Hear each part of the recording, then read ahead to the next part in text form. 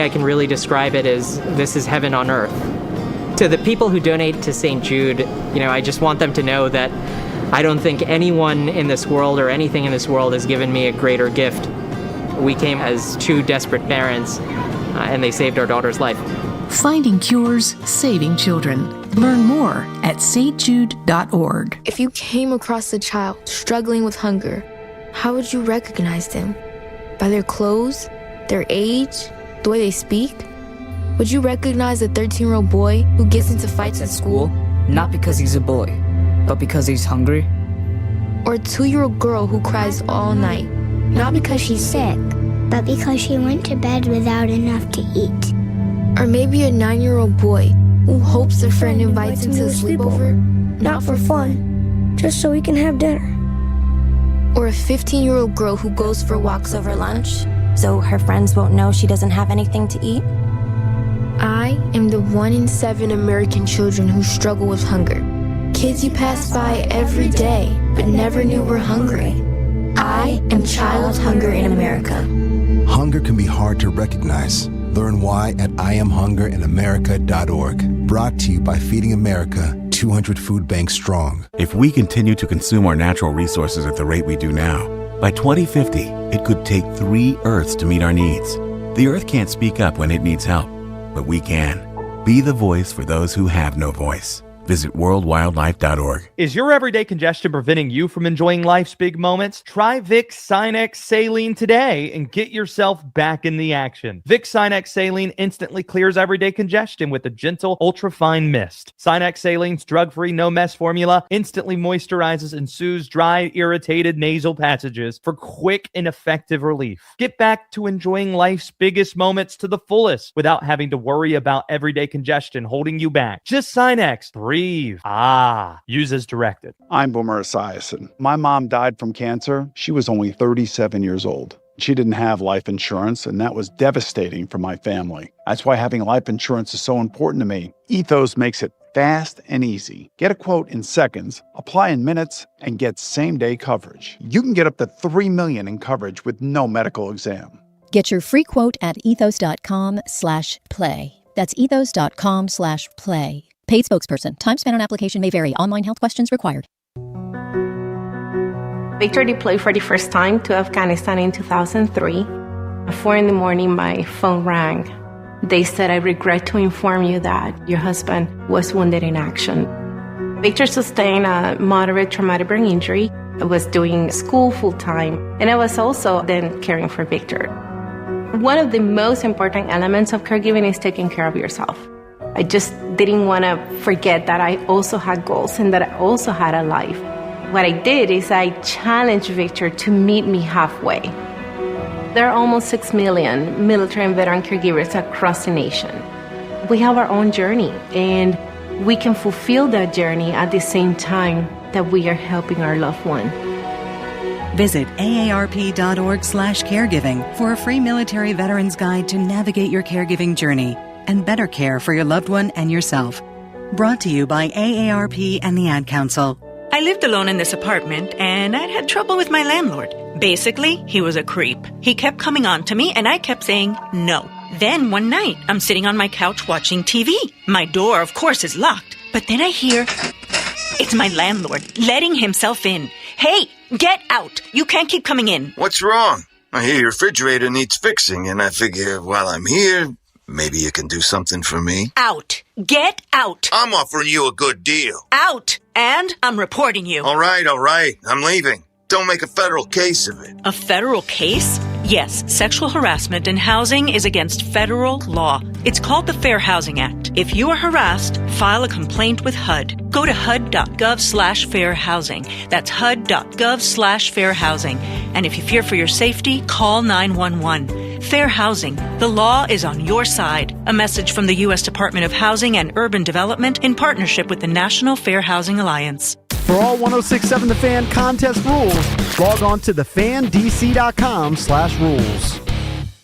Live from the LindsayCars.com studios in the nation's capital, WJFK-FM and WJFK-HD1, Manassas, and WPGC-HD3, Morningside. Tip, they score! This is your flagship home of the Washington Capitals. Dylan Strome tips and Alex Ovechkin shot. You get a goal. You get a goal. Carlson, a shot, he scores. Sports Radio 106.7, The Fan. An Odyssey Sports Station. It's the Sports Junkies. Just hear me out. Speaking of fans, let's go to the phones. It's funny. 106.7, The Fan.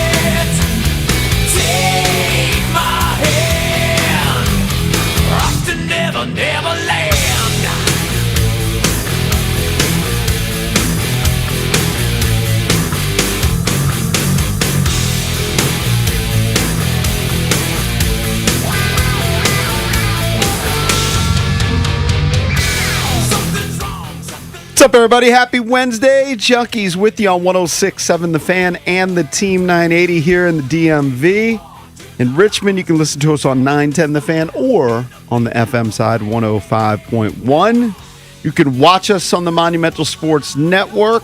All year, we're celebrating 30 years of the Junkies, presented by Main Street Bank. Cheer local, bank local. Main Street Bank is a business-focused community bank proudly serving the DMV since 2004. Visit mstreetbank.com to learn how to put their team in your office. Main Street Bank, member FDIC, equal housing opportunity lender. I'm John Paul Flame, joined by Jason Bishop. What's up? Johnny Cake Sawville's here. Yeah, hello. And Eric Bickle, who did a preview of Par City. That's We're going to be there in 6 days. Junkies World Tour, part of our 30th year anniversary. We're going to be out and about a lot more this year. And Par City, we're going to have a long drive contest. We're going to have a closest to the pin contest. We're going to have fun, have some drinks, little happy hour. So, how was it? Did you hit some balls? No. You didn't even schwack them?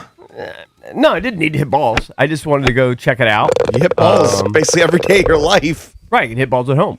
Didn't want to lug my clubs over there. I just wanted to get a view of the situation. The lay of the land. Lay of the land. And looks good. Looks perfect for what we need. So excited to be there on Tuesday. They're also opening up a facility in Bethesda, which I'm kind of excited about because that'll be near me. Mm-hmm. It's 3102 Columbia Pike in Arlington. So we're going to be there on Tuesday from 4 to 6 p.m. It looks like there's parking on the side. So in the front, there's only a few spots. But on the side, I talked to the owner, Abraham, good dude, and they have permission to park on the side. So don't fret.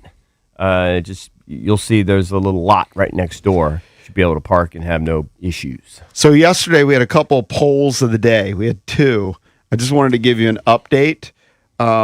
Max Crosby, most of our listeners are out on. Yeah. Don't want to surrender a first pick, 68%. Yeah.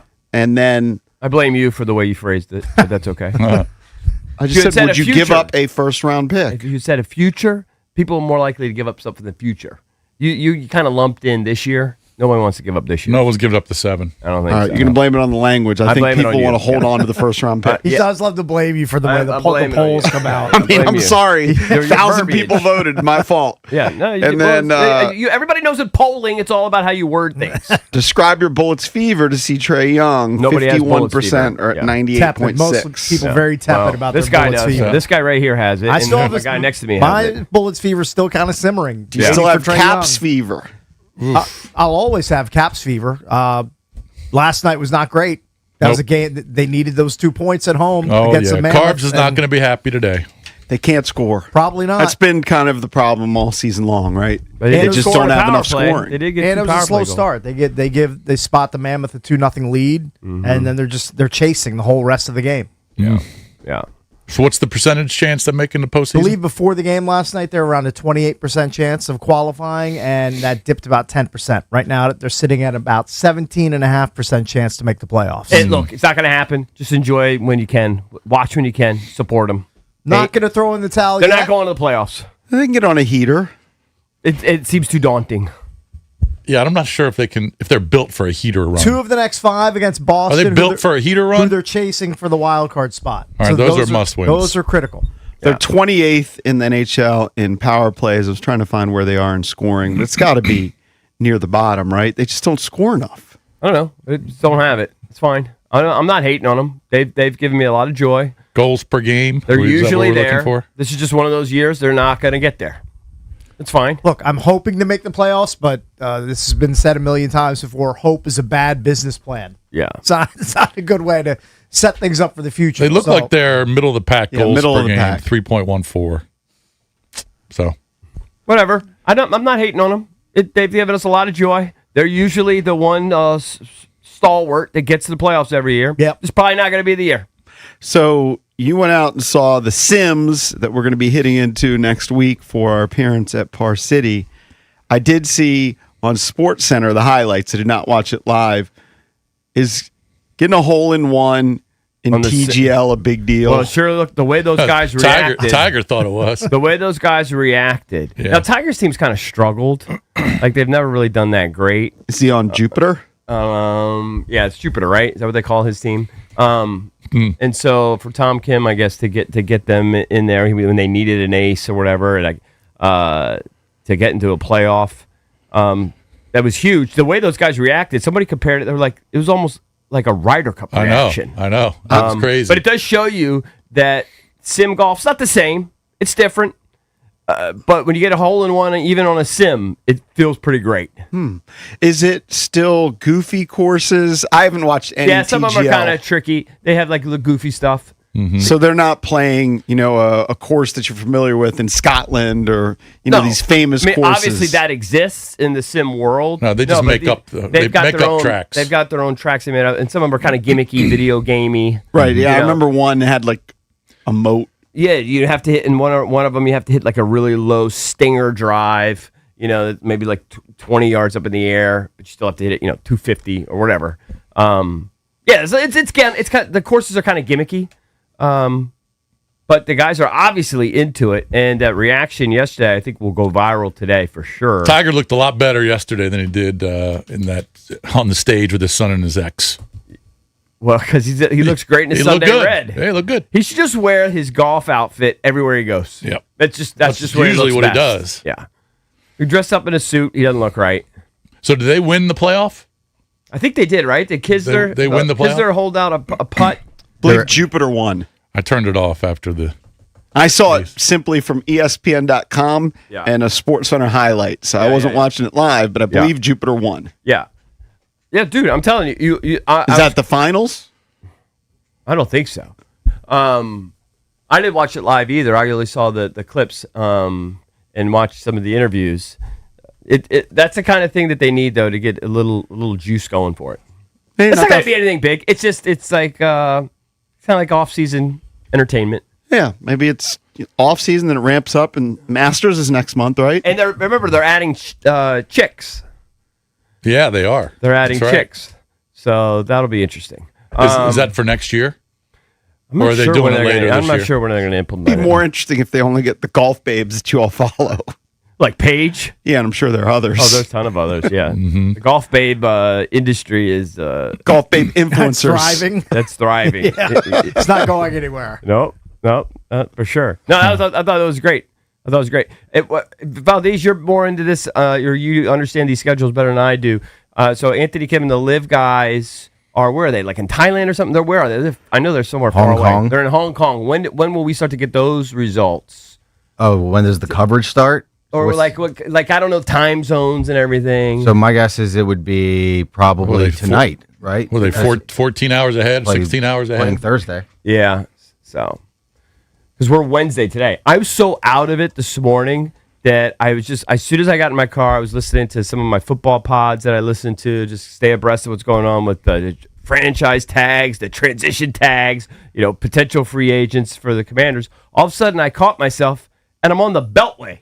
Now, if you guys know me, I haven't driven to work via the Beltway and G-Dub in years. I drive in just straight down Connecticut. I go right through D.C. It just eliminates any backups on some of the highways. Sure. But that's how locked in I was just listening to I was just driving on autopilot. Right.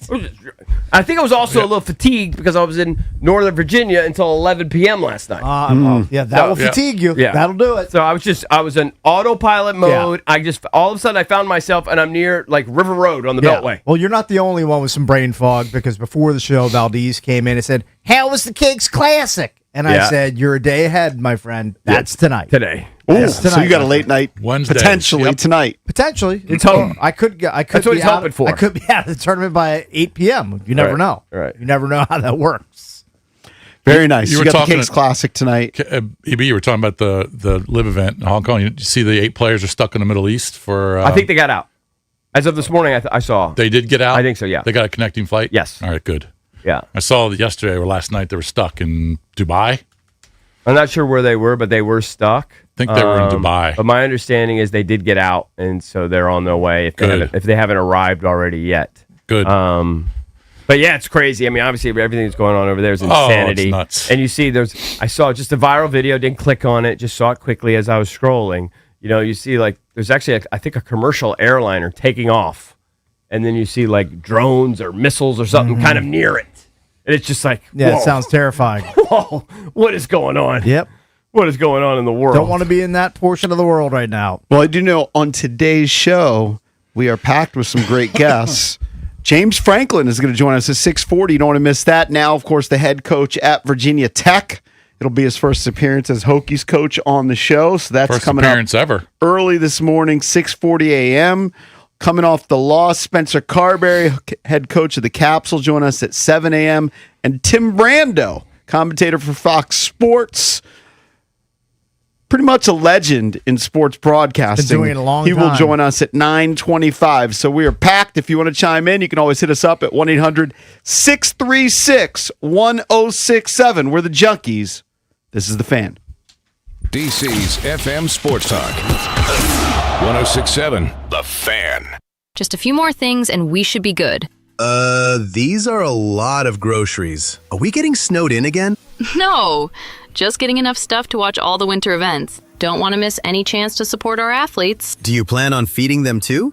Besides, I'm getting cash back on all this with Upside. Upside? What's that? Upside is a free app that gets you cash back when you shop at gas stations, grocery stores, and restaurants. You get cash back just from things you regularly buy? Yep, and right now they have a $10 bonus when you shop at Giant. All right. I'm getting Upside, and maybe another grocery cart we can fill up.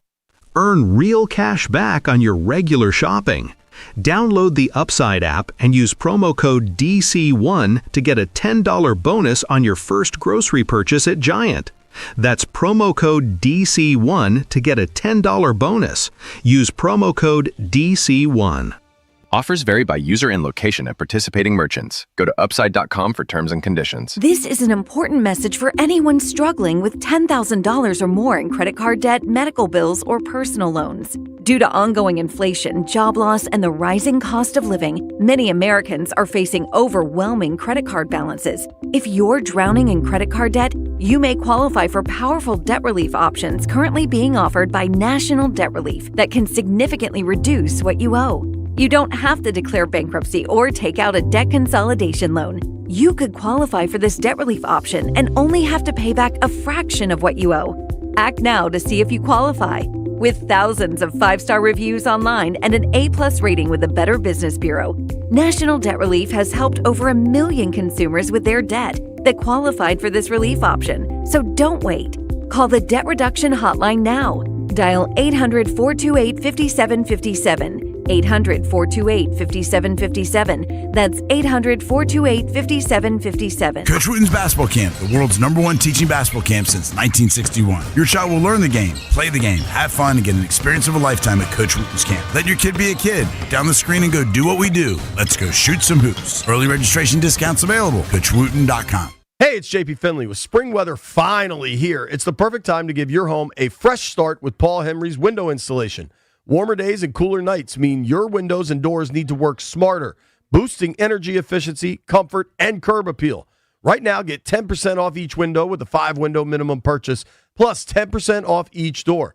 Upgrade and save today with Paul Henry's window installation. And make sure to tell them JP Finlay sent you. PaulHenry'sWindows.com. Your clear home improvement choice. We all hear the radio ads about the IRS. They tell you to be afraid, to be scared, and they try to frighten you into calling. I'm not here to do that. Tax Relief Advocates is different. TRA is here to tell you that if you owe money to the IRS, whether it's $5,000, $50,000, or $500,000, we have a solution. It doesn't matter if you're sitting in your car, at work, or with your kids. No matter where you are, call now. 800-575-9049. Don't lose hope. TRA can eliminate or reduce what you owe to the IRS. Generous programs are now available that can give you a fresh start. Our passion is taxes and helping individuals fix their IRS problems. We have over 1,000 5-star reviews on Google and an A+ with the Better Business Bureau. You don't need to be afraid of the IRS any longer. End your tax nightmare today by visiting us online at TRA.com or call 800-575-9049. That's 800-575-9049. Tax Relief Advocates. Real solutions for real people. Finding great candidates to hire can be like, well, trying to find a needle in a haystack. Sure, you can post your job to some job board, but then all you can do is hope the right person comes along. Which is why you should try ZipRecruiter for free at ZipRecruiter.com/free. ZipRecruiter doesn't depend on candidates finding you. It finds them for you. Its powerful technology identifies people with the right experience and actively invites them to apply to your job. You get qualified candidates fast. So while other companies might deliver a lot of hay, ZipRecruiter finds you what you're looking for. The needle in the haystack. See why 4 out of 5 employers who post a job on ZipRecruiter get a quality candidate within the first day. ZipRecruiter, the smartest way to hire. And right now, you can try ZipRecruiter for free. That's right, free at ZipRecruiter.com/free. That's ZipRecruiter.com/free. ZipRecruiter.com/free. ZipRecruiter. It's impossible to have a bad day when you started with Chick-fil-A. Hi, I'm Miles. And this is Grant. And the little thing we love about the Chick-fil-A chicken biscuit is how the fluffy, crispy goodness wakes us up in the morning. The chicken is crispy, the biscuit is soft, it's iconic. Throw some jelly on it, you could throw some honey on it. It helps me kick off the day. The hash browns are great. And I really like the shape of them too. Little circles of crispy goodness. Yeah, those early morning chicken biscuits are just great, man. Mornings are a little bit brighter with the Chick-fil-A chicken biscuit and Simply Orange Juice. Available on the Chick-fil-A app. Real guests paid for their testimonials. If you love sports, this is the show for you. It's You Better You Bet with me, Nick Costos. Weekday mornings 9 to noon Eastern on the free Odyssey app and YouTube at The Costos. Bringing you the biggest NFL news, guests, and notes from the offseason while getting you ready to win the madness of college hoops. It's You Better You Bet with me, Nick Costos. Live and interactive Monday through Friday, 9 a.m. to noon Eastern, presented by BetMGM. Download the Odyssey app and listen from anywhere for sports talk from people who love sports. Cloudy, chance of rain, temperature in the low 40s. Weather brought to you by Staples. From posters and presentations to labels and loyalty cards, Staples has all the print to boost your brand. Shop now in-store and online. Staples. That was easy. The next phase of the Wizards rebuild is here. Trey Young to DC. I'm just super excited. People love it. So being able to be a vet, I feel like I have more things that I can give these young guys. You still want to come here, so I love the trade. On your flagship home of the Washington Wizards. Anthony Davis coming to the Wizards. I like the trade. You like the trade. They're not trying to win games this year. This is about a next year thing. I'm for it because you didn't give up anything. They found star player. They're trying to win games. Yes. Anthony Davis is a go-to guy. He can score. 106.7 The Fan. It's the Sports Junkies. All right, I'm going to give you real quick. A good reason to listen. On 106.7 The Fan. And always live on the free Odyssey app.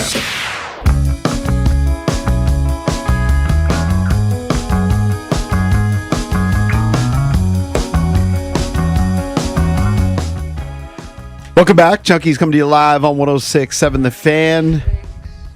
Head Coach Day.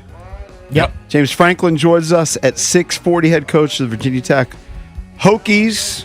Yep. And Spencer Carberry, head coach of the Capitals, joins us at 7. So let's get into the Junkie Sports page now. Yeah, Franklin. And then we'll get Coach Franklin on coming up in 20 minutes. Franklin and Kiffin were the biggest stories in terms of college football coaching moves. Right. Of Big the name year. hires. I mean, Franklin was the first one to He fall, was. right? It's just he's a big name. Starting a whole new thing down there in Blacksburg. So we'll talk to him at 6:40. Always felt a little bit of a kinship with him just because he had that period here where he was at Maryland. Yep. And he was like slated to be the guy. Yeah. And then it didn't happen. He was in Maryland twice. Yeah. Yep, he was. Yep. So always He was followed along. assistant head coach at one point, I think. Yeah, yeah. Well, he was slated to be the guy. Under Ralph. Yep. Then he went to Vandy. All right, so you mentioned, got to do the read. Sports do page, it. of course, is brought to you by Open Road Distilling Company. Whiskeys are now available at ABC stores in Northern Virginia. Choose from their smooth and flavorful Eagle Eye Rye and the rich and complex Maple Old Fashioned, the bold and robust Independence Bourbon. Whether you enjoy sipping neat or mixed in a cocktail, Open Road Distilling Company has the perfect spirit for you. And, of course, mention us when you head on over there. So you mentioned the franchise tag. All right, so let's see what happened yesterday. Breece Hall was tagged. It was interesting. So the Jets did tag him. So we'll see what happens now, whether or not he signs a deal or is he's traded. But, he's kind of off the board now when we're talking about the Commanders. Mm-hmm. So he gets tagged. Poor Breece Hall. Yes, he's got to stay there for the Jets. I don't think they've had a winning season in a decade. Yeah, they are 8 years maybe. Particularly poor. They're a poverty franchise. Well, they want to keep him. Yeah, and he's Sucks staying for there. him. So he's going to receive almost $14.3 million on the franchise tag, making him the fourth highest paid running back in the NFL in terms of annual salary. Alec Pierce was not tagged, so he's a freebie. I saw some nuggets by our friend Zach Kruger about Alec Pierce, which were interesting. They weren't that favorable. Right. He was looking at a statistic about how open guys are, and he was near the bottom. Now, he's known for making big plays, long touchdowns, but maybe he doesn't have much separation.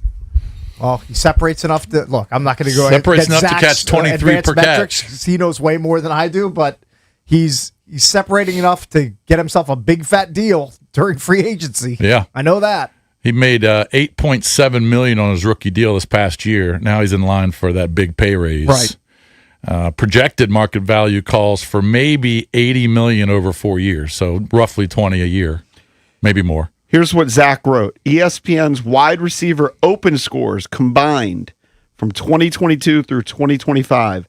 Alec Pierce, Jahan Dotson, and Marquez Valdez-Scantling are once again hanging with the dregs. They have Dotson To be in there. in Dotson's company is a little bit of a warning sign to me. It's not great. And then I'm not even sure what TPRR stands for, but he says Alec I know Pierce. it's targets per route run. Okay. He has Alec Pierce had a target per routes run of 0.177, ranked 61st of 78 players in 2025. Yeah, so he doesn't get targeted a lot, but you got to give him credit. He makes the most of his targets. Yeah. Like the guy's hauling in long touchdown receptions. His conclusion, just one guy, was Pierce was nice as a player in a rookie contract who could run deep and occasionally did the big play thing. Yeah. If I'm an NFL team, I wouldn't want too much money tied up in a guy who commands targets at the same rate as a bunch of Jags. I mean, he makes valid points. I still like him. I still like him too. Still like him as a weapon. Because I don't generally look at all those nerd stats. Yeah. I look at him streaking down the field and having somebody drop it on his fingertips, and then he runs into the end zone. Because I'm a rube. Maybe though you use your assets differently, and you target Ayuk, you get at a discount, a deep discount, right? And True. then Carnell Tate maybe falls to you at 7. And then you focus free agency on the defensive side. I mean, you could live with that. It's possible, yeah. That'd be a nice little. Little receiving core. Whatever they do, they have to provide. As bad as the defense is, and it's bad, they got to provide Jaden with some weapons. If they want to run a Ben Johnson style offense, you can't do it with no weapons. At this point, do you not like the weapons? That is usually your mantra is love the weapons. Yeah. I love the weapons. I don't think you love the current setup of weapons. I mean, I'm assuming we're going to lose Debo. That that's what it seems to be sounds the like. case. Yeah. I mean, I just don't think we have that many right now on the roster. I would. You don't? You may not have loved Zach Ertz, but I was catching like 80 balls for you, and we don't have him. So I mean, yeah, we're missing some weapons. We got one running back. Full-blown love affair with Zach Ertz compared to everybody else on the roster at tight end. Yeah, currently. Yeah, so I mean, no, they need some weapons, and if you want to run a Ben Johnson style offense, what makes that tick? As far as I'm concerned, he's got a lot of weapons. Yeah, it'll be interesting to see what they do next week. The first day or two of free agency, right? Well, hopefully, as soon as that tampering period opens, we get a bunch of deals. Yeah, hopefully there's a lot of tampering going on. Yeah. Of the legal sort. Right. The legal tampering. Well, I don't care if it's legal or illegal. Just don't get caught. Right. So the Daniel Jones got transitioned. So it's not the franchise tag, it's a transition tag. So other teams can offer him a deal. And of course, the Colts have an opportunity to match it. So he didn't get franchised, but he got transitioned, and I believe he's scheduled to make about $38 million. I thought I saw 41. Is it 38? I see 37.8 under the transition. I mean, Daniel Jones is going to make $38 million. Let that sink in. That's I great. mean, he's fine, but nobody would ever accuse him of being great or elite. Well, he was pretty darn good last year, though. I think his At the ceiling, right time. His ceiling is, if everything's right, 72 The ceiling degrees is and last sunny. year. Yep. He's pretty good. The ceiling is last year. Yeah. That's, I think, his ceiling. He could ascend to Kirk Cousins type level. He's still below Kirk Cousins. I guess. Well, we'll see what happens there. Kyler Murray is available because the Cardinals released him. I believe the Cardinals still owe him a ton of money, $36.8 million. I thought they were going to. They already did release him. I thought the plan was they're going to release him. Yeah, I guess they will They release made it him. clear he will be released. Yeah, that's He's really wild to fallen me. off because Yeah, a couple seasons ago, it looked like he was coming on. Yeah, he's so talented. I wouldn't hate the idea. I'm sure he wouldn't do it, and he's going to go somewhere we could start. But, man, can you imagine him being your backup to Jaden? So you got Jaden who's nicked up. He goes down, plug in That'd be Kyler great, as your backup. There are just too many teams that are I know. It's too many teams QB that need horny him. and Yeah. desperate. I know. It's a fantasy. Yeah. But that would be I'd love that way better than him and Mariota. Let's see what the land. He's such a weird guy. So some people fantasizing. I guess he was a great baseball player too. Yeah, sir. Some people are fantasizing that he should just change sports now. That's right. He probably could do it. He was in. Was I he think the A's. Was he a first round pick in the Major League draft? I think he was. He might have been pretty high. He was in the A's system. I want to say he might have been the 10th or 11th pick. Yeah. Crazy. I'll look that up. Crazy athleticism. Imagine trying to throw him out. He was selected 9th by the A's in the 2018 draft. Yeah. Pretty wild. So First player ever drafted in the first round of both sports. they list the possible landing spots. Minnesota being one, the Jets being another, Steelers, Dolphins, maybe the Falcons. I don't know if that makes much sense, but we'll see. I mean, the Falcons could make sense because Penix obviously he's is on out. the shelf and Kirk Cousins is not going to be there. So they need an answer. Yeah, they need true. something. We'll see what happens. But Kyler Murray will be released by the Arizona Cardinals. NBA last night. Well, hold on. You didn't go through all of them. I mean, like Trey Hendrickson is going to be available. Trey Hendrickson is available, yep. Right. I mean, there's some interesting names out there. Yeah. I mean, all those names we were talking about that you kind of like. Yep, no franchise tag on Hendrickson. Besides the Brees Hall. Do you really can go out and get him. Do you want to outlay $30+ million to? Is Hendrickson 31 now? Yes. Yeah, I don't know that I do, I'd be but a little concerned about that. I just know I need players. Right. I got nothing. You need impact players I that got can nothing. rush the I think quarterback. there's some linebackers that are out there. that they could certainly go after. You're going to get players. They're going to spend money. I promise you. They need to. They need to. You know, it may not be the biggest name. I think they're still going to go after two big names, but you may not be that excited about, but they're going to go after some top free agents, top 15 to 20 free agents. At least two. They have to. Well, if they have nearly $90 million in salary cap money, they have to. Yep, fellas, I went 4-1 on my anti-tanking NBA parlays last night. Props. Very nice. All right, I bet against all of these teams. I bet against the Mavs. I bet against the Wiz. I bet against the Nets. I bet against the Bulls. I bet against the Grizz. I bet against the Kings. Mixed them all in different parlays. This is quite the hustle you've stumbled onto. Well, I mean, it's been, I don't know what my percentage is in the last 2 weeks, but it's probably 90%. Sounds like it's been lucrative. That's great. great. I wish I was putting up big money. Yeah, I'm not. You should have been. I mean, all of the NBA tanking teams lost. All of them. So the only one you lost was the college play? Yeah, I lost to Central Florida. They lost to Oklahoma State at home. Thanks a lot. You know what I've noticed with college? Just I know you were bringing up the NBA. I've been checking the Bansa box scores and Peterson box scores. Mm-hmm. I mean, I don't care about BYU or Kansas basketball at all. But the Bansa's team, now I think they have another key players out. Yeah, they've Saunders lost is out. 8 out of 13 or 9 out of... They're losing a lot of games. Well, and if he's so good... Their second best player is out for the year with an ACL. I know, but if he's so good in college basketball, I wouldn't expect the team to lose carry more? 8 out of 13 or 9 out of 13, exactly what it is. Well, they just don't have much else besides him. And Peterson had an awful shooting night last night. He did. And I they think lost at one point he was 2 for 13 or 2 for 14. I think they scored 60 points last night. Kansas. Well, can we lock in though just for a moment on the Wiz who did their part? They lost, but they featured Will Riley again. Will Riley clips on my timeline going viral for what he did yesterday. 19 points, 8 of 13 shooting, 2 for 5 from threes. He's quickly zooming up everybody. He's like, wow. You like you some Will Riley. He actually might be the guy in a couple years. He can score. Your boy Jaden Hardy had 18 in 22 minutes. He can also score. Living up to the microwave. King of garbage time. Yeah. I mean, is it garbage time? He's playing 22 minutes. How about Juju Reese played 33 minutes? I know, but it's during the game.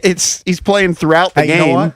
I should not be denigrating a Wizards player. What am I doing? Yeah, why are you doing? You like the losses. I should be heaping him with praise. Yeah, whatever. Guy's instant offense. But I'm Look, telling he's you, inconsequential for the future of the team, but when he gets on the court, he can score. Yeah, it's fine. I got no problem with him.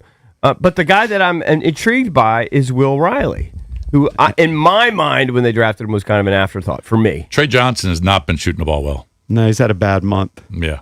A bad month of Some February people leading into March. I've even seen some people saying he's kind of a bust, like nationally. I don't think wouldn't that's say true, that. but I've seen some of people insinuating that. We'll see. You remember how young these guys are. Oh, my man Bilal crashed back to earth. 0 for 6 from the three-point land last night. I noticed that. It's okay. It's just I'm surprised you brought it up. It's just a bump in the road. It's all good. He had a bunch of double-digit scoring games prior to this. If you would have bet against the tanking teams and laid the points, you would have done very well. Not just the money line, right? Because all of those teams that they played pretty much covered. Hornets won big, Magic covered, Heat covered. I mean, all these teams lost by 25. I don't know much about this guy, but I do love his name on the Wizards roster, Leaky Black. I mean, that's just a great hoops name. It is a great name. It's a great name for a hoopster. Yeah. But just for those that are keeping track, of course, Will had a hot streak at the beginning of the month, but in February and early March, he's had 18, 17, 20, 27, and cooled off a little bit. The 18, 14, 19, 7, 19 again last night. Will Riley coming on. Keep an eye on him. Yeah, I mean, and then they might have got somebody at 20 cakes. Good young talent. And the big story with the Wiz is tomorrow night you're going to finally see Trey Young. Yes, you're going to see Trey Young. You're going to see Trey Young against the Utah Jazz here tomorrow I gave night. Ben Strober my number. He's going to text me tomorrow evening to make sure that I'm locked. Charge him $1 for that. That's the idea I 7 came up o'clock with years tip. ago. Ben also has a fever. He's got a 106.7 fever. Yes, he does. Yeah, he's on He it. might need medical help. Last I checked. He's near death. He's just hanging on. He's got to go to the He's ER. just hanging on till the Trey Young debut. And real quick, college basketball from last night. These Powers are winding down the regular season. Just a game or two left. Carolina beat Clemson last night by 4. Virginia, after coming off that loss, an embarrassing loss at Duke this past weekend, they beat Wake Forest by 5. I thought they would score a little bit more and pound Wake, but they still got the win. St. John's beat Georgetown, so Georgetown falls to 13-17. Are they going to end up making a move? The Ed 5 Cooley era and is 14. it's just not going That well. Cooley era is remarkably similar to the Patrick Ewing era. I mean, a little bit better. I mean, remember Patrick Ewing had a season where I don't think they won in the Big East. I remember when That's true. Georgetown I'm an old person. I remember when Georgetown basketball was a national powerhouse. All of us do. That's the reason why you know the name. Right. It's now they're just Afterthought. they're just amongst a bunch of other teams that are just flailing. You know what? They need to bring in somebody like a Ricky Pitino. He'll just instantly put you back on the map. I don't even know if he would be You able know to that? resurrect the program. I think he could. That's what he's done. That's all He's he done does. with St. John's. That's all he does. He's just a winner. Yeah, he's just a winner. You need a guy like that. Well, bring in like an Cooley- 80-year-old guy that just gets you back on the map. Cooley had that reputation. Yeah. I think he gets one more year. But he's had some pitfalls, like he's throwing a water bottle in the stands, just frustration. hits a kid. He's up on the dais talking about Georgetown losing. He's like, you know what? There's a lot worse things than Georgetown losing. This isn't the end of the world type of You deal. want to talk about a guy losing his edge? I mean, what's happening here? To college hoops, just to finish it, Darren Peterson last night finished 3 for 18 from the field. Not Well, good. And that's 2 a for bad. 11 on Bill Self three-pointers. got ejected, and I did chuckle when I saw him walking off the floor at Arizona State, Yep. where the guy who runs the in-house entertainment, Mm-hmm. he hit the smoke button, and the smoke columns went up as he was walking through the He tunnel. knew what he was doing. He did it on purpose. 100%, because right as Self is about to walk off the court, all the smoke comes popping up. Yeah, that's a bad loss, too, at Coming Arizona up State. at 7 o'clock, Spencer Carberry, head coach of the Caps. But next, James Franklin, your head football coach at Virginia Tech, joins us on the Junkies. From free agency to the NFL draft, this is your station for every move of the Commanders' offseason. The story is. Now let's just focus on the defense. You were right. I We was wrong. are football. Are we good to go? Sports Radio. 106.7 The Fan. All right, guys. What if you could sell your home faster and for more money without the stress most sellers go through? Well, that's exactly what Debbie, Sarah, Reynolds, and Power Team with Keller Williams are known for. The average home sold by Reynolds and Power Team sells 3 times faster than homes listed with the average real estate agent. That faster sale means fewer days on the market, fewer disruptions in your life, and less stress wondering when your home will sell. Their sellers net 4.2% more on average, which can translate into over $30,000 more in your pocket at closing. That extra money can make a real difference, especially when you're buying your next home, you're downsizing, relocating, whatever your circumstance is. They're so confident in their abilities that if your home doesn't sell for whatever reason, Debbie and Sarah are just going to buy it themselves at a price you agree upon. That's their guarantee. You literally have nothing to lose. So call Debbie, Sarah, Reynolds, and Power Team, Realtor Rockstars, right now. Find out more about this guarantee and others. Memorize this number, 844-654-SOLD. That's 844-654-SOLD, or check them out at DebbieHasTheBuyers.com.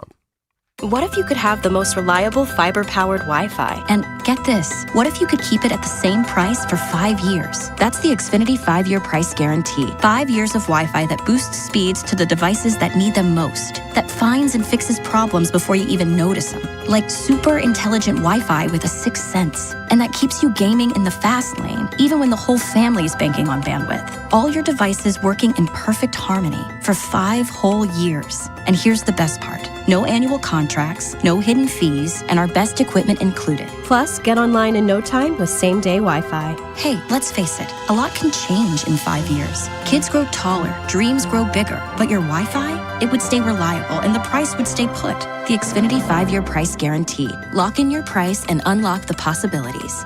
Xfinity, imagine that. Select plans only. Restrictions apply. Most reliable Wi-Fi based on Open Signal Awards USA Fixed Broadband Experience Report, May 2025. Actual speeds vary. Xfinity Internet powered by fiber and connected to the premises by coaxial cable. It's your boy Bish for Foley Mechanical. When I needed a new HVAC system, a water heater, and a sump pump, I called Foley Mechanical. This isn't some big corporate HVAC chain. Dan Foley owns the company. You can tell he cares about the work. His crew is top-notch, especially if you've got an older home or radiator heat. They did a great job at my place. They will at yours. Foley Mechanical serves D.C., Maryland, and Virginia, and they proudly install Amana HVAC equipment. Call Dan Foley and his team at Foley Mechanical. They're the real deal. Every day can be game day when you're a Washington Capitals season ticket member. With one membership, you get year-round perks, exclusive access, and unforgettable experiences on and off the ice. Don't just watch the action, be a part of it. Visit washcaps.com/season tickets and join Capitals Club Red 365 today.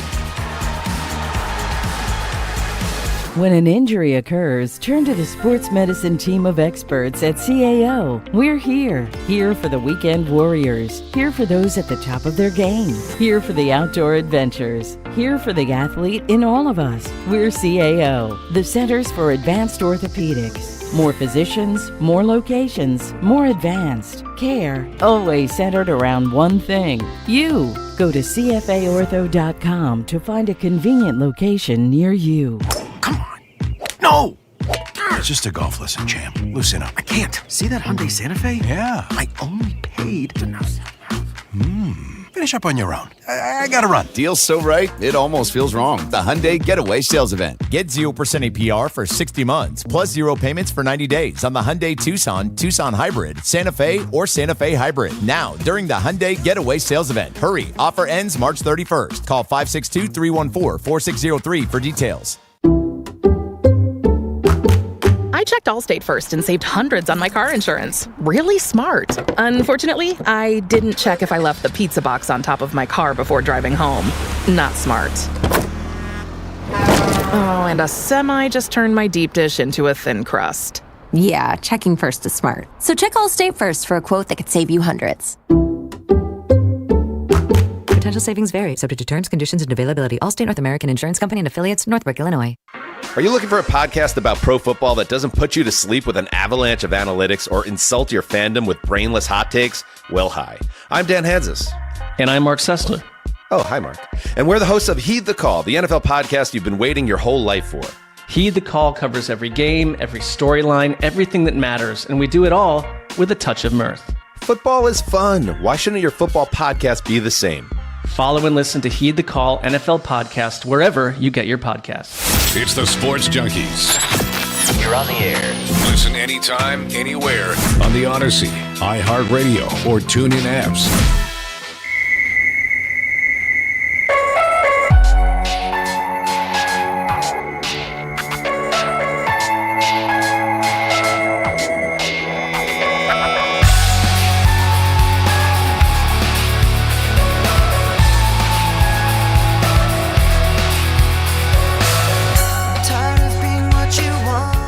Scheduled to join us in just a few moments is James Franklin, head football coach at Virginia Tech. Of course, he was at Penn State since 2014. Yep. Pretty good record, 104-45 at Penn State. Yeah, I mean, he had some great teams, and he was, of course, always judged by his record against Ohio State and Michigan and in the playoff. And then Penn State decided to go a different direction.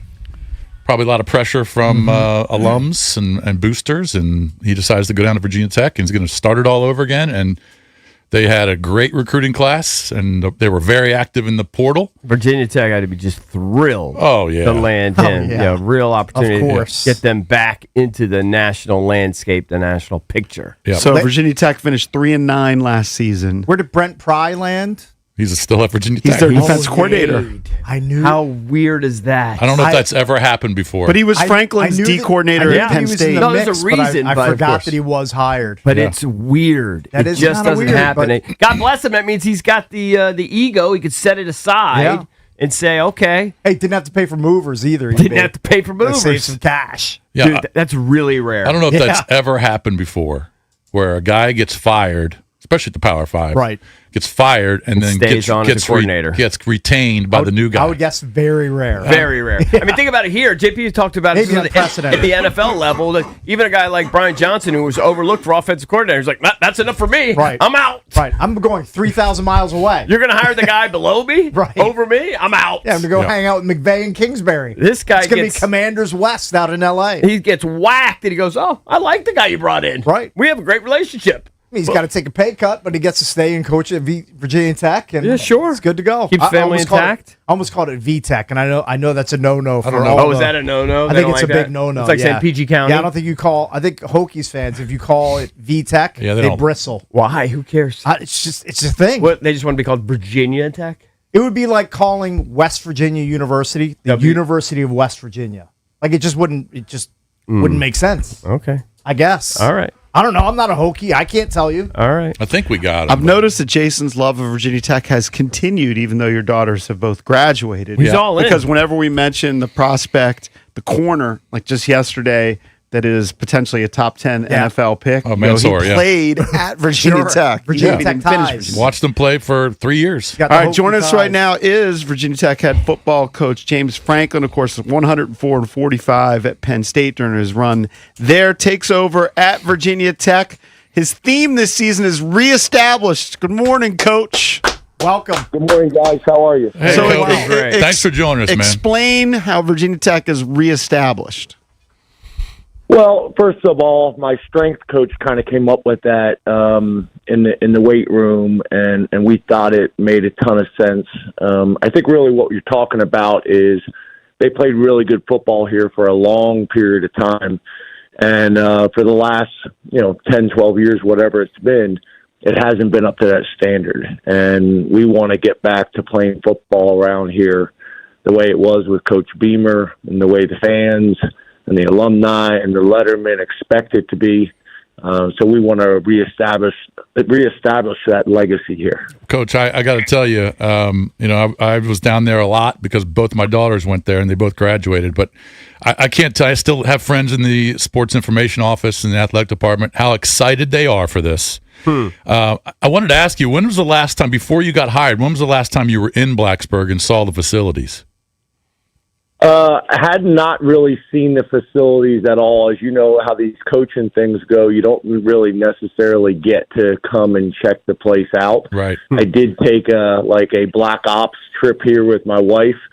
We drove around campus in the back seat of an SUV with tinted windows on Halloween, so I probably could have put a costume on and walked around. Right. That's so sick. That's funny. The last time I was here, I was the offensive coordinator for Ralph Region at the University of Maryland, which I know you guys are familiar with. Yep. I was a young offensive coordinator. I think I just left the Packers and came here, and there was a guy on the opposite sideline named Bud Foster. Yep. And I had to welcome to college football. I had a welcome to being a first-time offensive coordinator moment, and got my ass kicked by Bud Foster that night.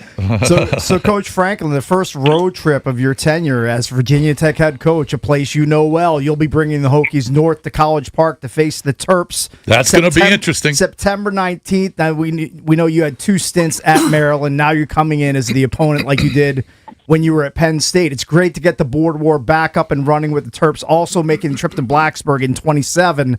I know the focus for you is going to be on VMI, your opener, but I'm guessing a lot of the Hokies faithful, they've already booked their trip to College Park. That's going to be a fun one. Yeah, as you guys know, I'm a kind of boring 1-0 guy. I don't want to talk about anything other than VMI, but I understand, where this show is and what you guys do and how many alumni we have in that area. I will say this. I was at the University of Maryland for 8 years. I was there for 5 years, then left, and then came back for another 3 years. Had a ton of success. I was there with Ron Vanderlinden in his first year.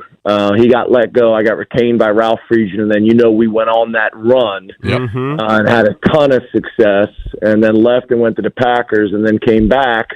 And, the program, again, was not in great shape, and we were able to turn it around again. I recruited a guy by the name of Danny O'Brien, who was the ACC Rookie of the Year, played for me Danny's on my staff now as the quarterbacks coach. I had a great experience there. Debbie Yao was the AD, made me the head coach in waiting. A new AD came in and kind of wanted to do something different, so I left and took the Vanderbilt job, and we had a ton of success there. But I had a great experience at the University of Maryland. I'm very appreciative of my time there.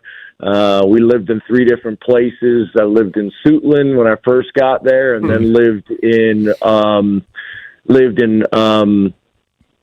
basically Crofton, not far outside of Annapolis. And then the last time I lived in Olney, right by. There you go. This is my guy, Coach Franklin. Well, you're talking to 3 guys from Bowie and 1 guy from Lanham, so we know the whole deal. Yeah, you were recruiting all my DeMatha boys, there, Coach. That's right. Yep. That's right. And my recruiting area was Baltimore City, PG County, and D.C., so I know the area very well, and had a great experience there. And very appreciative of my time there, and a lot of respect for that place. Kevin Plank, I still text or call Kevin every time I walk into St. John's High School. Wow! And Kevin goes, "Get the hell out of there! Get out of there!" You know. Right. So got a lot of connections there. Coach, with all the moves you're talking about, I'm wondering, have you had 1 or 2 things that's important to you to move into a new house every time? Because you're moving to a lot of new houses. Like, do you have a favorite bed, a favorite, chair, something that has to move with you? No, but I will say this. So we've bought a house here in Blacksburg. I don't know where it is. I don't know what it costs. I don't know any of those things. And we kind of got to this point because we used to look at homes and move, and I would have really strong opinions. Right. And my wife would be like, well, hold on a second. You're going to be in the house 10% of the time. I'm going to be in the house 90% of the time. Why do you have such strong opinions? I'm like, fine. So I have not had an opinion on a house since. My wife has done a phenomenal job. But no, I like to say I have a man cave, but I'm a girl dad, so I got a wife and 2 daughters, and I wouldn't necessarily say it's a man cave because if so, I'd be sitting down there by myself. Yeah. Well, Coach, let's just kind of talk about all the activity and just kind of reconfiguring this roster, okay? And obviously, when a new coach comes to a new school, that's what they do. Your recruiting was unbelievable. You guys, especially just like the late start, right? Yeah, you guys like jumped about 100 spots in terms of the school rankings. You're in the top 30 in most of these rankings. You were very active in the transfer portal. I don't know how many guys you added. Let's just call it 30. But just kind of talk about how many new guys this roster. You haven't started spring practice yet, I don't believe. I think that happens. No, sir. Okay. Just talk about how different this roster is because there's so many different guys, especially in the quarterback room, which the quarterback room needed an overhaul over the last 4 years. It did. It just didn't work out with Coach Pry. But you've got totally different guys. Yeah, so I think the first thing is this, right? Like, I took the Vanderbilt job. They had only had 1 winning season in 30 years before I showed up there, and we went to 3 straight bowl games and won 9 games 2 years in a row. In that conference in the SEC, we beat Florida, Georgia, and Tennessee all in the same season. No transfer portal. Yep. Like, building your roster was very different. It took time. Then we go to Penn State, and one of the things I'm proud of, is a couple things. Number one, 6 games before getting let go, we were playing for to play in the national championship. I want to remind people of that. But not only that, when we got to Penn State, one of the things I'm very proud of is no one remembers that Penn State now. Like, the program was in very bad shape. We were coming off maybe the worst sanctions in college football history. Think about this. We only had 4 scholarship offensive linemen in the entire program when I got there. 53 scholarship players. It was a mess. So we built it to a point where we were competing, for a top 10 and for a national championship pretty consistently every single year. And we're very proud of what we did there. And I say both of those things because both of those rebuilds were pre-transfer portal. Like, when you're trying to fix an O-line room that's only got 4 scholarship offensive linemen and you can't go to the transfer portal, do it. Those things are very different builds than what we're doing now. So, for us, I got the job. Everybody talks about the 100-spot jump in the recruiting class. one of the things that was very unique that I don't think a lot of people understand is I was the only coach here.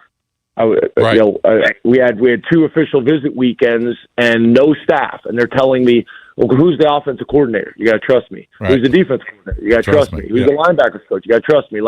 Because all my coaches, or half of my coaches, were still coaching at Penn State or hadn't been hired from other places yet. So it was crazy. But for us, whether it's the transfer portal or high school recruiting, it's too important, right? I don't care what business you're in. It's about people. And for me, I'm not going to go out and just start recruiting a bunch of people or hiring a bunch of people that I don't know.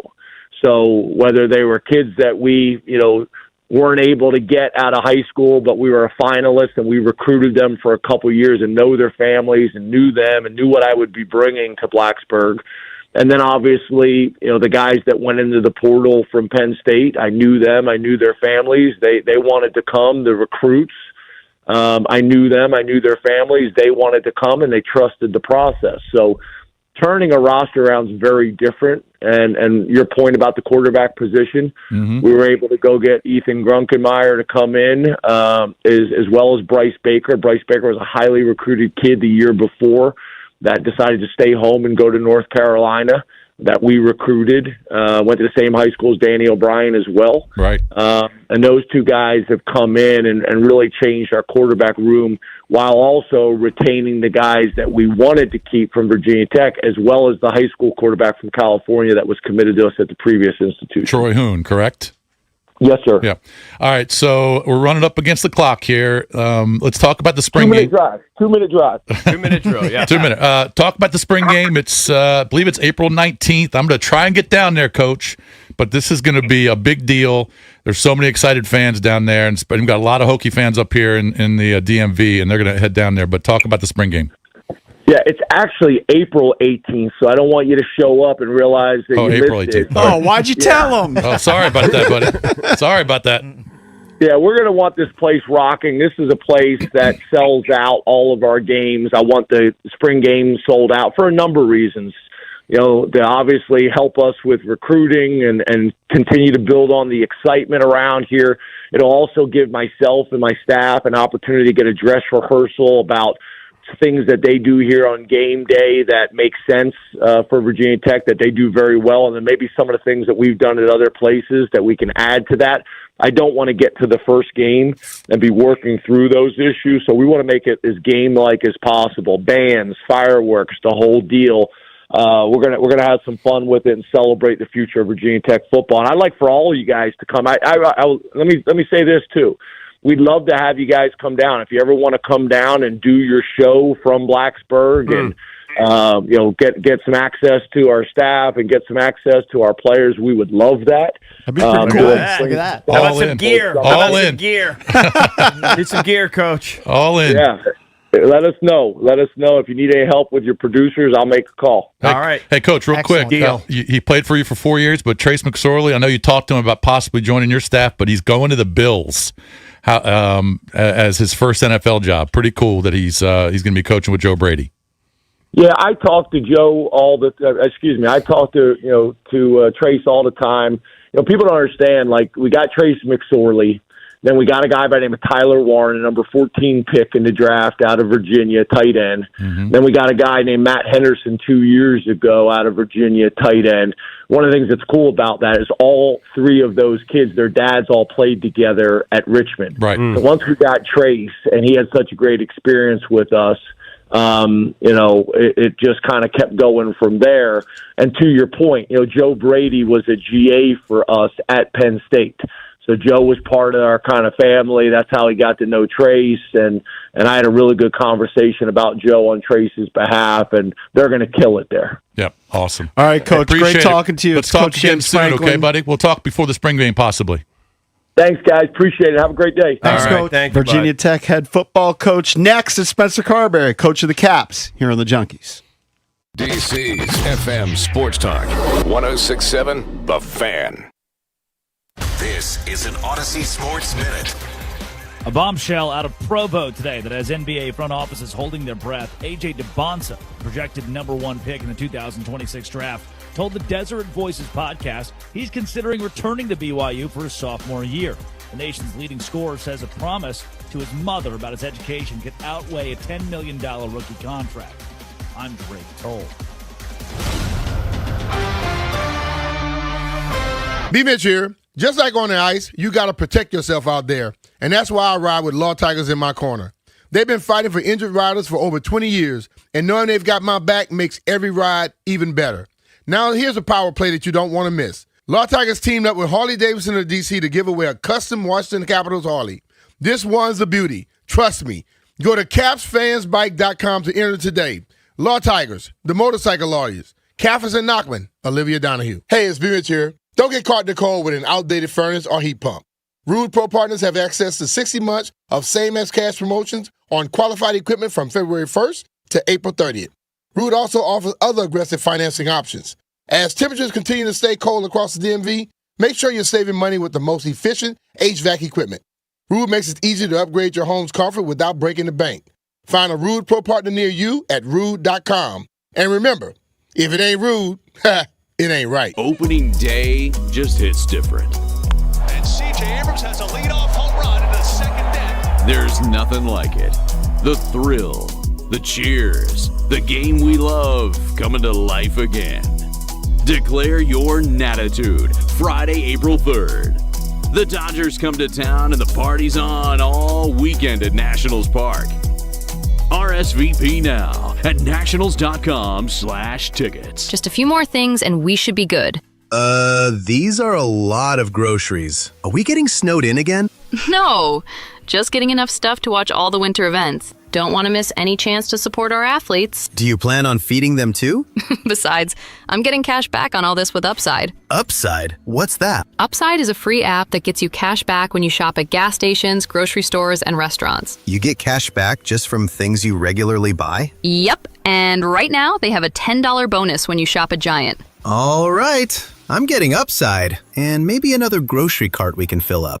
Earn real cash back on your regular shopping. Download the Upside app and use promo code DC1 to get a $10 bonus on your first grocery purchase at Giant. That's promo code DC1 to get a $10 bonus. Use promo code DC1.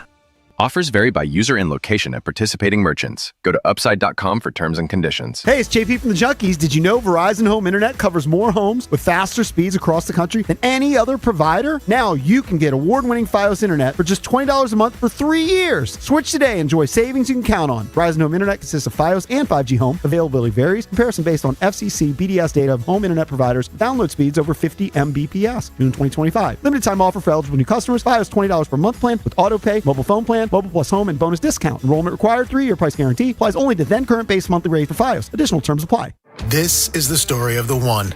As a maintenance tech at a university, he knows ordering from multiple suppliers takes time away from keeping their arena up and running. That's why he counts on Grainger to get everything he needs, from lighting and HVAC parts to plumbing supplies, all in one place. And with fast, dependable delivery, he's stocked and ready for the next tip-off. Call 1-800-GRAINGER, click Grainger.com, or just stop by. Grainger, for the ones who get it done. I checked Allstate first and saved hundreds on my car insurance. Really smart. Unfortunately, I didn't check if I left the pizza box on top of my car before driving home. Not smart. Oh, and a semi just turned my deep dish into a thin crust. Yeah, checking first is smart. So check Allstate first for a quote that could save you hundreds. Potential savings vary, subject to terms, conditions, and availability. Allstate North American Insurance Company and affiliates, Northbrook, Illinois. Live from the LindsayCars.com studios in the nation's capital, WJFK FM and WJFK HD1, Manassas, and WPGC HD3, Morningside. Tip, they score! This is your flagship home of the Washington Capitals. Dylan Strome tips and Alex Ovechkin shot. You get a goal. You get a goal. Carlson, a shot, he scores. Sports Radio 106.7, The Fan, an Odyssey sports station. 106.7 The Fan, Sports Flash. The Wizards were undersized and undermanned as they fell 126-109 in Orlando. Keyshawn George and Jameer Watkins joined Alex Sarr, Tristan Vukovic, and Anthony Gill on the injured list as the Wizards lacked the size to battle with the Magic. And the Utah Mammoth beat the Capitals 3-2 last night. It's not clear if Washington's position in the standings and losses to Montreal and the Mammoth in the last two games will alter the team's approach at the deadline. The Caps had been hoping to add a forward before Friday's trade deadline. We'll see if these two losses change anything about their plan. From the Crop Medcap 5-Star Sports Desk, Savannah McCann on The Fan. It's the Sports Junkies on 106.7 The Fan. Man, these guys are so classy, you know? Pretty damn good. And always live on the free Odyssey app.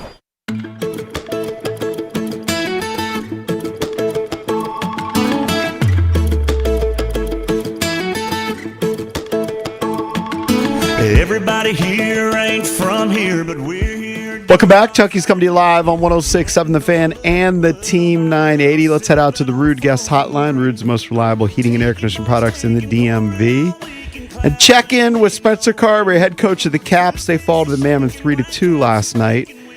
Coach Carberry is presented by the Centers for Advanced Orthopedics. More physicians, more locations, more advanced care centered around one thing. You visit CFAortho.com. Good morning, Coach. Coach. Oh, that's my bad. I'm sitting there lunching, just waiting for him to pick up. Hey, Coach, sorry, that's my bad, buddy. No, you're good. How you guys doing? Hey, We're doing okay. Well, you know what? Let's switch it a little bit. What did you like about last night's game? I thought our power play, we get 2 goals on the power play, which was huge. We'd struggled of late coming out of the break, so I thought that was a bright spot. I think our push in the third period to sort of get that game within 1 and then have multiple opportunities to tie it up. 6-on-5, did a real good job. We had some good opportunities to get that thing tied, so those were a couple of positives from last night. Coach Carbs, I guess you'd also like your leaders like Pierre-Luc Dubois, being frank post-game. I mean, some of his quotes were pretty direct. He said, this time of the year, we can't afford to have a bad first period. Nobody's dumb in here. Nobody's stupid. We all know. We could talk about urgency. We were trying. I just thought that there was a little disconnect there in the first. And I know that's something that you've talked about as well, not just from this game, but slow starts have been an issue for this Washington Capitals team at times, at least recently. Would you concur? I would to a certain extent. I think it's, especially as you reflect, like you want to put everything in one category and say, well, that's been the most common trend. But I don't necessarily agree with that. Like Vegas, we had a great start, as good a first period as we possibly could have against a real good team. And then we were actually not good to finish the game. Third period, they were all over us, had us back on our heels. We held on. Philly, sort of same thing. So our last 2 home games, I think, have been pretty solid starts, but there have been some shaky starts throughout the course of the schedule, but there's also been some shaky finishes as well. So I look at it as, there's multiple issues and when we're struggling and not finding or not being able to get to our game. Coach, you mentioned Utah's speed in your post-game presser last night. Is that just a stylistic system difference that a lot of Western Conference teams play quicker, they're more up-tempo, or is Utah just faster than almost every team that you face on a nightly basis? Yeah, it's just the way they're built. They're one of these young teams that so if you remember, Utah is basically Arizona. So Arizona's gone through a long rebuild that, I don't know, you could probably characterize, like this is going back to when Chikrin was there 10, 12, 15 years, call it. And so they've been able to draft these young, fast, highly skilled, the Dylan Gunthers of the world, Logan Cooley, Clayton Keller's obviously been there for a long time. They acquired J.J. Peterka. So these guys are sort of the new age players that are coming into the league that can just fly and have great stick skills, puck skills, and so they're a handful. And you've got to. It's not that we can't have success against those teams. Buffalo's very similar, a team that we've played in the past and is really, really fast and makes a ton of plays with the puck. You just have to be very, very calculated with everything that we do on the ice, with and without the puck, sort of slow them down because they can be a handful. So 2 of the next 5 games, they're against the Boston Bruins, the team you're chasing for the final wild card spot. Is it frustrating for you and your staff to think that even if you sweep those 2 games, the Boston still has 3 games in hand against the Caps, or does that not even register with you? Like, you just got to take care of your business and let the rest of their games play out? Yeah, I think that's our approach. Honestly, I think that for us to scoreboard watch and worry about, okay, we got to win the 2 Boston games and we got to win the 2 Pitt games, like, we're just wasting our time. We just need to find a way to play at an extremely high level as a team and individually have all of our guys firing on all cylinders and playing at their absolute best on Saturday afternoon. Now, Leno gets on the scoreboard last night. He had been, I think, 14 games without a goal. What did you see over that stretch of games? Was he just unlucky, or what was going on?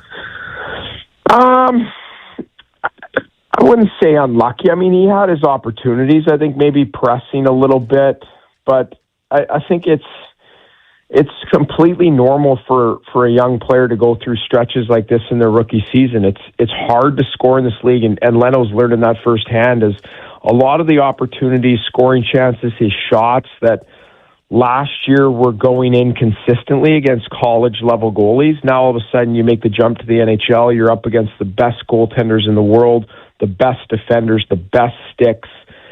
So now some of the chances and shots that were going in the back of the net and have gone in the back of the net for him his entire life are like, whoa, that's not going in. What the heck?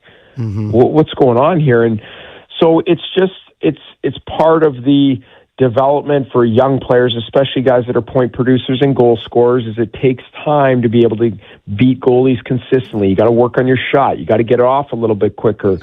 So that's just that's what I would chalk that up to for Leno going through this last stretch. Coach Carbs, is the training room going to be extra full today? Single game franchise record, 36 blocked shots last night from the Caps. 17 of the 18 guys registered at least 1 block in the game last night. Like, what is that like the day after the guys are laying their bodies on the line and, have pucks bouncing off of all different body parts? Like, do you notice that? Do you notice the toll it takes when guys are, laying out on the ice and trying to help out their goalie in that respect? It was unbelievable. I just finished breaking down the first period, and honestly, it wasn't as bad as I originally thought. Like, going through it, you're down 2-0, so you think it's just going to be horrific when you go back through, and it wasn't as bad as I thought. There's just a few misplays where we really shoot ourselves in the foot, but that was on display. And I give our guys a lot of credit. Like, guys were eating shots because they had the puck majority of the period and were shooting it at our net. And guys were wearing it on the ankle, knee. There were so many guys laying on the ice everywhere. There's one block where Beauvillier can't get up, and then another guy blocks one in the slot. So guys, even though they had the puck and they were moving around and they had us sort of pinned in the defensive zone, guys were laying it on the line to try to keep it away from LT. Can you describe the pain of a puck going off, like you mentioned, the ankle? Because the skate, it doesn't provide a ton of protection. It's just molded plastic. So if that puck hits it at 95, 100 miles per hour, wherever it is, like, that thing's got to sting, right?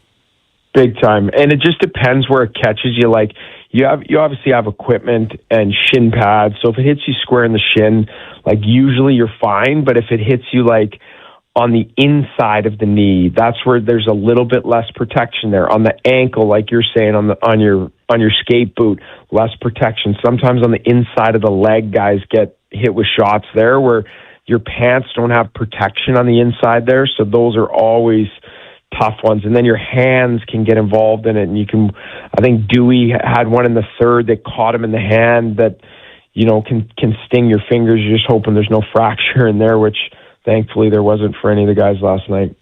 Joined by Capitals head coach Spencer Carberry. They lost to Mammoth last night, 3-2.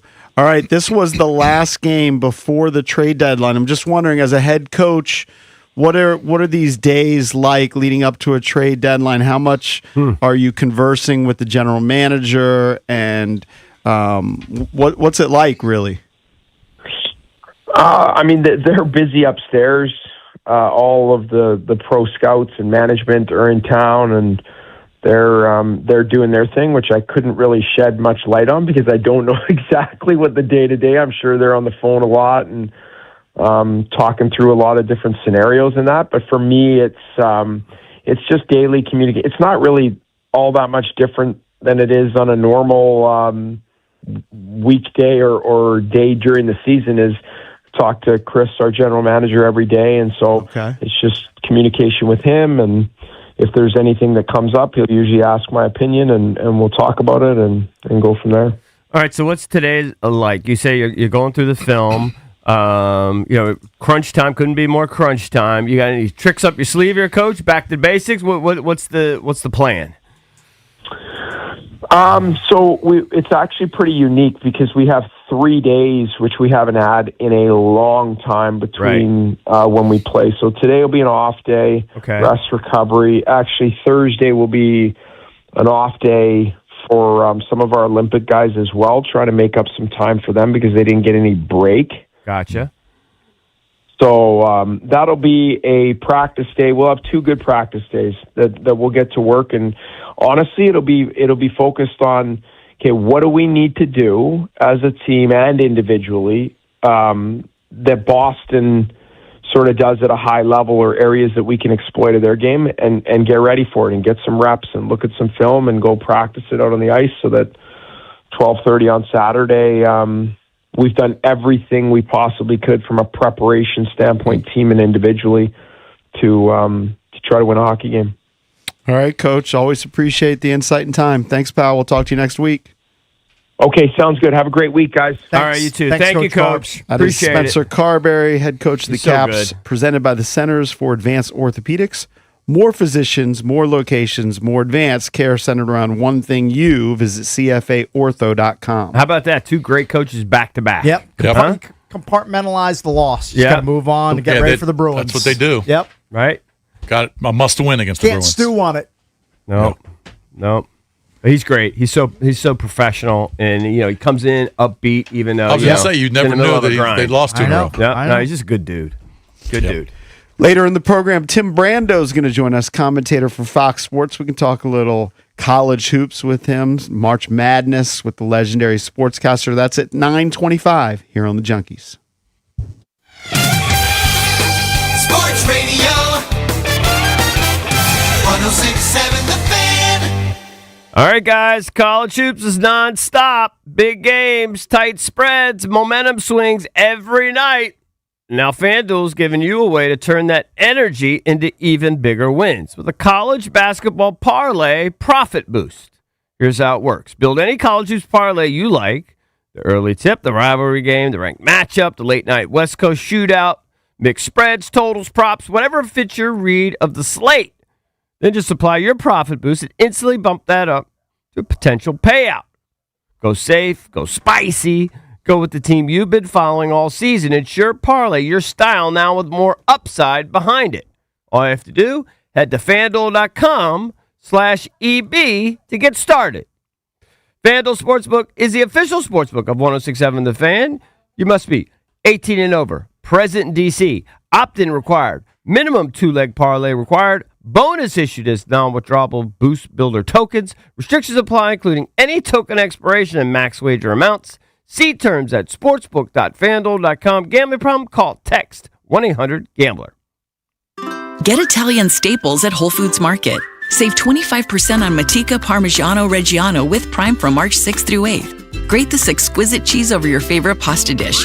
While supplies last, shop in-store or online. Terms apply. Guys, it's Grant and Danny for our friends over at Quo. A lot of you guys may be running businesses, right? You wear multiple hats, you're busy, you got to be resourceful. But when you're stretched thin, calls get missed, and revenue gets lost. Danny, a lot of our listeners are probably coaching their kids or out at their kids' games. If you're running a business, you can't miss a call. That means missed money. Businesses don't turn off. That means it's time to try Quo. Quo is the #1 business phone system that streamlines and scales your customer communication. So Quo works wherever you are, right from an app on your phone or computer, so you can run your growing business without juggling devices or systems. Quo lets you keep your existing number. That is a big, big deal. You can add new numbers or teammates in minutes, making it easy to scale without disrupting your business. Never lose a customer, a lead, or an opportunity. Everyone matters. Quo, no missed calls, no missed customers. Try Quo for free at quo.com/fan. That's QUO.com/fan to try Quo for free. Quo.com/fan. Guys, it's Grant and Danny for our friends at Window Nation. We absolutely love Window Nation. They have taken care of me in multiple homes over the years, beautifying my home, lowering my energy bills, and they have an A+ rating in the Better Business Bureau because they are great to work with. These installers are experts, and it'll take just about a day, and Window Nation products are backed by a lifetime warranty. Simply no better time to upgrade with Window Nation. In March, the more you buy, the more you're going to save, up to 50% off all window styles. Visit windownation.com for your free consultation today. Xfinity Tech Support, Matthew speaking. Hi, I live in a pretty remote place, like Jurassic Park remote. Whoa! Wow. Will Xfinity Mobile work out here? Yep, the combination of reliable Wi-Fi and 5G makes it so that you can stay connected in all kinds of places. Plus, you get access to ultra-fast speeds and coverage, whether you're poolside or out live streaming with a T-Rex. Hold still, you're about to go viral.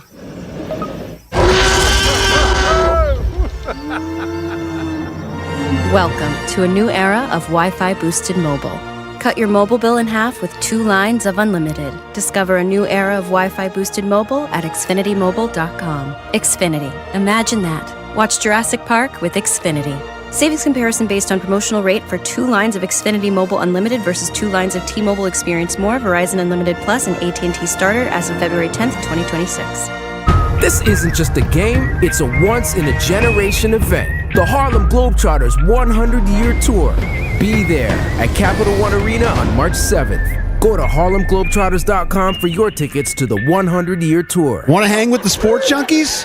Join us Tuesday, March 10th from 4 to 6 for happy hour at Bar City Golf in Arlington. Play indoor golf, grab food and drinks, or just stop by and hang out with the junks. Plus, compete in our closest to the hole and longest drive contest for Par City Golf gift cards. Whether you're a golfer or just coming out after work, it's a perfect happy hour with the sports junkie.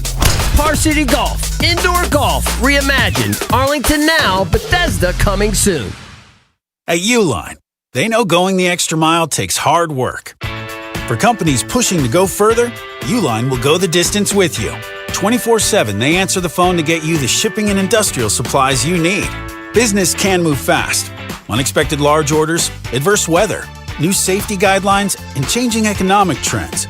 Uline works hard keeping 41,000 items ready to ship, minimizing detours on your way to the extra mile. Visit uline.com.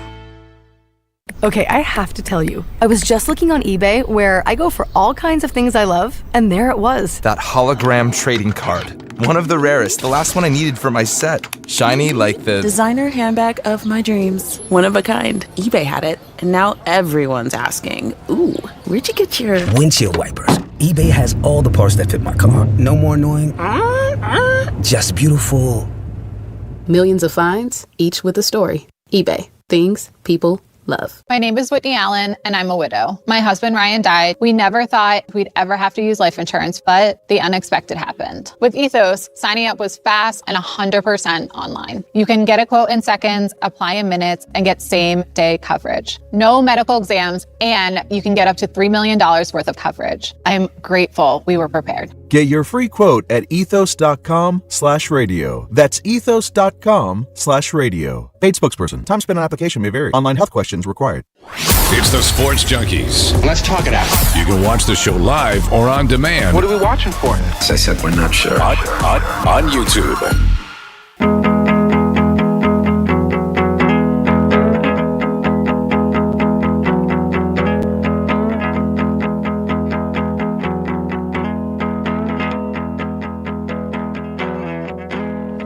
Junkies coming to you live on 106.7 The Fan and the Team 980 in the DMV, 910 The Fan, 105.1 FM in Richmond.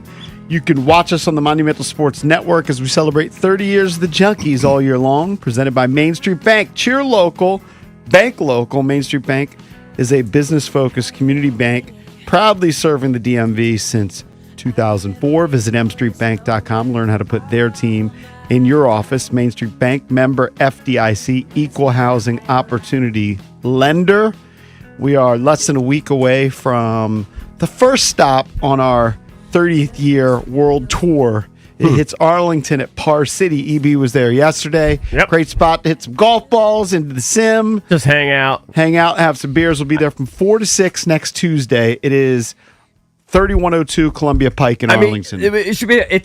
This is a golf centric place. Yeah. But they do have a bar area with plenty of beers. I saw plenty of Surfsides in there. Perfect. I think we're going to maybe do something with Surfside potentially. Sounds great. Yeah. So just come hang out and I think it'll be a lot of fun.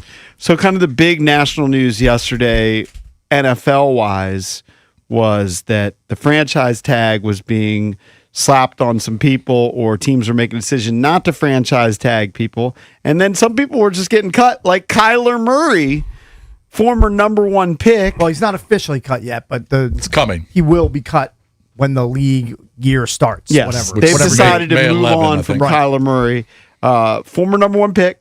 He's had some good moments in the league, but last year you just saw that the organization decided to move on from him. Red flags on him, supposedly not the best in terms of preparation. Remember, there was talk that in the contract they put how many hours he had to look at his laptop or something like that. Yeah. And then also he's small. Very small. He's been hurt. He's had injuries, and of course. I think that last year he essentially got benched at the end of the year for Jacoby Brissett. He was soft bench for Jacoby Brissett. Yep. He could have played. He could have played. They said he was hurt, but he got benched. And to be fair, Jacoby Brissett played pretty well. Yeah. He put up good numbers while Murray was sidelined. So is that who they're penciling in to start at this point? I'm not sure. I've heard Malik Willis rumors there that they may try to chase him and ink him to a deal. But I mean, if I'm them, I would want Brissett around as a steady veteran, like at least as a backup that could step in if my starter gets injured. So what are the teams with the obvious holes at quarterback? I mean, the Raiders are going to fill it. The Vikings. The Dolphins. The Jets. The Dolphins. The Steelers, probably. Yep. There's the a handful. Steelers, potentially. There's a handful that will be interested but in it's Kyler not like Murray. there's 10. A couple of those teams just feel like they're just spinning wheels if they were to bring in Kyler Murray. You know, the Steelers, for example, they tried Justin Fields. Yep. Aaron Rodgers. Now they're going to go with Kyler Murray. I'm not convinced that Aaron's not coming back. He could. I think there's a 50-50 chance, right? The at this Jets. point? I mean, it feels like Justin Fields all over again with Kyler Murray. He's better than If Justin I'm Fields. Kyler Murray, the last place I want to go is the New York Jets. Dysfunctional, not a winning culture. His coaching staff will probably be Where do you want to gone. go? Miami? I probably want to go to Minnesota because I feel like I'm better than J.J. McCarthy. I have a chance to start immediately, and I can throw the ball to Justin Jefferson, Jordan Addison, if he can keep his head on straight, and T.J. Hawkinson, if he's still there after free agency. I'm not sure if he's a free agent or not, but there's at least a decent core there that he can throw the ball to. Well, you mentioned Atlanta. I think Atlanta might be a decent Atlanta's spot too. a good spot, Now too. they have Penix, who might be their future, but winnable division. Right. It's gonna be very difficult in You the can pair NFC him up North. with Bijan Robinson. You got Bijan. Scary backfield. You've got a legit number one. Drake London, you keep Pitts there. Pitts is there. It's a pretty good spot. So I would say Atlanta's got to be up there. I think Minnesota and Atlanta probably the two primary spots. Yeah. Like if he wants the best spot to thrive, where he could thrive and not play for a 4-win team, which I think the Dolphins and Jets certainly are in that mix. Those are the teams I'd be considering. Or is he a guy that just wants to make the most money? Just go whoever gives him the most. I mean, the Cardinals are going to wind up paying him, I think, $35.5 million of whatever he gets this upcoming season. So it's not like he has to break the bank. They with do. his They owe next him team. almost $36 million. So, Wow. like, he could sign one of those, like, wasn't Russell Wilson making like $1 million and then the Broncos were paying the freight on his Maybe. deal? I don't remember. Like, that's Yeah. the same sort of scenario we have here with Kyler Murray. Okay, so finances won't factor in. They shouldn't. I liked the dream scenario of having him as a backup to Jaden here. Right. But I know that's not going to happen. There's too many openings out there. But is he a good role model? Does he seem like he would be a good I don't backup? care about if him. his work He doesn't ethic need to be. He don't need to be a role model. If his just needs to be a backup. You're just talking about him playing. I'm just talking about talent. I get it, but do you want him in the quarterback room? I trust Jaden. Jaden's he's got a good head on his shoulders. I don't think a guy like Kyler could steer him away. I think he'd be fine. I just like the 1-2 punch of that. You just like the speed. I like that. I like that 1-2 punch. You know, his first 3 seasons in the pros were pretty good. 20 touchdowns, 12 picks, 26, 12 picks, 24, 10. Where he started seasons and you're like, this is MVP candidate. Yeah. And then 2024 and then it all just crashes. 2024 was pretty good. 21 touchdowns, 11 picks, and I'm not including all the rushing. He had 5 rushing touchdowns. Some of those numbers, trust me, as a guy who had him on a high stakes fantasy squad where I was living and dying with him every week, he was, for one season at least, he was the king of, at halftime, he would literally have like 30 passing yards. Yeah. And then you're like, and then they're down 14. And they're down. And then by the end of the game, somehow he got his numbers and he got like artificial stats in garbage time that make his numbers look better than they actually were. Like, so I think there's some of that to him too. Well, look, his best year was 2021.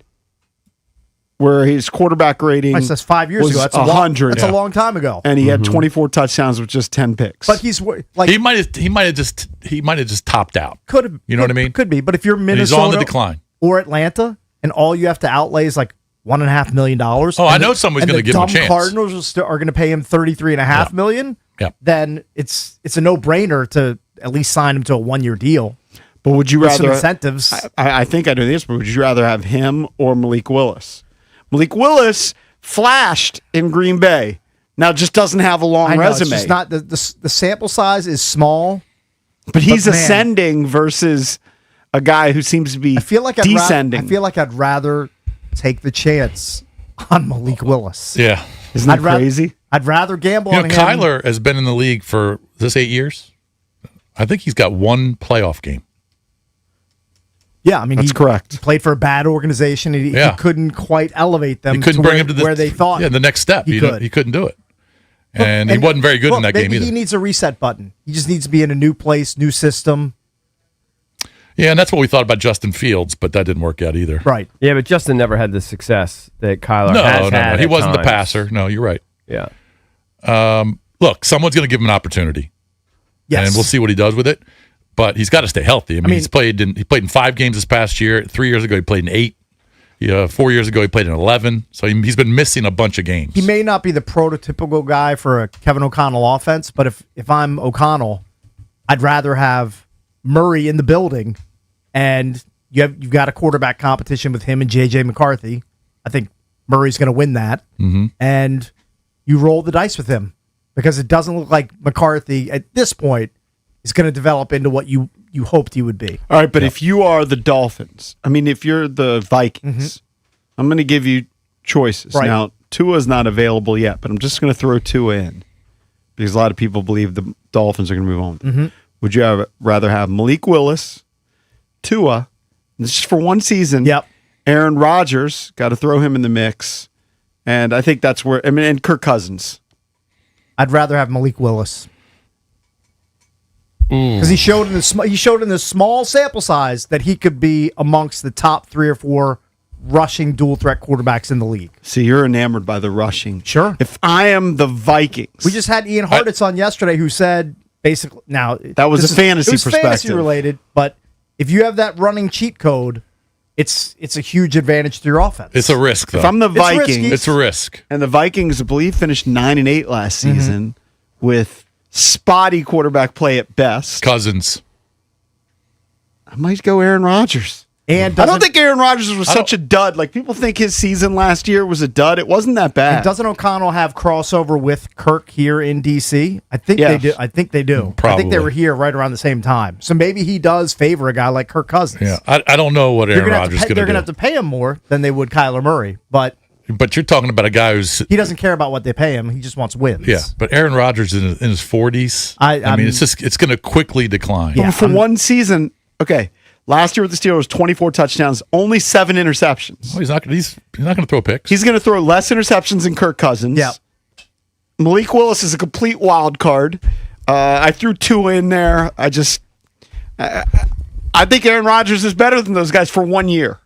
God, there's so many teams that just have question marks. And Kirk Cousins, big question marks. Yeah. His last 2 seasons, look, they moved on from him. They made a choice in Atlanta to move on from him and go to Penix after giving him big money. Yeah. Now, when he played, because Penix got hurt, he was pretty good. But I think Aaron Rodgers was better. I think they're about there. I think they're so you're Willis. EB, you're the tiebreaker. Cakes is Willis. Yep. Well, it depends on the team. I'm Aaron Rodgers, the Vikings. The Vikings. And The Vikings. And Jason, I'm Cousins. He's Cousins. And I can't believe I'm saying that. Cousins, Rodgers, or Willis. I feel like I'm cheating on Kirk Cousins. Sorry, Kirky. Aaron Rodgers. I'm still enamored with the arm talent. He wasn't terrible last year. Yeah. He wasn't very good either. I mean, you're didn't just light the you're world on looking at the fire. raw numbers. Most games he was not very productive. Now, part of that was the fact that I just he didn't don't have want a lot a of great 43 receiving threats to throw to. That's true. I just don't want a 43-year-old guy. Right. Sorry. I tend to be with you on that. I mean, I know Cousins isn't 25. Right. But, Yeah, but you're like in win now mode. Cousins is 37 now, right? Yeah, 37 or 38. He's getting up there. Malik Willis threw 3 touchdowns last year. Yeah, I mean, this is complete speculation. Willis is a- he's a Two project. seasons ago, He's a project. 2 seasons ago, people thought he was garbage. I'll gamble on Well, him. if you look at the free agent list, he's always up there. You know what? No, I know. People are willing to take a risk Malik on him. Willis went through the LaFleur car wash. Came out looking silly. Yeah. He's got 6 career touchdowns. I know. If you ask me, who would you rather sign, Malik Willis or Aaron Rodgers? I'm signing Aaron Rodgers. The guy had 30 completions last season. I'm Team Malik. Yeah. You want to talk about a roll of the dice? Yeah. From their cradle of quarterbacks, Liberty University. He gave you 30 completions, and everybody thinks he's the hottest thing out there. I'm ready to take him After on. 2 terrible seasons in Tennessee. I mean, think about where they would have loved to. Think about the quarterbacks They we're would have talking loved about. to have emerged as their starter. Think about the quarterbacks we're talking about for a couple different teams. Malik Willis, who's barely played. Right. Kirk Cousins, who's 100 years past his prime, and Aaron Rodgers, who's in his early 40s. Your brain is going to be fried when you see the number that Malik Willis gets in free agency. He's going to sign for like $35 million a season. That seems outrageous. Well, it's going to happen. 35? $30 to $35 million is what he's going to command. Yeah, you're probably right. I'm willing to put $2 on right, it. let's Let's do put it. it in the book. I got under 30 million. I'm going to say this, and Put that in the book. this is not a leap. That team is going to regret it if they give him that much money. What if he's just a guy that took a little longer to develop, that he's at that point now where he's comfortable and he can run an offense. He's just in the perfect time to cash in. Because I know. The numbers the he's put odds up are low that happens. I know. Taylor Heineke came in and put up numbers like this. And he's, he was Taylor Heineke. Well, Right, Taylor Heineke did not have the rushing component that Malik Willis had. He would kill for that. He'd still be in the league if he had it, which he doesn't. But you're right. I mean, Willis is probably going to get a big deal from somebody. He's going to get paid. Because there's some desperate teams. He is going to get paid. I've got under 30 million per year. I got 30 plus. I think the market is 30 plus. For I know starter. probably he's probably right, I think but that's just the market. principle, I can't bet on Malik And Willis to make that much money. I need Debo to make 20 mil. I don't know who's going to give him that money, but hopefully there's one team dumb enough I think to you're do going to it. be off on I just that need one. All I Yeah. need is one, not 5, not 10, one. Right. Well, who can be our backup instead of Mariota? Is there a market for Mariota? Which of those teams does Marcus Mariota he's make definitely gonna sense have a for? market. Well, which one would makes the most sense? I mean, if you're the Jets and you have a hard time attracting talent at quarterback, I mean, I might look into Mariota. Maybe at least as like a bridge quarterback, maybe. Maybe Pittsburgh? You know who else? Jacoby Brissett. Look at what Jacoby Brissett did in the absence of Kyler Murray last year in Arizona. Right, but Now, I'm just you want a backup? I'm just looking at it from Washington's perspective, though. Joe Flacco. I don't That's know if he fine. can I run don't the- hate him. That's Well, fine. If it's going to be more run-centric offense, Flacco could handle that. He couldn't handle the Kingsbury offense, but Kingsbury's no longer here. That's fine. That doesn't matter. Brissett his team was 3-14. I understand his team sucks. I understand it's not on him, but he's 3-14. And I can't get excited part about of that him. is because the volume that he threw at was crazy. Like they knew they couldn't run the ball, so they're just like, screw it, we're going to be bad. We're just going to let Jacoby throw the ball all over he the put yard. up good fantasy numbers. And that's what he did. Yeah, but he's But Jacoby I'm Brissett. I'm talking about him as a backup. I'm not talking about like I want him as a 17-week starter. Eric was asking who's a backup option for Jaden Daniels. I know his pipe dream is Kyler Murray. That's not happening. I'm giving him one. You don't think Flacco would be a good fit? He'd be fine. He's a free Fine. agent. He'd be okay. It's fine. I'd like someone with similar traits to Jaden, but I mean, Flacco will be fine. Of course, obviously, he shows he can still play a little bit. No doubt about that. It's just we have a different offensive coordinator. You know, things are different now. I don't think you could guarantee Sam Hartman's going to be the best buddy in a third quarterback. What role. if Mariota? Flacco would be a decade older than the offensive coordinator. Oh no! What if Mariota wants to come back? I guess I'm just over it. But I mean, yeah, I think he wants to first explore opportunities to play. We've got 4 or 5 openings. You're telling me that none of them. I think the Jets. Oh, might I don't make know. I'm sense. just saying that they might want to keep him here, and he might be fine, just and content sitting behind Jade. Who do we? That's think? what he decided last season. I know he wants Who do probably we an think? opportunity. Let's to just start. put the quarterbacks where they are. Who's Miami taking?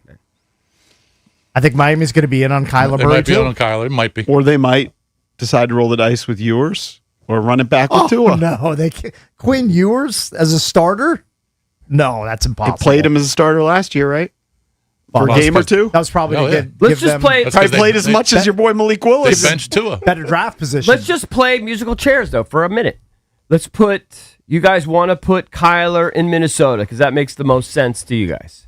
I can buy it. To me, that makes a lot of sense. All right, Minnesota, so Atlanta also kind of makes sense. If you're Kyler, Yeah. Well, if you're Atlanta, I put Aaron Rodgers in Minnesota. you put Aaron Rodgers there. All right. Well, who are you putting in Miami? who would go to Miami? don't know. I think they might run it back with Tua. He's owed a ton of Isn't money. he owed like 50-some I think they're million? just going to swallow that pill and just be like, the Tua era is over. We need to move on. New coaching staff, new GM. I mean, they benched They're not him. going to retain Tua. Yeah, but it is a different staff. He has had success. It's not like he's been devoid of success. I think it's kind of Tua- like Kyler that I think way. Tua, unless the Jets draft somebody, I think Tua might wind up as a Jet Oh, because they're going to have a hard time then getting. it really goes downhill. I just think right? that's a logical landing spot for It him. might be. I can't believe some of these teams and the options we're talking about. Right. I mean, they are just dead. That's why Malik Willis is going to get paid. They are dead.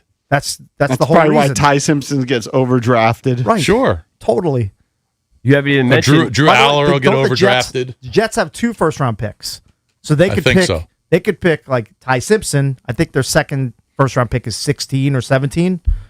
Like nobody's going to draft Ty Simpson in the top 10. There's no way. So maybe they draft like Arvell Reese at 2 or David Bailey, who's shooting up the charts at 2, and then they solve their quarterback problem through the draft.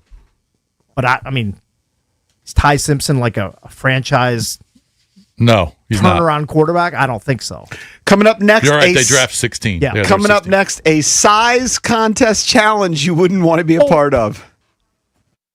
This is your flagship home of the Washington Capitals. Shooting, he scores! It's a power play goal! And DC Sports Talk all day. Sports Radio. 106.7 The Fan. High five! Up top! Dave's company just got the 5-year price lock guarantee from Comcast Business. Yeah! It's 5 years of gig speed internet, advanced security, and a great rate that won't change.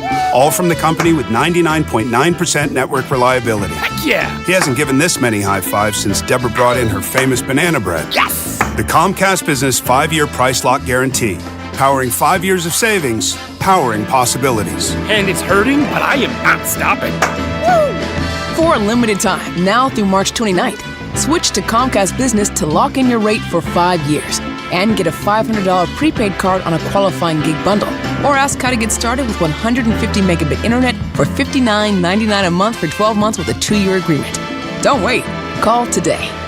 Restrictions apply. New customers only. 1-year contract required for guaranteed rate. Paperless billing and automatic payments with bank account required. 5-year pricing applies to monthly service charge excluding taxes and fees. This isn't just a game, it's a once-in-a-generation event.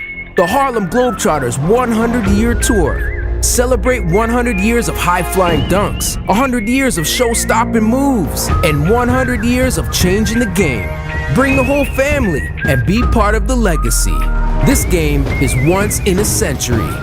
Be there at Capital One Arena on March 7th. Go to HarlemGlobetrotters.com for your tickets to the 100-year tour. We all know someone who would do anything to avoid home repairs. They say, I could probably do that, and you know they probably shouldn't. Or they hire a handyman who isn't so handy after all. That's where Crop Metcalf comes in. With certified experts and proactive memberships, they make it easy to keep your home happy and healthy with regular maintenance and worry-free repairs. So do every overconfident DIYer or avoidant homeowner you know a favor this year. Tell them to leave it to the experts. experts. Book with Crop Metcalf and save $90 on an HVAC precision tune-up. Just a few more things and we should be good.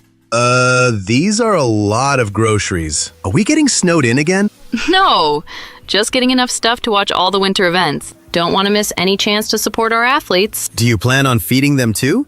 Besides, I'm getting cash back on all this with Upside. Upside? What's that? Upside is a free app that gets you cash back when you shop at gas stations, grocery stores, and restaurants. You get cash back just from things you regularly buy? Yep, and right now they have a $10 bonus when you shop at Giant. All right, I'm getting Upside, and maybe another grocery cart we can fill up. Earn real cash back on your regular shopping. Download the Upside app and use promo code DC1 to get a $10 bonus on your first grocery purchase at Giant. That's promo code DC1 to get a $10 bonus. Use promo code DC1. Offers vary by user and location at participating merchants. Go to upside.com for terms and conditions. If you're running for an elected position this year or represent a political PAC, understand winning isn't about being everywhere. It's about reaching the right voters with your message, often enough to matter. Odyssey DC delivers that advantage with the Triad's top-rated radio brands, reaching almost 700,000 voter-aged, engaged listeners, according to Nielsen Research. Odyssey reaches voters where trust is built, during commutes, at work, home, and all points in between. And when you pair radio with Odyssey's digital app and podcast network, your message extends even further with precision targeting and measurable frequency. Eager voters are listening to Odyssey DC right now, and so are you. What would you like to say to them? Get started by calling Odyssey DC 202-971-8007. That's 202-971-8007. 202-971-8007 for Odyssey DC. I'm Bob Burke, founder and chairman of Burke America Parts Group, a family of brands that includes RepairClinic.com, an appliance and HVAC parts solution company that's grown into an international brand. Before AmericanEagle.com, we partially launched a new technology platform developed by another firm. American Eagle helped take our technology to a whole new level with digital marketing, software development, and business insights into our key markets, appliances, HVAC, and outdoor power equipment, and did so both on time and on budget. AmericanEagle.com has the resources, experience, and talent needed to produce solutions. Our new technology platform, developed by AmericanEagle.com, has produced tremendous results with higher traffic, conversion, engagement, and online revenue. If you have any home repairs you need to take care of, check us out at RepairClinic.com. If you need a world-class website or technology project, then I would highly recommend AmericanEagle.com. Call AmericanEagle.com at 773-NETWORK. That's AmericanEagle.com, 773-NETWORK. It's the Sports Junkies.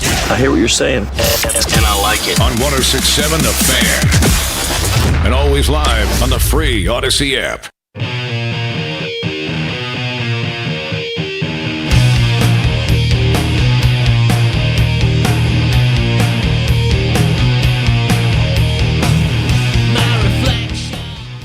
All right, so we got to be delicate with how we talk about this next topic, but I saw this on TMZ yesterday.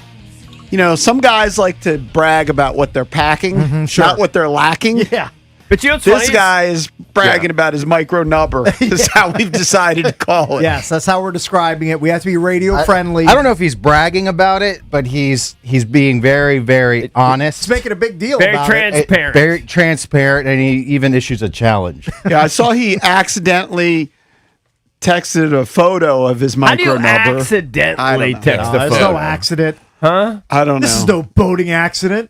Nobody gets that line. No. But we have some audio of an interview he did. Okay. And he issues a challenge. Michael, it's incredibly brave to be the face of a condition like this. What made you speak out publicly? I wanted to speak out and bring awareness that it was an actual medical condition and not just some slang term that people use like on the internet.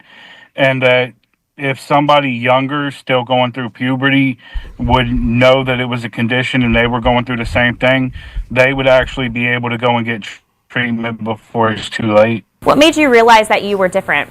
When I was talking to a girl in high school over the phone, and she asked me how big it was, and I gave her a roundabout estimate of what it was, and she pretty much just laughed and she said, like, that's it. Oof, how did that make you feel? Well, how do you I think? mean, Oh, jeez. did you guys How do ever you have think? conversations over the phone with your high school girlfriends or About people? your Johnson? I mean, that's a very forward question. I don't know. I mean, that's. He must have had that reputation. We didn't have that much going on in high school. And by the way, our friend Michael Phillips from Richmond wants to sing from the hilltops. This is not him. Yeah, it's a different Michael Phillips. This is an MP on the mic. It's a very a Jerry Sandusky type thing. Yeah, so There's a lot of Michael Phillips out all there. the Michael Phillips out there. They're just like, this is not me. Yeah. It's different Michael Well, Phillips. I honestly, question: how prevalent is this condition? Like, I think it's very rare. like his is like. Can we be descriptive in terms of numbers? I wouldn't Like- give numbers, like but the there is measurements? he does talk about it in terms of I mean, a it's visual. like it's under. Can I say under? And you One? can't even say that. Just listen to him describe it. All right. Probably embarrassed and a little shocked. Like I wasn't expecting that kind of response. Just from your hand, can you kind of demonstrate like how big or how small that would be? And it's probably like the size of my fingernail. Jeez. And is that fully erect? That's it. Like when it's smaller than that. And I saw you've said that you have the smallest in the world. Do you still believe that? And what makes you say that? Basically, just like the research that I've done online. I mean, I welcome anybody to come out there and beat me. Do you plan to enter in Guinness Book of World Records or anything like that? I think I looked into it, and I'm not really sure if they give out records for that sort of thing. Maybe you could be the first. But I would. He would. He's By the open way, to it. This is a chipper interviewer. Micronubbers is a rare condition affecting approximately 0.6% of the global population and about 1.5 in 10,000. 0.6% is not that small. That's 1 in 100. Yes, it's basically 2 in 100. Well, it says 1.5 in 10,000 male newborns in North America. Well, then how's that equivalent to 0.6? 0.6% of the global population. Okay. I'm just reading from... I know, that doesn't even make sense. How could it be 1.5 per 10,000 and be 0.6? No, in North America, it's 1.5. So other continents, maybe it's more 10,000. prevalent. Okay. Are you looking at worldwide? What are you looking at? Okay, whatever. Just say 0.6 of male newborns. Unless my math is off, 0.6 is like a half, right? Half of one? Slightly half of 1%. Yes. So that's like 1 in 200, essentially? What is that? That seems like a lot. What's 0.5? What's 0.5? 1 is 1 in 200. 0.5 is 1 in 200. That's not that. That number, you go to the Cap 1 arena, there's about 50 guys in there. Right, with micro numbers. No, but that's worldwide. In Okay, we're in America, the world. it's much We're part of less the world. prevalent. How could it be? I mean, I would think it would probably be based sort of on just being a male. Yeah, I don't know. I'm just telling you the first thing that came up when I typed in micronubber prevalence. I got used it a too. different word. I used the real word. Yeah, I used the real world. It says the global incidence of roughly, this doesn't even make sense. This is when like AI goes wacky. 1.5 per 10,000. Okay, it's the range. It's a range of 1.5 per 10,000 to 0.6. So that's a wide range. Either way, that's a horrific beat. Yeah, it's just Because look, I have not Of course. seen Cakes always loves to throw in the ROM digs. Well, he's always claimed it's very. There's no way it's a like that's Like an ridiculous. official- I don't think he has an official micro number, but it's probably close. I mean, how do you fix that? For I don't whatever think you can condition fix he it. has. I don't think you can I don't know fix if it's it. fixable. Can he complete his race? No. Well, no. There's no race. Yeah, No he's, race. you know what? So he cannot. There's other. So there's a 10-minute interview where they're very much more in depth. He was about born certain- a 16 seed. about certain things he can and can't do. There are things you can do. Like what? I mean, I don't know. Like enhancement or No. In terms of race, there's other races you can run, but the big and New York City Marathon race, Right. He cannot do. Okay. He's incapable Yes. of it. Okay. The race that everyone gets ice for, Yeah. he can't do. Right. That most But what people other do. thing could he do that would be fun? Yeah, I see that, but I don't even understand that.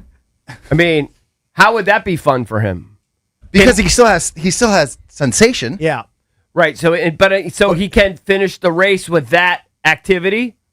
I'm assuming that's the only race that he can run is that kind of race. Interesting. I'm just wondering if I understand that there's difficulty in performing acts because you're so small. I understand that. My question is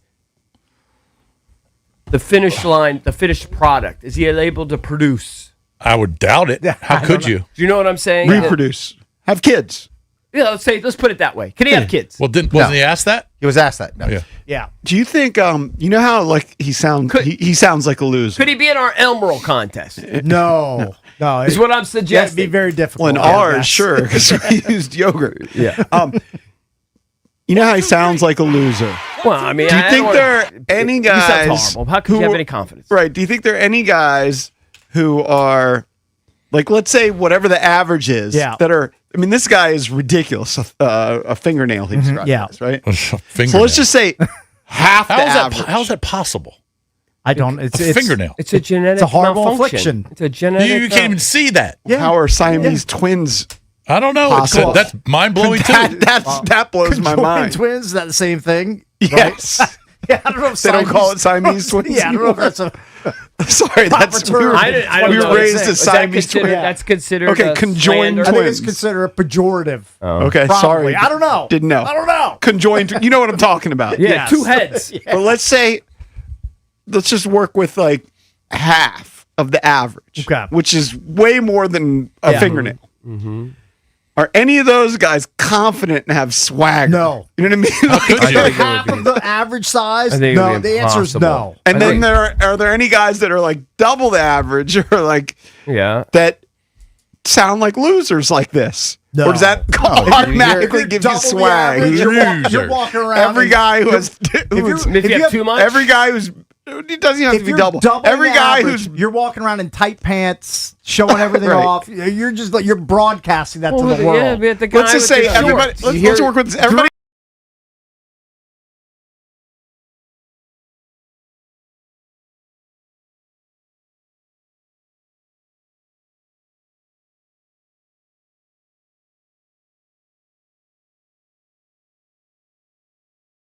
Center of your confidence. You can't be a loser. No, it's impossible. It's the center of your confidence. I feel like it's impossible. If you have a Brunel or more in your pants, it's physically impossible to what? To be a loser and just not. Why? You might look like an ass. You might look terrible in the Yeah, face. but then you got no shot with the ladies. Yeah, but then you make their gaze go down like away from your face. Why? They're never going to have. You're never going to have the opportunity. No, but I'm just talking in life. You know how many I'm talking in life. Yeah, like if you in life, like in jobs, money, all that stuff. If you got a Brunel or an Ovi in your pants, you're going to be a CEO. You're going to be successful. You're going to be a big What's silly. more likely? If not, isn't that a thing though? Like with being tall. Like if you're tall, you're more likely to be a CEO. Yeah, yes, more likely definitely. Yeah, you just are president. Right. Yeah, like you're Jason more likely. has CEO qualities. Yes, I do. Of course. Yeah. Hire me. Genetic lottery. Hire me. Right. Especially if I don't have to get up at 4. So you think that equates to also your manhood? What's more powerful in life? You hear about BDE, right? I know. Well, what's more powerful in life? Your height or your manhood? What's more powerful? I think height. It might be height because that you're seeing that. You're presenting that height. It's easier to But see. you're also projecting your manhood. Yeah. You know, you're projecting that alpha. How many are there guys that are big time alphas, but they're Mark Mosleys? I know what you're probably. You know what I mean? They're overcompensating. Is that what it is? I don't know his number off the top of my head. Mostly 3. I don't know his number. The guy played 100 years Ringo ago. Drill. Well, you are 100 years old. You should remember it. All right, whatever. You understand the point? Yes. I think it's funny when you actually think about it. It's kind of the root of your confidence. It's kind of the root of your. I mean, that guy sounds like it sets the tone for your life. I mean, there's a reason they use the word cocky. Okay, where do you think that stems from? Is that why? I mean, I'm just going out on a limb because I think that's probably the reason why that word is used. It's amazing that your lot in life is determined at birth, and it's not like your brain or even maybe your good looks. Your lot in life and your swagger level and your just confidence level. You'll know at infancy. When you're born. Well, that's if you're an outlier, Right. because probably, you'd have to get a doctor or whatever, but 90% probably fall within the same range. In a normal range. Yes. Yeah, most in the normal Or 95%. We're talking about a guy with a micro number. But I do feel terrible for him. And I'm shocked that there aren't more like sort of surgical things that you could do. That's kind of be shocking. something you can do. I feel bad for him, but better him than me. There has to be. Sorry, There has being to be. selfish. With all Of these course. like, transition things that people are doing, how can there not be? Come on. You They gotta- turn allegedly change sexes people. Yeah. Sorry, Michael Phillips, not from Richmond. Yeah. Sorry. All right, I'd gotta rather take a break. I'd rather have one eye than a fingernail. Cyclops. Than a fingernail. If you want to chime in, 1-800 Yeah, would you rather be blind? 636-1067. We'll be right back. DC's FM Sports Talk. 1067 The Fan. This is an Odyssey Sports Minute.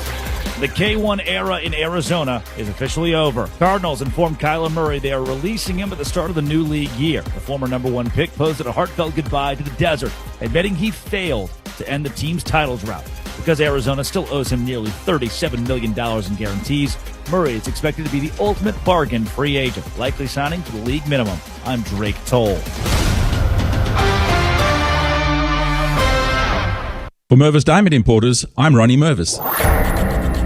Over 1 billion years ago, diamonds were formed deep under the Earth's surface. Then, in 1871, a great event occurred when the richest diamond field in history was discovered in South Africa. News spread like wildfire. The rush was on. By the early 1900s, Morris Mervis was furiously working the diggings, and the Mervis Company had become a leading diamond trader. Today, Mervis Diamond Importers is active globally, and our diamond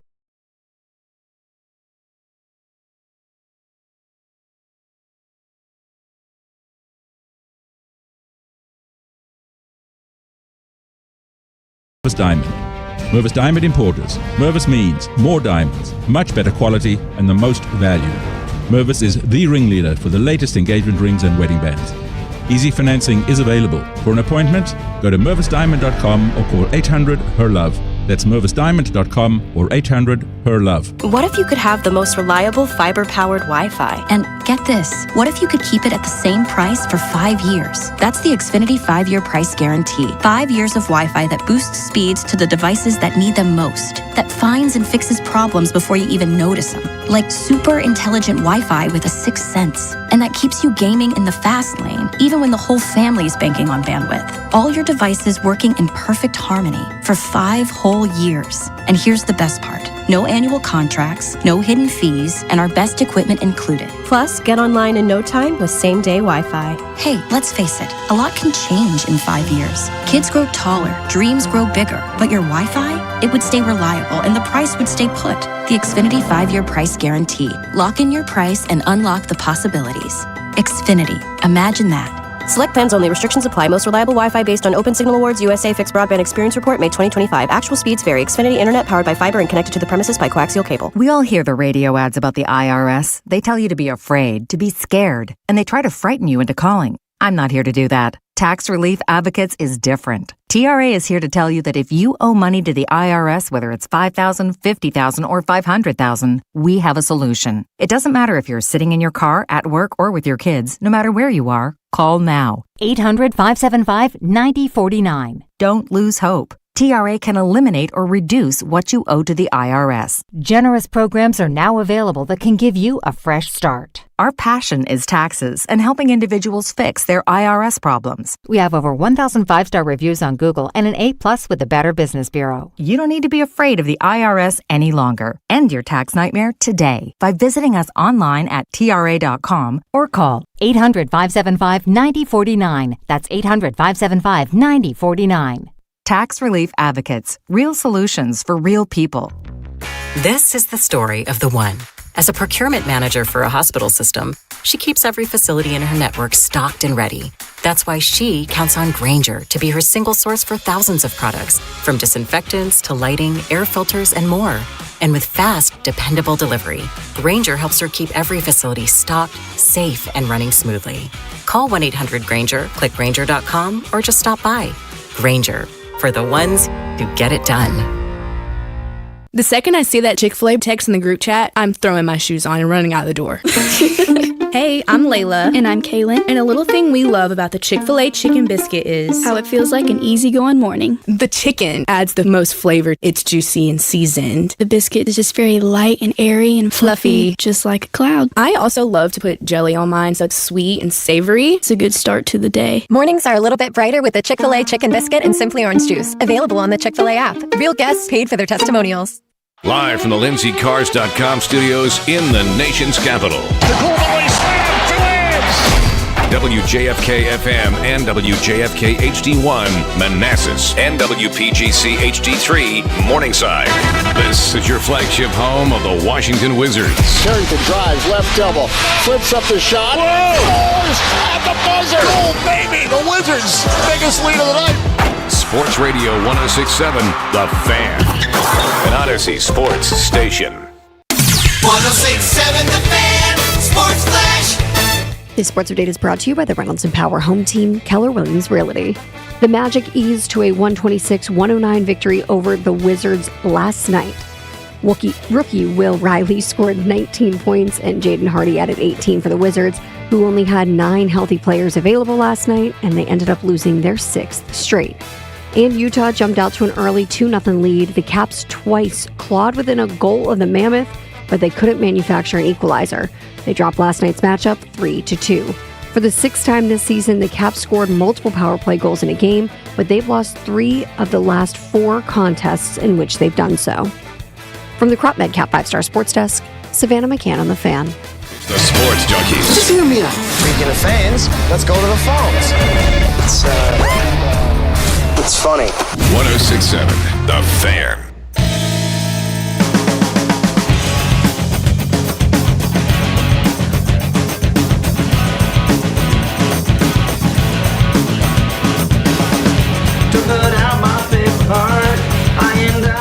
Welcome back. Chucky's coming to you live on 106.7 The Fan and the Team 980 here in the DMV. In Richmond, appreciate you checking us out on 910 The Fan or 105.1 FM, where you can listen to Michael Phillips and our boy A-Wad after us. Of course, you can watch us on the Monumental Sports Network. We're celebrating 30 years of the Junkies all year long, presented by Main Street Bank. Cheer local, bank local. Main Street Bank is a business-focused community bank, proudly serving the DMV since 2004. Visit mstreetbank.com to learn how to put their team in your office. Main Street Bank, member FDIC, equal housing opportunity lender. It's Bish Cakes, EB, and JP. Less than a week away from NFL free agency. It's and coming. Now that the decisions were made on franchise tags, it's become clear who is available in free agency. And at wide receiver, Alec Pierce remains there. He did not get tagged by the Indianapolis Colts. Should he be the Commanders' top target to fit in as a wide receiver 2 alongside Terry McLaurin? As opposed to other guys, right? Yeah. I said, should he be the top target? I like the idea, maybe. I don't know. I think he should be the top target. You do? Yeah. I think he's a home run threat. I know the metrics say some different things that he can't get open, but he catches the ball for deep plays and he scores touchdowns. He literally was in the same category as Jahan Dotson. That was in the TTPR. Yeah. Total targets per reception. It does scare you. But look, there you go. If he's going to be your number 2, I think you can overlook that a little bit. And you can find ways to get him open. Offensive coordinators can find ways to get guys open. So here are his numbers. And if you want to chime in, 1-800-636-1067. Should Alec Pierce be the Commanders' top target to be wide receiver 2 this season? Pierce in 2025 crossed 1,000 yards for the first time. Yep. 47 catches. He did lead the NFL in yards per reception, 21.3 yards per catch. The year before that, it was 22.3. Right. And in that season, he had 37 catches for 824 yards. So he is not a high-volume reception guy. Right. I mean, 37 receptions the year before, that's 2 catches a game, basically. It's not a ton. I mean, it's kind of like De'Ami Brown And he also was in an offense that featured a lot of Jonathan Taylor. rushing the ball. Yeah. So that's going to take away from his I mean, opportunities. who was throwing to him 2 years ago? And this past season, at 47 catches, that's basically 2.5 catches per game. Mm-hmm. So again, not a high volume guy. 1-800-636-1067. I'm just going to give you a couple other options. And I'm going to put this up as our Junkies poll of the day. Should Alec Pierce be their top target at wide receiver via free agency? Juwan Jennings of the 49ers is a free agent. Kind of intrigued by him, too. In 2024... What's his age? I think he's 28. All right. Yeah. 28 or 29. In 2024, he had his best season. Last season was not his best. He had some injuries. Jennings still led the 49ers in receiving touchdowns and was targeted 90 times, had 55 catches for only 643 yards. So he averages like 10 yards a catch. He's not a deep threat. He's Now not a in different guy. No. 2024, he had 975 yards, so he almost hit 1,000. All right, another option is you just run it back with Debo. I don't think they're going to do that. Another option would be Mike Evans, older guy, but he's had 11 straight 1,000-yard seasons. Color me intrigued by Mike Evans. If I could sneak out 2 effective years, I'd be just intrigued. the age and the injury history. Even though he hasn't missed a ton of games, he misses chunks of games because he always has a hamstring injury. Right. To one degree or another. So I'd be worried a bit about that. I think there's a step down after the guys I've named, but I'll give you a couple more. 1-800-636-1067. We know the Commanders need another wide receiver to play alongside Terry McLaurin as a number 2. You can be fine on, Jalen Lane and McCaffrey, but those are more depth guys. Yeah. They need a number 2. The Seahawks had Rashid Shaheed. He's kind of intrigued by him too. He's a speedster. He's a deep threat, kind of along the same lines as Alec Pierce. Probably faster. Yeah. Not utilized as much as a receiver with the Seahawks. More of a kickoff returner. He was more of a special teams guy and kind of minored in wide receiving. But with a bigger role and more targets, probably could do a lot of damage. I don't know what to expect from the fact that he can run is intriguing, but he had 15 catches. Yeah. And he was banged up. Here's an intriguing name. Now, I don't love him because he's more of a short yardage threat than anything, but he's been uber productive from a division rival, so you make the Giants worse. What do you think about Wan'Dale Robinson? I like him. That was the next name I was going to bring up. I like Wan'Dale. He's been targeted 140 times each of the last 2 seasons. Now, part of that's the function of short passing game. He plays in the slot a lot instead of outside. But he's got 93 and 92 catches over the last 2 years. Yeah. He is productive. He is a productive. Now, he's a smaller guy. He's tiny. Like 5'8". He's tiny. But he's a playmaker. Not a big touchdown guw. Only 9 touchdowns. Probably wouldn't cost you a ton of money. Although he put up some really good numbers. I think he's going to make a little more than people think. Yeah. How about, can I give a third or fourth or fifth option? Brandon Ayuk and draft the receiver in the first round. Man, it's just risky.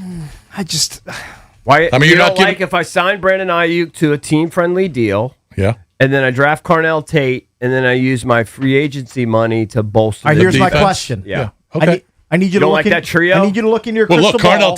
Carnell Tate could end up being your number 1. Sure. Yeah. Who cares? Is Jaden Daniels going to be a calming, steadying influence on Brandon Ayuk?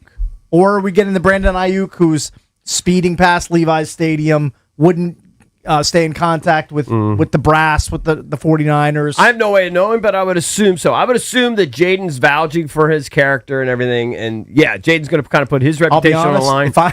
If I'm Jaden Daniels, I don't know if I'm going to be rushing to vouch for Brandon Ayuk's character. Seems like he has been, like, just via social media. Okay, I mean... Well, Adam Peters is going to know exactly what he's getting in Brandon Ayuk. Yeah. So you got to trust him. Right. I'm just saying, I think that is an intriguing combo. I could be sold on it, but I have issues with his maturity. His maturity issues are problematic. And the injury, yeah. I think, Cakes, you're selling me on Wan'Dale. Because when I did that stick to the model thing, I went with Alec Pierce. Mm-hmm. But looking at those numbers that Zach Kruger put out and looking at his total production, I want a guy who gets me over 50 catches And Wandale's still pretty young. And some people are speculating this could be Terry's last season. Now, a few weeks back when we were talking about how to approach the draft and free agency, I was for drafting a wide receiver high because I'm looking at drafting a number one wide receiver who's young. Right. Because right now their number one receiver is not young.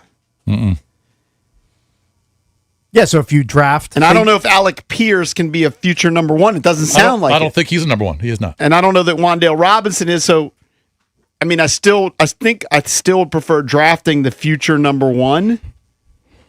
And I know we all are smitten with Jeremiah Love. Well, that's why I think you zig and you go Carnell Tate. Yeah, maybe I draft the wide receiver and I stay away in free agency. That might be my play as GM JP. I would do a lower priced free agent receiver, not top of the market, like an Ayuk, or maybe Jawan Jennings. I don't know. I'm falling out of love because of some analytics on Alec Pierce. Yeah, well, it's understandable.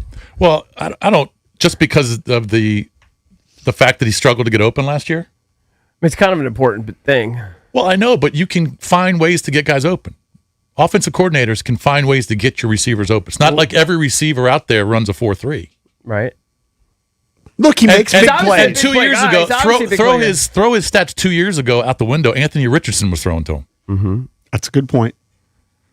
He's not a number one, I agree, but he's a good number two. Solid number two. Now, the problem is he's the top free agent on most boards, so he's probably going to command a lot of cash. He's going to be expensive. So I could see if you don't want to spend a lot of money on a number two like that. Right. But I think you got to throw the numbers out the window because if he's in a pass-happy offense or an offense that is efficient and throwing the ball like they would be here, he's going to put up decent numbers. All right, GM JP is officially moved off Alec Pierce.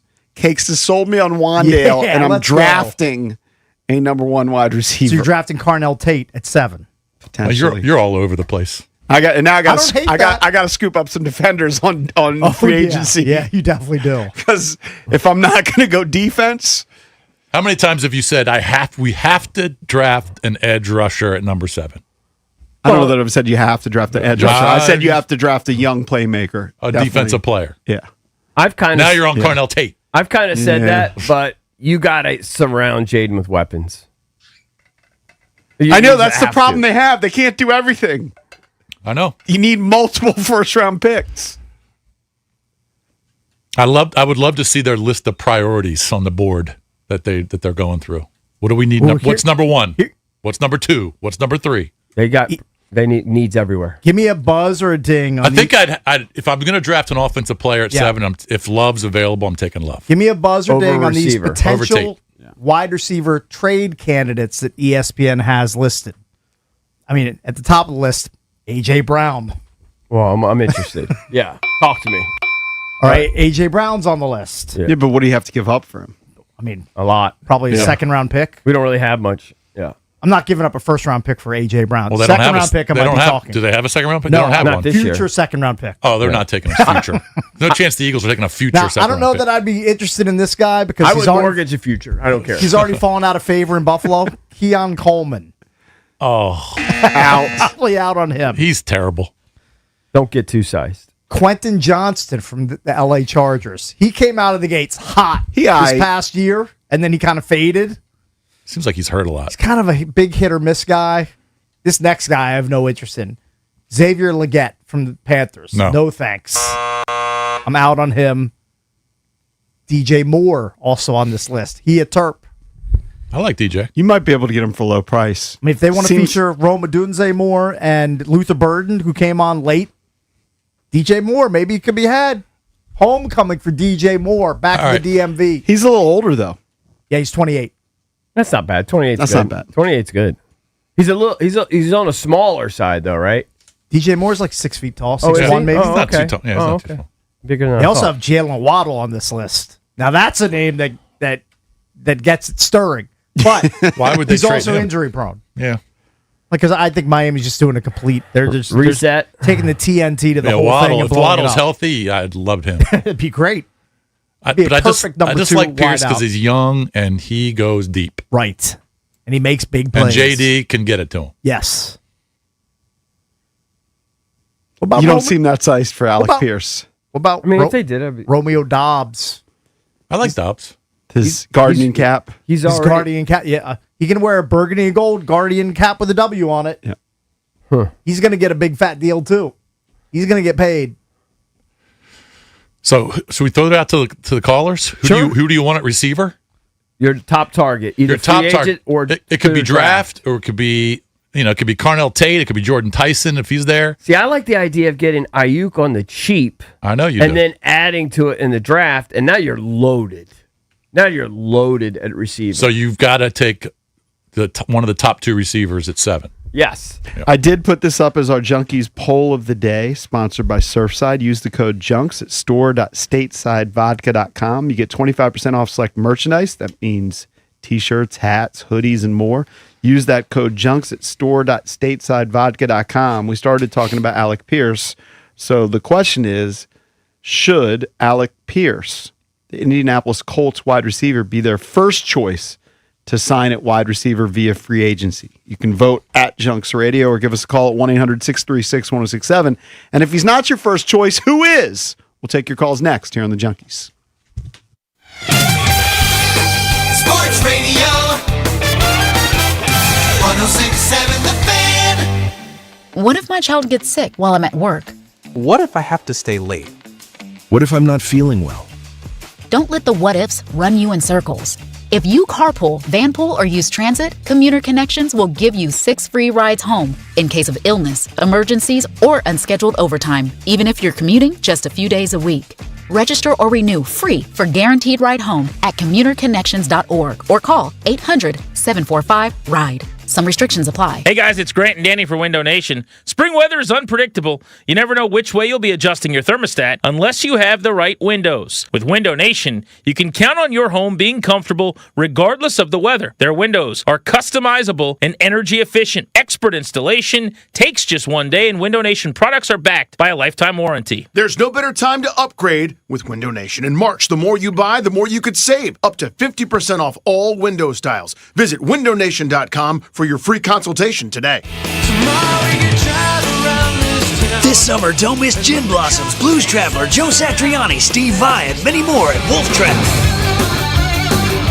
Tickets for over 50 summer shows are on sale now at wolftrap.org. Hey, it's JP from the Junkies. Did you know Verizon Home Internet covers more homes with faster speeds across the country than any other provider? Now you can get award-winning Fios Internet for just $20 a month for 3 years. Switch today. Enjoy savings you can count on. Verizon Home Internet consists of Fios and 5G Home. Availability varies. Comparison based on FCC BDS data of home internet providers. Download speeds over 50 Mbps. June 2025. Limited time offer for eligible new customers. Fios $20 per month plan with auto pay, mobile phone plan, mobile plus home, and bonus discount. Enrollment required. 3-year price guarantee. Applies only to then current base monthly rate for Fios. Additional terms apply. BMitch here. Just like on the ice, you got to protect yourself out there. And that's why I ride with Law Tigers in my corner. They've been fighting for injured riders for over 20 years, and knowing they've got my back makes every ride even better. Now here's a power play that you don't want to miss. Law Tigers teamed up with Harley Davidson of DC to give away a custom Washington Capitals Harley. This one's a beauty. Trust me. Go to capsfansbike.com to enter today. Law Tigers, the motorcycle lawyers, Caffers and Knockman, Olivia Donahue. Save on hearty main dishes at Whole Foods Market. Get 20% off air-chilled boneless skinless chicken breast with Prime through March 10th. As always, there are no antibiotics ever. While supplies last, shop in-store or online. Terms apply. If you're running for an elected position this year or represent a political PAC, understand, winning isn't about being everywhere. It's about reaching the right voters with your message, often enough to matter. Odyssey DC delivers that advantage with the Triad's top-rated radio brands, reaching almost 700,000 voter-aged, engaged listeners, according to Nielsen Research. Odyssey reaches voters where trust is built, during commutes, at work, home, and all points in between. And when you pair radio with Odyssey's digital app and podcast network, your message extends even further with precision targeting and measurable frequency. Eager voters are listening to Odyssey DC right now, and so are you. What would you like to say to them? Get started by calling Odyssey DC 202-971-8007. That's 202-971-8007. 202-971-8007 for Odyssey DC. Next on The Fan, it's BMitch and Finlay. NFL franchise tag deadline day has come and gone. So what teams are best positioned as we get closer and closer to NFL free agency? Plus, we're talking Wiz with Chase Hughes, a little bit of Caps talk, and Peter Rosenberg will join the program. Brian Mitchell and JP Finlay. Weekdays from 10 to 2 on 106.7 The Fan and the Odyssey app. Yo, Harvey, Zoe, group selfie. Ooh, nice new iPhone 17, Drewski. Let's do a triangle formation. I'm in front. With a center stage front camera, everyone fits in the shot. You got it at T-Mobile. But switching takes forever. Not anymore. Now you can switch to T-Mobile in just 15 minutes. Focus, people. Nail your pose. And you get a new iPhone 17 on them. No way. Yes way. No way. Yes way, guys. Switch to T-Mobile and get iPhone 17 on us. And right now, we'll pay off your old phone up to $800. I'm grabbing my phone and switching to T-Mobile right now. Get back, Harvey. We're taking a let's go again, y'all. With 24 monthly bill credits, finance agreement, 256 gigabytes, $830, eligible trade-in, example iPhone 13 and new qualifying line, $60 plus per month plan with auto pay plus taxes and fees. For well-qualified customers plus tax and $35 device connection charge. Credits end and balance due if you pay off early or cancel. Contact us. $800 via virtual prepaid card. Card typically takes 15 days after rebate submission, no cash access, and card expires in 6 months. Check out in 15 minutes per line. Visit T-Mobile.com. Staples presents That Was Easy. So I own a coffee shop, and I wanted to label everything with our logo. That's ambitious. Cups, boxes, bags. Ooh, that'll add up. Not at all. Because right now, Staples prints custom labels for 30% off. 30% off? That's shockingly affordable branding. Yep. Now our logo and URL are seen all over town. Brand your business for less at Staples. That was easy. Shop Staples in store, online, or in the app by 4/4 to unlock. Exclusions apply. Visit staples.com/print for details. You know that Big Bargain detergent jug is 80% water, right? It doesn't clean as well. 80% water? I thought I was getting a better deal because it's so big. If you want a better clean, Tide Pods are only 12% water. The rest is pure, concentrated cleaning ingredients. Oh, let me make an announcement.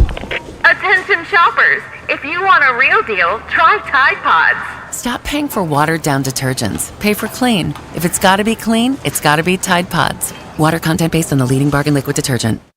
It's the Sports Junkies. All right, I'm going to give you real quick. A good reason to listen. On 106.7 The Fan, and always live on the free Odyssey app.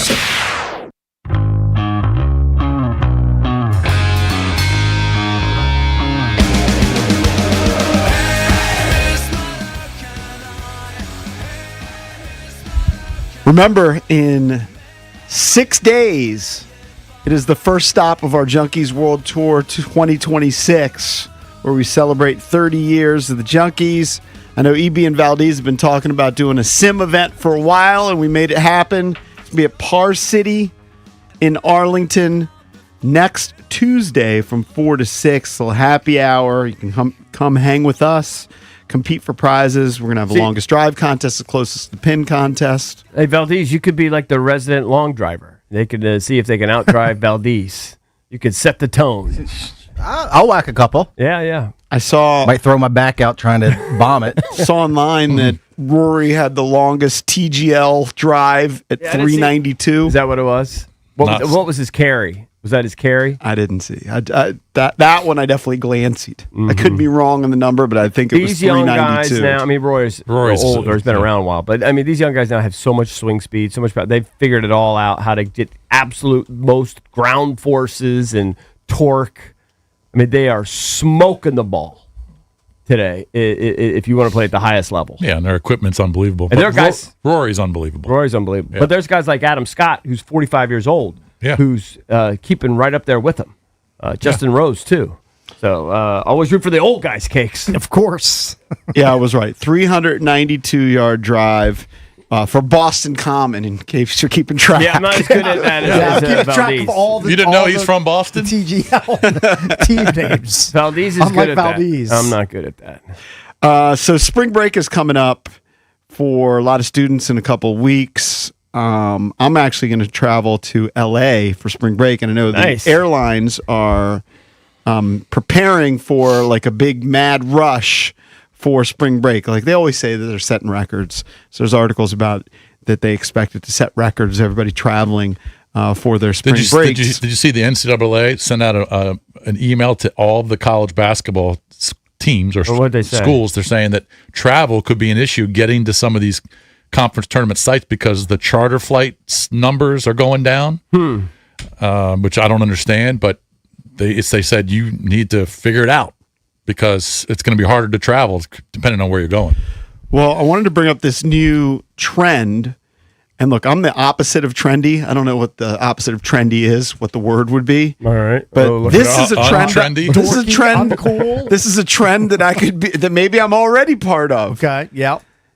They're calling it the risky airport theory. Risky business. Where more and more travelers are cutting arrival time for flights way too close, says an expert. You're the forerunner. But they You've been are doing this for 30 years. Yeah. There are more and more passengers. Does it every day. It's a social media trend encouraging passengers to arrive just minutes before clearing security, often just 15 minutes ahead of boarding.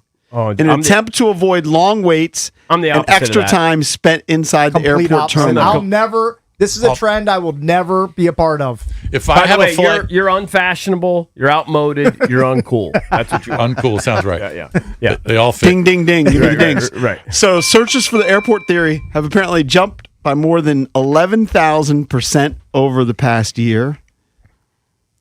I mean, my mind is still blowed by the fact that you missed the flight back from L.A. because you had to go to like Hudson News. I was right there with you. And buy a Cliff Bar, and then they slammed the door shut and no JP on the flight. How did he miss that? They kind of hoard me. How long did it take to get a Cliff Bar? No, they hoard me. Like Cakes and I. He doesn't like to sit on the plane and wait, so he kind of likes to go on kind of later.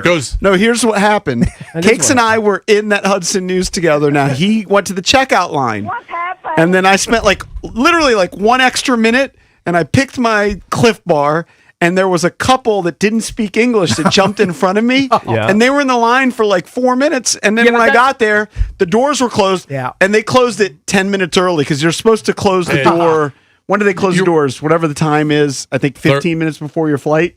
And I got there 20 minutes before the flight, and they shut it down. The truth is they've been boarding for probably 20 minutes. Okay. Yeah, you just... You cut it way too close. boarding, You cut it too close. It might be time for one last quick pee. Yeah, that's it. That's it. Then you start milling around. There's a lot of milling. The last thing I would be doing when the flight's 20 minutes from takeoff is buying a Cliff Bar. JP is down to group 4. JP's going to get a candy bar. I'm glad he missed it. Oh, I couldn't have been happier. It's one of my happiest days of my life. It's up there with Maryland winning national championship. Yeah, your kids when we were out, we were out in L.A. for the.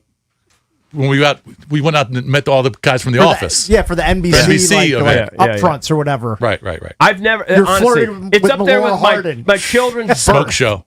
I put my kid's birthday, Maryland national championship, couple Super Bowl dubs, and JP missing a flight.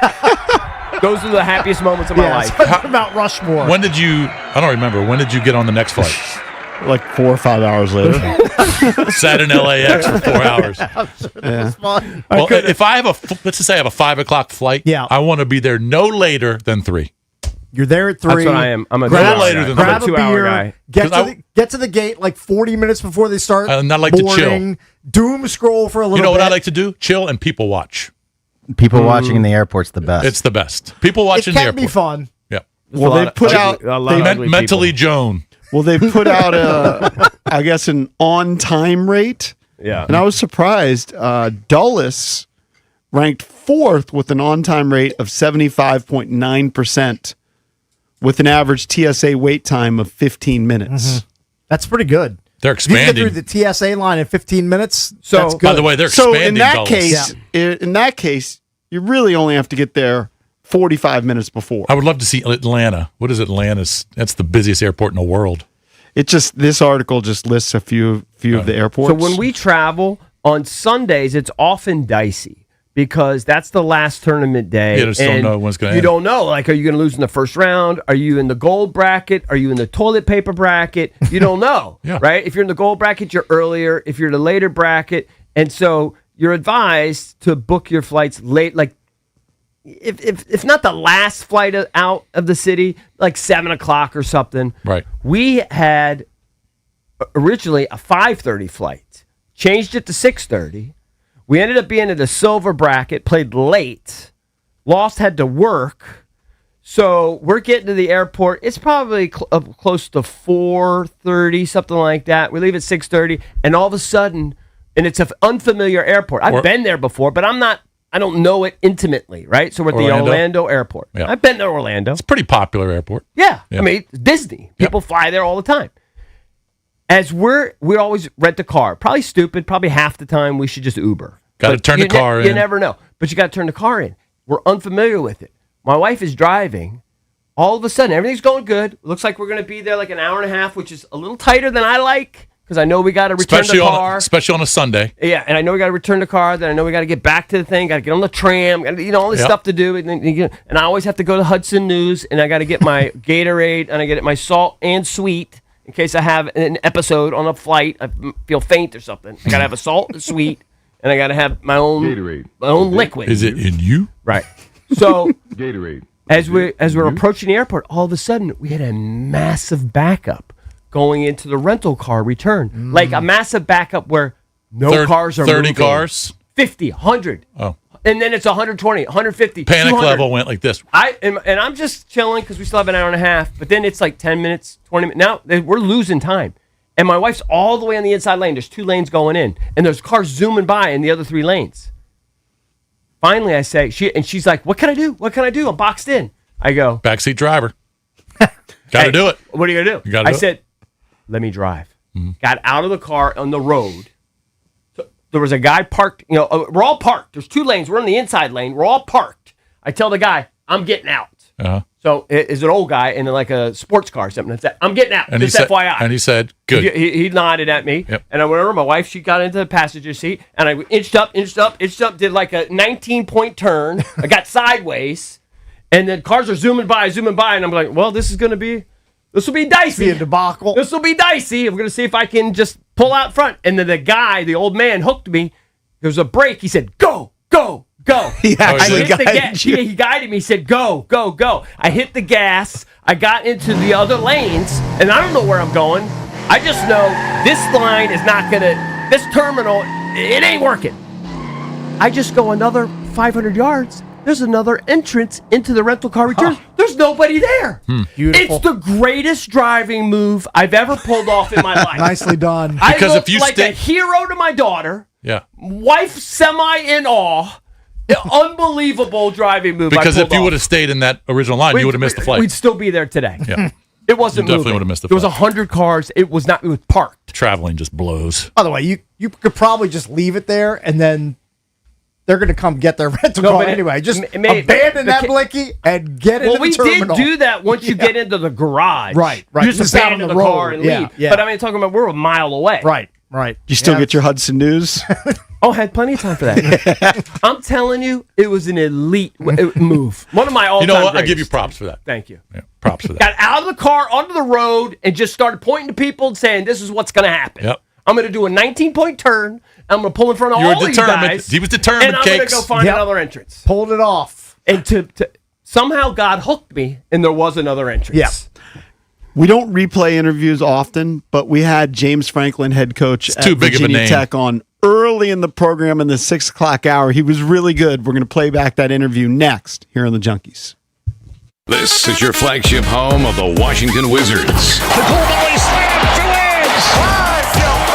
And DC Sports Talk all day. Puts up the shot. Whoa!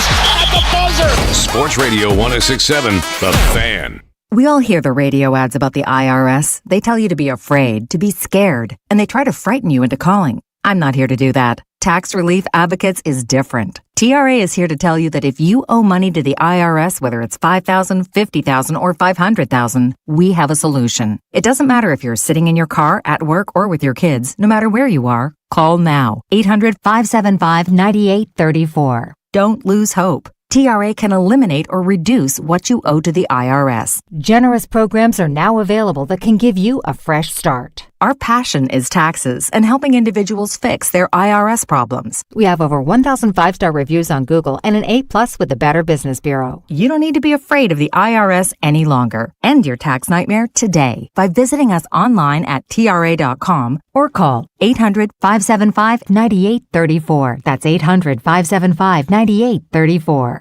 Tax Relief Advocates. Real solutions for real people. We all hear the radio ads about the IRS. They tell you to be afraid, to be scared, and they try to frighten you into calling. I'm not here to do that. Tax Relief Advocates is different. TRA is here to tell you that if you owe money to the IRS, whether it's $5,000, $50,000, or $500,000, we have a solution. It doesn't matter if you're sitting in your car, at work, or with your kids. No matter where you are, call now. 800-575-9049. Don't lose hope. TRA can eliminate or reduce what you owe to the IRS. Generous programs are now available that can give you a fresh start. Our passion is taxes and helping individuals fix their IRS problems. We have over 1,000 5-star reviews on Google and an A+ with the Better Business Bureau. You don't need to be afraid of the IRS any longer. End your tax nightmare today by visiting us online at TRA.com or call 800-575-9049. That's 800-575-9049. Tax Relief Advocates. Real solutions for real people. For Mervis Diamond Importers, I'm Ronnie Mervis. Over 1 billion years ago, diamonds were formed deep under the Earth's surface. Then, in 1871, a great event occurred when the richest diamond field in history was discovered in South Africa. News spread like wildfire. The rush was on. By the early 1900s, Morris Mervis was furiously working the diggings, and the Mervis Company had become a leading diamond trader. Today, Mervis Diamond Importers is active globally, and our diamonds rank among the best in the world. We provide value because we import direct, there is no middleman. The Mervis Diamond selection is legendary. If you're only going to buy one diamond for the rest of your life, make sure it's a Mervis Diamond. Mervis Diamond Importers. Mervis means more diamonds, much better quality, and the most value. Mervis is the ringleader for the latest engagement rings and wedding bands. Easy financing is available. For an appointment, go to mervisdiamond.com or call 800-HER-LOVE. That's mervisdiamond.com or 800-HER-LOVE. This is the story of the one. As a maintenance tech at a university, he knows ordering from multiple suppliers takes time away from keeping their arena up and running. That's why he counts on Grainger to get everything he needs, from lighting and HVAC parts to plumbing supplies, all in one place. And with fast, dependable delivery, he's stocked and ready for the next tip-off. Call 1-800-GRAINGER, click Grainger.com, or just stop by. Grainger, for the ones who get it done. When you start focusing on what you're grateful for, what you're missing starts to matter less. For over 20 years, we've focused on what truly matters, our customers. We appreciate your trust, your loyalty, and your continued belief in us. It's what drives everything we do. Thank you for being the cornerstone of our legacy. Main Street Bank. Put our bank in your office. Visit mstreetbank.com to learn more. Member FDIC, Equal Housing Lender. Did you know about 1 in 3 people with plaque psoriasis may also develop psoriatic arthritis, which causes joint pain, stiffness, and swelling? Does this sound like you? Listen to what it sounds like to be a million miles away. Tremfya guselkumab, taken by injection, is a prescription medicine for adults with moderate to severe plaque psoriasis who may benefit from taking injections or pills or phototherapy, and for adults with active psoriatic arthritis. Serious allergic reactions and increased risk of infections and liver problems may occur. Before treatment, your doctor should check you for infections and tuberculosis. Tell your doctor if you have an infection, flu-like symptoms, or if you need a vaccine. Imagine being a million miles away. Explore what's possible. Ask your doctor about Tremfya. Visit Tremfya.com or call 1-800-526-7736. It's the Sports Junkies. You're on the air. Listen anytime, anywhere on the Odyssey, iHeartRadio, or TuneIn apps.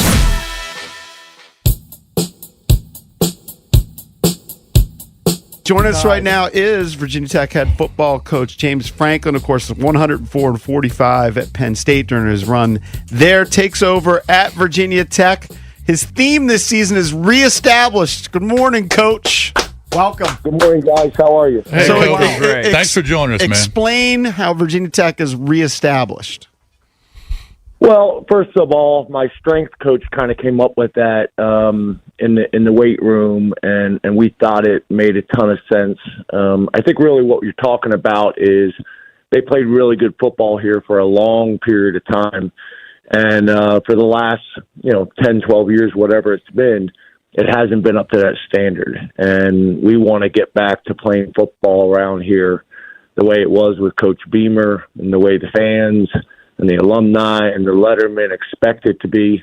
So we want to reestablish that legacy here. Coach, I got to tell you, I was down there a lot because both my daughters went there and they both graduated. But I can't tell. I still have friends in the sports information office and the athletic department, how excited they are for this. I wanted to ask you, when was the last time, before you got hired, when was the last time you were in Blacksburg and saw the facilities? I had not really seen the facilities at all. As you know how these coaching things go, you don't really necessarily get to come and check the place out. Right. I did take a black ops trip here with my wife. We drove around campus in the back seat of an SUV with tinted windows on Halloween. So I probably could have put a costume on and walked around. That's so sick. That's funny. The last time I was here, I was the offensive coordinator for Ralph Region at the University of Maryland, which I know you guys are familiar with. Yep. I was a young offensive coordinator. I think I just left the Packers and came here, and there was a guy on the opposite sideline named Bud Foster. Yep. And I had to welcome to college football. I had a welcome to being a first-time offensive coordinator moment, and got my ass kicked by Bud Foster that night.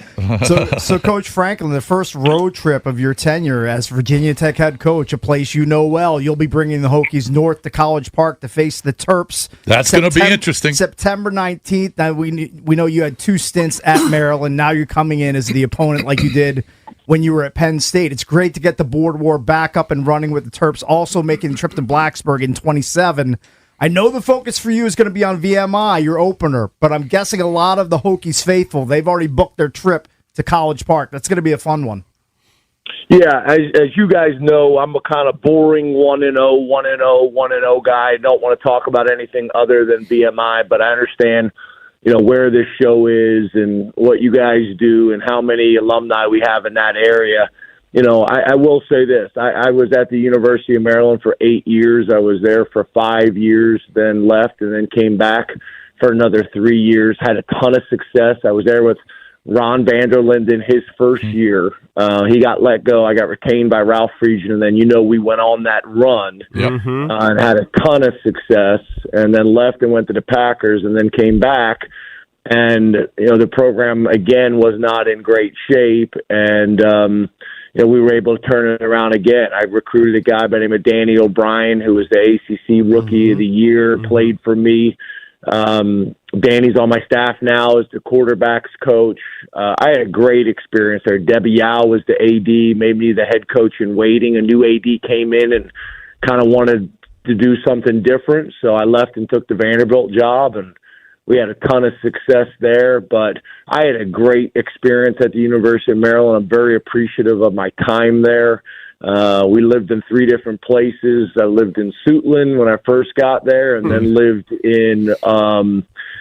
in basically Crofton, not far outside of Annapolis. And then the last time I lived in Olney, right by. There you go. This is my guy, Coach Franklin. Well, you talked to 3 guys from Bowie and 1 guy from Lanham, so we know the whole deal. You were recruiting all my DeMatha boys, there, Coach. That's right. Yeah. That's right. And my recruiting area was Baltimore City, PG County, and D.C., so I know the area very well, and had a great experience there.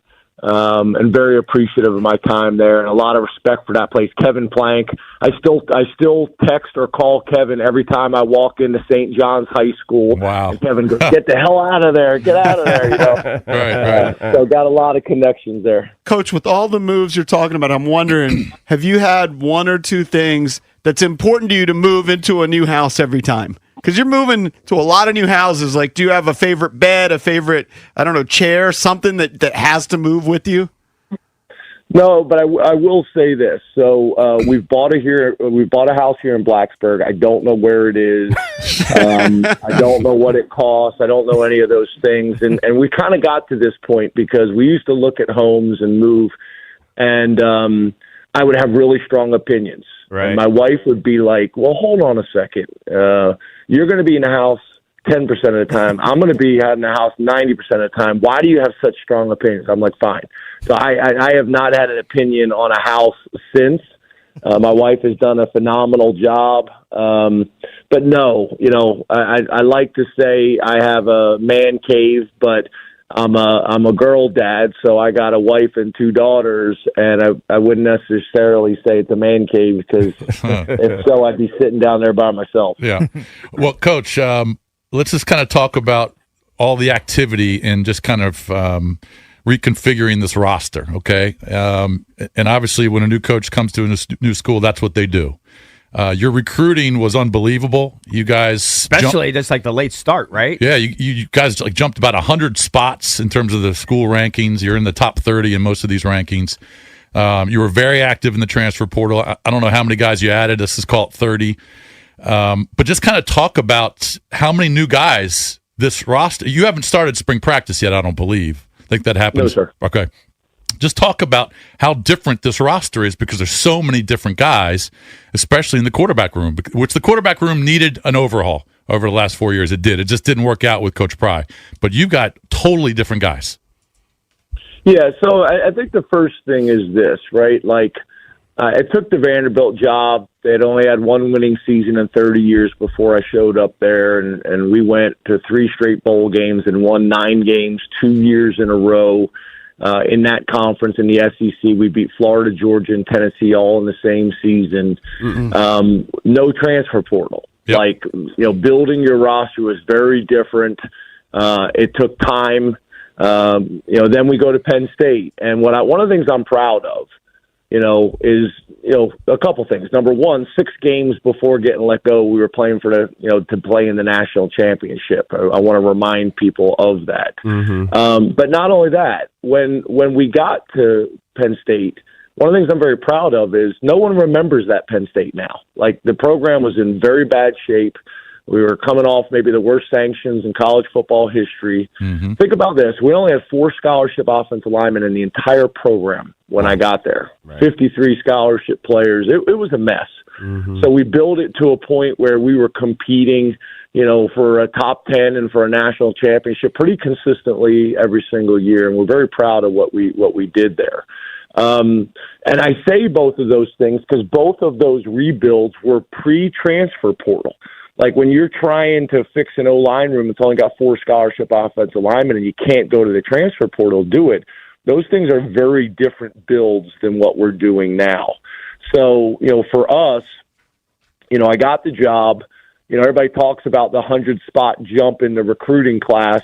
One of the things that was very unique that I don't think a lot of people understand is I was the only coach here.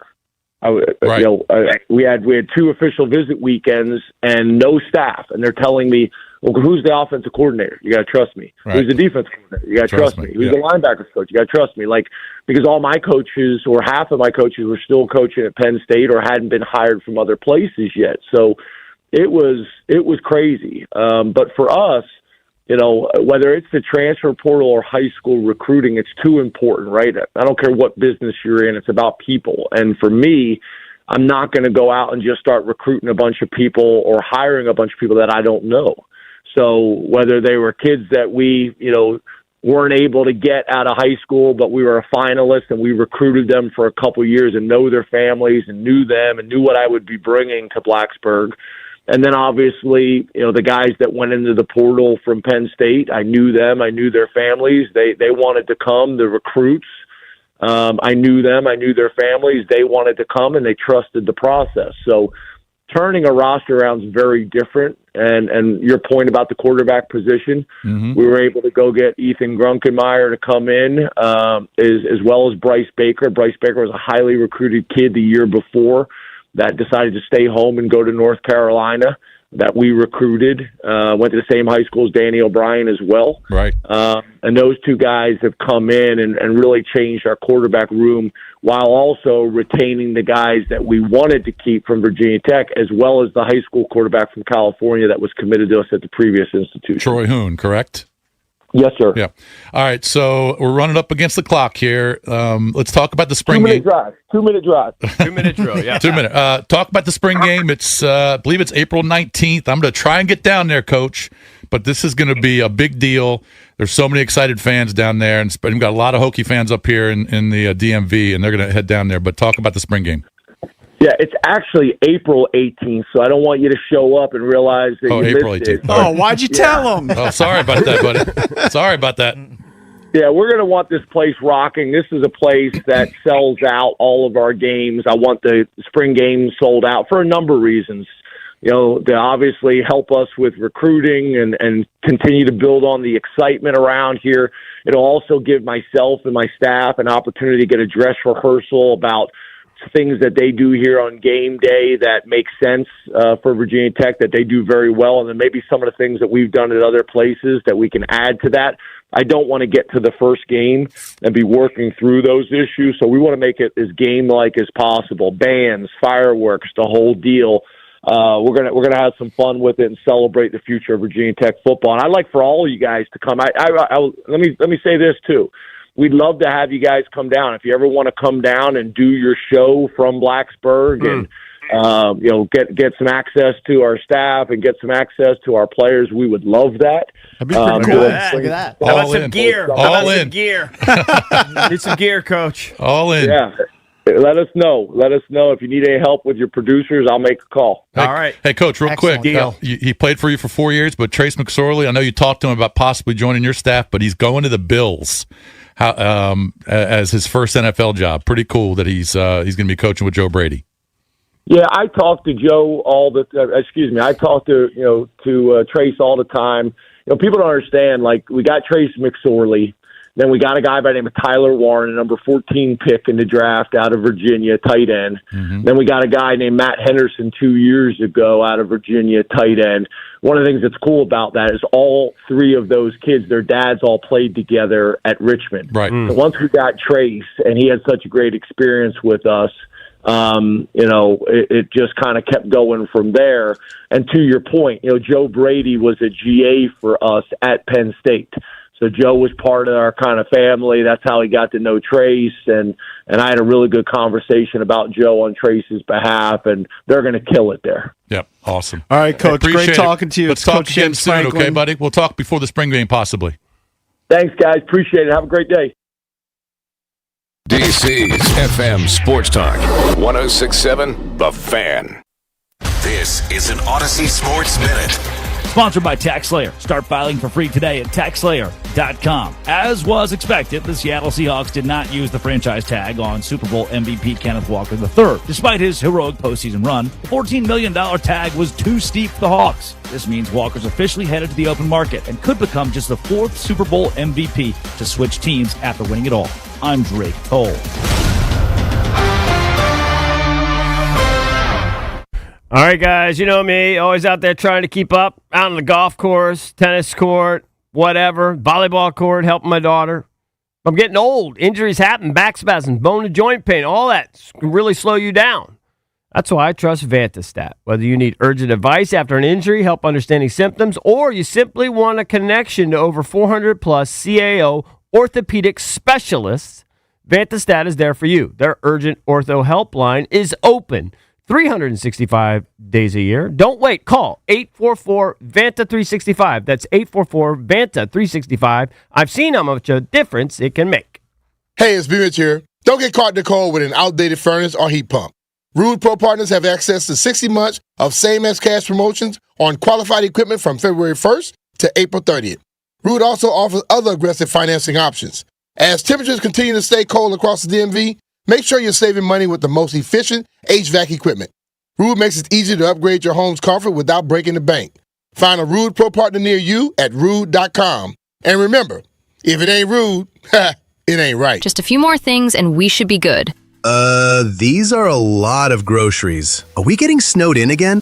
No, just getting enough stuff to watch all the winter events. Don't want to miss any chance to support our athletes. Do you plan on feeding them too? Besides, I'm getting cash back on all this with Upside. Upside? What's that? Upside is a free app that gets you cash back when you shop at gas stations, grocery stores, and restaurants. You get cash back just from things you regularly buy? Yep, and right now they have a $10 bonus when you shop at Giant. All right, I'm getting Upside, and maybe another grocery cart we can fill up. Earn real cash back on your regular shopping. Download the Upside app and use promo code DC1 to get a $10 bonus on your first grocery purchase at Giant. That's promo code DC1 to get a $10 bonus. Use promo code DC1. Offers vary by user and location at participating merchants. Go to upside.com for terms and conditions. Liberty Mutual customized this song for you. Like your car insurance, it's custom too, yeah. Liberty Mutual's got the coverage that could save you money. Thanks to Doug and Limu, well now you can go and take that cruise. Liberty, liberty, liberty, liberty, yeah. All right, guys, EB here. You know I love a good edge.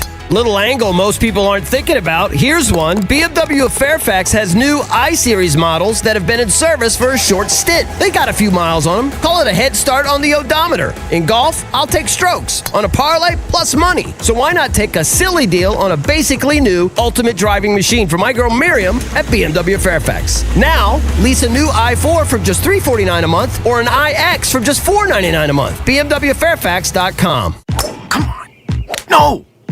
It's just a golf lesson, champ. Loosen up. I can't. See that Hyundai Santa Fe? Yeah. I only paid for no Finish up on your own. I gotta run. Deal's so right, it almost feels wrong. The Hyundai Getaway Sales Event. Get 0% APR for 60 months, plus 0 payments for 90 days on the Hyundai Tucson, Tucson Hybrid, Santa Fe, or Santa Fe Hybrid. Now, during the Hyundai Getaway Sales Event. Hurry. Offer ends March 31st. Call 562-314-4603 for details.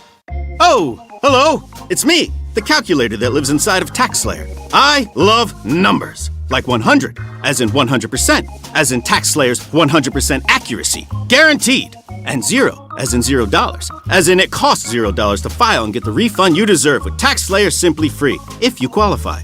Simply Free is available to a limited number of taxpayers with age, income, credit, and deduction restrictions. See TaxSlayer.com for eligibility requirements. TaxSlayer. File fearlessly.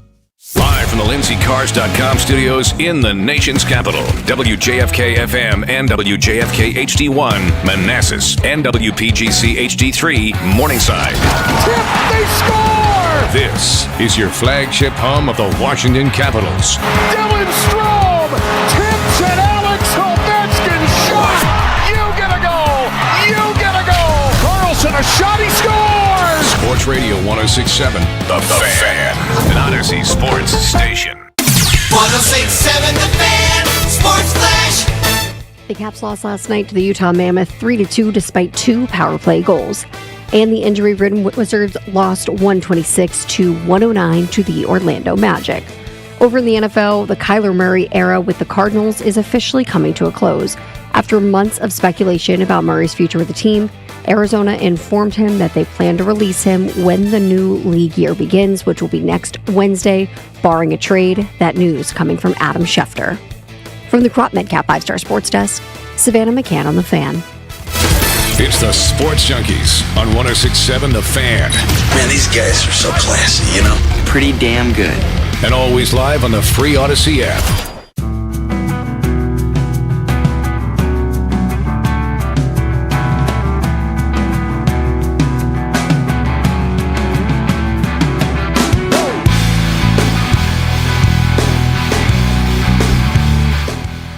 Welcome back. Junkies coming to you live on 106.7 The Fan and the Team 980 here in the DMV.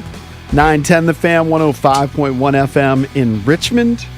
You can watch us on the Monumental Sports Network. We're celebrating 30 years of the Junkies.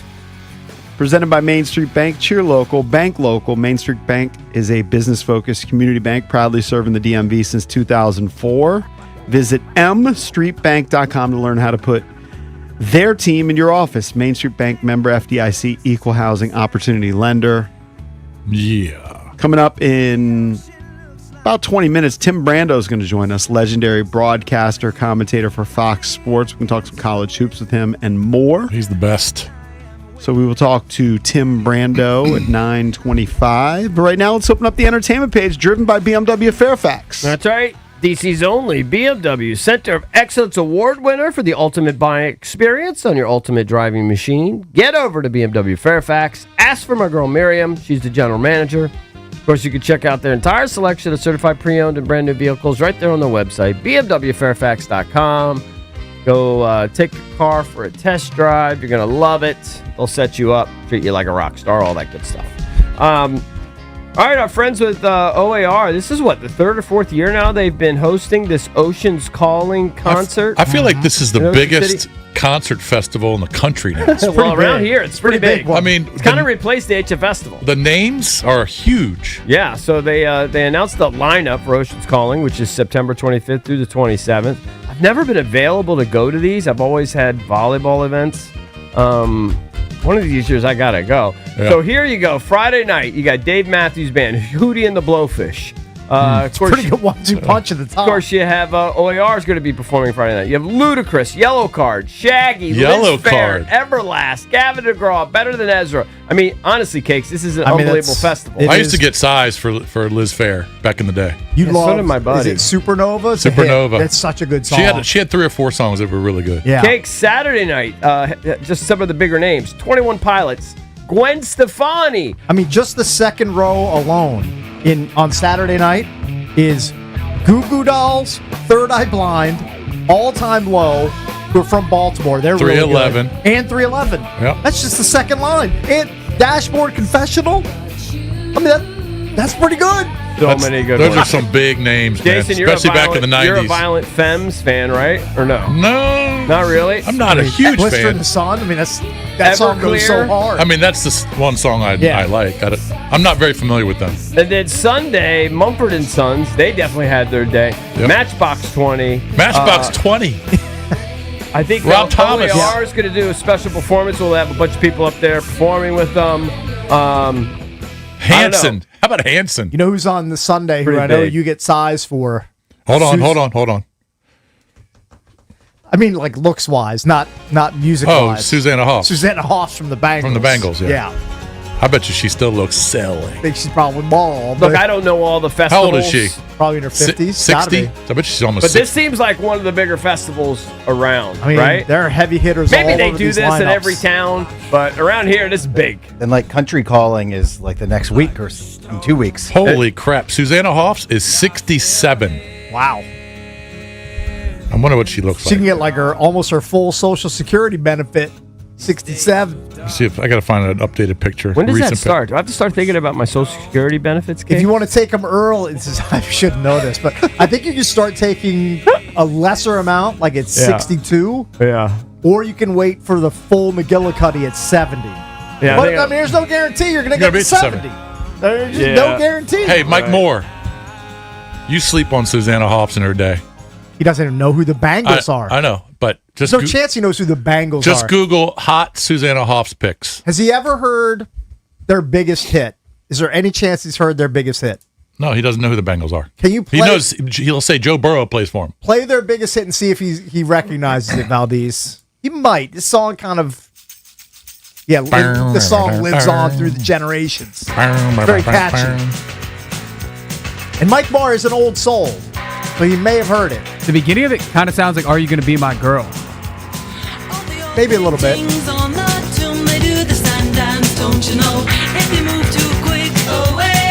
I believe Rob has done this move in a few Junkies appearances in the past. King Tut, that's your hint. Yeah. Yeah. Nothing? Walk like this country. No idea. I don't know if the King I have no Tut's file helping on him. this. I think Manic Monday's better than this stuff. I would agree. But I think this is their biggest hit. Yeah, you're probably right. I consider myself a music historian, but this one, Walk like an Egyptian, never? Nothing?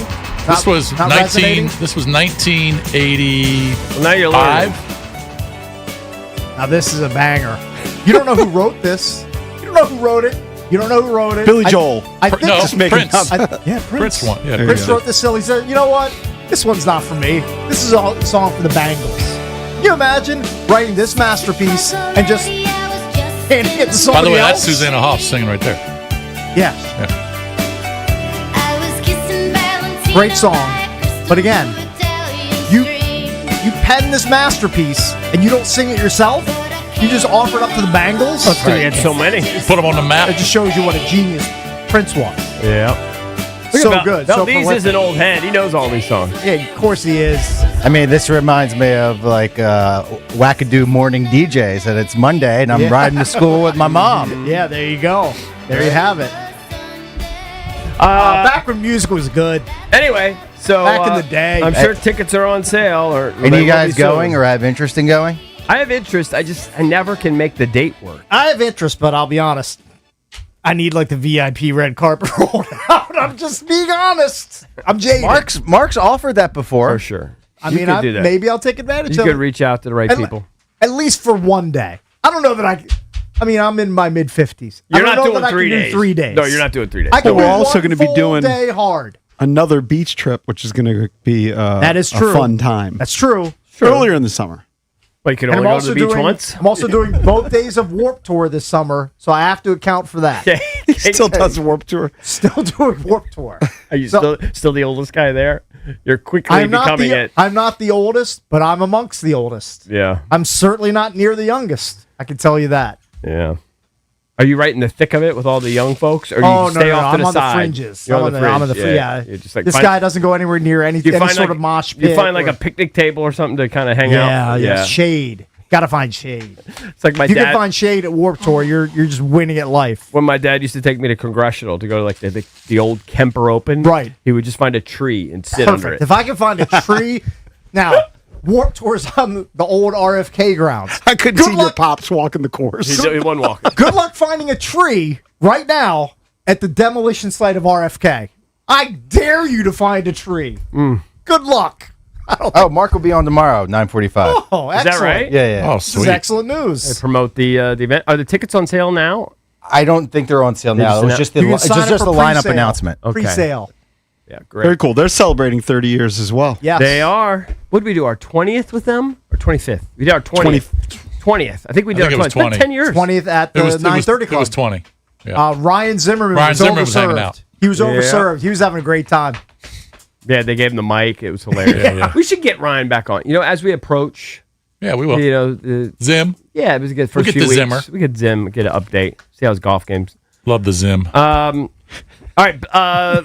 What? You just love nicknames so much. Yeah. Like Benj yesterday, he said Mocky Mock is what we're going to call mock draft. Yeah, I do. But something gives him pleasure. Let him have his pleasure. Exactly. If there's one thing on the planet that gives me pleasure, just let it go. Let him have his pleasure. It might make him smile. Well, at there's some two point. things: that and picking moneyline parlays. Yes. Megan Fox apparently is going viral for her return to Instagram. You can see there's like Page 6 is picking up on it. She's in the Daily Mail, looking particularly hot. And apparently her ex noticed Machine Gun Kelly. I think he commented. He got in the comments and he goes, something to the effect of, thank God I have your number. Oh, really? He's Something like grasping. that. Yeah, I don't know. Instagram straight flex. Thirst trap.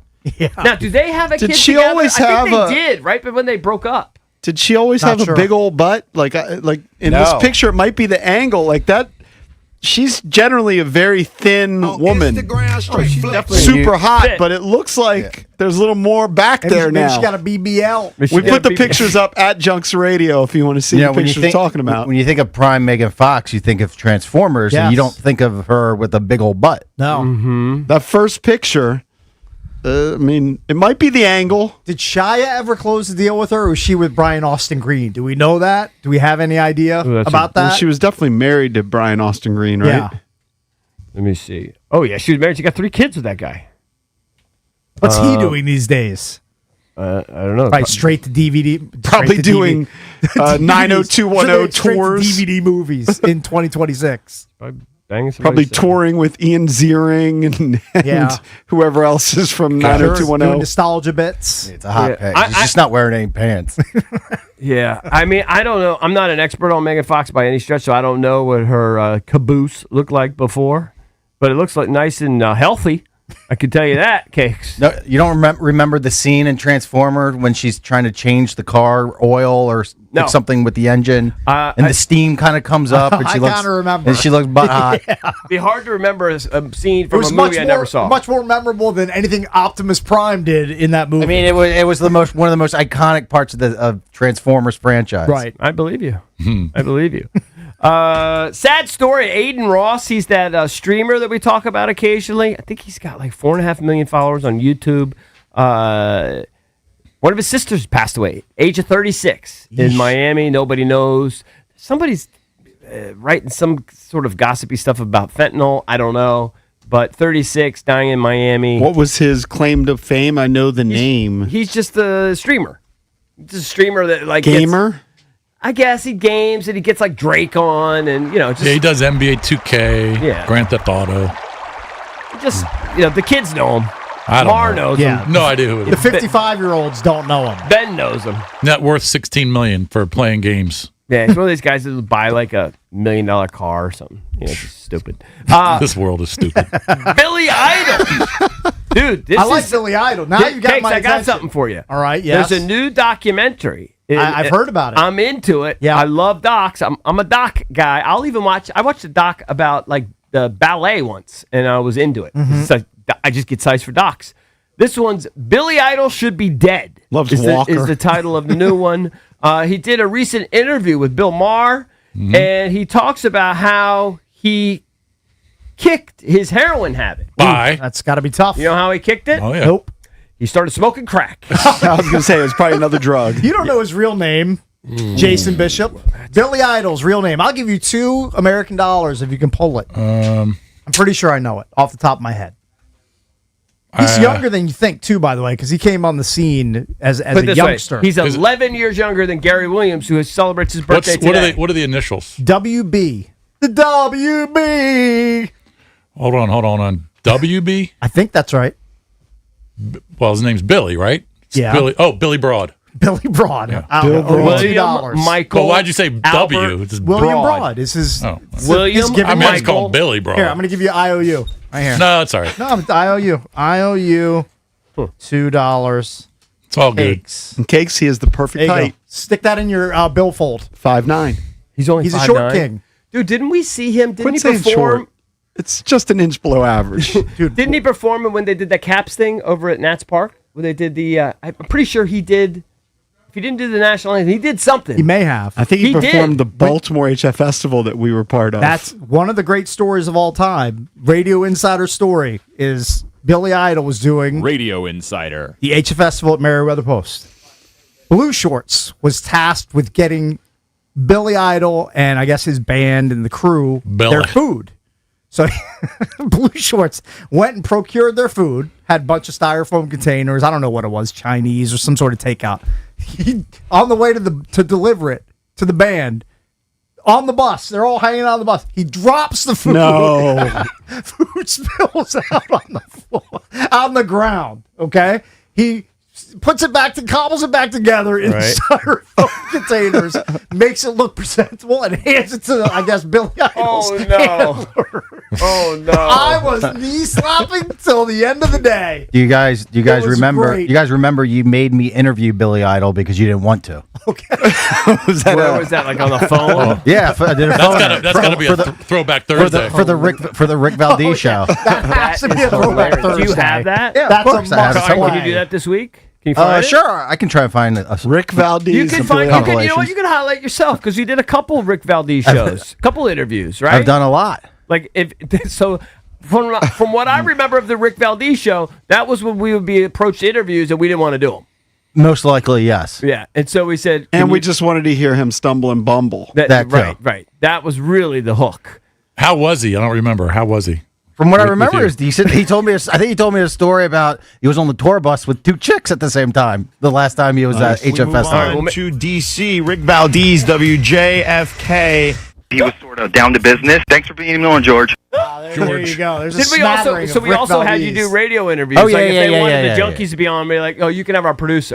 That's when he went on George Sedano's show. Yeah, that's and how said, that's how it started. Thanks They for asked- being on yeah. George. Am I supposed to know George Sedano? Is he some super famous guy? On ESPN a lot. Yeah. He was he Miami based? Yes. Yeah. Is he still on? I don't know. I see him doing Probably down NBA there. games and Oh, WNBA okay. games. All right. I think you should do a segment, if not this week, the Rick Valdez. Dr. Eggy in their Manassas location did the surgery on me. It literally took. It literally. Cakes. It literally. This is great. Why don't I play that more? Say I literally. should play that Do more. it again. One I'm more gonna play time. the one whole more time. thing. Yeah, All play right, the one whole more time. The one more whole time. thing. Dr. Eggy in their Manassas location did the surgery on me. It literally took. It It literally took. It literally. I can't say. It literally.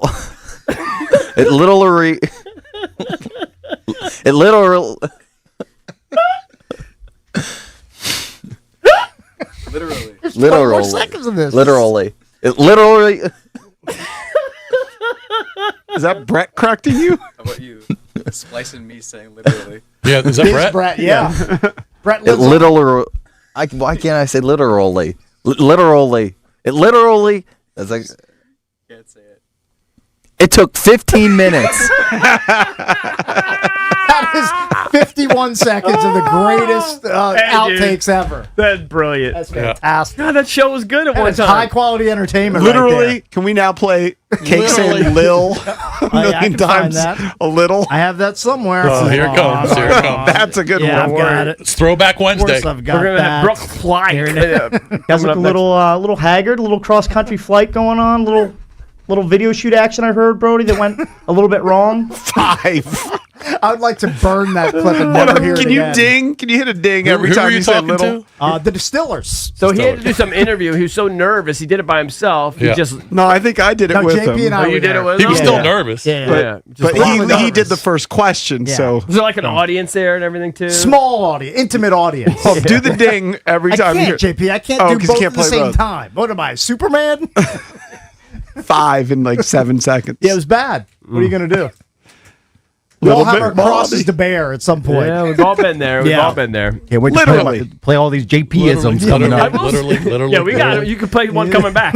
But you know what? I will say it is hard to say literally. Literally. It's a tough word, It's a right? tough word. It's a mouthful. And then especially if you It get literally tongue tied, took- if you get tongue tied. Yeah. you get in your own head. Cakes does it about once a Dr. month. Iggy, Sometimes I'll literally stumble. Yeah. You just got to eliminate it. Yeah, That's what I'm saying. Like you did That's what I'm saying. Yeah. You just have to eliminate it. Perfect. That's a great close. Don't ever say it. You should just go, honestly. I don't know what else you would replace it with. All right, there you go, Cakes. Entertained you. You did Mostly entertain Valdez me. entertained Yes, you. yes, always. Coming up next, legendary broadcaster Tim Brando joins us here on the Junkies. Sports Radio 106.7 The Fan. All right, guys. EB here for FanDuel. College basketball's nonstop.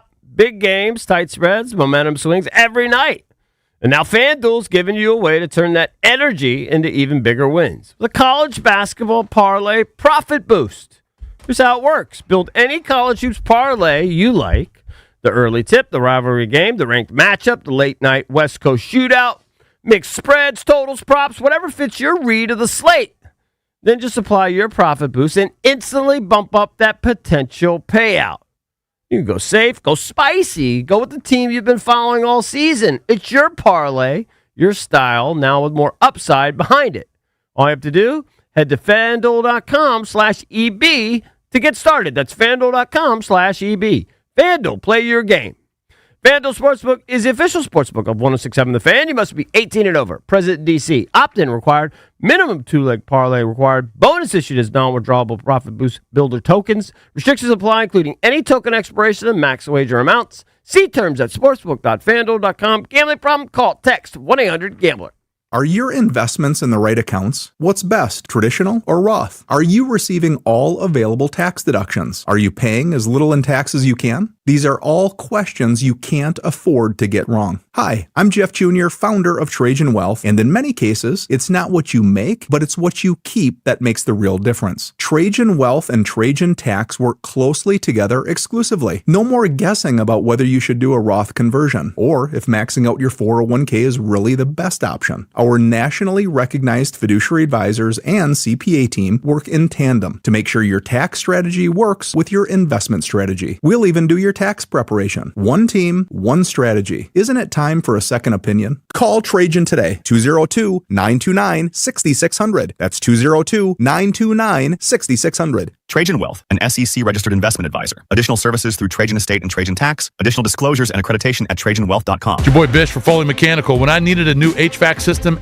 a water heater, and a sump pump, I called Foley Mechanical. This isn't some big corporate HVAC chain. Dan Foley owns the company. You can tell he cares about the work. His crew is top-notch, especially if you've got an older home or radiator heat. They did a great job at my place. They will at yours. Foley Mechanical serves D.C., Maryland, and Virginia, and they proudly install Amana HVAC equipment. Call Dan Foley and his team at Foley Mechanical. They're the real deal. Xfinity Tech Support, Matthew speaking. Hi, I live in a pretty remote place, like Jurassic Park remote. No! Wow. Will Xfinity Mobile work out here? Yep, the combination of reliable Wi-Fi and 5G makes it so that you can stay connected in all kinds of places. Plus, you get access to ultra-fast speeds and coverage, whether you're poolside or out live streaming with a T-Rex. Hold still, you're about to go viral.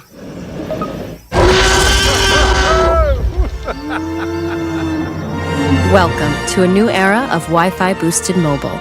Cut your mobile bill in half with 2 lines of unlimited. Discover a new era of Wi-Fi boosted mobile at xfinitymobile.com. Xfinity. Imagine that. Watch Jurassic Park with Xfinity. Savings comparison based on promotional rate for 2 lines of Xfinity Mobile Unlimited versus 2 lines of T-Mobile Experience More, Verizon Unlimited Plus, and AT&T Starter as of February 10th, 2026.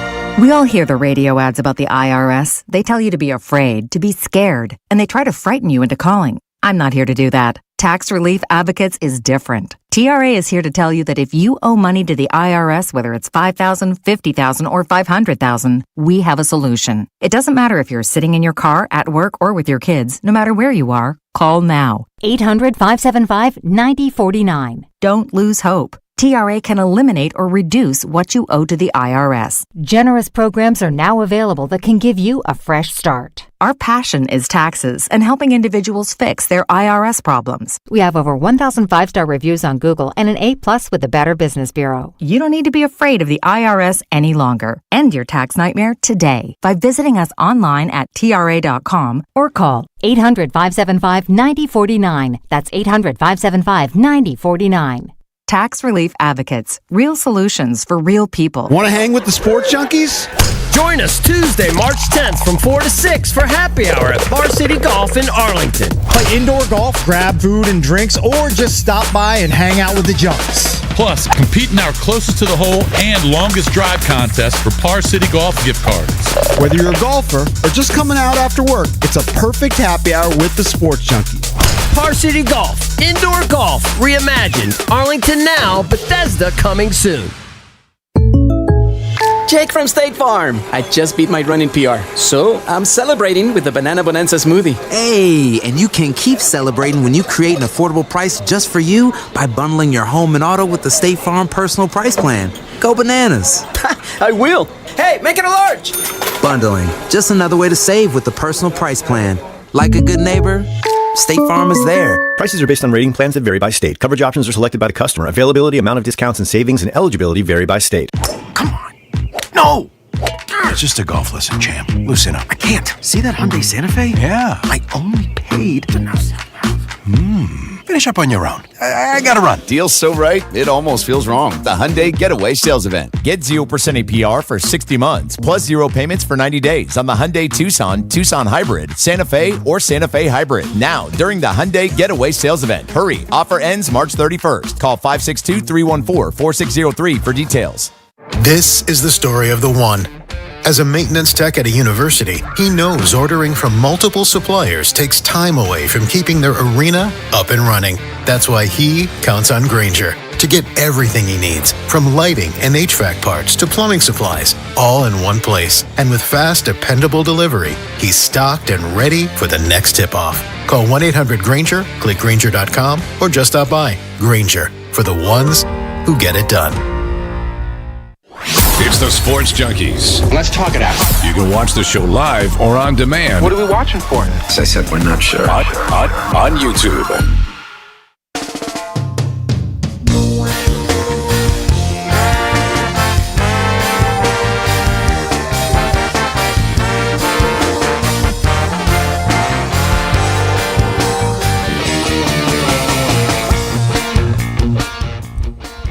Welcome back. Chunky's coming to you live on 106.7 The Fan and the Team 980 here in the DMV. It's Bishcake, CB, and JP.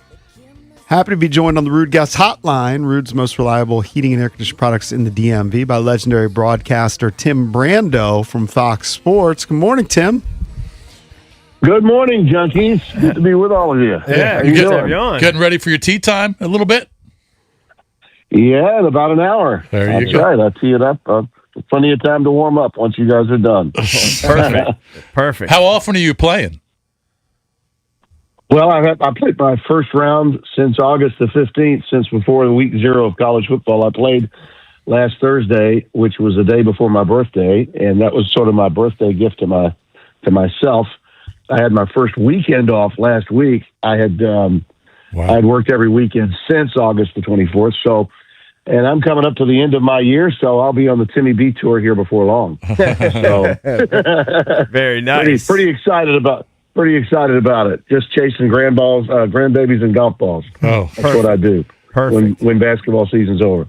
Well, Good to be with you. I can't believe that the regular season is, a few days away from being over and hitting conference tournament. Actually, some conference tournaments started last night. The Patriot and the Sun Belt started last night. So we're into conference We're into conference tournament play for the smaller conferences. The Powers will get it going next week. Just wanted to get your thoughts on a couple teams who I think that are just on a collision course for a national championship title game. Duke and Florida. And it's not just because, they've got NBA players, obviously, but it's just the way they're beating teams now, Timmy. Florida's destroying teams. Yeah. Duke is destroying teams. It's like they're hitting their peak at the perfect time. And Florida, most of their losses came in November and December. Duke only has 2 losses, but I just feel like Duke and Florida, and well-coached teams too, I just feel like they're on a collision course right now. I think they're playing above everybody. I'm not going to say that. No, I'm not going to say that. I don't completely agree. I think that Duke didn't just mash Michigan. Michigan didn't shoot well. Michigan is the best overall team in the country. Okay. Without doubt, the best team in the country. They got more answers at every position. Cadeau had a horrible shooting day that afternoon in D.C. All right, but Duke won the game. Give them credit. Duke won the game. Yeah, that's fine. That's the one that doesn't count. Okay. If they play again, I'm telling you, Michigan wins the game. Okay. They are a better team. I've seen Duke. I had them against Michigan State. Granted, it was early, but I see holes in that team. I think everything about that team centers around Boozer. And if Boozer isn't just absolutely awesome every time out, I think they are vulnerable. I think they've got holes. I don't think this Duke team is as good as last year's Duke team by any stretch.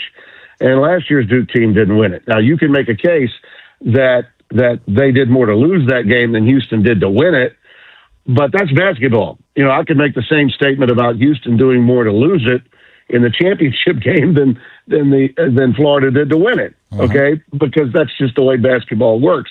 Plus, here's the issue that you're, I think, taking for granted, and I think a lot of guys that cover the sport from afar maybe lose sight of this from time to time. When you're in the tournament, you've got to navigate, neutral courts, but also seedings in the bracket. Somebody, and I'm thinking it's probably going to be Florida, is going to be in that position to probably be the 4th number 1, which means they're going to get the best number 2. Well, the best number 2 is going to be every bit as good as probably 2 of the other number 1 seeds, because we've got that much balance this year. And when we hit the dog days, fellas, and that's why you see some of these blowouts, and you're also seeing some shocking games. Like, let's face it, last night, it was senior night, St. John's almost lost to a really not very good Georgetown team. Georgetown had them on the ropes. They really did. And Ejiofor made some plays to ultimately win. Let's say that Wisconsin, who handled Michigan earlier this year in shocking fashion at the time, happens to be the 2 seed in Florida's region. I think that's trouble. Yeah. I think that's trouble for Florida. Let's say, for instance, Iowa State is the 2 seed playing against Michigan. That's a problem potentially for Michigan. We've got, I'm going to tell you, 10 to 12 teams that are going to go into this tournament have a chance to win it all. And it's going to be based solely, in my view, on matchups, the way teams match up with one another. And I know you probably get tired of hearing coaches say that. And there have been times as a broadcaster, I've got, it's all about the matchups, okay? It's like, it sounds cliche because it is, but it's also true. And this year, a little bit like college football, fellas, we've got more balance. In the portal NIL era, we've got more balance. There are teams that are going to be 3 and 4 seeds in this tournament. Wisconsin would be one of those, by the way. They would fall into that category, probably a 4 seed. There might even be a 5 seed this year that is misseeded by the committee and winds up emerging out of one of the regions. I really think there's that much balance this year. All the guys that are insiders in college basketball, too, the real hoop junkies, they go too far the other way. You know, and I love these guys. Don't get me wrong. The Jeff Goodmans, you know who I'm talking about. The writers, they're just all in on basketball all the time. Seth Davis is this way, and I respect the hell out of all those guys. But they want to see separation in late February, and in late February, legs are beat, guys are tired. Teams are like seeing each other for the second time in some leagues, not all leagues, but in some leagues. And some are taking a breath because they feel like, okay, we're good now. But the other teams are playing for their tournament lives because they're living on the bubble. You know, our regular season consists of basically a week or 2 weeks of really great games during football season that nobody watches because football season's underway. And then by the time football season ends, okay, we got like 3 weeks left in the year, and we're talking about the bubble, and we're talking about number ones. We're not talking about anything else. We're talking about the teams on the fringe of getting in or not getting in, or we're talking about, you know, the Dukes, the Michigans, the Arizonas, and Houstons, and that's about it. We're not talking about anybody else. Well, there's a lot of other else out there that people just don't realize could wreak havoc in the NCAAs, and that's why the tournament has been such a hit. It's the greatest sporting event I've ever been a part of. And, you know, I was part of it both at ESPN in my earliest days at hosting the first couple of rounds, even before CBS put all of the tournament on the air. And then, of course, when Turner joined forces with CBS back in 2011, I was part of it even then. And that was a lot of fun and enjoyable.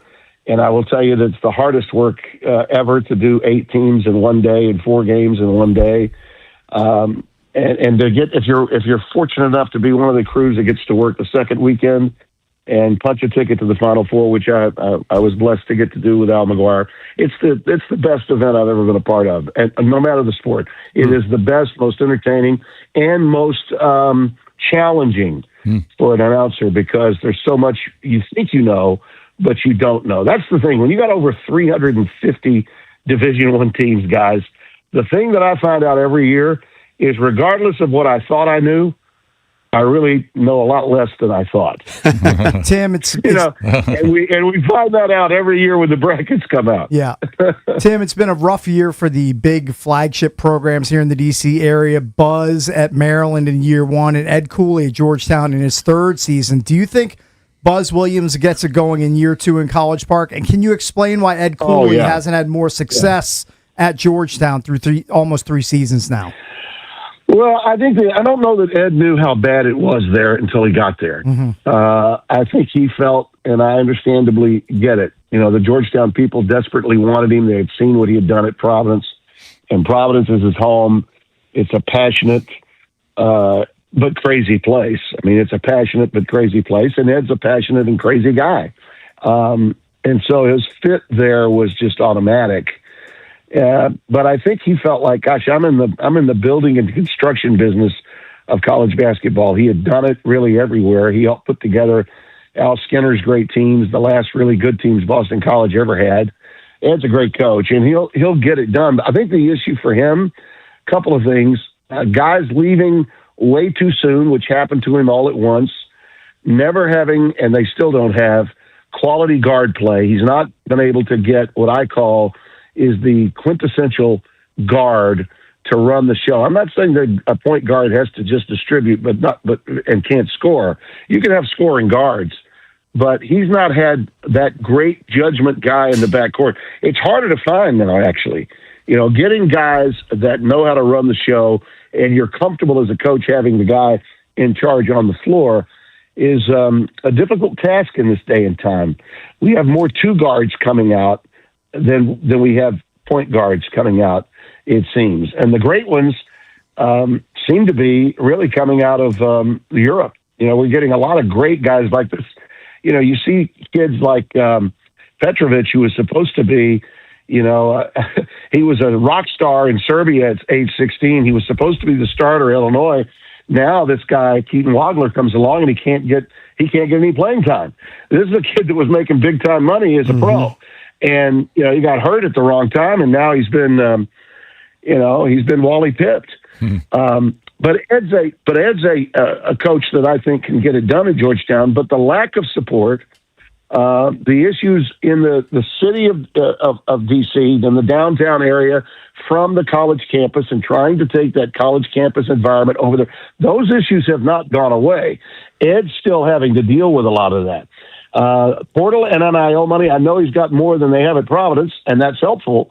But it's still a much more difficult thing to accomplish in a shorter span of time, because regardless of how much money he does have there at Georgetown that maybe he didn't have at Providence, you're still competing with Power 5 football conference schools, and they got a lot more in their till too.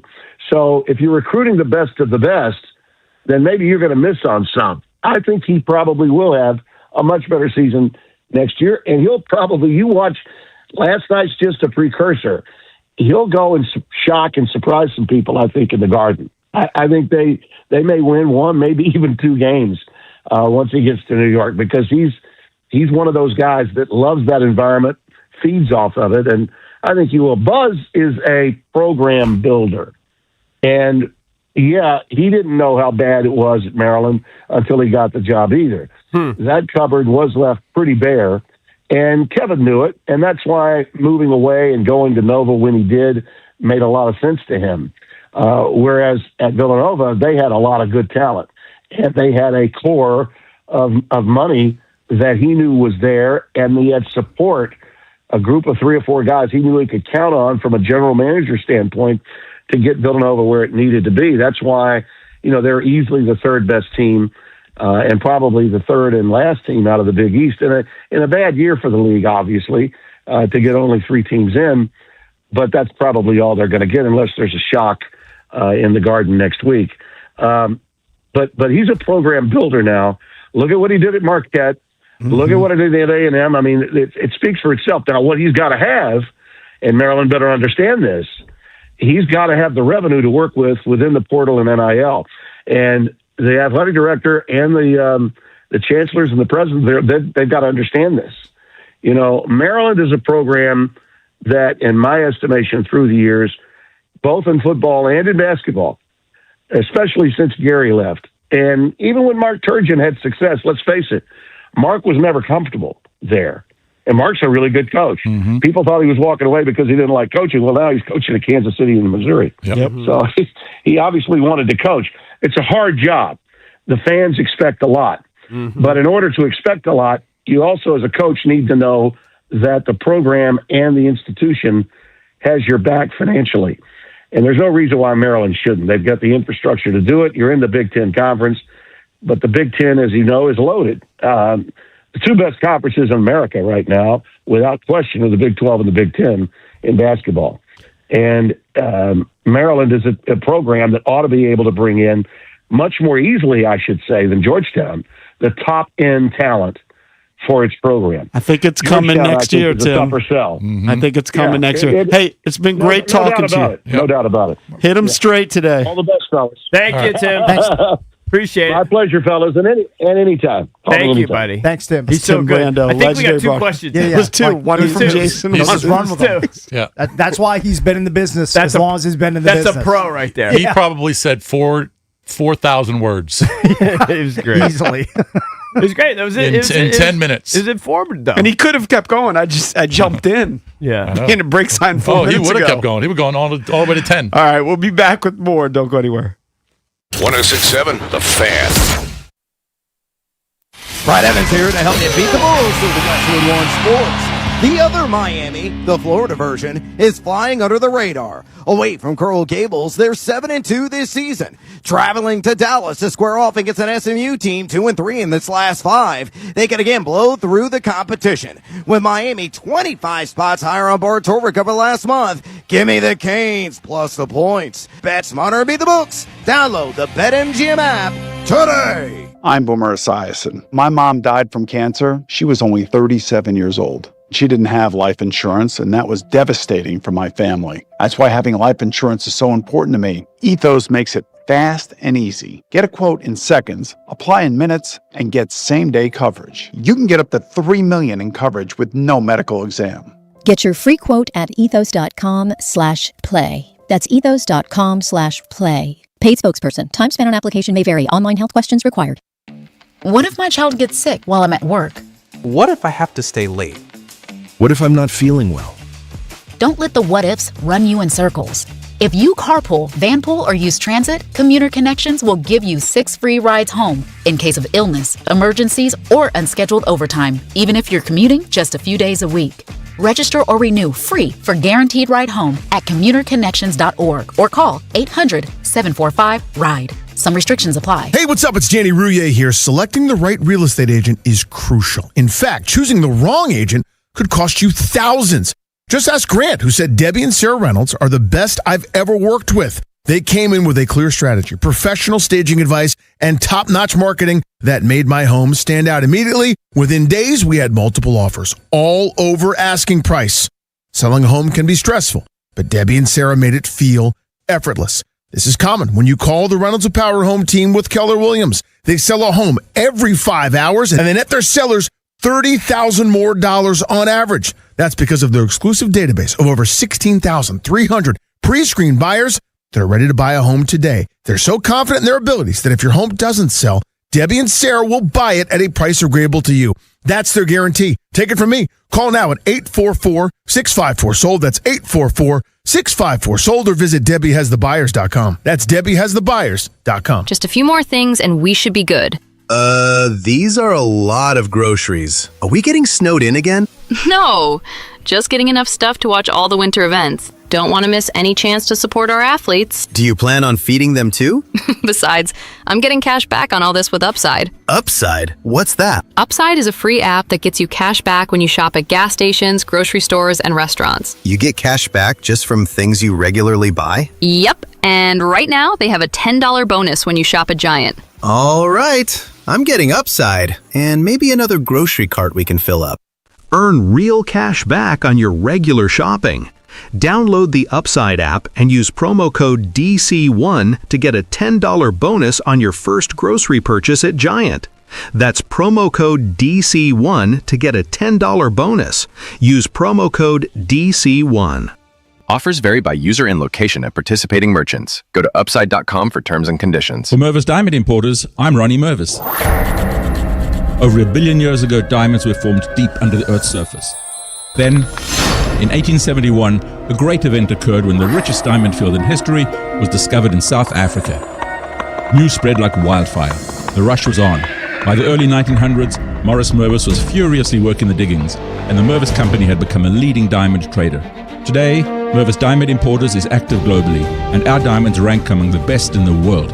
We provide value because we import direct, there is no middleman. The Mervis Diamond selection is legendary.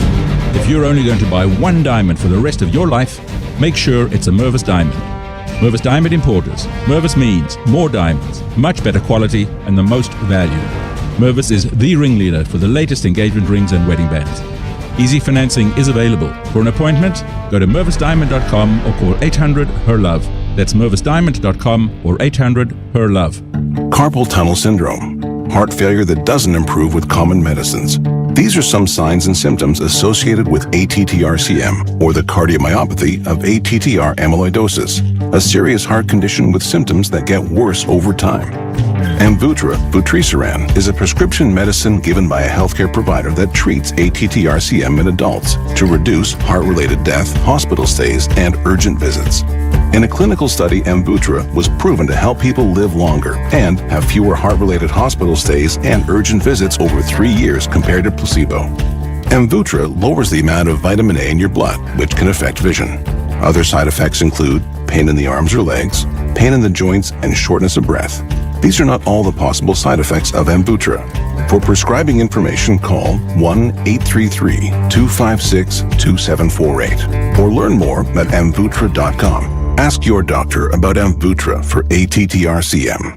It's the Sports Junkies. I hear what you're saying, and I like it. On 106.7 The Fan. And always live on the free Odyssey app.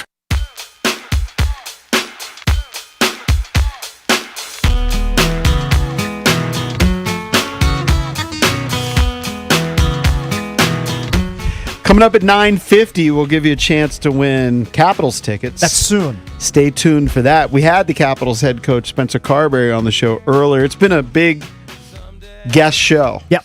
We had Carberry on, we had James Franklin on, and then Tim Brando's not a coach, but... Right. He's a legend in the broadcasting business. Yep, no doubt about that. He's awesome. And the Caps, Cakes was looking at the percentages to make the playoffs. Not great. The probability is now 17%. 20%. Oh, it's 17. It was 27% before the game last night, fell to 17% after the loss. Look, they played more games than anybody else, and those other teams, they're not slowing down at this point. So that's a real problem, especially if the Caps don't go on that 16-5 clip that Coach Carberry talked about 2 weeks ago. If they don't do that, it's over, Johnny. EB, you always talk. Now it makes every single game a must win. They're huge. Yeah. EB, you always talk about your algorithm and what shows up in your reels. Now, this isn't reels, but when I click on this computer, which is an HP, for some reason, my default, if I just hit the Google Chrome or whatever the heck I have, it always comes up with MSN News, and I get a lot of food things. Okay. And what has been popping up the last day or two is the Big Arch. Okay, yes. Has anybody here tried the Big Arch? I have not. From McDonald's. But there was. Should I try the Big Arch? Is it good? But there was a lot of blowback on the McDonald's CEO who put out a video, which then got retweeted a billion times, basically, of him sampling the new Big Arch sandwich. Does he burger. eat funny? No. He takes a very small, tepid, he doesn't He's not selling it. He's not selling it. Like he grabs it, takes it out of the packaging, talks about the ingredients, and then he puts it up to his mouth and he takes. He looks uncomfortable, he takes right? the world's tiniest bite, and it's like, it looks so like the CEO would never be caught eating like McDonald's slop in his life. Right. Well, he was forced at gunpoint to eat a Big Arch. It was not a great look. It was Didn't not the a good Burger look. King CEO do the exact same thing like the next day? No, he mocked them and took a big old bite of the Whopper. Yeah. You know what? I'm looking at the guy from Burger King. Yeah. Chris Kempczynski is McDonald's CEO. He looks like a mega dork. So too, the Big Arch is 2 quarter-pounders? Yes. How many calories are in that? Not sure. 10,000? I think it's 1,500, I'm going to guess. I think I heard it might be like 1,040, but I'll that's I'll not look bad. Surprised it's only 1,000. I'll double check. Oh, yeah, you know what? 1,020. 1,020, yeah. Yeah, you're right. He's such a dork. 2 quarter-pound Do you think beef he has a patties. micro number? He might. But he's a CEO, He's like giving our whole off- well, theory. he's giving off that sort of energy. White cheddar cheese, 2 quarter-pound beef patties, crispy onions, which I like, pickles, and a special sauce. What's the Big Arch sauce? What's in that? That's probably mayo. It's just special sauce, whatever that is. Yeah, there's got to be some mayo in it. Oh, my God. I just watched it. It's bad, right? I don't think he got any meat. It's a terrible look. Yes. Like, he should take the world's biggest bite of that burger. I know. And he's nibbling on it like a squirrel. Yeah. It's Jason's watching it right now. Watch this bite. Not great marketing. Oh, my God. He's a horrible marketer. What is it? That's like a 6-year-old thing. I don't even think he got meat. No, you know what? He should be fired. Should be fired on the spot. It's embarrassing. The shareholders. He may should have revolt. a micro number. He may. Somehow overcame it to become the CEO of I don't know how he McDonald's. became CEO. All right, we told you at 9:50 Probably give went you a to chance Berkeley. to win some tickets to go see the Caps play. Caller number 10 right now at 1-800-636-1067. We'll hook you up with 2 tickets to go see them play on Monday, March 9th. Caps and MedStar Health team up for the Hockey Talks, a night dedicated to raising awareness about mental illness and continuing the dialogue around warning signs, treatment, and recovery. So you go see the Caps if you're caller number 10 at 800 what does this guy Chris Kempczynski have on the rest of us? He only went to Duke and then he went to Harvard Business School. That's why he's a CEO. Yeah. You act like that's hard to do. Yeah, it's probably not that easy to do. But you know what? Getting into Duke. You know what he's not? Street smart. I can tell you that. All right, but what Zippy about common sense? All right, let's look up Tom Curtis, who's Burger King's guy. Took a manly bite. Yeah, let's look up his bona fides. His academic resume. Tom Curtis? Yeah, I'm watching. He just took a wimpy bite. Tom Curtis. I don't think it's as bad as you guys are making out. But I mean, he looks he like he had certainly no doesn't meat. look comfortable. He looks too. He took the smallest bite. It went possible. viral for a reason. It didn't go I know, viral. I know, but I thought it would have been worse. I mean, he took a wimpy bite. He's a wimpy guy. I mean, look at that guy. You blow on him, he falls over. Should have had Jason Kelsey take the bite. Yeah, you should have had somebody. Hire a manly man to do it. Yeah, he definitely. He would have not taken an half alpha. of the sandwich. Right. How does that guy ascend to like the top of McDonald's just because of his silly resume? Yeah. Yes. Who wears V-neck sweaters? Don't you have to have some swagger? That guy's got no swagger.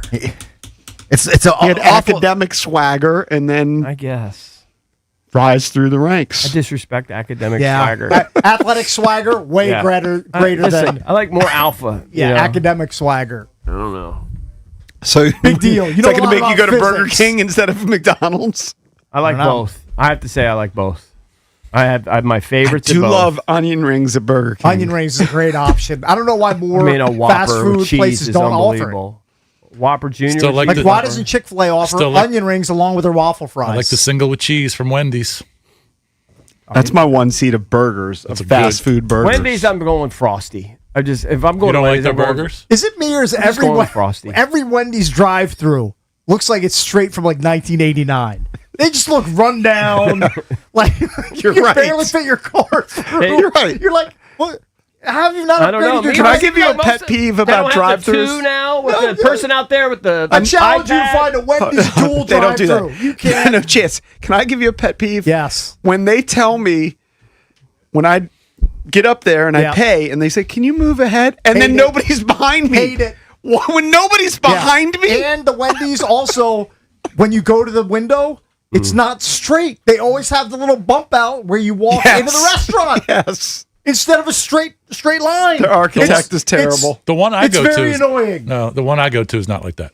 Okay, all the ones I've gone to have that feature. Why do I have Come to to- leave the come to spot Ashburn. if nobody's behind me? Makes no sense. Who knows? All right, we got to get out of here. We're the Junkies. Coming up next, it's BMitch and Finlay here on The Fan.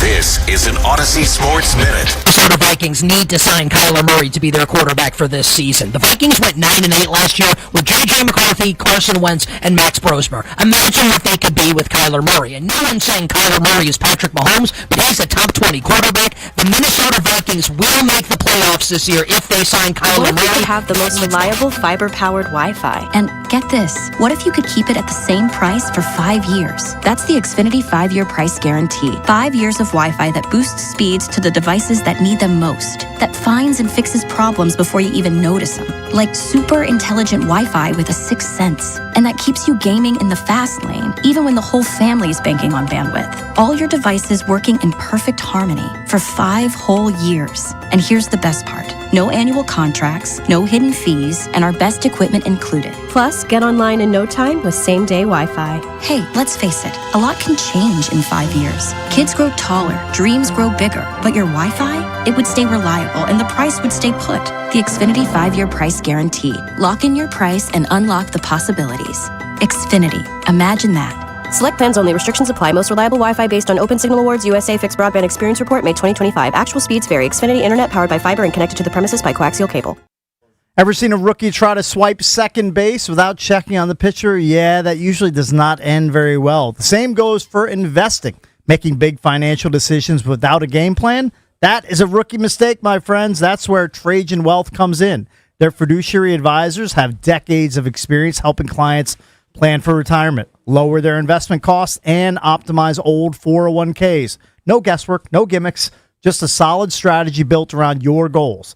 Avoid the rookie mistakes. Call Trajan Wealth at 202-929-6600. That's 202-929-6600, or visit TRAJANwealth.com. When it comes to your future, you don't want to get thrown out at second base. Call Trajan Wealth at 202-929-6600, or visit TRAJANwealth.com. That's TRAJANwealth.com. Advisory services through Trajan Wealth LLC.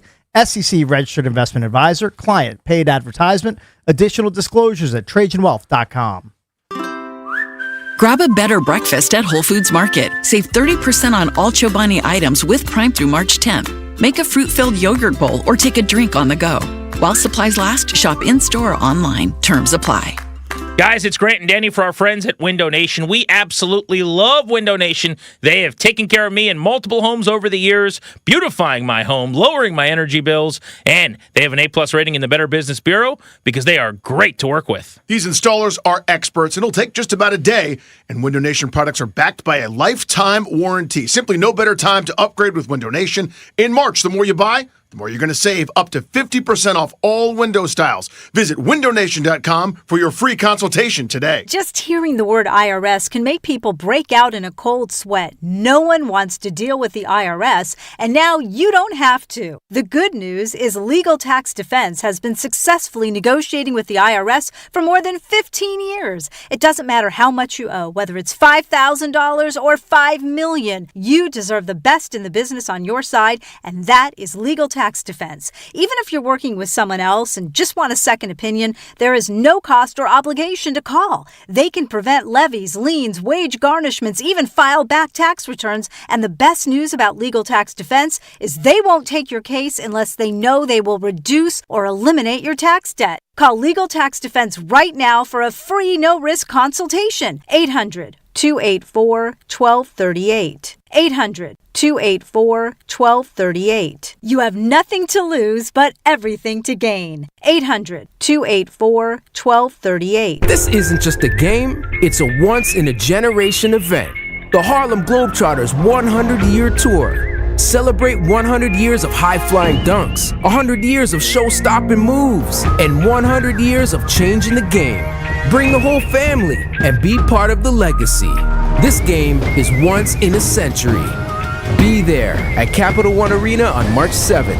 Go to HarlemGlobetrotters.com for your tickets to the 100-year tour. EB here. Don't miss my entertainment page mornings on the Junks for the latest celebrity dish and a good laugh. But for a serious deal on your next ultimate driving machine, it's got to be my team over at BMW Fairfax. Check them out at BMW Fairfax or BMWFairfax.com. This is the story of the one. As a maintenance tech at a university, he knows ordering from multiple suppliers takes time away from keeping their arena up and running. That's why he counts on Grainger to get everything he needs, from lighting and HVAC parts to plumbing supplies, all in one place. And with fast, dependable delivery, he's stocked and ready for the next tip-off. Call 1-800-GRAINGER, click Grainger.com, or just stop by. Grainger, for the ones who get it done. No!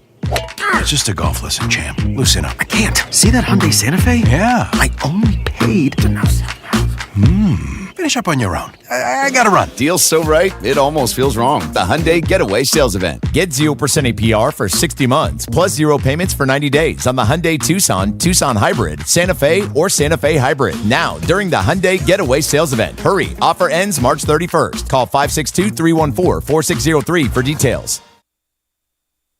Brad Evans here to help you beat the Bulls through the Westwood One Sports The other Miami, the Florida version, is flying under the radar. Away from Coral Gables, they're 7-2 this season. Traveling to Dallas to square off against an SMU team 2-3 in this last 5, they can again blow through the competition. With Miami 25 spots higher on board tour recover last month, give me the Canes plus the points. Bet smarter, beat the books. Download the BetMGM app today. WJFK FM and HD1 Manassas and WPGC HD2 Morningside. Sports Radio 106.7 The Fan, an Odyssey Sports station. 106.7 The Fan, Sports Flash. After 7 seasons with the Cardinals, Kyler Murray will test free agency for the first time after the team informed him their plans to release him on March 11th, which is the first day of the new league year. More quarterback news, the Colts have placed the transition tag on Daniel Jones. The tag guarantees the Colts the right of refusal for Jones, preserving the right to match any competing offer that he may try to sign with an interested club. And in DC sports from last night, the Utah Mammoth beat the Capitals 3-2, and the Wizards only had 9 healthy players available. They dropped their matchup with the Magic 126-109. From the Crop Med Cap 5-Star Sports Desk, Savannah McCann on The Fan. It's BMitch and Finlay. We've got a lot to say in a short time to say, so sit down, shut up, and listen. Listen anytime, anywhere on the Odyssey, iHeartRadio, or TuneIn apps.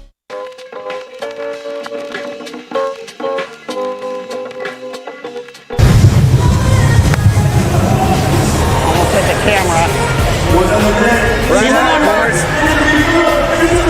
Oh, this is going to be good. This is going to be really good. He did it! He did it!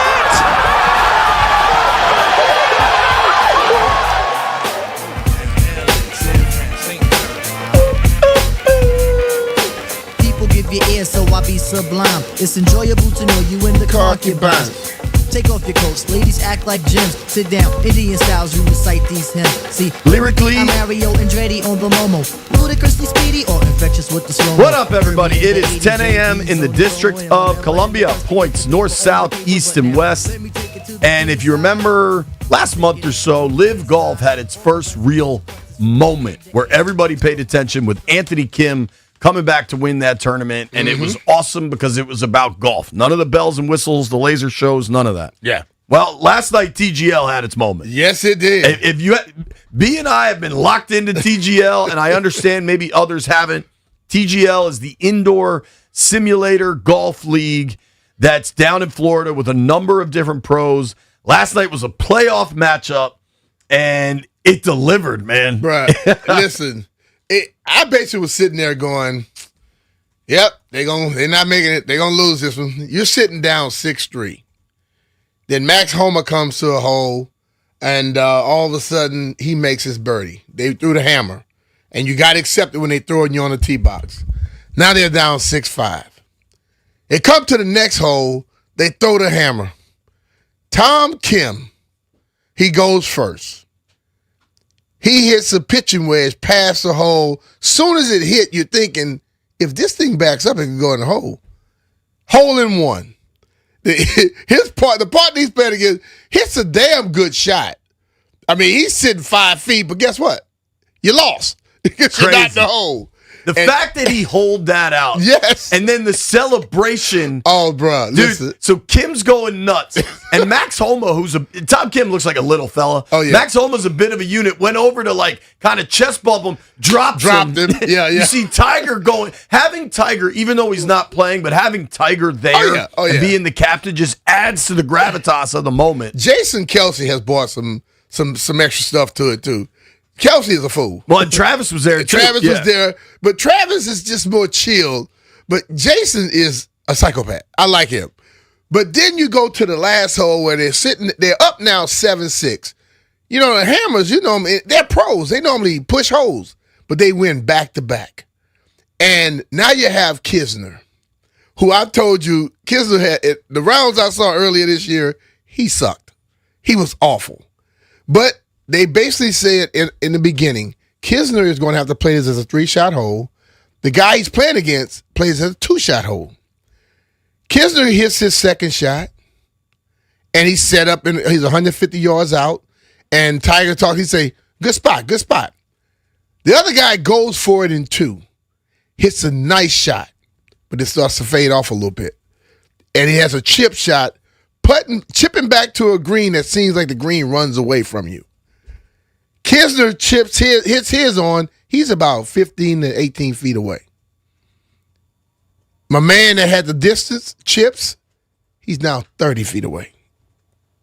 He putts it up, leaves it here. He has a par. They're losing anyway. Right. Because at this point right now, Kisner is going to 2-putt. But like Tiger would have done, if you need a par just to close it out, Tiger probably got a birdie. Kisner sinks it. I'm tough. That was the best 3 holes of golf I have seen on TGL. I've seen some stuff in the other tournaments, but on TGL, that was some amazing stuff. That thing got loud, dude. You could hear, like, you know, like when you hear stuff coming through the TV, it was loud as hell, man. But I made so much noise. I had people in the house like, hey, we got to go to work in the morning. I'm like, hell, I got to go to work too. But I get a chance to cheer at my whole damn house. Yeah. Dude, it was an electric moment.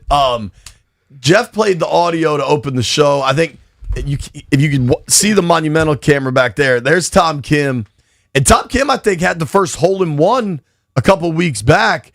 It gets up above the hole, and I love the moment when he realizes it. And then Homa just buries him, dude. Homa hit it with a shoulder to chest. But Tom Kim had sunk 5 putts on his way to this. He was the best golfer on that thing yesterday. Totally. Yeah. And the fact that it started at 9, I actually enjoyed that because it allowed me to, like, some of these have been starting at 5 o'clock. Like, I got kids and dinner and everything. 9 o'clock, like, I could lock in. Like, the kids were in bed. We were chilling. Yeah, but I said it was at 9. You're like, oh, man. You say 9 o'clock. It was right here in Florida. It was awesome, man. That was really, really in cool. Florida, man. So Jupiter Lynx goes through, and people have been really clowning Jupiter because, I mean, Tiger's like the captain, obviously, but he's not playing. Kevin Kisner's on the team, who's more of a commentator now than he is a player. Like, he doesn't play much. Kisner don't play a lot, but if you watch him, his cross-handed chipping is outrageous. Nails. He gets up and down from everywhere. But the thing about him, that 150 and in, he plays that old man golf. You know, you go play with these old dudes, they can't hit it out their sight off the tee. But when you get to the green, they are getting a par, bogey at the worst. Right. And if they chipping, they're gonna have a tap in. He plays that type of golf, and I guess I forgot who he was playing against, but that dude was long and didn't make a difference. It might have been Min Woo was hammering. It wasn't Min Woo. They had Min Woo, Wyndham Clark. I think Min Woo lost to Kim. But Min Woo could kill the ball, though. So he does. He was 50-something yards past, I think, Kim on his par 5. Like, Kim hit a perfect shot, ran down. He flew the traps on the line, and his ball landed right about where Kim ball had stopped. So what made that so cool also is it was for the final playoff spot, and Jupiter kind of looked dead. And, like, you know, I listen to Poor Ass Golf Podcast, Shotgun Start. They were kind of clowning Jupiter, like, what do they have here? You've got a semi-retired guy and all this. And then for them to win and win in that fashion was just awesome. Hey, man. So TGL playoffs. So now we know, B. They're saying it ain't over till it's over, baby. I don't have to ask you this because now we know. St. Patrick's Day, playoff doubleheader, 6:30 and 9 o'clock. Bam. By 9 o'clock on St. Patty's Day, I might be seeing that double. Is that going to be in L.A. or is it going to be in Florida? I don't know, dog. I don't know. I'm giving up trying to figure that out. You get Boston versus Jupiter, LA versus Atlanta. I wonder. Boston is a wagon. Bro. They can play. You and I are clearly into this. Oh, Fitzpatrick was playing last night. Wasn't he the other dude on that team? Was it Wyndham or was that 2 nights ago? That must have been 2 nights ago. I do wonder. We obviously, people pay attention to our show. Right? We're on television on Monumental. We're on the stream on the 106.7 The Fan YouTube page. We're on the radio. We're on the podcast, all these places. How many of our listeners, watchers, how many of our people you think are locked into TGL like you and I are? I think some people that there's a lot of people that listen to us that plays golf.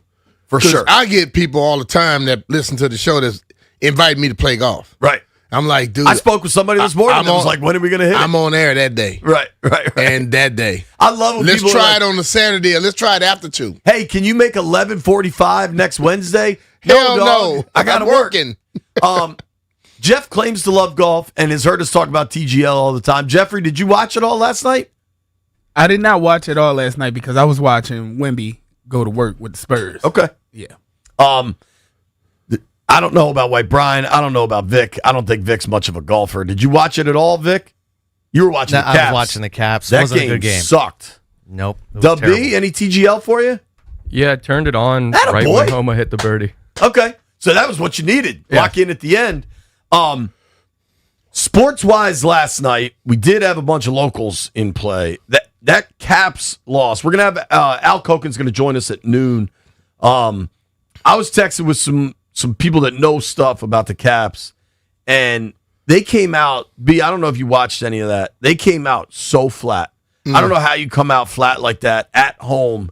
You have 20 games left. Everybody understands the situation. And they get down 2-0 early, and they tried to claw their way back in it. The trade deadline is today, right, Vic? Like I always say, but you Friday. can't just Okay, tomorrow. Can't just hit a light switch, though. This was their last game before the trade deadline. Correct. So they could have a new team by their next game Saturday. So their next game Saturday night. Trade deadline in the NHL is this week, and we're gonna let Al Koken do the talking on this. Mm-hmm. For me, as a fan that has loved the Caps my whole life, shout out to Al Iafredi. Like, that's been the only hockey organization of my lifetime. I don't think they should be buyers. Like, I don't know that you're sellers, but I think there's so much flux within the organization about what happens next. And right now, just from a playoff standpoint, I mean, they aren't even close because they're now 6 points behind the Islanders for the third spot in the Metro, and the 2 wild card spots are going to go to the Atlantic. Montreal and Boston are ahead of them. Columbus is ahead of them.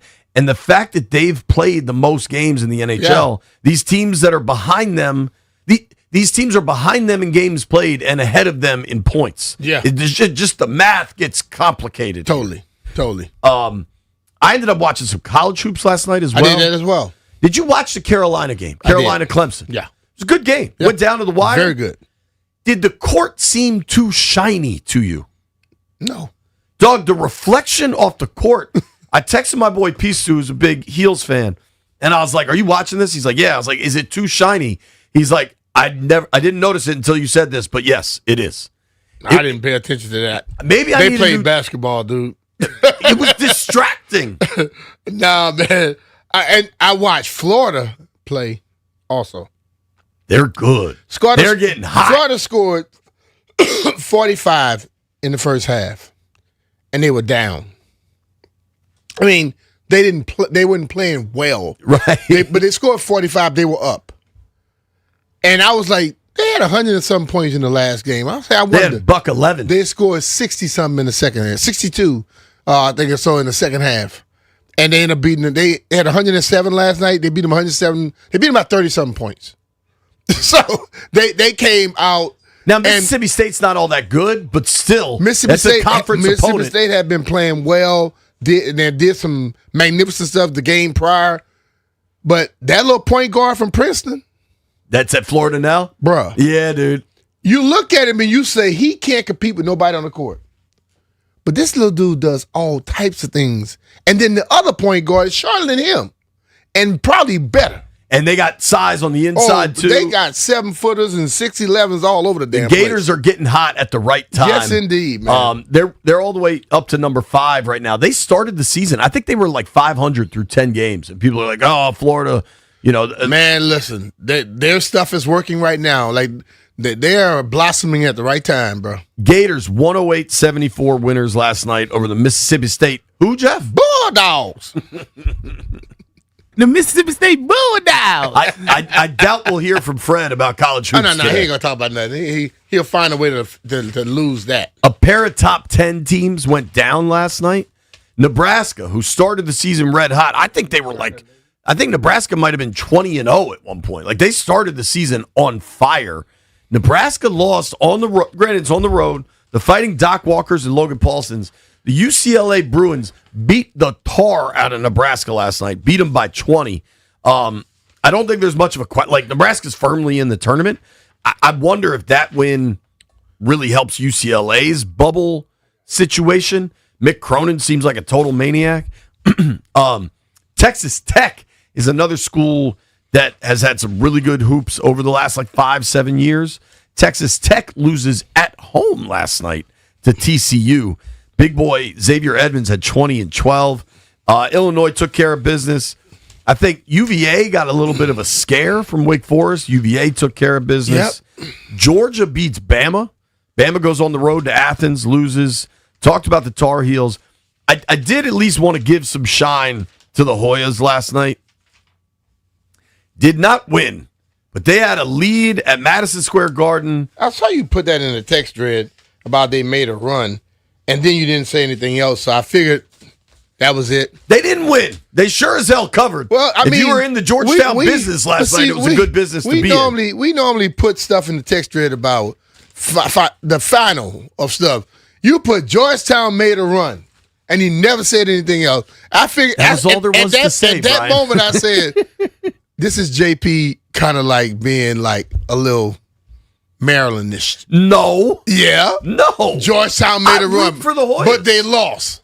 Dude, they had like an 8-10 point lead at the half.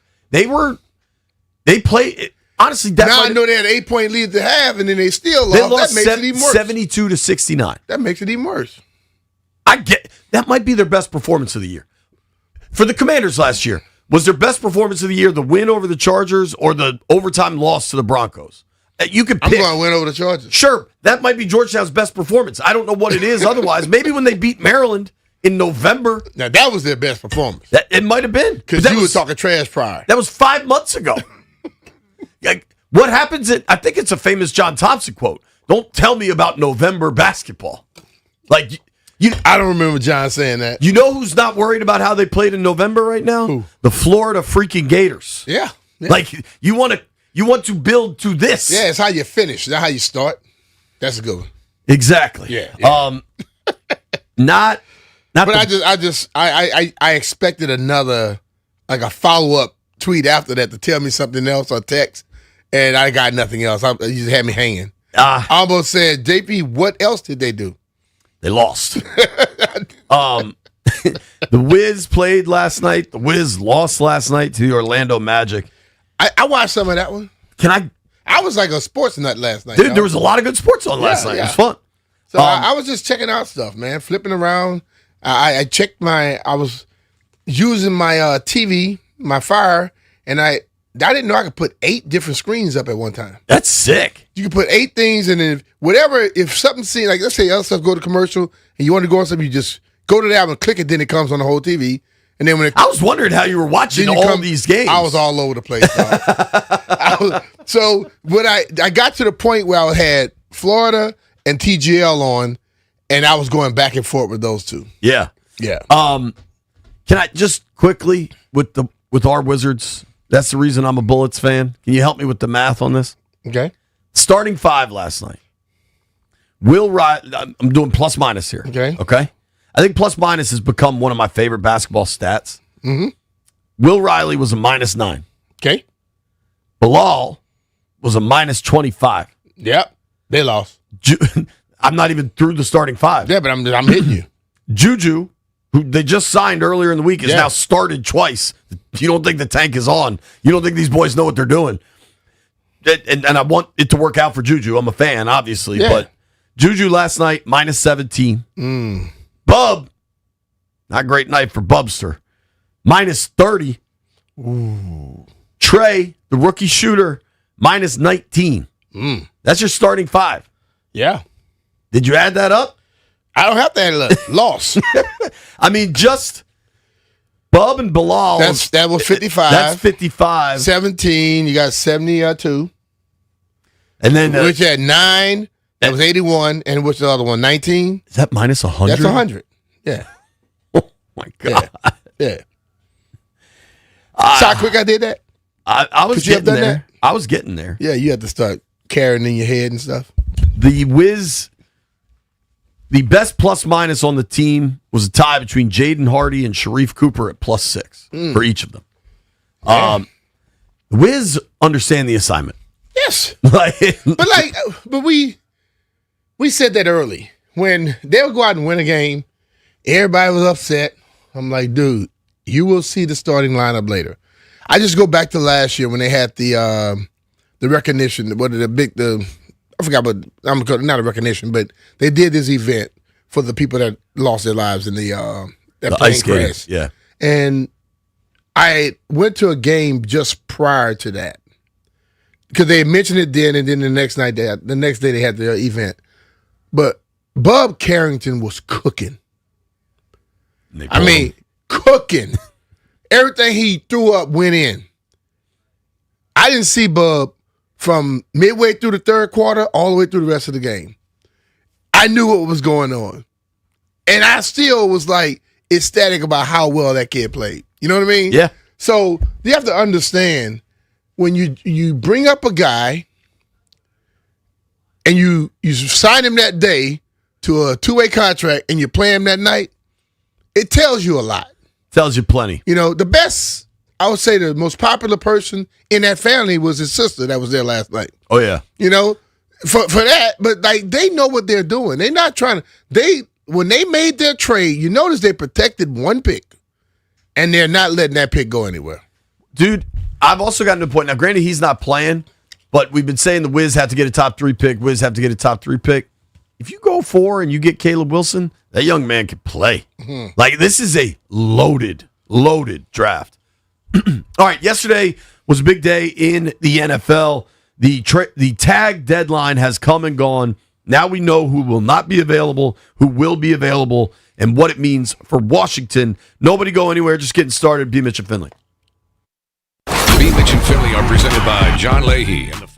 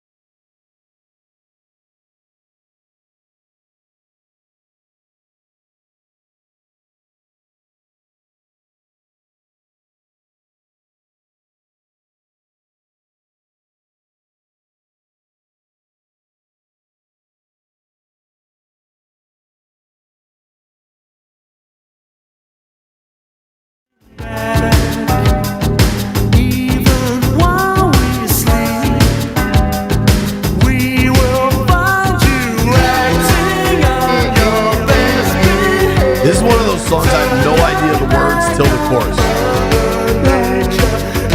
Everybody wants to. Yeah, it's one of those songs you know, but you don't know till you get to the finish line.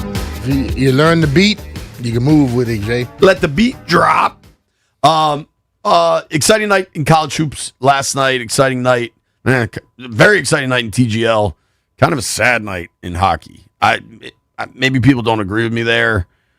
Last night felt like a game the Caps really couldn't lose, and they lost. But we said they had to go. What was it? 16-7. So 16-7 down the stretch. Well, now 3-2. You changed that. You got to go.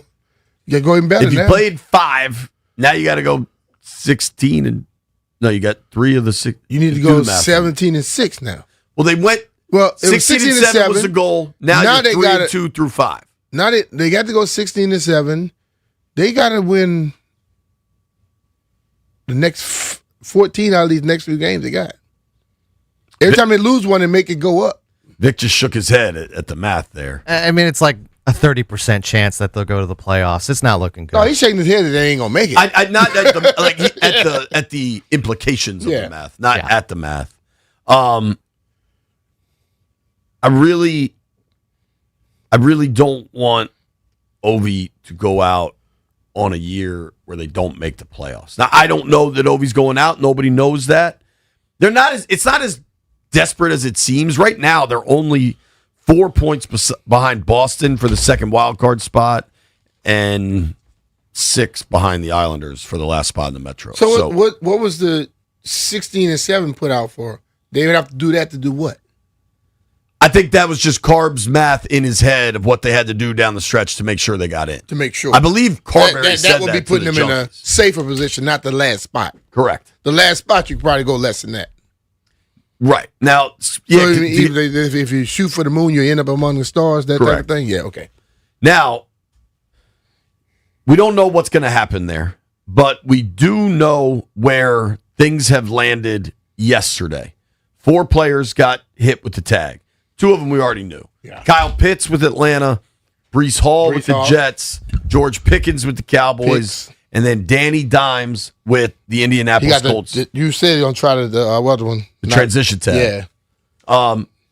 And it's interesting. That's still a stretch. Yeah, it's a lot of money, too. Yeah. But they retain. The only thing I think with the transition tag for Daniel Jones, he can negotiate with who he wants, and he could certainly just sign the 1-year deal that pays him, I think it's like $37 million. That's probably what he's going to be signing. I wonder if the market doesn't bear perhaps what they think. I wonder if he takes less AAV to get bigger guarantees. If the Colts are like, listen, we'll guarantee you $90 million. Well, it'll be a 4-year, $120. If I were him, I would do it. I think I want the biggest guarantees. Because let's say you go out there and say, nah, I'm going to wait, I'm going to play on this tag, and something else happens, or you play worse, you ain't getting nothing else. So if you can get a guarantee now, $80, $90 million, you better take it. Because it may be your last year. You never know. It's a very interesting. The quarterback position also, I don't think this helps Daniel Jones, especially coming off the injury. Depending what you like, there are going to be quarterbacks available. I mean, Malik Willis, Kyler Murray, Kirk, Rodgers, although I don't think Rodgers is actually available. I think he goes to Pittsburgh, maybe Minnesota, or doesn't. Like, Rodgers isn't shopping his services to the highest bidder. You know what I mean? Mm-hmm. Like, Rodgers wants the exact situation he wants. Now, the position with the most depth in free agency, I'd say, especially after yesterday's news that the Bengals did not tag Trey Hendrickson, you got options at the edge rusher. Yeah. There were real questions if the Chargers would put the tag on Odafe Owe. Yeah. He did not get tagged. Hendrickson did not get tagged. The Eagles were never going to tag Jalen Phillips. He's available. NFL.com actually ranks Jalen Phillips as the top available edge rusher, then Hendrickson, then Oweh. Jalen Phillips has been phenomenal. He's just had a lot of injuries. But he's younger, right? Yeah, 27. And that's probably why he's the top one. Because of the length of time they suspect he had left. Phillips is 27. Hendrickson is 31. And he had that core muscle surgery. I mean, what's tough for Hendrickson, and the Bengals just played hardball on him, and I think that's why he was so miserable, is a year ago, if he had made it to free agency, if they had released him or traded him or whatever, he gets paid coming off a NFL-leading 17.5 sack season. Mm-hmm. Instead, he now gets to free agency at 31, coming off of surgery, a 4-sack season in 7 games. Mm-hmm. He'll still get paid. He'll still get paid. Because that history is something that you don't forget. Oweh, 27, going to get paid. Boye Mafe, 27, going to get paid. Kwity Paye from the Colts, 27. Paye, I like that name. Clavon Chason from the Pats. Khalil Mack, 35 years old, really good against the run. Joseph Asai is a guy, I think Logan Paulson came on the program with us, talked about how much he likes Asai. One of the top quarterback pressurers in the NFL per the analytics sites. So one thing I do really like is that the depth at edge rusher is significant in this free agent market. I like the dude Epinesa from Buffalo, who's only 27. People have talked about Arnold Ovuchkin. I hope I'm saying that right. Who knows? By next week, I might have to learn to say that right. I don't know. That's a dude that will have an interesting. I think he'll have more of a market than people are expecting. I wonder with the pending, the alleged legal trouble of James Pierce, the guy they just rolled the dice on last year, who had a really good rookie season, but the question was, hey, he might be a little off, and he kind of proved it. So let's be real. Maybe they try to keep him. I don't know. Talking about the Falcons try to keep Ovuchkin because of Pierce. Yeah. One player we know was in Washington last year, and it sure seems like he wants to go to Denver, but it also, to me, feels a little bit like he just wants another job, is Von Miller. Mm-hmm. I just read something about that this morning. Yeah. In that little time he had, but not much around him. He did have 7.5, 8 sacks? Yeah. I thought this was interesting. He said this on Rich Eisen's show because he also had a chance to go to Seattle and he chose to come to Washington. Mm-hmm. I thought this was pretty interesting. I think I'm quoting Von Miller here. I think last season, with everything that was presented, I would have made that decision 10 times out of 10. If it wasn't that I didn't believe in Sam Darnold, it's just Jaden Daniels. It wasn't that I didn't believe in Jackson Smith and Jigba. It was just Terry McLaurin. They had just played in the NFC Championship game the year before. It's just, for me, I felt like the connection that I had with Adam Peters and Dan Quinn and the team that they had, they just needed a couple more pieces to get over the hump, and then they get hit with the injury bug. He said, I would love to stay with the Washington Commanders. I would love to go to the Denver Broncos. So I think Von's going to have options. I don't think Von Miller's going to sign in August. Yeah, veteran player, yeah. Like that normally happens. The veteran guy comes later. I was just different. I did not want to do it because if I was at home, I wasn't going to put the work in that I put in when I'm around the dudes. You get what I'm saying? Yeah. I might work out, but I'm damn sure not going to work out as hard as I would when I'm competing against you every day. I also think for Von Miller, did you ever start to think about your numbers late in your career? No. And I tell you, I didn't know most of my stuff until you got to Philly. When I got to Philly, they mentioned it to me. When I was through, I didn't know what was until I started reading stuff. People would like say this, that, and the other. But when I was on the field, I felt always you play, put your best foot forward, and whatever happens, happens. I think for Von Miller, I think he's aware of the numbers, the all-time sack leader. Mm-hmm. Now, Von Miller's going to the Hall of Fame. You know, but I think Right now, he is tied for 9th with DeMarcus Ware with 138.5 sacks. Mm-hmm. He could climb to 6th on this. What do you think is a reasonable expectation, assuming health, for sack totals for Von Miller next year? If they have the right people around, they improve that defensive line to where now you have people passing again. He had 7.5 last year when people were ahead most of the damn time. What was it, 7.5 last year? Yeah, I think it might be 8.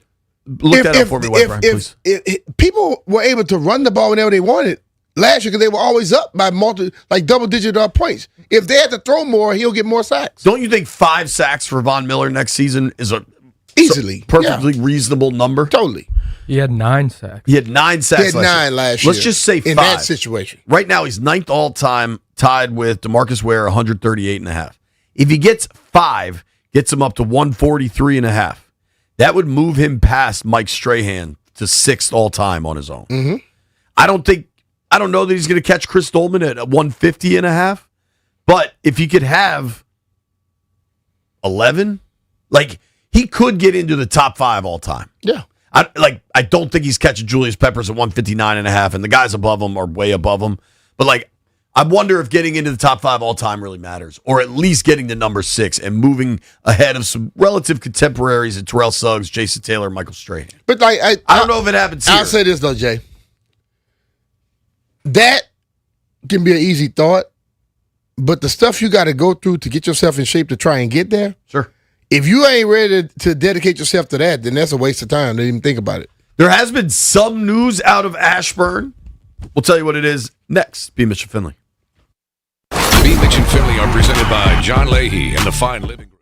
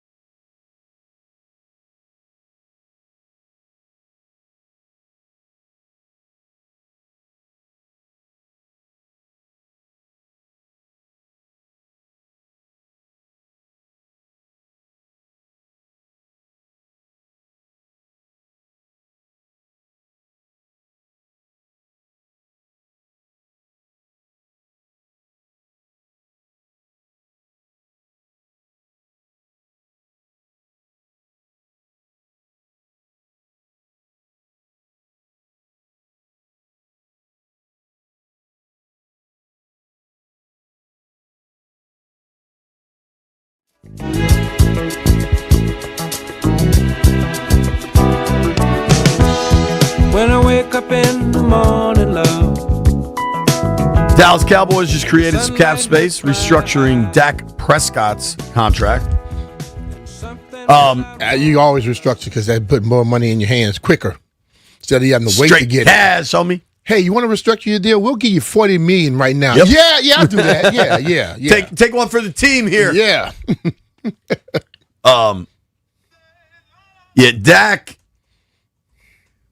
Dak also is represented by one of the best agents in football, in Todd France. Like, they're not missing a dime down there.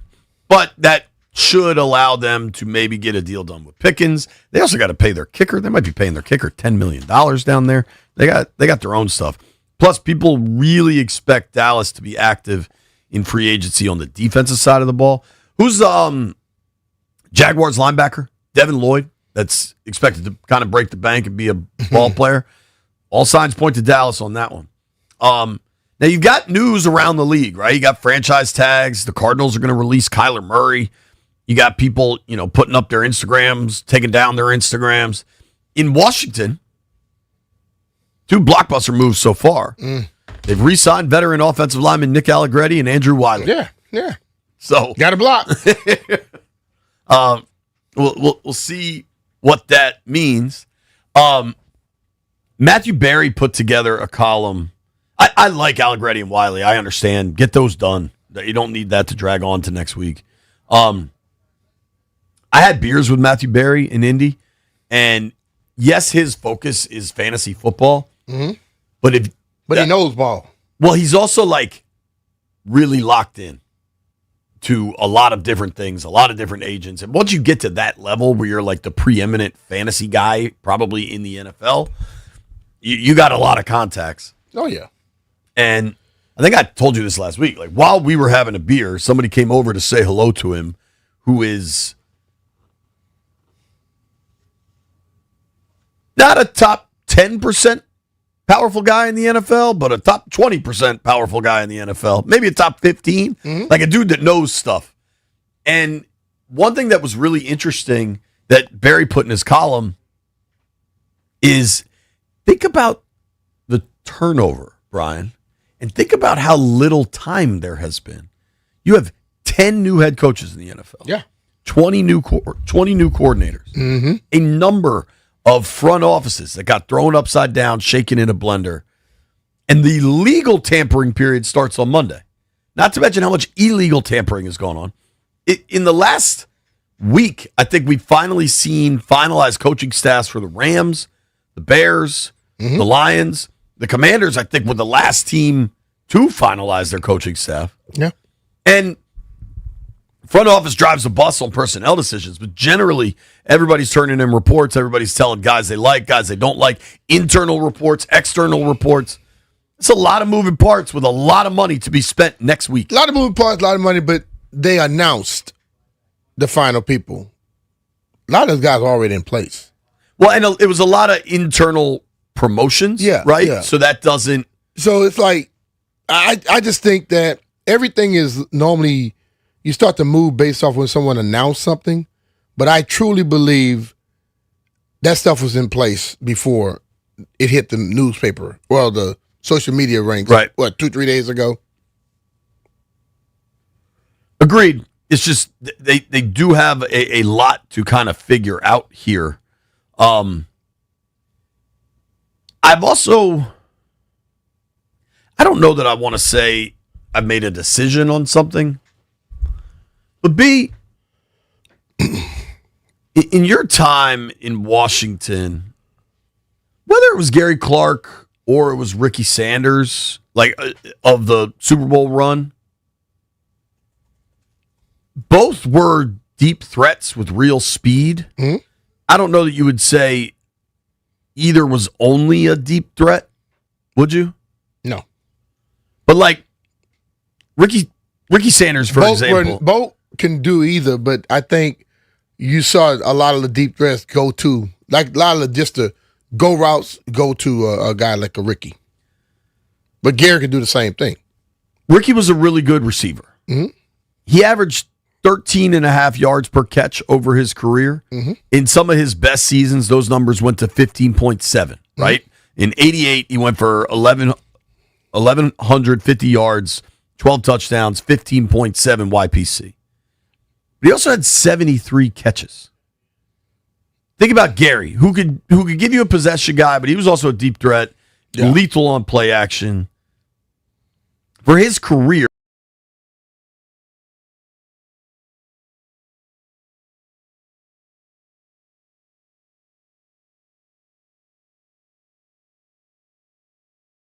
but like in 87, he was really good. Like in 89, he went 15.6 yards per catch. Mm-hmm. And I only bring those two up because while certainly Gary's numbers stacked up against his peer, Michael Irvin, I think Gary Clark's a fella that should have gotten more Hall of Fame consideration. He didn't, but considered a very good receiver. And I was just thinking about this driving in this morning. Alec Pierce is going to get a lot of money. I don't know that Indy's going to be able to get that done before free agency opens. Mm-hmm. And you think around the league, teams are going to be really interested in that. Alec Pierce's YPC the last 2 years, 22.3, 21.3. Is that sustainable? Can you? He is such a low volume guy. It's compared to Gary and Ricky, it's two totally different generations. A lot of the stuff that they did back then, you running hitch routes and things of that nature, and it wasn't all of like how you throw a screen and you got people coming out. It wasn't like that. It was like you throw a hitch and then you beat the guy and go. But Alec Pierce, he is a deep threat. I would think it's going to naturally come down because although he's had success, if he gets around a coach that's going to make him a better receiver, which like he can route people up instead of just going deep all the time, he will start to catch more. He'll be able to get the deep shots easier when you now make people think you're going to be running. You start running a lot of the medium range and the shorter routes. So that'll bring it down naturally. If you're going to pay somebody top receiver market, I want somebody that's a receiver. That's what I'm starting to have a little pause. But think about this though. Pull up Deshaun Jackson. Sure. We knew how Deshaun Jackson would blow the top off of it. He was also elite at that. But I'm saying he could blow the top off of it. What was his? He eventually started hitting you with those intermediate crossers too. Yeah. But I mean, Deshaun career average 17.6 YPC. The big year he had here was 17.9. He did have a 20.9 year here. Yeah. 2010 with Philly, 22.5. Goodness gracious. Yeah. Chase Hughes joins us next. BMitch and Finlay are presented.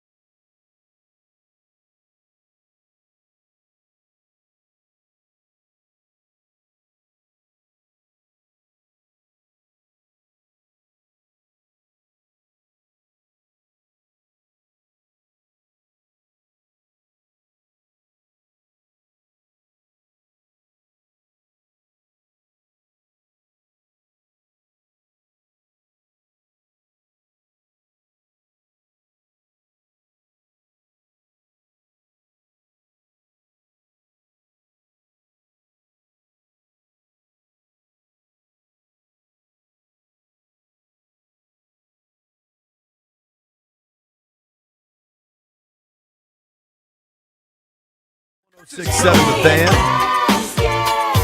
Our boy Chase Hughes joins the program now. Chase covers the Wizards for Monumental Sports Network. You can also watch us on Monumental Sports Network. Chase, what's up, dude? How you been? Doing good, man. Thanks for having me on.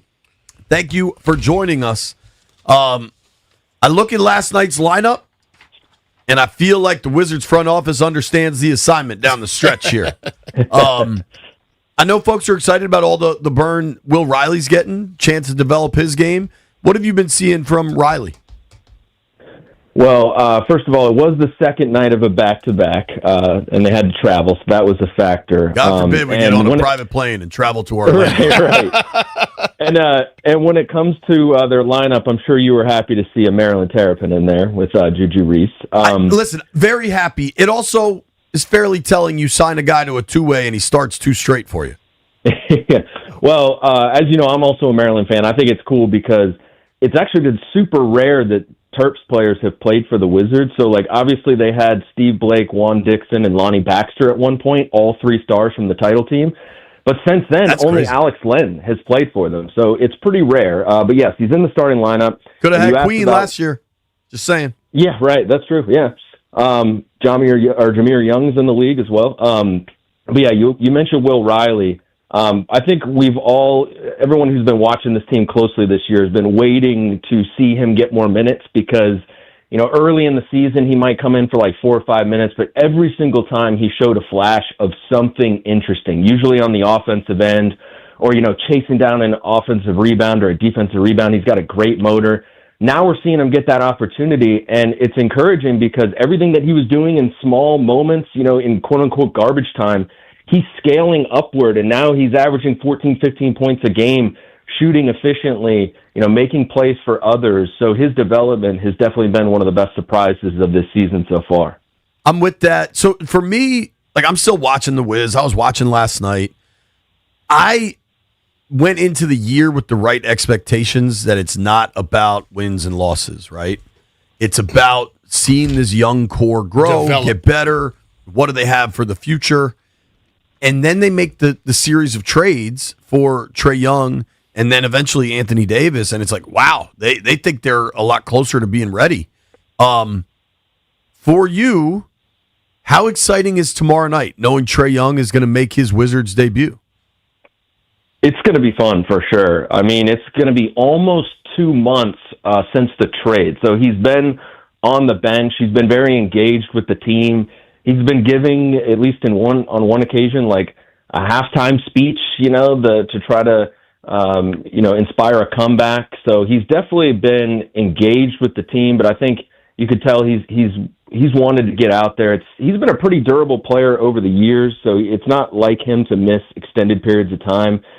And it's just going to be a glimpse at, I think, more to expect next year. He's going to be on a minutes restriction of 17 to 20 minutes, so we'll see what he can do in that time on the court, and again, after a long layoff. But I think the energy in the building is probably going to be the best, maybe, of the whole season, because I think a lot of Wizards fans are excited to see him play. Yeah, Trey seems to have bought in, and he seems to be totally sold on what's happening here. On the other hand, Anthony Davis doesn't. Can Trey playing and doing what he does help him come across to it? Yeah, I mean, I think Anthony Davis has been saying all the right things. There was that initial interview that he gave with David Aldridge that you're alluded to, where he did kind of have some question marks that he left out there. But he did a recent interview with Wes Hall, my colleague, and he was talking in specifics about how he's going to fit with Alex Sarr, how he's going to fit with Trey Young. And it seemed like a guy who was definitely expecting to play for the team and maybe even fairly soon. I don't know if we'll for sure see him this year. That is the expectation. GM Will Dawkins has said that he expects him to play. So it seemed, my takeaway from that interview really in a snapshot was that, he seemed like he was pretty excited to get out there and play with these guys. In particular, Alex Sarr, I think he sees a lot of potential for them defensively. So, yeah, I think Trey Young in general can do a lot for this entire roster and the whole organization to go out there and sort of do what he does, which is, make threes, throw lobs, and, get the crowd going. Mm-hmm. And I think Anthony Davis, based on some of the things that he said, I think he's really excited about that partnership, in particular him and Trey Young. Speaking of Trey Young, BMitch and I talked about it. I kind of love that he got thrown off, that he got ejected even as a observer. Spectator. Yeah. How was that received by the team and the organization? Yeah, they liked it quite a bit. You know, it was interesting. There was kind of a spat on the court between Tari Eason and Jamir Watkins, and Trey Young got ejected for stepping onto the court, but he didn't do it in the traditional way where, you know, you run on the court and you sort of get into the mix with the players. Like, he just sort of stepped on the court, but he was talking to the ref about the call. So, you know, he was telling them like some choice words about that call. For sure. But so it wasn't like he did anything reckless or instigated anything. He was just sticking up for his teammates. And so even head coach Brian Keefe said that he was proud of him for that, because that's something that he pays close attention to. And you'd be surprised what coaches pay attention to in the NBA when they watch games back on film. Like, they watch the bench and see, like, who's standing up, who's clapping for their teammates, who's, you know, pumping their fist when a guy has a good play, you know, who runs over and helps their teammate up. So that's something that Brian Keefe and pretty much any NBA head coach will pay attention to. So he liked what he saw in that moment. One guy I've been, every time I watch him, he does a lot defensively and on the court. And he just, I don't know what's his future here. Justin Champagne. At first I thought they were saying his name wrong, but his name is Champagne. What's up with him? Because is he like a defensive guy or just like a role player? He's a defensive guy who's coming around on the offensive end, but the thing to know about Justin Champagne is he is one of the best rebounders in the NBA pound for pound. This is a guy who went to Pittsburgh and at 6'6" averaged 11 rebounds a game. So as soon as I saw that, I was all in. Like, I love players like that. Like Josh Hart of the Knicks is very famous for it. Yep. But it's pretty incredible. Like, if you run some of the numbers with Justin Champagne, like, he's like, if you look at rebounds per 36 minutes, like, he's up there with like Charles Barkley and Russell Westbrook among like the best, like, quote unquote smaller rebounders that the league has seen in recent years. So he's just got a knack for it. And you know what's really interesting about him as it pertains to the rebounding? I did a story about this last year. He has an identical twin brother named Julian Champagne, who plays for the San Antonio Spurs. Wow. And Justin is like clearly the better rebounder. Like, they're identical in size. They look the same. They talk the same. They're the same people essentially. But one guy is like a vastly better rebounder than the other. Now, Julian Champagne has other skills, but basically the story I did was like, these guys prove that rebounding is a natural trait, that it's like a gene that you either have or you don't. And they both agreed that Justin's got it because he could just see the ball off the rim like few guys can. Talking with our friend Chase Hughes here on the Rude Guest Hotline. Rude makes the most reliable HVAC equipment in the DMV. A couple of pieces we know long-term for the Wizards are Keyshawn and Sarr. I kind of get the feeling we're not going to see Alex Sarr again this year. I think he's week to week with that hamstring. What is the latest with Keyshawn's elbow?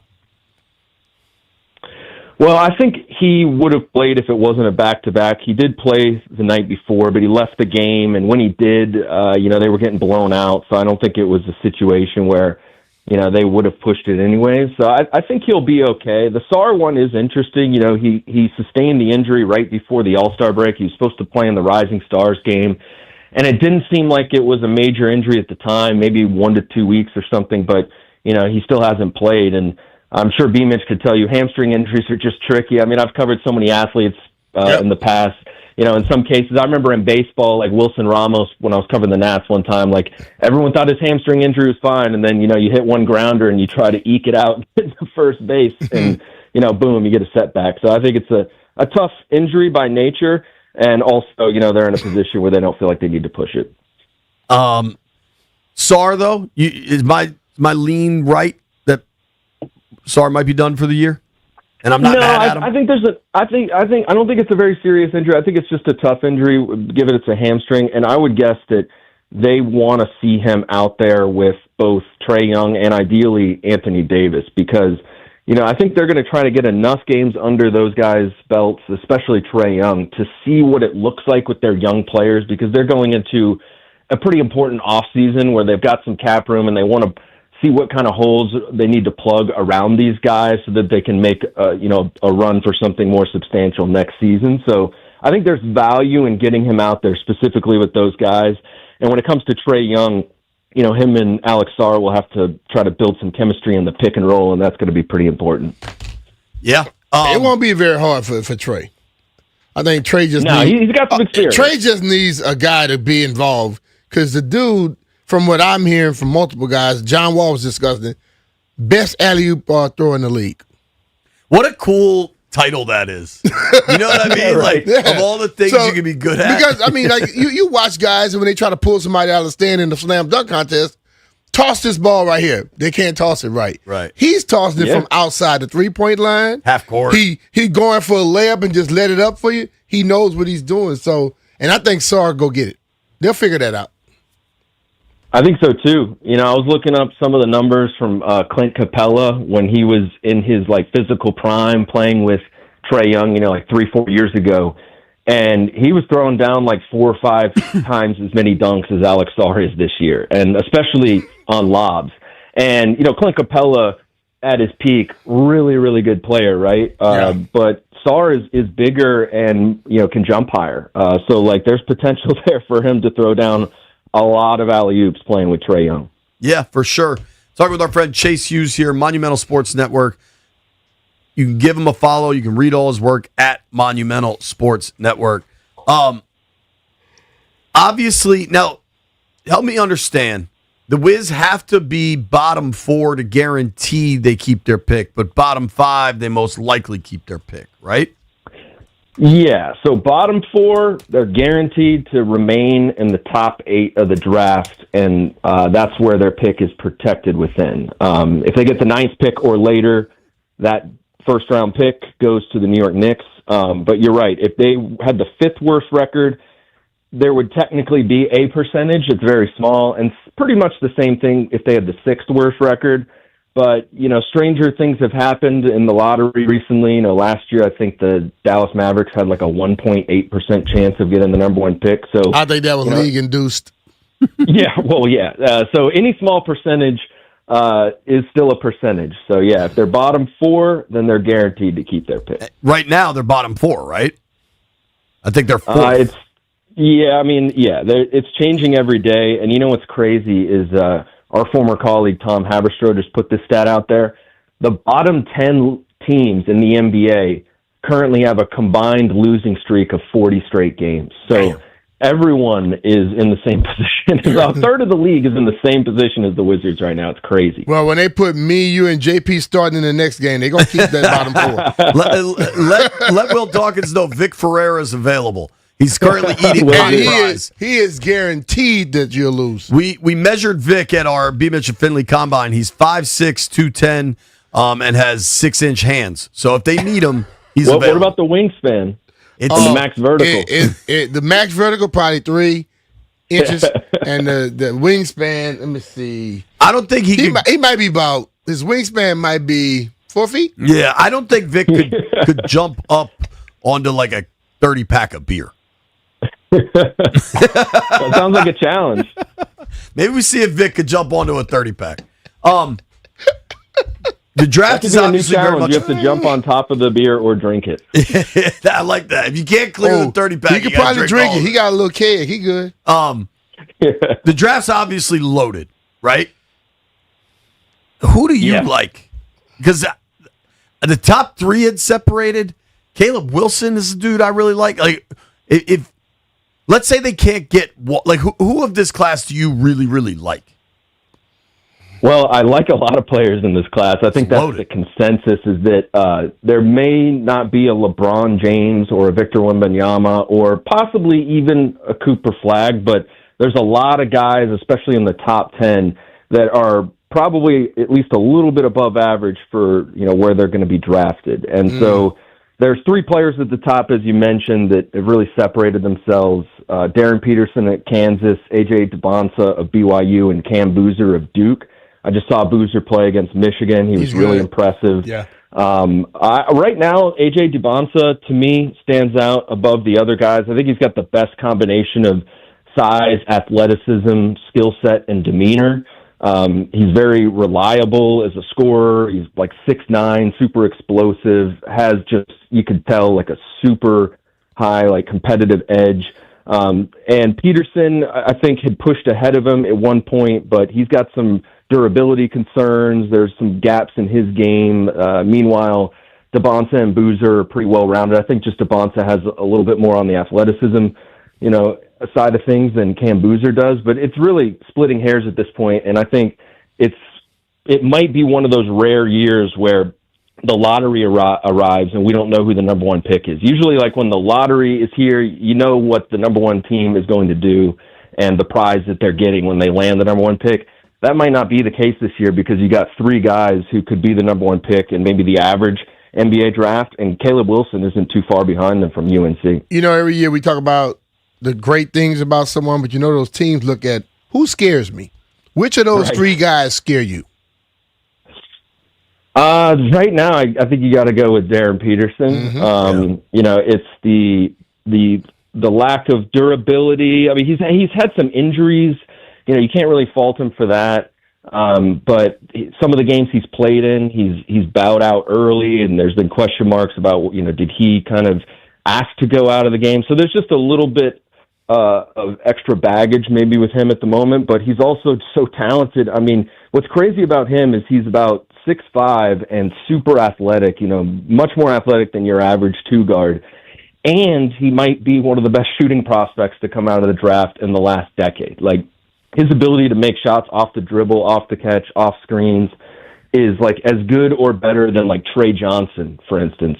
But he's way more explosive of an athlete than Trey Johnson. And he's a really good on-ball defender, at least in terms of like getting steals. So I could see NBA teams overlooking some of the question marks because at the end of the day, they're not that big of a deal. You could probably project him to be a little bit more durable, maybe if you like, your track record with your training staff. So all these guys have a case for the number one pick. Chase, our guy Ben Strober does the Locked On Wizards podcast. He says tomorrow night he expects to be the most fun Wizards crowd maybe of the season, certainly since that John Wall night. I was there for Wall night. It was a lot of fun in there. How ready is Trey to kind of get embraced by this fan base, and what do you expect for that game? I think he's definitely ready to be embraced by the fan base. I think he's been kind of sending signs about that with all his DC sports jerseys he's been wearing on the bench. He's really trying to ingratiate himself with fans. And I think, it's good that it took a little while for the dust to settle after the trade because kind of like John Wall here, Trey Young had a really deep connection with the fan base in the city in Atlanta. So I think it took some time to process that, and he's really ready to embrace his new home and the fans. And one great thing about Trey Young is he's a bit of a showman, there's, he's got like the shiver, for the Ice Tray nickname. Mm-hmm. And then of course he famously rolled fake dice at the middle, at half court at Madison Square Garden when they clinched a berth to go to Las Vegas for the end season tournament. So he's got some flair to him, and I think that'll be fun for Wizards fans to watch. DC? It's going to be fun tomorrow night for sure. Chase, thank you for the time, bro. Appreciate it. Absolutely. Thanks for having me. Hi, bro. All right. That's our guy, Chase Hughes. Give him a follow at Chase Hughes DC. Excited to watch Trey Young in a Wizards uniform tomorrow night. That's a question that we probably, somebody asked us that 3 months ago. We'd be like, nah, dude, that ain't happening. World Baseball. So. I do want to talk a little World Baseball Classic. Also want to talk a little more NFL. Free agency's coming. Monday's the legal tampering period. Opens at noon during our show. Maybe we all make a prediction. Nobody go anywhere. It's BMitch and Finlay. BMitch and Finlay are presented by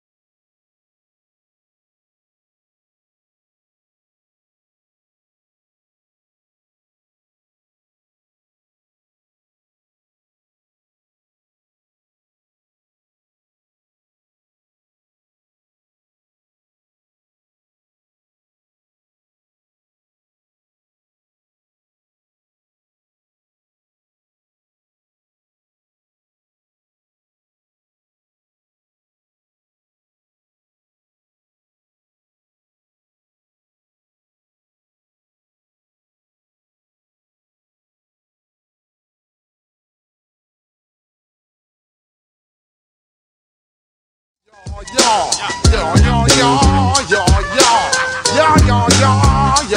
got a ghost in the studio. B, how the hell did that happen? Brian and I are just sitting in here. So for those that don't watch, if you only listen to the show, I mean, y'all can probably hear that, right? So Brian and I are sitting in the studio. Yeah, and all of a sudden this TV starts in this studio, there's two televisions. One's on ESPN, the other's on Good Morning Football. We got Monumental on the other side. Somehow the audio just started on this TV, and it's loud. It's like blaring. B is now turning it down rather than pressing mute, but that's fair. Turn it down. I mean, hell. It just turned on. That was weird. Do you think there's a ghost in here, Brian? I don't know, but I haven't heard it in all this time we've been in here. Like, none of us touched anything. Does mute perhaps expire after a certain amount of time? Not that I know of. That was odd. Have you ever heard it any other day? No. Okay. That was really weird. Yeah. Strange. All right. Just when you think things can't get weirder at the radio station. Yeah, it could be some ghosts in here. What, day one, it's how Vic ties his shoes. Day two. It might be a few ghosts. That was weird, man. That was weird. All right, but we're persevering despite the paranormal activity. Is that what we would call that? That was paranormal. Yeah, it wasn't normal. It was something. I think there's a ghost in here. Hey, man. That was odd. What's up, homie? Yeah, you're good with me, Ghost. Cool with you, dog. Maybe it was us talking about Dave Casper. Brought him in. Yeah. Said, oh, those guys are cool. Yeah. They're cool with ghosts. The World Baseball Classic, BMitch. They've been playing this thing. Is this the fourth go-round of the WBC? The 10th? We're going to need some WBC information. It's a hell of a space there. 4th or 10th. They play it every 2 years, I believe. I'll be honest. The World Baseball Classic's not really on my radar. Then it arrives, and I watch a little bit of it. Mm-hmm. That's kind of how it goes. It began in March 2006. All right, so we're 20 years deep. And it's every other year, right? So are we 10 years into this thing? 10 trips? Every 3 years. Every 3 years. Why not have a more random number? Every 3 years. Weird. If it's every COVID 3 messed years. it up. How could they be playing on the they missed a year for COVID or something? Yeah. Okay. Who all has won it? I know Japan's been really good at it. I assume the United States has been really good at it. I think the U.S. won the last one on like a walk-off or something. There was a very, very exciting finish of the last World Baseball Classic. What's interesting is they're playing this thing all over the world, B. Mm-hmm. If you wanted to go, Pool A, BMitch, playing in Puerto Rico. Okay. Pool B, Houston. Wow. Pool C, you know where they're playing Pool C? Where? Tokyo. And then Pool D is in Miami. So you got two. That is a World Baseball Classic. Two of the pools are, how far is San Juan to Miami? 90 miles? 200 miles?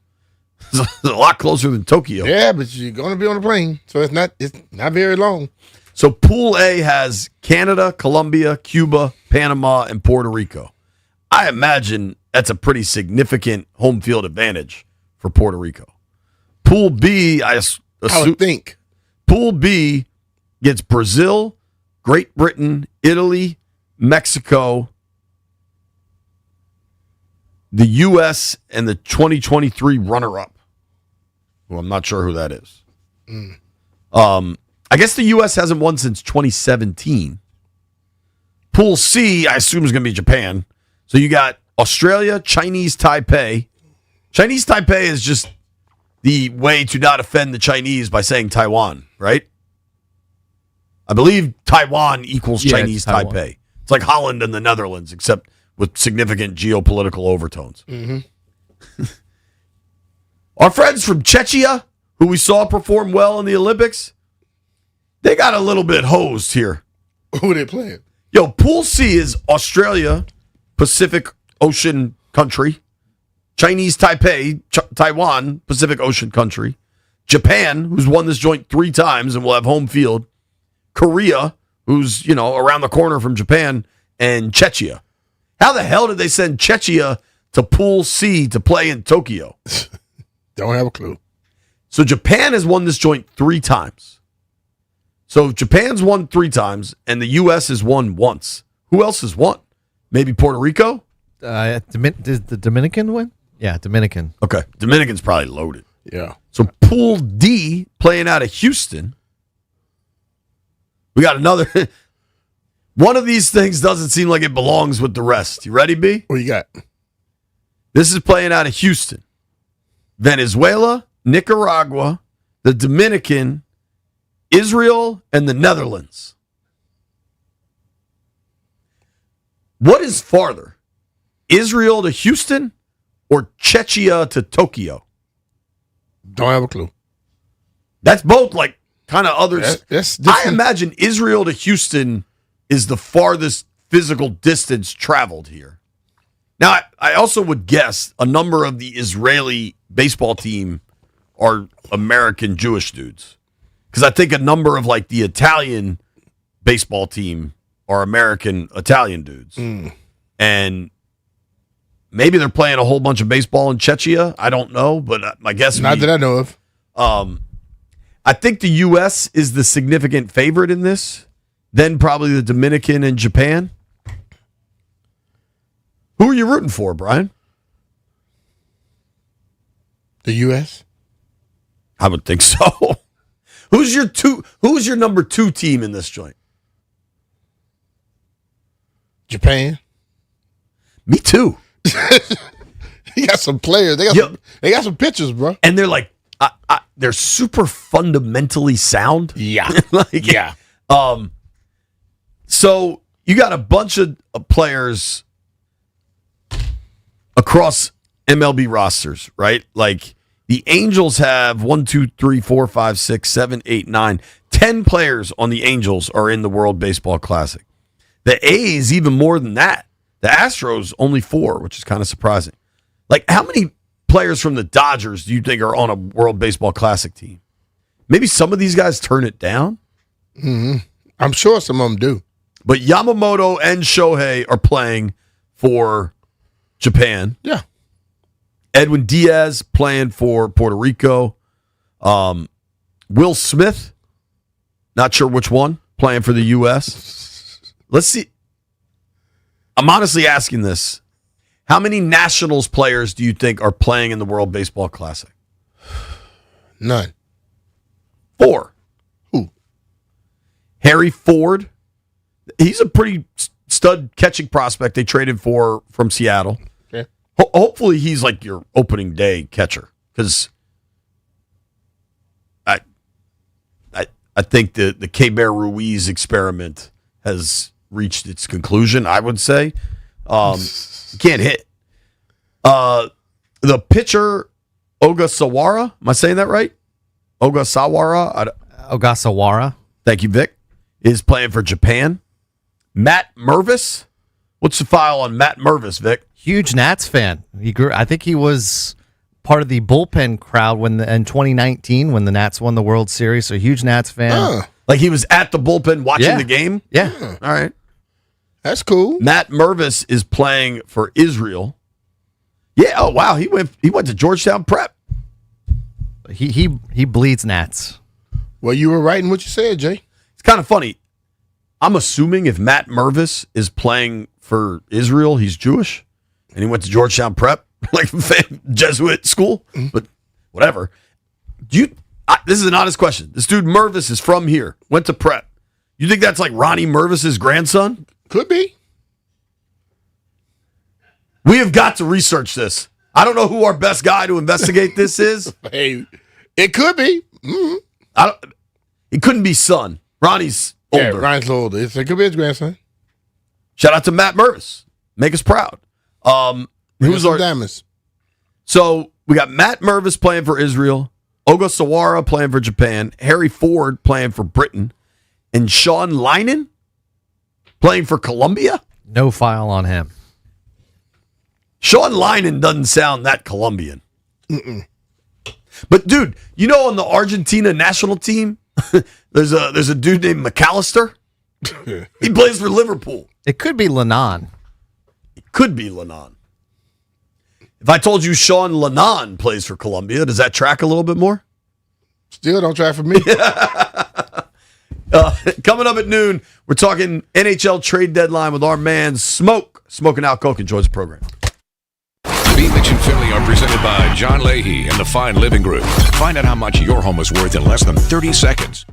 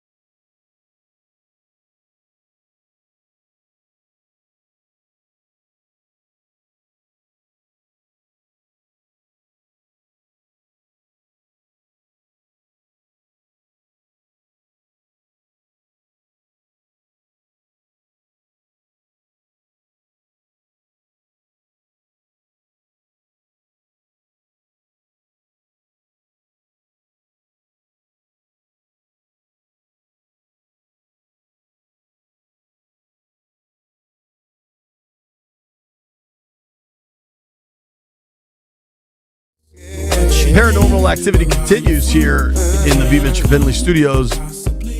The Wi-Fi dropped for everybody for a little while, right? Did the Wi-Fi drop for you boys in there? Like, and I'm not talking about like my phone. I'm saying the Wi-Fi in our building that I connect to every day dropped for like a minute or two. Jeff, did yours drop? Yes. Confirming. All right, but it has since come back, right? No. Really? Yours is still out. I'm still on 5G. What about you, Victor? Right now, I'm good. Are you on 5G? No? 5G? Are you on Wi-Fi? No, I'm on Wi-Fi. Do you not have a laptop, Vic? I do. I just don't have it in. So you use that terrible computer that's plugged in? Yes. Okay. So White Brian has a he laptop. Plugged in. Dub B, is your laptop on Wi-Fi? Nope. So you just not able to work? Yeah, I mean, I'm working on the desktop, but it's not really. I mean, those desktops. It doesn't work. Those desktops are older than Ben Strober, probably. Like, it's like generation one. It's not. I don't know what's going on. So I just realized I thought I reconnected. I have actually connected to something else that I'll tell you when we go back to break. Okay. So I probably shouldn't do any online banking or anything. I have no idea what I'm connected to right now. Yeah. Do you think the Wi-Fi dropping, and again, this is like the whole damn company. Yeah. You think the Wi-Fi dropping is related to that random television turning on? Nah, because it was on. The audio turning on. I don't know what happened with that. I don't know. This is not a shot at our crack engineering team, right? What we've learned with the hackers, whoever they may be, they can get anything they want. Yeah. What on earth do you think they would gain by hacking into us? Like, just what would they get? Pissing you off, and normally they get a payment. Sometimes when they hack you up, like what? Most companies would rather pay them than fight them. What dollar amount could Odyssey pay the hackers? I don't know. 10 grand? Depending. 6 grand? Hey, they might know more about Odyssey than we know. If the hackers were like, yo, 100 grand to get back in business. They might know more than about them. They may know more about them than we do about the financials.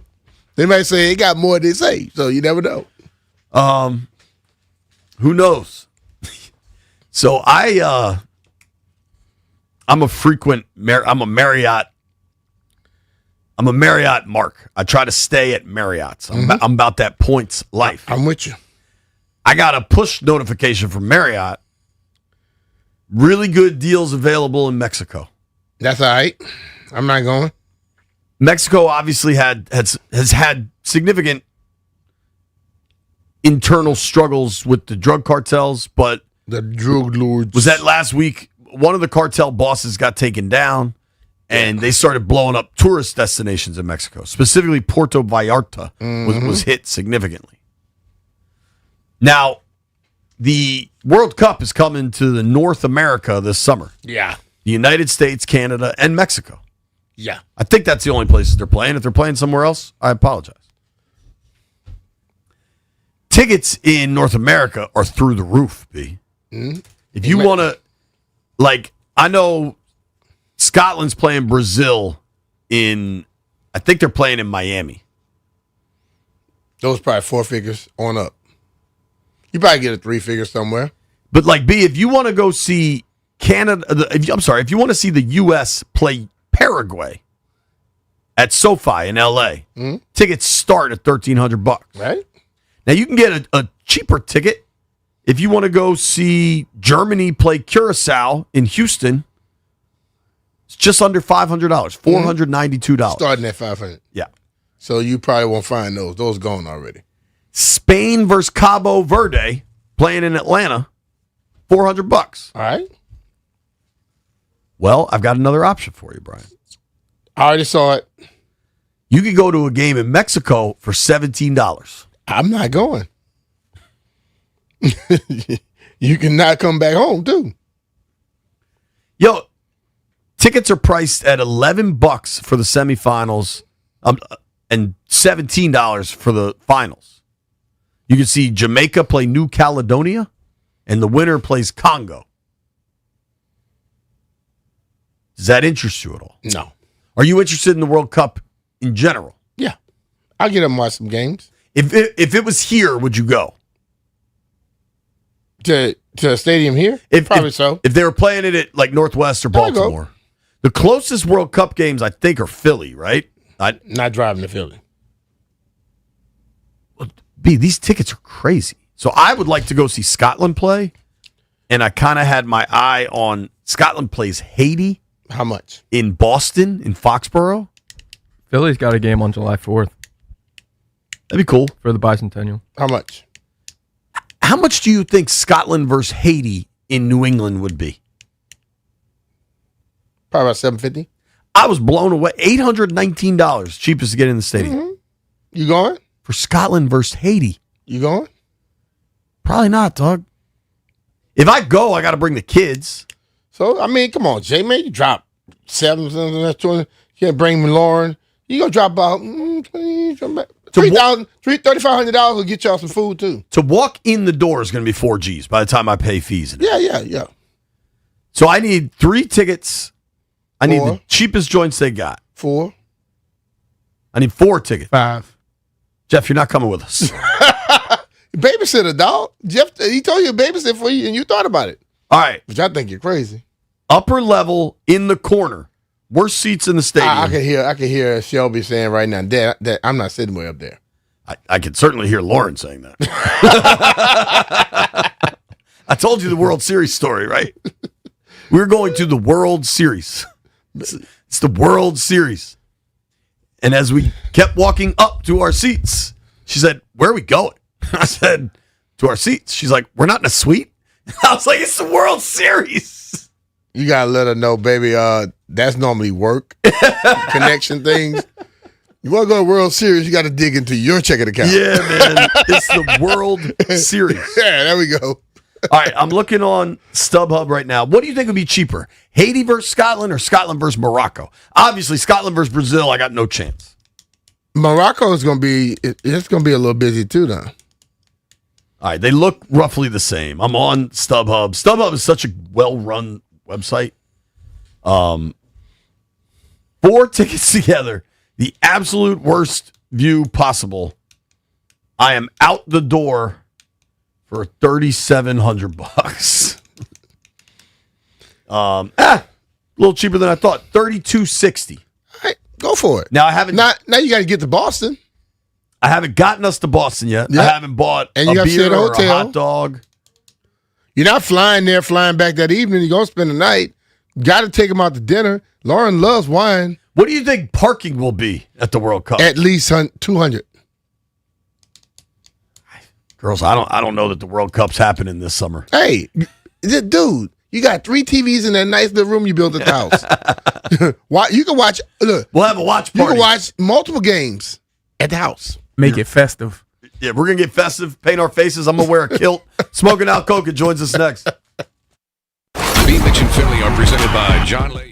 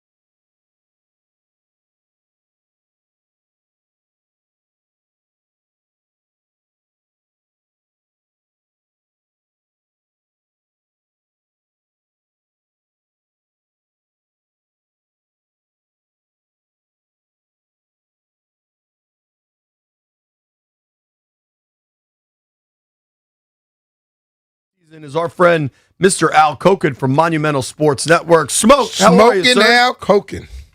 What's up, gentlemen? Long time. How have you guys been? As Doc's son will say, smoking Al Koken. That's right. What's up, Al? What's been happening, man? Hey, I wish we were talking after a better performance last night by the Washington Capitals, but that game last night, I know it's it's probably just one of 82 on the schedule, but considering as JP just mentioned, the trade deadline looming on Friday, that could have major ramifications on what the Capitals do or don't do. I mean, it wasn't a good night on the ice for them, and then they didn't get any help. And right now they're sitting there. They had Columbus pass them in the standings, so you've got Boston with the final wild card spot. They're ahead of the Caps by 4 points, and they've got 3 games in hand. Columbus then jumps over them, and they're up by a point with 3 games in hand. And then if you want to look in the path to even get to the third place in the Metro, both Pittsburgh and the New York Islanders are 6 points ahead, and Pittsburgh's got 3 games in hand, and the Islanders have 2. So the math is not good for the Washington Capitals as they approach this trade deadline on Friday. Smoke, listen, they come from the Olympic break. They win their first 2 games. They're playing pretty well. Montreal Saturday night, I understand that place is a buzzsaw, super loud, one of the best crowds in hockey. But to come back last night after, you get a couple days rest, I try not to be too hyperbolic that often, but like the first period of that game was kind of shocking. Yeah, I 100% agree with you. And I think, it was interesting to listen to the players after the game, and particularly Tom Wilson. And there's always that question of there's a disconnect between players and coaches. And, one of the things that I've been so appreciative of coaching staffs over the years, and it's been one of the things I've been proudest to do on my job, and I think the fans appreciate it, is I get to talk to the assistant coaches once each period. And you hear the assistant coaches say things like, we've got to start shipping the puck and getting behind them and putting more pressure. You're hearing what the coaches are telling us. So you are guaranteed they're telling that and more to the players. But when it takes nearly a period and a half for the players to finally pick up exactly what the coaches have been saying, which is start getting the puck in deeper. We're the bigger, more physical team. They're the faster team. They're jumping on us. But the way to turn that around is get them to be playing defense and pound them in their defensive zone. If you get a Clayton Keller and a Logan Cooley and other guys, other good scorers on that team, opportunities, they're going to make you pay, as they did. But once the Capitals finally started to say, you know what, let's play more of the game in their end, what did you see? A complete reversal. They dominated that third period. If Melka doesn't make that unbelievable save, excuse me, on Pierre Dubois late, we're talking about the Caps probably getting at least a point and maybe 2. How big of a deal is not having John Carlson, Protas? Like, how much is that impacting all of this? Well, Protas for a game certainly is big, but it's huge not having John Carlson there. You can say all you want about, getting up in years, but John Carlson is still, without question, they're far and away their best two-way defenseman. He's out there on the penalty kill. He's out there in the second unit on the power play. He's still an outstanding defender, and not having him for this stretch has had a real impact. You've had guys sort of, to a certain degree, playing out of position. I thought Rasmus Sandin has been outstanding these last few games, but they're asking a left-handed defenseman to play on the right side, which is not easy, particularly when you're talking about, high pressure that you got from a team like last night. When they're on you and you're on your backhand, it's more difficult to make a play than when you're on your forehand. But, Sandin has been asked to do that. Martin Faravari at times has been asked to do that. So to try and, to lose a guy like John Carlson, a right-hand shooting defenseman, and you'll watch at this trade deadline, watch how much of a commodity any of those right-handed shooting defensemen become, whether they're, top-pairing defensemen or depth defensemen. If you can get one from the right side, that has more value than guys from the left side because they're rare. So to not have John Carlson, not only the player, but the position in your lineup, it's big, JP, no question about it. Al, as this trade deadline begins to loom, should the Caps be buyers, sellers, what?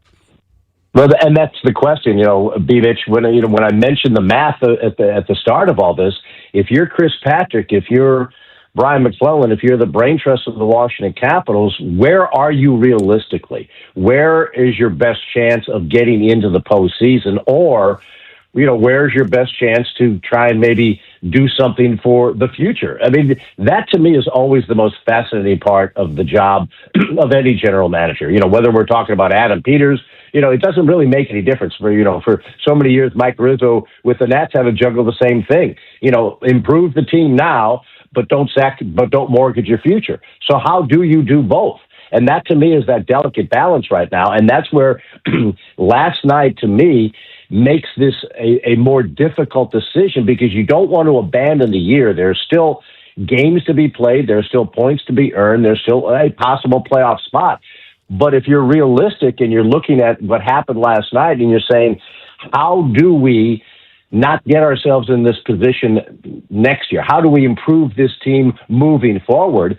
Is it to give up some of the young assets that you've got to try and get something to help you immediately? Or is it to do what, Utah did, which is, unfortunately missed the playoffs for a number of years. And then when you turn around and you see, the Dylan Gunthers and the Logan Cooley's and the Clayton Kellers I just talked about, all high draft choices, all in that range where Ryan Leonard was picked, you say to yourself, well, maybe is it better to say, this just isn't our year, and it's time now to make sure that we add more of that high-end value talent so that when we do move ahead, when we do have to one day face a team that's not going to have Alex Ovechkin on it. One day, a team that won't have a John Carlson on it. Some of the older guys that won't be there. Are you prepared to be still a relevant team? I don't know what the right answer is, but I'm just telling you that is the dangerous and most difficult question that both, the Capitals Brain Trust have to answer right now. You can see what the loss of a Pierre-Luc Dubois has meant to this team, because the way he's come back, you realize, man, have we missed that for 47 games? So you may have to just say to yourself, you know what, it just wasn't our year. If we had been a healthier team, if we had had some of our key people, for the majority of the season, things may be different. And maybe that's the way to answer it. Or is it to say, you know what, 4 points, 6 points, that's not something that we can overcome. This team has earned the right to make a run. Let's go out and add something to our team. And the other thing, and I'll end it this way. The other thing that was interesting to me is you go back 2 years ago, the Capitals barely squeaked into the playoffs, but they also made a trading away a player in Anthony Mantha that gave them some additional draft choices. So maybe there's the middle ground. Maybe you can make that situation to say, you know what, if the right trade comes along, we'll pick up an asset, but that's not waving the white flag on the season, because we believe if Carlson comes back and now a healthy PL Dubois, we've got enough to make a late run, and maybe that's going to be the answer. It's a really tough year to kind of figure out what the Caps should do. Talking with our friend Al Koken here on the Rude Guest Hotline. Rude makes the most reliable HVAC products in the DMV. Of course, you can watch Al every Caps game. Does a tremendous job working the rink, talking to players, talking to coaches. And going forward here, the gigantic, I don't know that I need to say that when I'm talking about elephants, but the elephant in the room is Ovi. What's going to happen with Alex Ovechkin? I heard Joe B say this, and I don't know if it was in a pregame or a postgame or what, but Joe Beninati said, just because we don't know, they haven't made, there's no public announcement on what Ovi's future is. Just because we don't know doesn't mean Ovi doesn't know, and it doesn't mean the team doesn't know.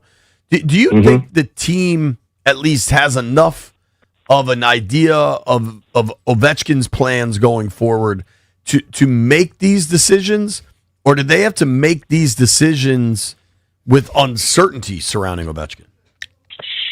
I think you can have a combination of both, JP, and here's why. I think if Alex decides that he wants to give this one more shot, I don't think that necessarily. I don't think it handicaps the team in terms of making a decision on Friday on something we can add to this squad.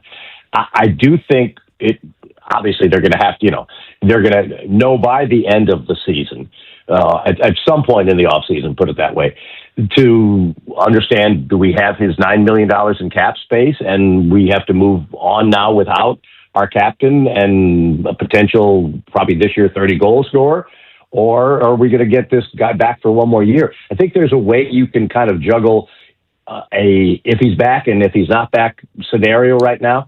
But I do believe they've got to have a little bit, I do believe they have a dual battle plan. In other words, I don't think they'd be caught like, oh my God, we thought you'd be gone, Alex, and now we made all these plans without you. I really do believe there's a combination there, because I think they've felt all along they owe it to Alex to call his shot. Now, maybe Alex has told them already, and obviously it's been a very closely guarded secret if he has. And so, that then takes the second equation out of it, JP. They know already. But without a public statement, we're all kind of speculating the same thing. I feel that Alex, because of what he has done for this franchise, obviously, as we said, deserves the chance to call his own shot. And I know the team is giving him exactly that. I completely agree with all of that. Ovuchkin deserves to call his own shot entirely. However he decides he wants to handle it. And I could see, after the chase last year, Ovi just not really wanting to deal with a big, retirement parade. Because every city he went to, they'd give him a gift and all that. I could see him not wanting to deal with that. Man, accept that. You were that good. Everybody don't get that. For sure. But you're obviously not going to trade Ovi. Who do you think are there, if they elected to become sellers, who would make the most sense? Well, I mean, look at, I think contract situation becomes part of it. Here, I'm just going to throw this out as a scenario as opposed to keep an eye out for this. But what, for example, if they decide that, hey, we are pulling the chute on this season and we're going to see what we can get for the highest return we could possibly get. Okay, John Carlson's an unrestricted free agent at the end of the year. I want John Carlson to end his career the same way it looks like Alex Ovuchkin has ended his career, Nick Backstrom getting his career, as a one-time Washington Capital and no other team. But in the past, we've seen with this franchise, including a guy who's got his number hanging up in retirement as number 32, Dale Hunter, we did see the Capitals approach Dale Hunter and say to him, we're not going to make the playoffs. Would you like one more chance to go for a Stanley Cup? And they traded him to the Colorado Avalanche. So if you went to John Carlson and said the same thing, John Carlson would give you big return. Yeah. You could also then not rule out the return and the offseason of John Carlson to finish out his career as a Washington Capital. I mean, both can be true, but I'm just throwing that out and saying, to answer your question, I don't think the Capitals are actively shopping John Carlson, but if it does become a time to make a decision and they approach John Carlson and he says, yeah, I'd be open to seeing, what I could do with a contending team, I could see that as being the avenue to get them the most in return. But at the same time, I do firmly believe the Capitals, like they did with Nick Backstrom, like they were going to do with Alex Ovuchkin, see John Carlson as a lifetime Capital and want him to end his career here. So that's really interesting and makes a ton of sense. And I just think in my lifetime, I know that Art Monk left. I know that Brian Mitchell left. I remember Gary Clark playing in. I was kicked out. Jay. Sure, but I remember Gary Clark playing in a Cardinals uniform. But when those guys come back, it doesn't change at all. If Carly was to get moved, it doesn't change at all what I think of him as a Cap and as an American, really. I'm with you. And again, I'm truly throwing that out to answer your question in terms of. I gotcha. If you want to get something, you're going to have to give up something, right? And it's a unique situation with John Carlson being an unrestricted free agent at the end of the year. Now, maybe they've got something worked out between them, already. And maybe the ramifications of an extension are there, just, tweak it on the margins here or there. Like, Ethan Frank just got signed to a contract extension. I didn't hear any buzz about, hey, we're eminent on Ethan Frank, but John Carlson is in a completely different category. He's a Capitals icon, and it would take a lot to even consider moving him. But if it did come down to where both player and team said this could be beneficial to both, then I could see that scenario. Other than that, you're just talking about, you're going to have to answer the phone and with another general manager saying, what would you like for so-and-so and so-and-so? So there's value on this team, but the other thing is, if you move away from some of the guys on this team, where does that leave you moving ahead? You're losing assets that could maybe help you next year, or is the plan to say, you know what, we'll worry about next year. Let's get what we can this year if we've decided to become sellers. I mean, that's why Friday is going to be so fascinating, guys, because I just don't know where they really believe they are. Do you owe it to this team that really, kind of hung in there during the injury to P.L. Dubois and stayed relevant and stayed in the mix? Do you owe it to them to add something to try and put them over the top? Or do you just kind of say, you know what, it's just not our year. Let's try and reload this thing to make us bigger and better and more of a competitive team. These speed teams are giving this Capital team nightmares. Let's be honest. They're not the fastest team. One of the reasons why you resign an Ethan Frank is because he's one of the speed guys on this team. They need to add more speed to this team. And I don't know if there's anything out there in this approaching free agency period, because that's the other consideration. This potential summer free agency looks to be a disaster because all the good free agents, for the most part, have been re-signed by their teams, taken off the market. So if you're sitting there saying, you know what, if Alex retires and goes back to Russia, we're going to have his $9 million to spend on a free agent. Well, there's maybe not the free agents out there to spend it on.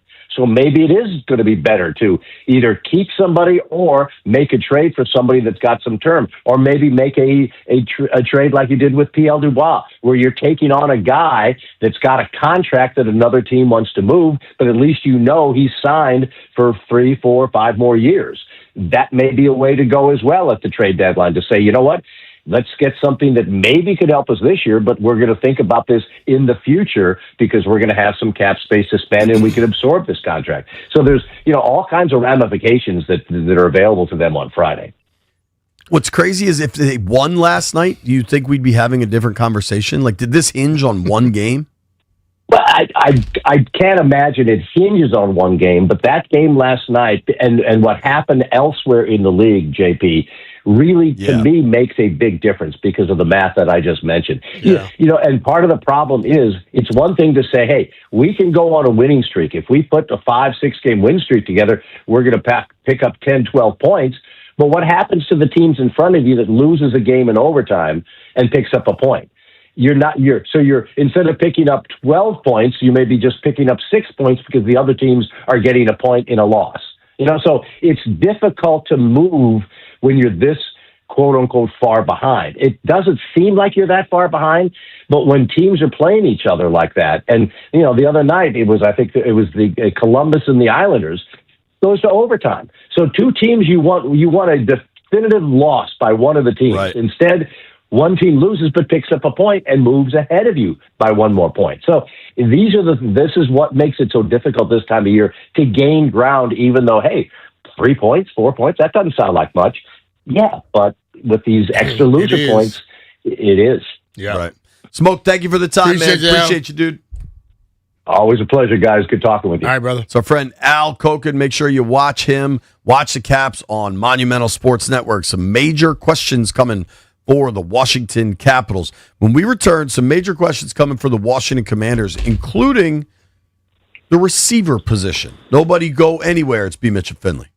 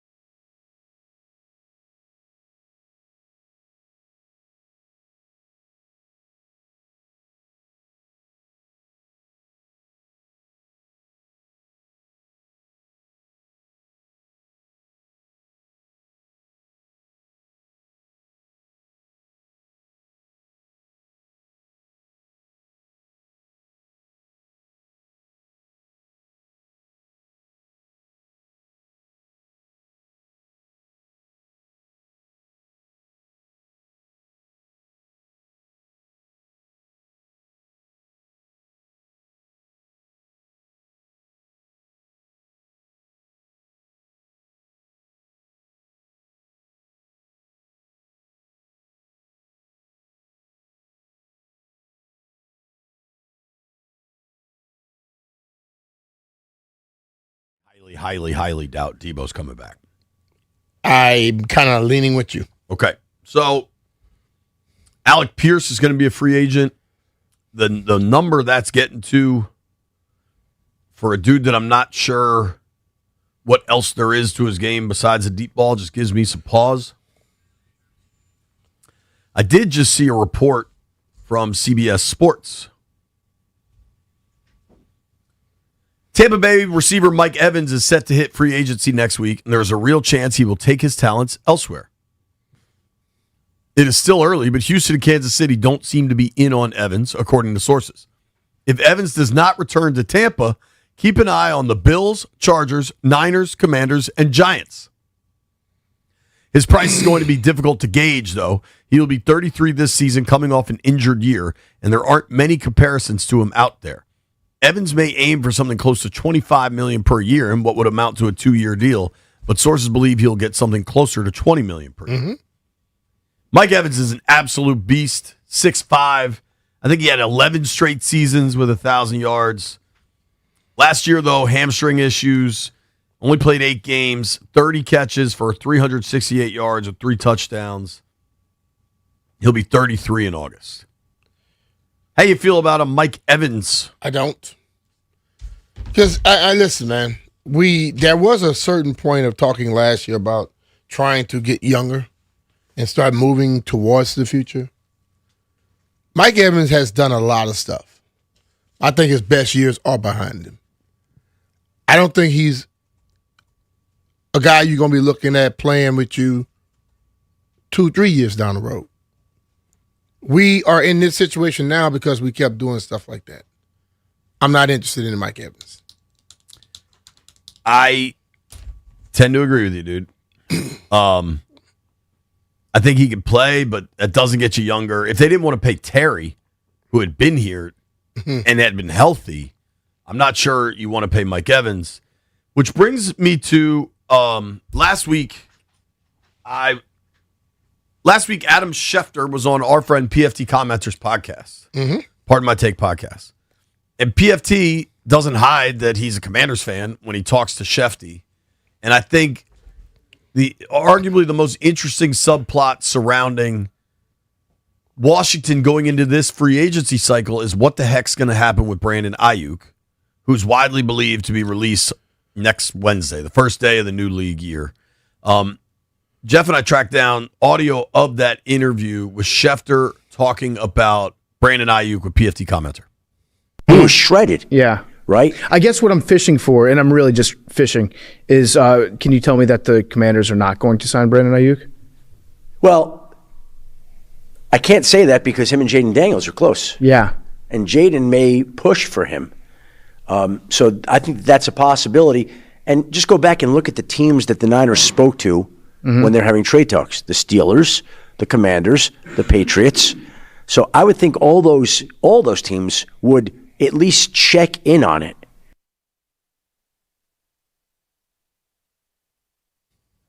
What do you think? Schefter says... Well, like he said, I can't say no because they're close. But you can't say yes either.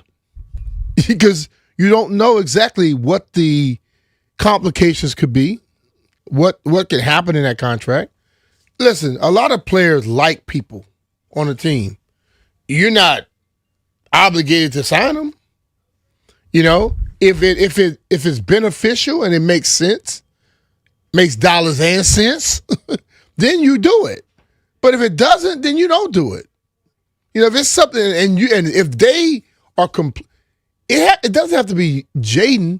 It has to be Adam Peters and Dan Quinn and Josh Harris being comfortable that he is beyond whatever he was going through. 800-636-1067. 800-636-1067. Schefter says you can't rule out Washington with Brandon Ayuk. There's a CBS Sports report that says Washington might be interested in Mike Evans. Alec Pierce, Juwan Jennings, Wan'Dale Robinson. There will be free agent names available. What do you want them to do at the wide receiver position? Do you want them to pursue Brandon Ayuk? Of the talent and age discussion, Ayuk should be at the top of that list. But then you add injury an off-field paranormal activity, and Ayuk might be at the bottom of the list. Yeah. I mean, you got to go through everything with every person and figure out what is most beneficial and how does it fit with your game plans. How much does Jaden wanting him matter? How much should it matter? Well, I mean, if Jaden even wants him. If your quarterback is interested in someone and they have a familiarity, you have to kick the tires on it. But it doesn't mean that you necessarily have to do it. You know, if every time someone said it, if that starts happening, then every time somebody said they like somebody, you have to go get it for them. You don't have to get to that point. Because one thing about it, in this league, you're going to find out that friends ain't going to be playing with friends a lot. But you know what they do? They remain friends. Right. You could be friends, and I mean, he might need some friends, right?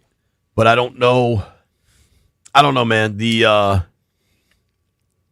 Jaden stuff, the Ayuk stuff gives me some pause, but I don't know that it'll matter. Mm-hmm. Like, they might. I also think if you can get him for something really cheap, it might change the trajectory, right? And I can't imagine Ayuk's got a ton of leverage. But would you be more interested in Ayuk or Evans? Or elsewhere? I mean, if I had to pick between those two, I'll go with Ayuk because he's younger. But I still want to find out what's best for the team. And just like this team goes to the combine and interview people and they find out stuff, if they interview with them and they feel cool with them, I'm with that. You know, that's like what Kevin Durant said the other day. I'm not trying to put on my hat to become who they are, but if they go through all the things, their little tests of what they need to do, and they find out they're cool with it, I'm cool with that. But I want that to be the decision. I don't want the decision of nobody else wanting him here or liking him to be that final say. It has to be that he's ready to play. He fits. He fits exactly what we want, and he's beyond all the other riffraff. 800-636-1067. 800-636-1067. Jeff, can you play Schefter talking with PFT one more time? This is via the Pardon My Take podcast. Adam Schefter on the possibilities of Brandon Ayuk coming to Washington. You are with NFL media, you're not allowed to ask those kinds of questions anymore. Yeah. We're going after you. No, it just feels like it's been so weird there for so long. I would expect that the market for Brandon Ayuk might not be robust, but I think in the NFL, if you can run a route and catch a pass, there'll be guys lined up to sign But we don't know what he's physically going to be like. His knee was shredded. Yeah. Right? I guess what I'm fishing for, and I'm really just fishing, is can you tell me that the Commanders are not going to sign Brandon Ayuk? Well, I can't say that because him and Jaden Daniels are close. Yeah. And Jaden may push for him. So I think that's a possibility. And just go back and look at the teams that the Niners spoke to when they're having trade talks. The Steelers, the Commanders, the Patriots. So I would think all those teams would at least check in on it. Check in on it. Yeah. Let's go to our guy Toothpick is on the line. Pick, what do you think about Ayuk, man? No. Listen. Remember back in the day, you would draft a quarterback, and then they would draft a wide receiver, say, hey, they're just going to play catch for the next 10 years. We was in such a rush to push Terry out the door, but there was no solution in place. I don't want any of these old guys. Let's find this guy someone to play catch with for the next 10 years, right?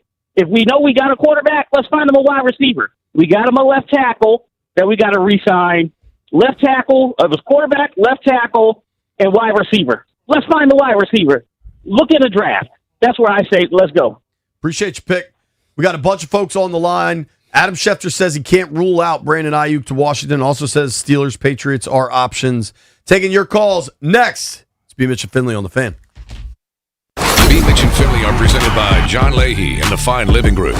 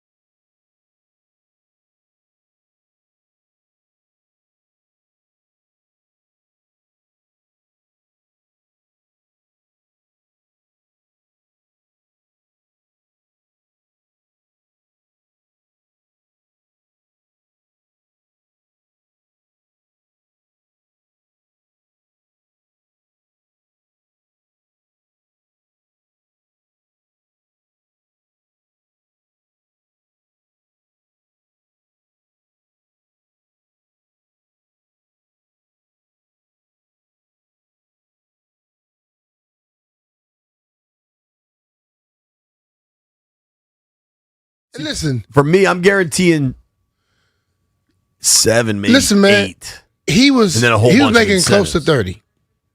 20-something, 30. Yeah. You can go get somebody that's not his talent for 10 and you pay them 10. But if you pay him 10 with the hopes that if he shows you something, we're going to hook you up. You know what I'm saying? Then you got something to work with there. If you're on hold, stay there. We might be back. You're listening to BMitch and Finlay. The Fan may be operational. Nobody go anywhere.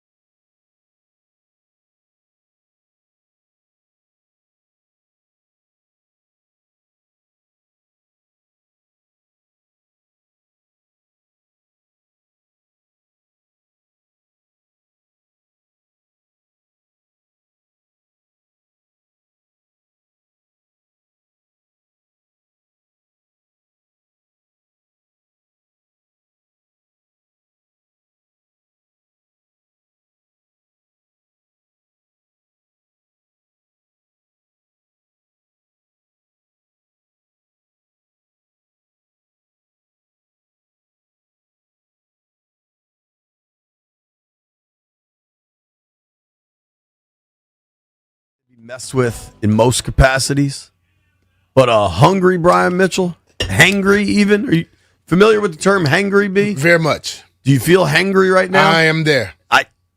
You are definitely not to be messed with now. Now, I gave you half the lunch I had.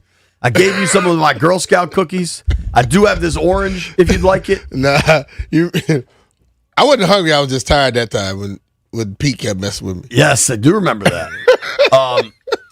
Jeff is... Listen, he's taking 2 hours to order this damn food. A lot has gone wrong on the technical side in the last hour or so. Jeff has been busy, but B has been asking to order this food. It's been about 2 hours, man. Do you want my unsolicited opinion on the matter? Mm-hmm. At 1:04 p.m., we're out of here in 50 minutes. 5:0. Mm-hmm. We don't have a meeting today. We're done. Yeah. I would just wait and go get some food when we're off. Nah, if it's ordered, they say 15 minutes. You think the food will be here by 1:30? Somebody gonna get hurt. I take the over. I'll take over 1:30. Jeff, is the food officially ordered? Yes. Okay. The pick is in 1:04. We won't name the Chinese restaurant, but there's Chinese food. We're gonna use him as a bat if it's not, because he's so light now. You can just pick him up and swing him by his legs. Here's what I'd like us to do, because we had a bunch of callers lined up. Jeff's coming in here now. Jeff, walk over to Russell's side of the studio and dial 800-636-1067. I'll know Jeff's number. I'm going to answer it live. If the phones are working, I'd like to invite the packed phone lines we had for the receiver. Jeff's just walking back in the studio. He can just use his phone. Right. He didn't have his phone. So now he's going back. We're going to see if the phones are alive. I'm not going to ask people to call until I know it's going to work, because we already did that, and the phones were packed, and then the phones didn't work. We have paranormal activity throughout the office today. So we're going to see if we can sort this out and figure it out. Grant and Danny in an hour are going to be live from anything ringing? Palm Beach. I'm calling. Nothing happening.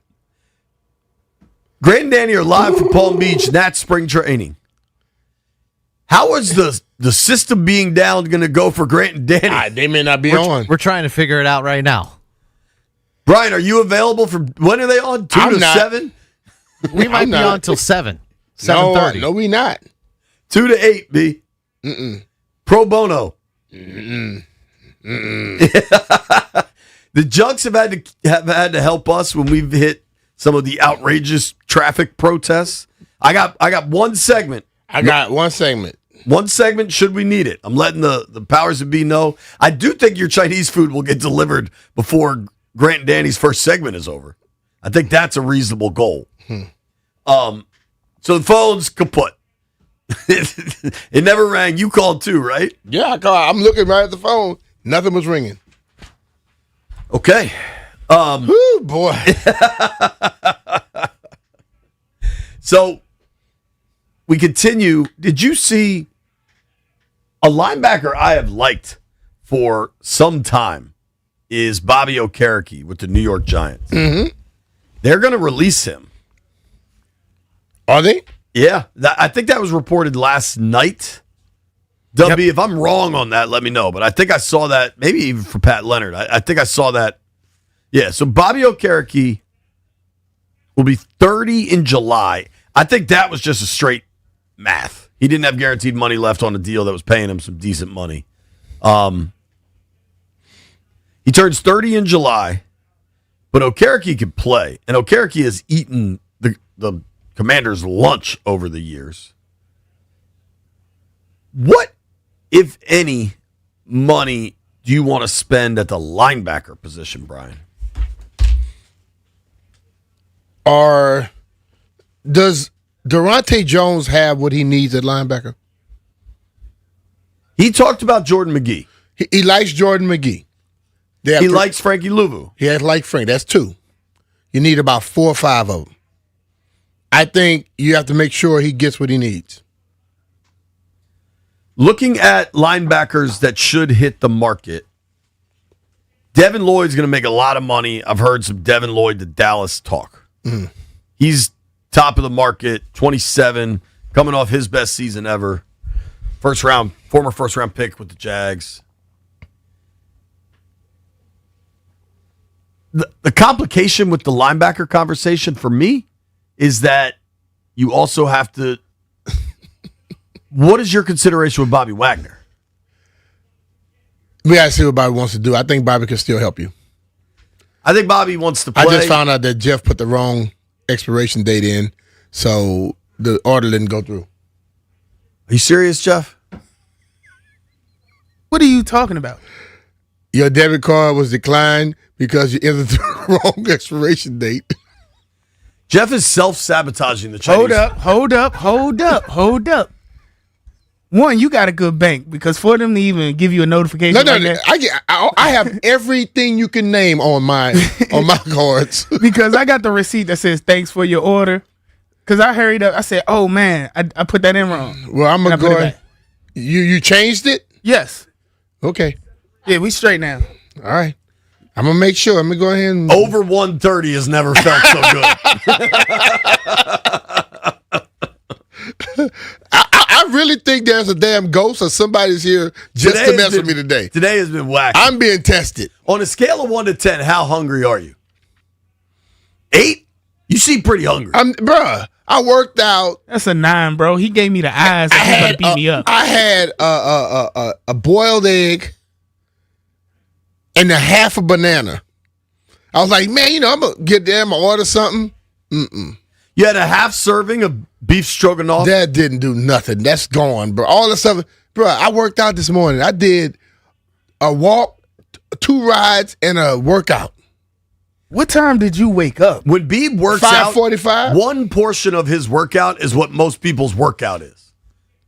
Because you're doing the walk on the incline and everything. Yeah. I just did a warm-up walk. But then I did 2 little 10-minute rides and then 2 supersets of workouts that had 8 different exercises in them. This food's never going to come. Also, can they even call to tell us the food's ready, or they call your cell, Jeff? They call my cell. But before I put the order in, I called them. I said, if I order online and I'm on our address, how long would it take? And they said that. So it better be here in 10, 15 minutes. We'll see. It's 1:11 now. Make a wish. Well, it shows as it's processing. Okay. It didn't say decline on the actual thing here. So, Jeff, you had put the wrong thing in, then you changed it? Just a quick aside. How'd you put the wrong expiration date in? Can't see. Fat thumbs, or did you just look at the wrong number? Because like the whole page was, because the internet's not working. We're in here. The whole page wasn't loading up, so I thought I put it right, but it refreshed, and I put the other numbers in. It must have, yeah. But it's cool. The food is ordered. Okay. I sure hope this food. The food is ordered. I'm not so sure. Also, I got iced out of the food conversation. No, I told you I was ordering. Vic got some food. Jeff got some food. Did White Brian get some food? White Brian said he didn't want nothing. You just I said I'm lumped all the ordering white food dudes together. Oh, White Brian doesn't want anything. JP must be good. No, BMitch say ordering. You know, when I say I'm ordering, I order for everybody. I'm not selfish like that. I order for myself. I'm good. Thank you. I wish you had enjoyed my beef stroganoff more. I mean, it if I was like empty, it got me like at a 16th of a tank. It's like every time it hit, boom, it's left, it's gone. My body was just sucking up everything. Jeff, can you see down there? Is Rooster's door open, or is he just screaming that loud? Door's open. I'll go close it. Okay, appreciate that. Or close ours. That might be easier. All right, no, I'm Bobby Wagner. I want to ask you some questions. Uh-oh. Okay. Where is your mind on building this team? Because sometimes I think, we understand what we want, but I think that fandom comes out of you sometimes where you just want to get some names on this team when they can play. No. I'm serious. I understand leadership and stuff like that, but we tried last year to go and do that. Let's get all these 1-year deals. I think it's time to start building this thing for the long haul. Do you want, if I was in charge, what I would target? I give you specifics. There we go. Let's go. The linebacker I would go after, Leo Chenal, 25 years old. I wanted them to draft him out of Wisconsin 4 years ago. I don't think he'll be top of market. I think he's a really good player. I think he helps you. I think he's versatile. Why you don't think he'll be top of the market if he's that guy? I think Devin Lloyd, because of the name value of being a former first rounder and because of the types of splash plays he made this year in Jacksonville, is going to be top of the market linebacker. Yeah, Lloyd was good. You're going to have to pay Chenal, but I really like Chenal. I think he's younger and continue to ascend. Okay. Running back, I would want Rico Dowdle, 28 years old. Wideout, I would want Jawan Jennings, 29 years old. If you can't get Jennings, I'd be interested in Romeo Dobbs, who I think is also 25 years old. Corners are a little bit more interesting. The D end I'm most interested in, I've been clear, is Boye Mafe, who's 26. Like, if I'm in charge of this, they're not spending for Hendrickson. You're not spending for Mike Evans. I don't even think I would spend on Pierce. I think I want, for where that value is, where I think that contract is going. But see, let's think about it. Just because you target people don't mean you have to sign them. So my whole thing is, once I target you, and then I see where it's going, I know what my cutoff point is. So with a guy like Pierce, if we start going down that avenue and it gets to the point where you're comfortable with it and you can get him at that, then I'll go there. But I'm not going to just keep going just because keep going. Eric Stokes would be a corner I'd be interested in. He's 27, playing for the Raiders. A lot of people are going to talk about Tariq Woolen from the Seahawks coming off that Super Bowl. That's the dude that almost messed up stuff. Yeah, he'll be 27. Yeah. Right. But he got past that. Yeah, I like Jamel Dean as well. He'll be 30 next season.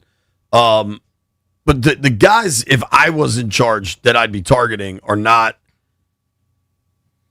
likely not top of market, and two coming off rookie deals. I like Joseph Asai. Like for me, I think when you're building a team, you're gonna have to spend top of the market for some guys. Sure. And it has to be a position that affects others. And for me, that's like a pass rusher, left tackle.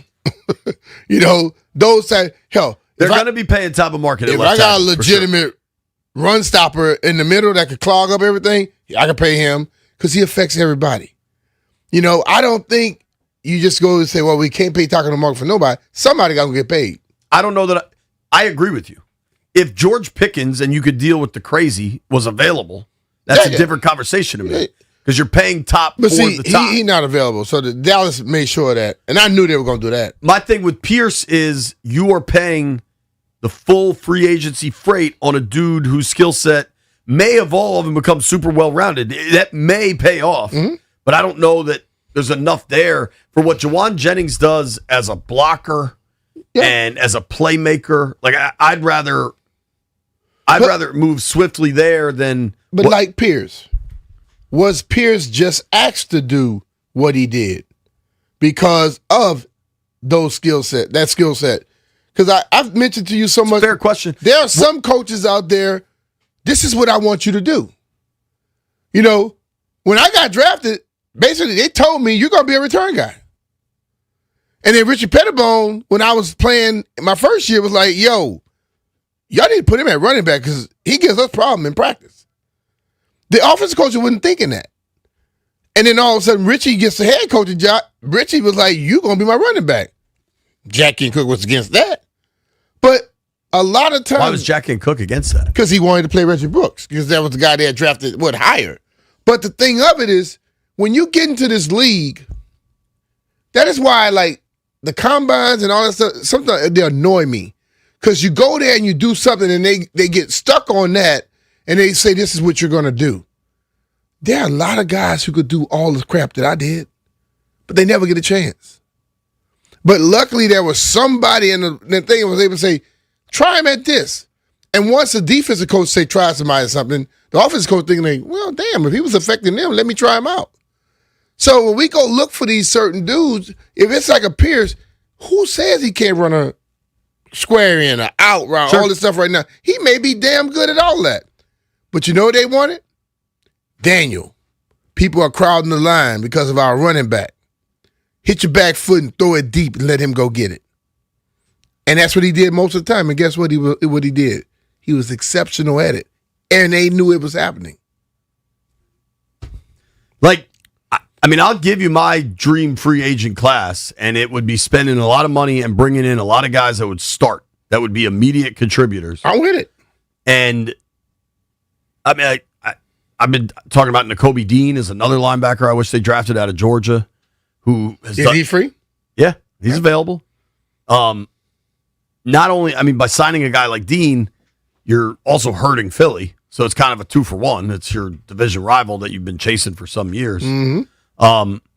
The safety in Kansas City that I find interesting is Brian Cook. He's 26 or 27, coming off a rookie deal. Like, when you play at a program like Kansas City and you're in the playoffs, I guess 3 out of his 4 years there, 2 Super Bowl rings. He can cover, he can tackle. There's going to be a lot of safeties available. The money's probably going to go to like Kevin Byard, who led the NFL in picks. Reed Blankenship's a name that, will matter this offseason. Like, there are certainly players. But the thing of you can't get somebody at every position. So what if you got $100 million almost? Let's say like that, 80 million, 100 million, whatever. You're talking about 5 to 8 people. Right. I think you're looking at a 6-person class. So I'm saying, what's the most important? I know it's like every position, but what's most important? To me? Yeah, I mean, edge. Yeah. And that's where I believe. And dude, I am not of the mindset. I think if you go edge in free agency, then you may be able to spread your wings a little bit in the draft. I agree with that, but I also think if you go edge in free agency and then Reuben Bain is there and he's the top of your draft board, take him. Get 2 of them. Right. You know what would help? Being really good up front. Yeah. We haven't seen that in a long time. All right, I'm going to count this down. 10, 9, 8, 7, 6, 5, 4, 3, 2, 1. It is 1:21 p.m. in Washington, D.C. Jeff has 9 minutes for BMitch's Chinese food to get here. Otherwise, there will be hell to pay. Nobody go anywhere. BMitch and Finlay are presented by John Leahy and the Fine Living Group.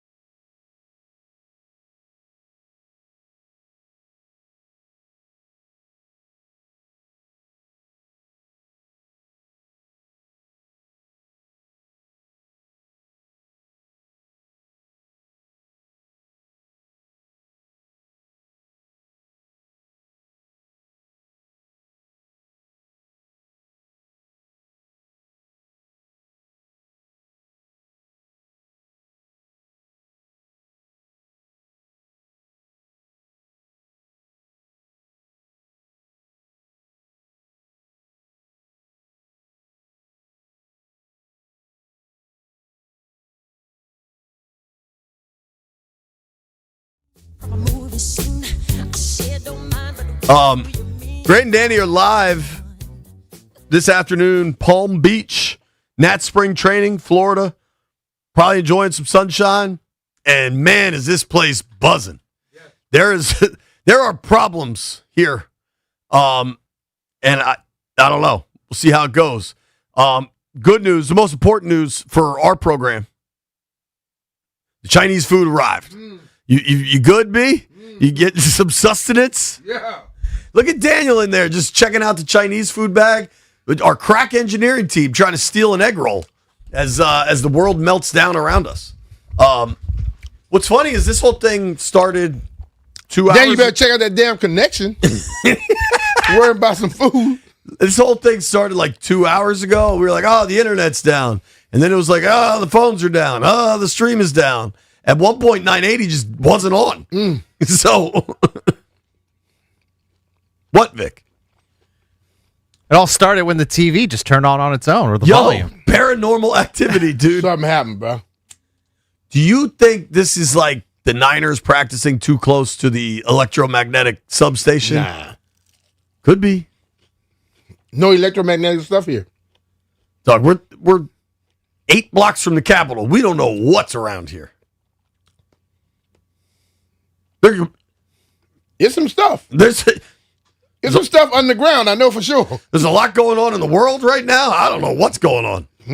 Maybe the biggest topic worldwide isn't the price gouging for Haiti Scotland tickets, and instead it is something far more significant. I don't know. Yeah. We're all going to find out together. We're all in it together, Vic. Me, you, B, Jeffrey. Jeff delivered, dude. Good for him. The food arrived on time.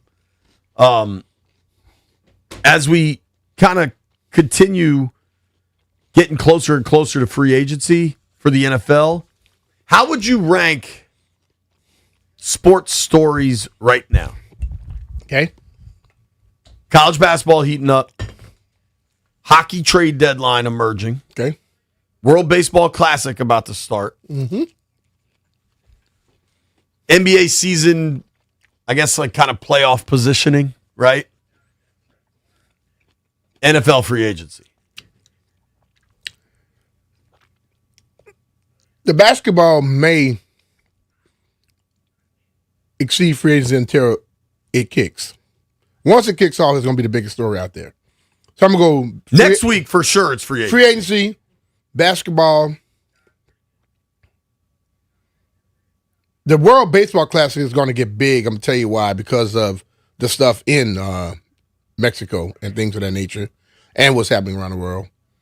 You get that's 3. And Venezuela's in That's it. 3 or 4. That was 3 I said. I just went to ESPN.com. And then the last one going to be the NHL stuff, I'm telling you. I consider ESPN.com to be kind of the most fair barometer of sports in the United States of America. Their homepage has all the stuff you could watch on the left, and then their headlines on the right. Okay. But of the 2 stories on their homepage, I'll show this to you. You got baseball, MLB ranked 2026, who are the best 100 players in baseball, and right below it, NFL offseason. Next week, tampering period opens at noon in our program. Undoubtedly, next week, it is all NFL. ESPN has a new deal with the baseball, with MLB, right? They do. That's why you got that on first page. If they didn't, that wouldn't have been on first page. Sure. Knowing all of the players involved, and at this point we really do, who would you consider the absolute top free agent on the market? Who would I consider? Hate to say it, but this is not me. This is what I'm thinking. Neighbor, Willis. According to ESPN.com, since we landed there, they got Hendrickson as the top free agent. And that's available. where I was going. I would go there. They go Hendrickson, Linderbaum, Jalen Phillips from Philly, and this is via Matt Bowen. Alec Pierce, 4th. Rasheed Walker, Owe, who I think Owe could be a target here in Washington. Braden Smith, John Franklin Myers. We haven't discussed him a heck of a lot. That is the Broncos D tackle. 6'4", 280. Had, I think, like 8 sacks last year. Can play DT or as a 5 technique. I don't think they're going to spend big in the interior of this line, considering between Payne and Kinlaw, they're probably paying about $40 million already. Yeah. That dude's a bad man. Mm-hmm. Alontae Taylor, corner from the Saints, I already mentioned. Quay Walker is a linebacker that's been mentioned here. Scrolling down, they don't have Malik Willis till 14th. We're going to see. Who do you think commands the most guaranteed money on their deal? Malik Willis, Alec Pierce, or Trey Hendrickson? And I think it's kind of fair because Hendrickson is not getting guaranteed. He's going to get about a year and a half, 2 years. I don't see Hendrickson getting guaranteed money into a third year. Yeah.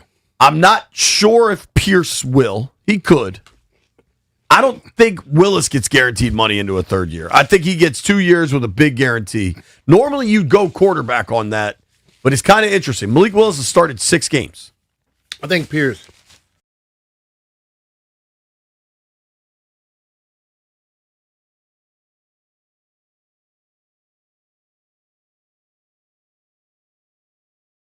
Or Pierce.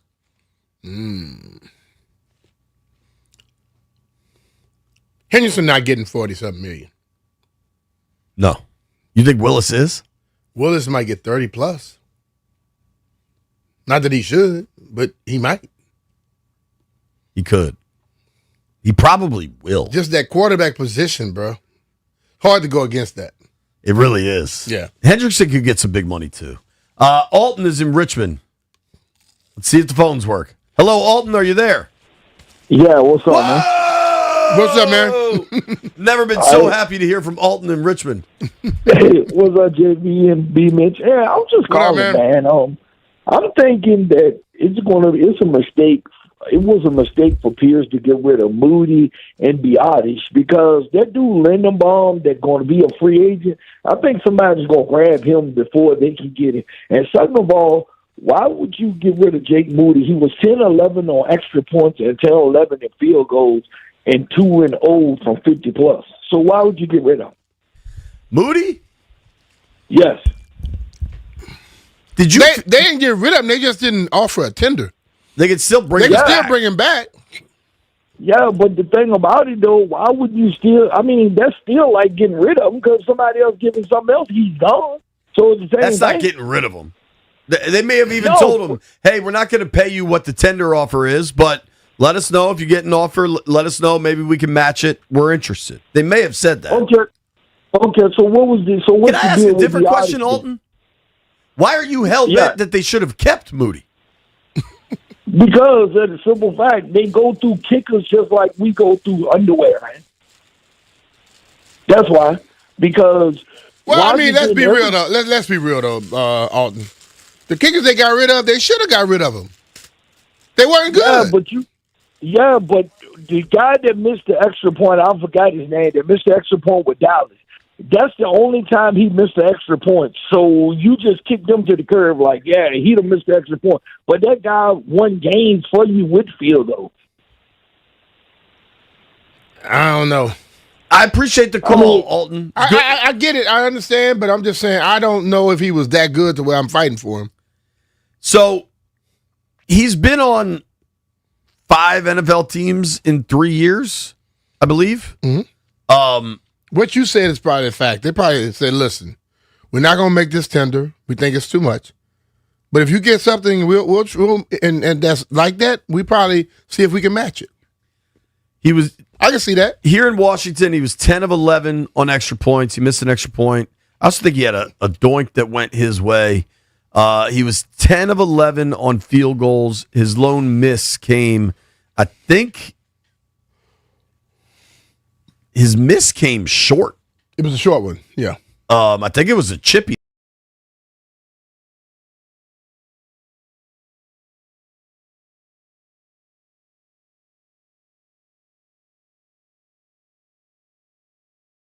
And there are some who can't get enough height on it and also drop it inside before the goal line. And there's some guys, when they try to squib, they don't know how to really squib it, and they kick it straight to people. So how was the kickoffs? His kickoff average, and I don't know how to net this, like I don't know what to make of this metric, but he averaged 58 yards per kick. Maybe that's what they wanted, was that dirty kick, put it in play. But the dirty got to be it's got to be dirty high. and tricky. Right. It's more than what we just automatically think, though. I think people have to understand that too. I've been crystal clear about the receiver position, about the kicker position, rather. Maybe two young guys and a veteran, big-legged kickers that could, 58, we got that, send our guy out. I want the Jags kicker, these dudes where it's not a question from 56 yards. Mm-hmm. It's not, what's the wind blowing? Like, yep, we good. Send them out. Go out. Yeah, I'm with that. Give me one of them. Because the reality is, with the new kickoff rules, teams are getting better and better starting field position.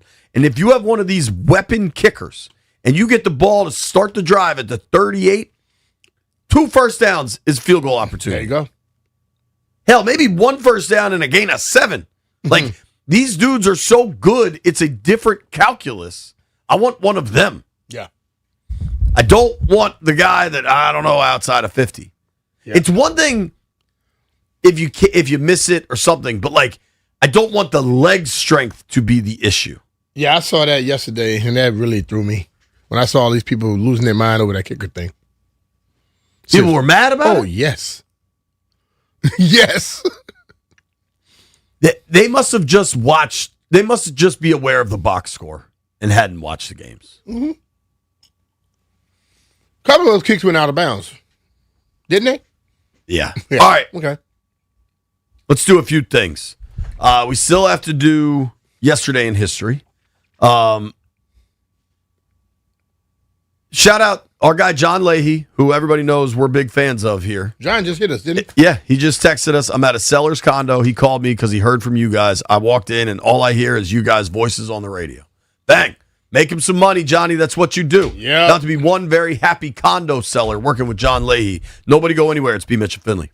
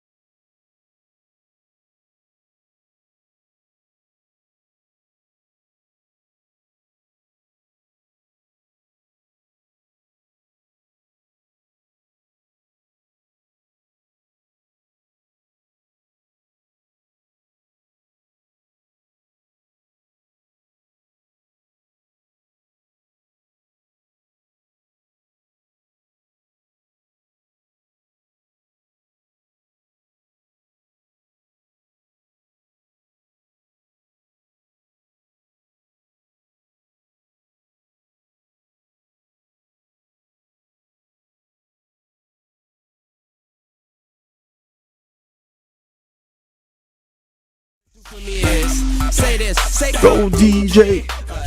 BMitch Finlay 1067 The Fan. Coming up next, Grant and Danny are down in spring training, Palm Beach, Florida. I imagine they got awesome interviews lined up with some Nats players, Nats coaches. Should be a fun trip for the boys. You'll get to hear from them next, assuming everything works, which we're told it is. What do you think the weather's right? The weather is right now in Palm Beach. I don't know. I still don't see my what's called on this thing, but okay. 77 degrees. I don't want to turn it off right now. Could rain though. I'll take 77 in rain. Yeah, you'd be playing because like it in Florida, it'll be raining 1 minute and you'll be playing golf the next. Yeah, no matter what, it's going to rain a little bit. It's been a fun day on the program for us, kind of really gearing up towards NFL free agency, man. For me, I kind of live my life on the NFL clock, and this is, what do you think's bigger, free agency or the draft? The draft. I think the draft is because free agency is really the players and the team. The draft, the fans lose their mind over the future, what they're picking. You know, you watch all those people that travel when we were in Detroit and all that stuff. I think the fans get more involved with that. Yeah, I think the draft is. I read this once that if you looked at the biggest sports and sporting events in America and interest, that the NFL draft would rank second to only the NFL. Because like people are always looking for what's coming, what's new, what's the future. And I think that the draft gives you a little bit of taste of what that is. What do you think makes a bigger impact on how a team performs that year? Free agency or the draft? Yeah. I would say 9 times out of 10 the free agency does because you got veteran people coming in. It can impact how they play or how they don't play. Because if you go out there and spend a ton of money on a guy and he comes in and he's like, he lays on the field like Albert Hainsworth did, your team sucks. And losing guys. Yeah. Like, you can also lose guys. You don't sign, if you lose legitimate guys, but you don't bring legitimate guys back in, that's a problem. All right, Jeffrey, hit us. Yesterday in history. What do you got? Okay, so in 1993 today, the ESPY Awards presented their first show. Who was the best male athlete of the year and the best female athlete of the year? 1993? Yep, for the ESPYs, the first best male and female athlete of the year award ever. MJ, Michael Jordan for the men. Yes. Okay. And women? So that's not an Olympic year. Could have still been a woman, though. Well, a woman won the woman. I'm saying still could have been. Assuming in the 90s, still could have been somebody that was outside of it, Lo. No. FloJo or Jackie Joyner-Kersee? I'm guessing 93, like a tennis player. I'm guessing like Steffi Graf is my guess. Okay, so you were part right and part wrong. You were part right by it was a tennis player. All right, well, hang on. Monica Seles. Yes. Wow. Yes. Had she been stabbed? Because that changed her whole career. Is that one of the wildest Somebody stabbed you would change your damn career, wouldn't you? It's a good point. Jeff, do you even know that story? Well, because I was trying to get some more information about her, and I was like, stabbed? What happened? And they came on the court? Yo, yeah. See them? That's insane. See those little yellow shirts? Don't let nobody on the court. Duh. What? Jeff has one more. What do you got? I had to do this one. And on this day, a replacement team beat an actual team in baseball. Who was it? A replacement team? Yes. I was shocked when I found this one out last night, too. I don't have it. So this is a spring training game? A spring training replacement team? I guess, or it was the regular season. It wouldn't. It's March 4th, dude. It's not the regular season. It's March 4th. It happened in 1995. Just tell us, dog. The replacement New York Yankees beat White Bryan's New York Mets 2-1. We should have known it was going to be this. I think you need to gather more information. With the fake I Yankees. did want to wish happy birthday to 3 people. It is my friend Brendan Fry's birthday. Happy birthday to Fry.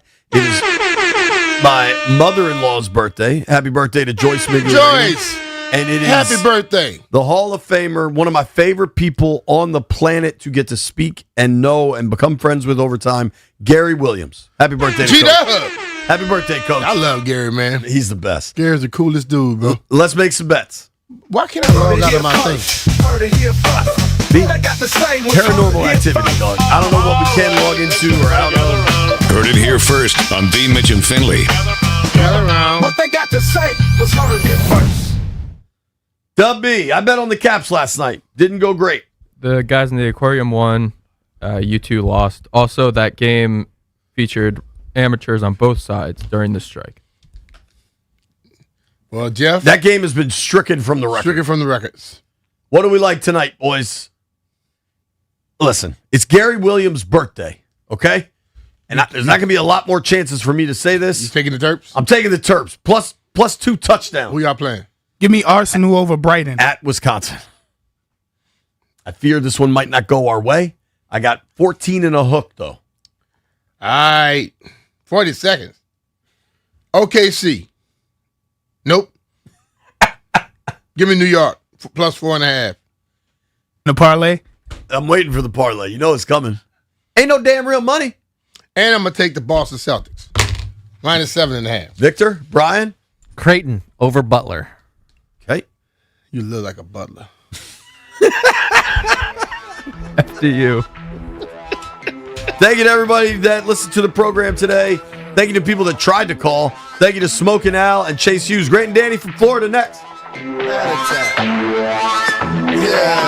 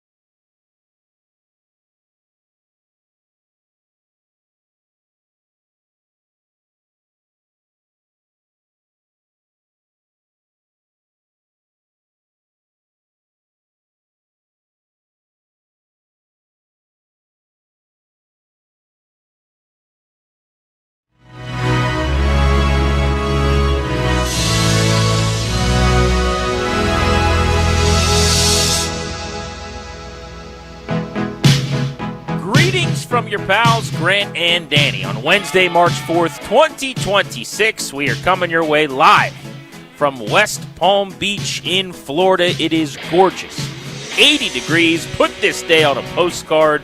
We are thrilled to be at National Spring Training. We'll be hanging out today until 6:30 here on The Fan, and we'll be with you from Nats Spring Training for the next 3 days and on into the weekend.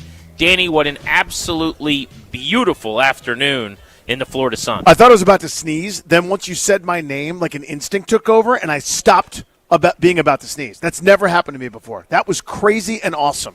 Anyway, yeah, we're here, dude. We are hanging out right down the hall from the Nats clubhouse. We've already been in, said hello to a couple of guys. We will have wall-to-wall Nats coverage for you. Some great guests today throughout the week. We're here until Sunday night.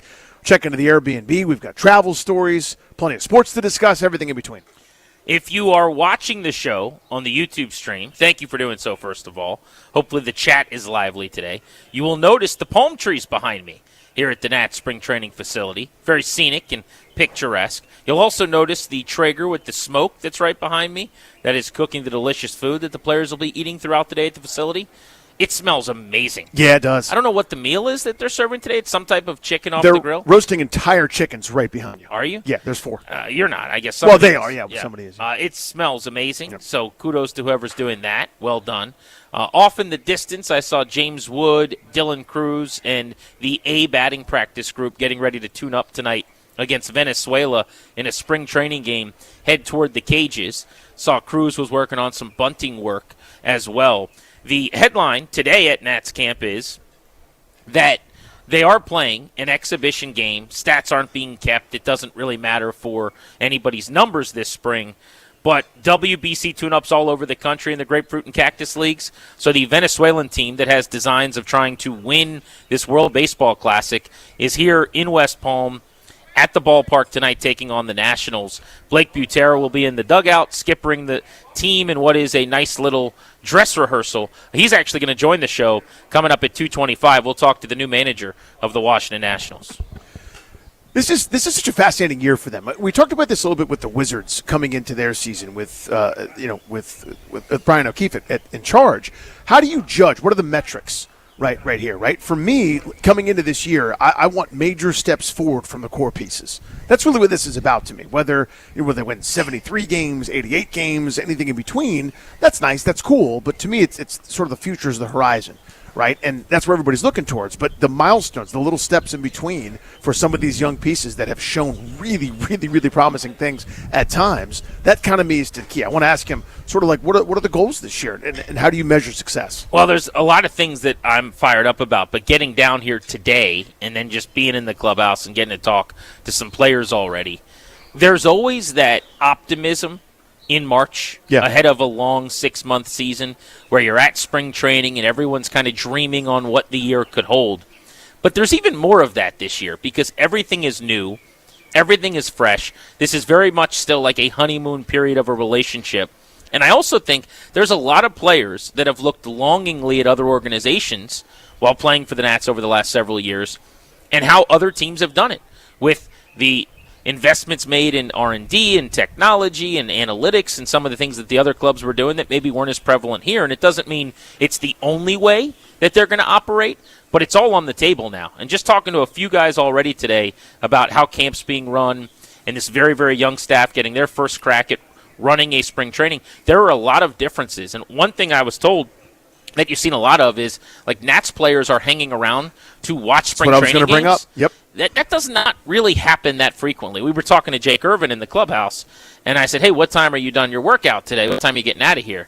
He's like, oh, we got Venezuela tonight. I'm probably going to go over and catch some of the game. And that doesn't sound like a crazy thing that a player is going to go watch his team in the game, but I promise you at spring training that is not normal. Yeah, there's a grind here. Like you were here toiling in anonymity from whatever, the first week of February, and that grind doesn't stop until the end of September, basically, right? So anytime you can get away, you're probably going to do that. It doesn't mean a team. If your name's not on the list to go throw or do the PFPs or whatever, you're allowed to go back to your apartment. Right. It doesn't mean a team doesn't care about each other. If a guy takes off after he gets his BP in, his sprints in, his lifting in, his workout, his stretch, his nutrition, all that kind of stuff, doesn't mean that it's bad guys and a bunch of selfish dudes. But it is kind of noteworthy, as you said, that this is a common thing now among this group. And we, from a couple conversations there in that clubhouse and talking to various folks, that wasn't like one of those, hey, look at me, this is what we're doing now. It's just as a matter of course, a matter of policy. Some of the kind of young veteran leadership, it's almost like an established part of the culture now, which is pretty cool. It's noteworthy. I feel like there may have just been flames coming from the grill a moment ago. Yeah. So again, I'm only a couple feet from it, but my back tells me something just happened over there. So I could see it pretty well. So the chef comes out, opens it up, and he's got, again, these giant chickens. And so you hear the hiss and kind of the pop when some of the grease rolls down. So he moved one chicken from the bottom shelf to the top shelf just to warm, because I believe it's pretty much done cooking. Well, I can't tell if it's the Florida sun on my upper back or if it's the fire that was right behind me. Well, I was amazed that you picked this table. Something just happened. I couldn't believe it. It's like you're right next to the heat source. I'm less worried about the grill because it's not going to be on for very much longer. Way more worried about the fact that we'll be in the sun if we sit that way. Because that's not going away for a little while. I hear you. The sun is Grill around, comes and goes. Sun, pretty consistent. The sun's undefeated. Yeah. The sun's got a great situation. lifetime record. Speaking of undefeated, people being completely selfish on airplanes. So we flew out here today, and I thought everything was going swimmingly. We were fine. Danny was actually friendly this morning. I was in a way better mood than I thought. Yeah, for a 4:45 wake-up call, for Danny to actually smile and say hello at the airport was a big deal. I was excited to see that you weren't completely dragging. We get on the airplane. I've got a middle seat open next to me. That's about as much a win as you can ask for when you're flying D.C. to West Palm Beach. I ended up spending about 90 minutes next to a woman who was not using earbuds and watching television shows and listening to music loudly on her phone. I couldn't believe it. I was exasperated. I thought, there's no way this is going to go on for more than a couple minutes. Like, at first you're going, well, maybe she just doesn't know her earbuds are not working. All right, she doesn't have earbuds in. All right, well, maybe she's just, clicking around and she's going to find what she needs. And then it just kept going and going and going. And a lot of people have said, why wouldn't you have said something to her? Is there a worse place to confront someone than on an airplane where who's going where? How prepared to escalate are you? If I say to her, put your earbuds in, or what I would honestly have said is, ma'am, could you put some earbuds in, please, that I can hear everything that's going on? She'd been like, oh, I don't have those. And now what? What? Sit in this awkwardness, this tense. I can't go anywhere. She can't go anywhere. I don't know how prepared you were, because I don't know what I would have done. I'm not doing the tough guy, you got to say something. Again, I don't know. Everyone's telling me that I should have done that. I don't have that gear. I'm not going to start Which is amazing, because you have so many gears that most people don't have in terms of the unwavering arrow towards the thing that you want to have happen. But that one I'm with you on. That's too awkward. To me, that escalates into best case scenario shouting match. Worst case scenario, you ever watch clips from airplanes on any social media? Yeah, someone turns the video on after the preambles happen, and now DC radio host Grant Paulson in shouting match going to West Palm. Nobody wants There's that. just too many crazy people. Yeah. I'm not trying to poke any bears. And so she's just wanting me to essentially say something. I'm not going to do that. Now, what you could have done, and again, this is one of those courtesy asks, potentially, I wonder I'm going to run this up the flagpole, see if you like it. Would you like to borrow my headphones? Now, are you prepared to loan your headphones to her? Because she's going to put earbuds in there? I don't know. I don't know what you do. I think that is worse than putting your seat back. I think that is worse than taking off your shoes. Offering the headphones or listening to loud stuff? The listening loudly next to someone constantly. Yeah, it's pretty amazing. I don't think there's anything more. Now we're all in it. We're all unaware, watching it too. more selfish that you could possibly do. Mm-hmm. What's amazing too is at the very, very end of the flight. So when they come around right before, mid-descent or whatever, but they're about 5 minutes from now, we'll be touching down in West Palm Beach, expected to be 79 degrees. Whatever it is that they do. The flight attendant was coming around to pick up all the last trash. And she says, ma'am, we can hear you. And the lady looks up at her and goes, excuse me? She goes, we can hear your phone. She's like, okay. And she goes, You can't do that. You need earbuds. And I wanted to go, oh, my God, where were you for the last hour and a half? And the woman was shocked. That's what was so amazing to me. This lady was stunned. She goes like this. Oh, I'm sorry. And she just turns off her phone. Now, I guess I could have done that, and maybe she would have done the same thing for me 60 minutes earlier. But I have unlocked a new plane fear. For all the things you were going through that you hate about people on airplanes, the standing up when it's time to get off, all the stuff the stand-up comedians do, right? This one, to me, is the worst. Can someone do anything worse than what this lady did to me on an airplane, other than maybe cough in your face the entire time? Yeah, I was going to say, other than actively spread germs or, like, pick her nose and wipe it on your arm or something, that's so unbelievably selfish. Like, what is... It's so selfish. I'll ask you this. Yeah. More unacceptable, what she did, or someone just like letting one rip, knowing that that no one's going to know it's you in this small tube, or 30,000 feet, or butt burping and raising your hand. Well, you wouldn't go if raise that your gentleman hand. over there is Seabass. Like I think what she did is worse. Yeah. I would rather someone 2 seats from me do that the entire time. Like, I would say the only thing actively worse than that would be not only to butt burp, but just sort of like call someone's attention to it. Like, pass it to them like you're throwing soup. Like, that's so horrendous. I couldn't believe it. It's so horrendous. I mean, because it's now like we're all watching your entertainment. We're now all part of it. We can't have our own. I don't know what show it was. There was a laugh track. And then I honestly would have taken the show because talking kind of blends in as somewhat normal occasionally. It was the music from afar where it's just almost like the hissing of you don't know what it is. It's just loud music. Just stuff. Yeah, what I was stunned by, because it was close enough to me where I could kind of hear it, it was drowned out at first by the screaming children.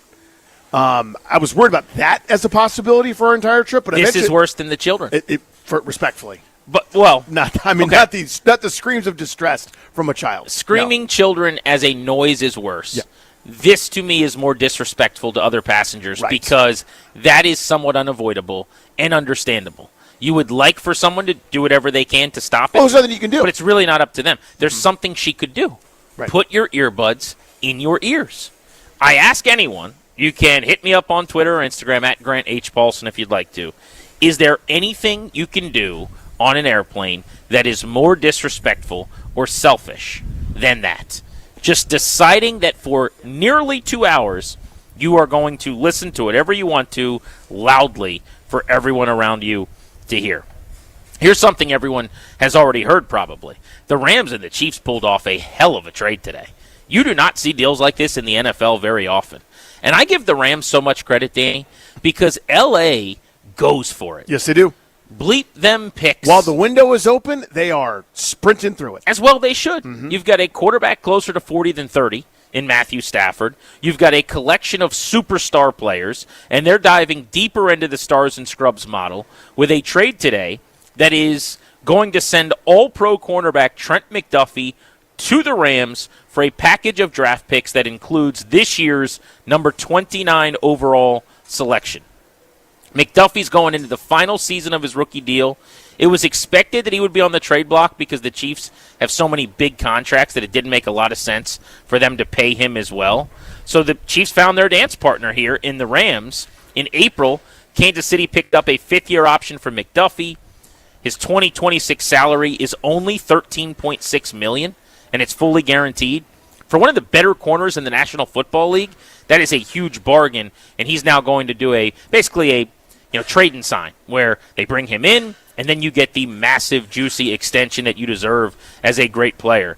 Patrick Mahomes took to social media right away with his displeasure, basically said, damn, with an emoji. Yeah. I'm sure the Chiefs are frustrated, but this is how it works. I mean, when you've got a quarterback who makes a ton of money, and you're going to pay Travis Kelce, it looks like, on another one-year deal that's not going to be very cap-friendly because you can't spread it out. When you've got Chris Jones on the defensive line that's hogging up a ton of your defensive salary, you're not going to be able to pay everybody.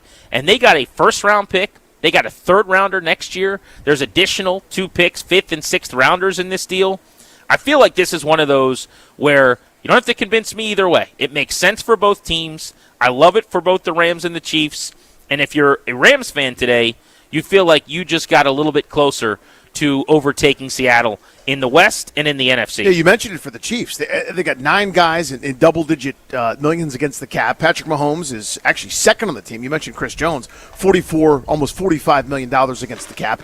They're right now up against for this year. For this year, so they got to restructure. They need to restructure. They have to make maneuvers. So you've got to sacrifice. I mean, to your point, they haven't gotten the offense right in a couple of seasons, which is crazy to say with Andy Reid and Patrick Mahomes, the beautiful dynasty we thought would just last forever. Now their offense is broken. They need pieces. They need to upgrade. And the best way to do that right now is through the draft. I mean, the free agent pickings are slim.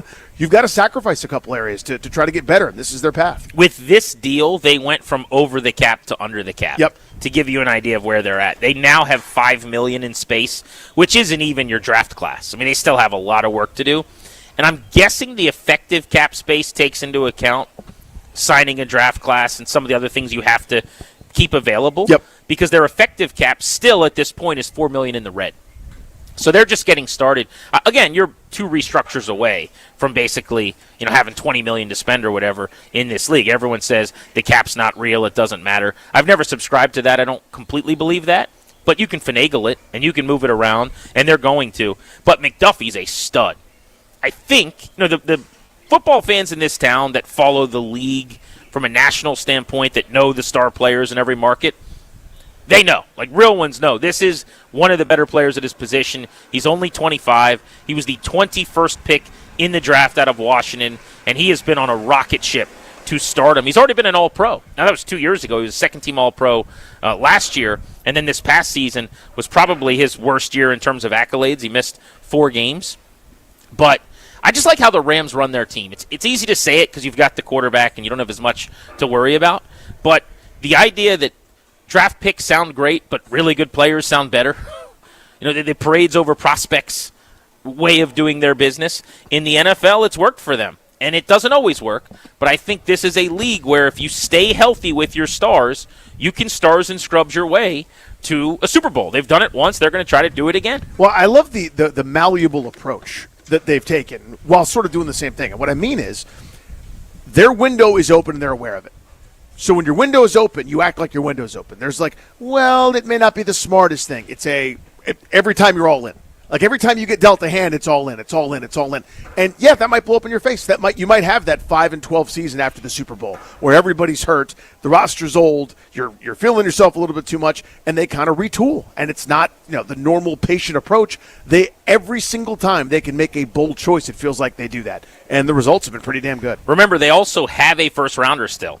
They traded the worst of the 2 first-rounders that they have, because the Falcons made that egregious trade last year where they gave up what is this year's number 13 that is right. to move up a ton to get an edge. It's already backfired for them pretty substantially. But that having been said, the Rams had 13 and a pick in the 20s that they give up in this deal, and now they will still pick once in the first round. So it's not like they're not going to be on the clock still and able to grab a really quality starter in the top 15. We're Grant and Danny live from West Palm Beach. We're going to be here for the next 3 days. We are thrilled to be providing Nats coverage for you. The manager of the Nats, Blake Butera, is joining us in just a couple of minutes. Our entire spring training coverage stop is sponsored by Main Street Bank. Cheer local, bank local. Main Street Bank is a business-focused community bank, proudly serving the DMV since 2004. Visit mstreetbank.com to learn how to put our team in your office. Main Street Bank, member FDIC, equal housing opportunity lender. Grant and Danny on the Fan.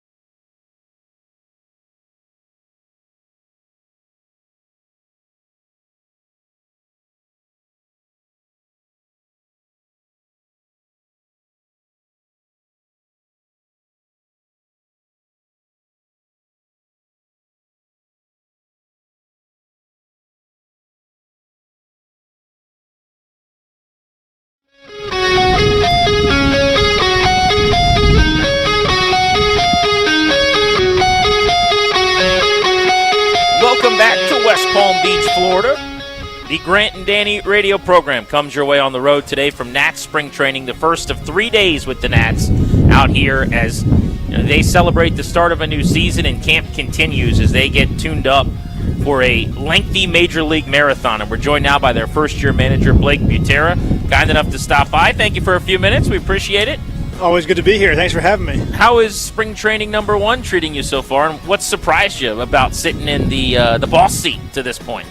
I don't think it's about anything about the seat, maybe specifically. It's more so just about the guys, right? Like just having a chance to talk to them in the offseason. I know I told you guys in November, like it's just been awesome to hear how hungry and motivated they are, and then you get here and you actually get to know them and spend time with them face to face and realize like everything you're hearing on the phone is exactly right and even more. Like these guys they were all here early, weeks before they needed to be here, or out there for optional early work defense, the things that you don't necessarily call fun, like everyone likes to hit. When you see guys out there working on their defense and their base running early, it just goes to show that there's great kids in this clubhouse. There's great players. They're hungry. They're motivated, and it makes it exciting for us as a staff. Well, we were in the clubhouse for about 10 minutes. We got in this morning, and it became pretty clear that it's now, I don't want to say standard practice, but pretty common that guys, once their work's done, a lot of times they're sticking around.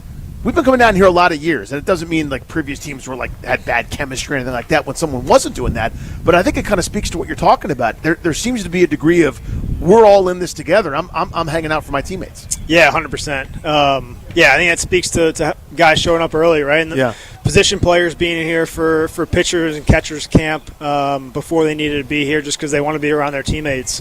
They want to get to know everybody. They want to be together. They missed each other over the off season, and we have a lot of new faces too. And it seems like all these players are pretty excited to get to know kind of the direction we're going to be going in. And it's our job as a staff and as a group to make sure that's clear.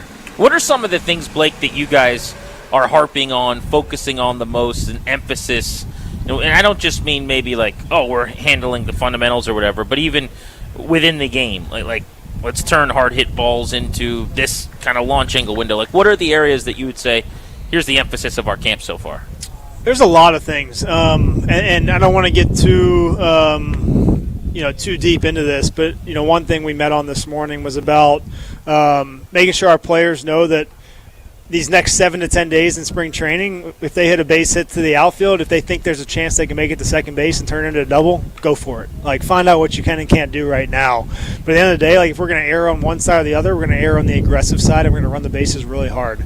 Also talked about holding runners tighter and things that maybe don't show up in the box score or the stat sheet, so to speak, but the things that help you win ball games, the smaller details, I think fans really care about and appreciate. Like those are the things we're going to be really good at. When you talk about for the next week, let's push it on the base paths, is that to an extent saying, hey, if we're out in the next few days, that's going to be more acceptable because we're learning right now when we redline? Like, is that kind of what you're getting at? Yeah, right now, like these next 7 to 10 days, but also making sure that whenever these things happen, whether it's a positive or negative, the next day we're going over it as a group, whether it's video, whether it's just a conversation about, hey, what'd you see there? Why'd you decide to go to second? Why didn't you decide to go to second?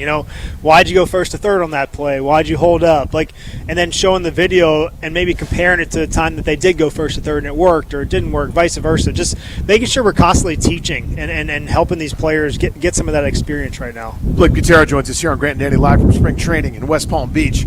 So, we've been coming here for a long time, and this just looks different, right? There's different equipment. There's different stuff. Guys are throwing into those, the big mats for trying to make every pitch look similar before it kind of dives or breaks or changes direction. So I think for fans that hear numbers, analytics, sort of smart ways of doing stuff, how does that manifest itself day to day for you guys as you kind of implement what you want in terms of player development, how you guys are going to play?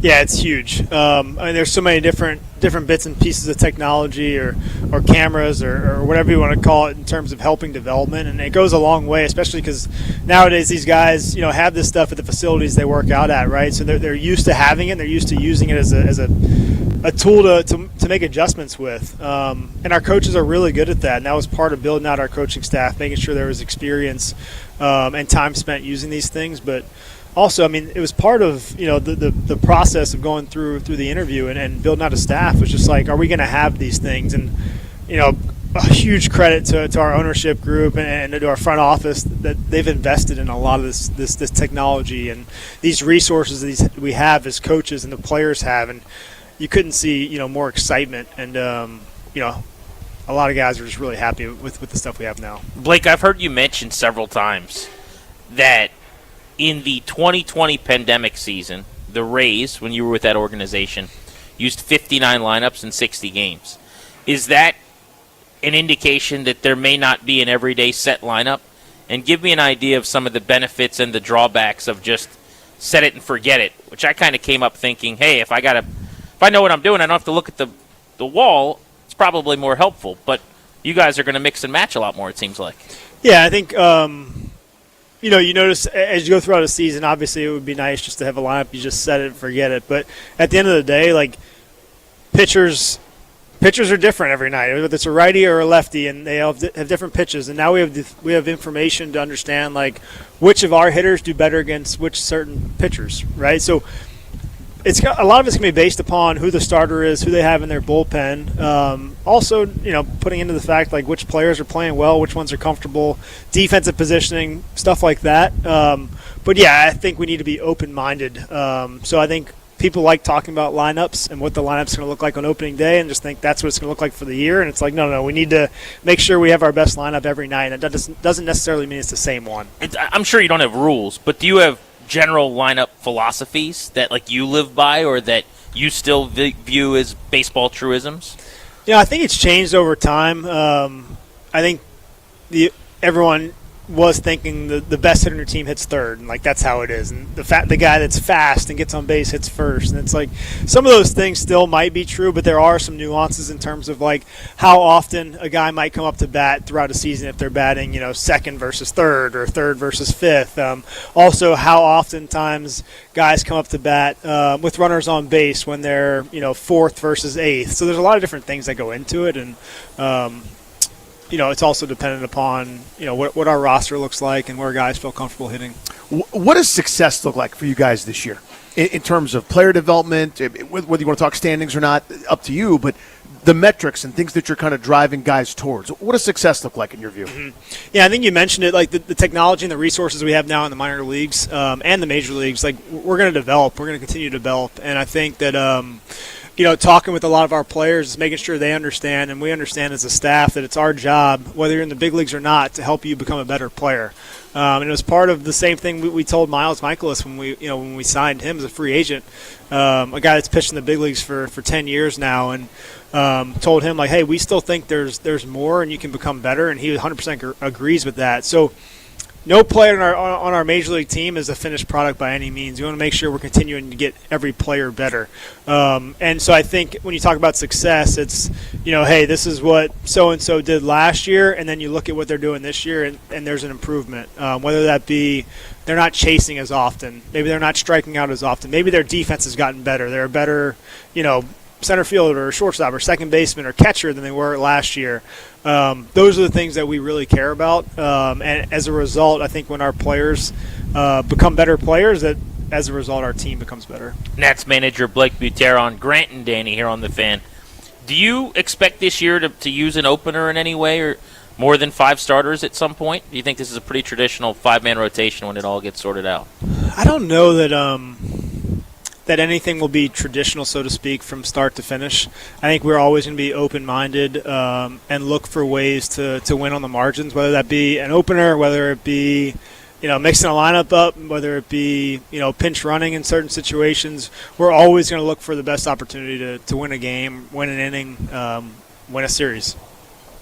In terms of position battles, I'm thinking maybe a couple spots at starter, maybe some bullpen roles, a couple position groups. What do you not know yet as you guys are kind of going about it, where you're like, let the players decide in a way?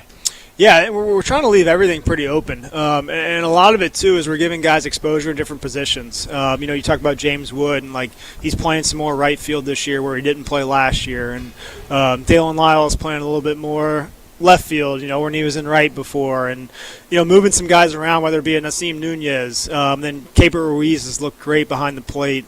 So I think we're trying to be, I use the word open-minded again, we're trying to be open-minded and give some guys some opportunities in different positions and kind of seeing where they feel comfortable and where they feel most comfortable and where it best fits with our overall picture of what we envision our team looking like. What have you discovered since doing that about a couple guys where like, damn, I didn't know you could do that? Or you know what I mean? Like, have you been surprised at all by a couple guys where you know what, he's more comfortable here maybe than I thought? Yeah, I mean, right away, like talking with James, he's like, I love right field. I played it a bunch in the minor leagues, but never really played it up in the big leagues. And so it's like, hey, let's go out there and let's do that. Basically, What's that? They had Lane Thomas in right, and they had JY in center. So it's like, oh, we'll put you in left for now. But then it just seemed like everyone was like, oh, he's always going to play I guess left. that's what he is, right?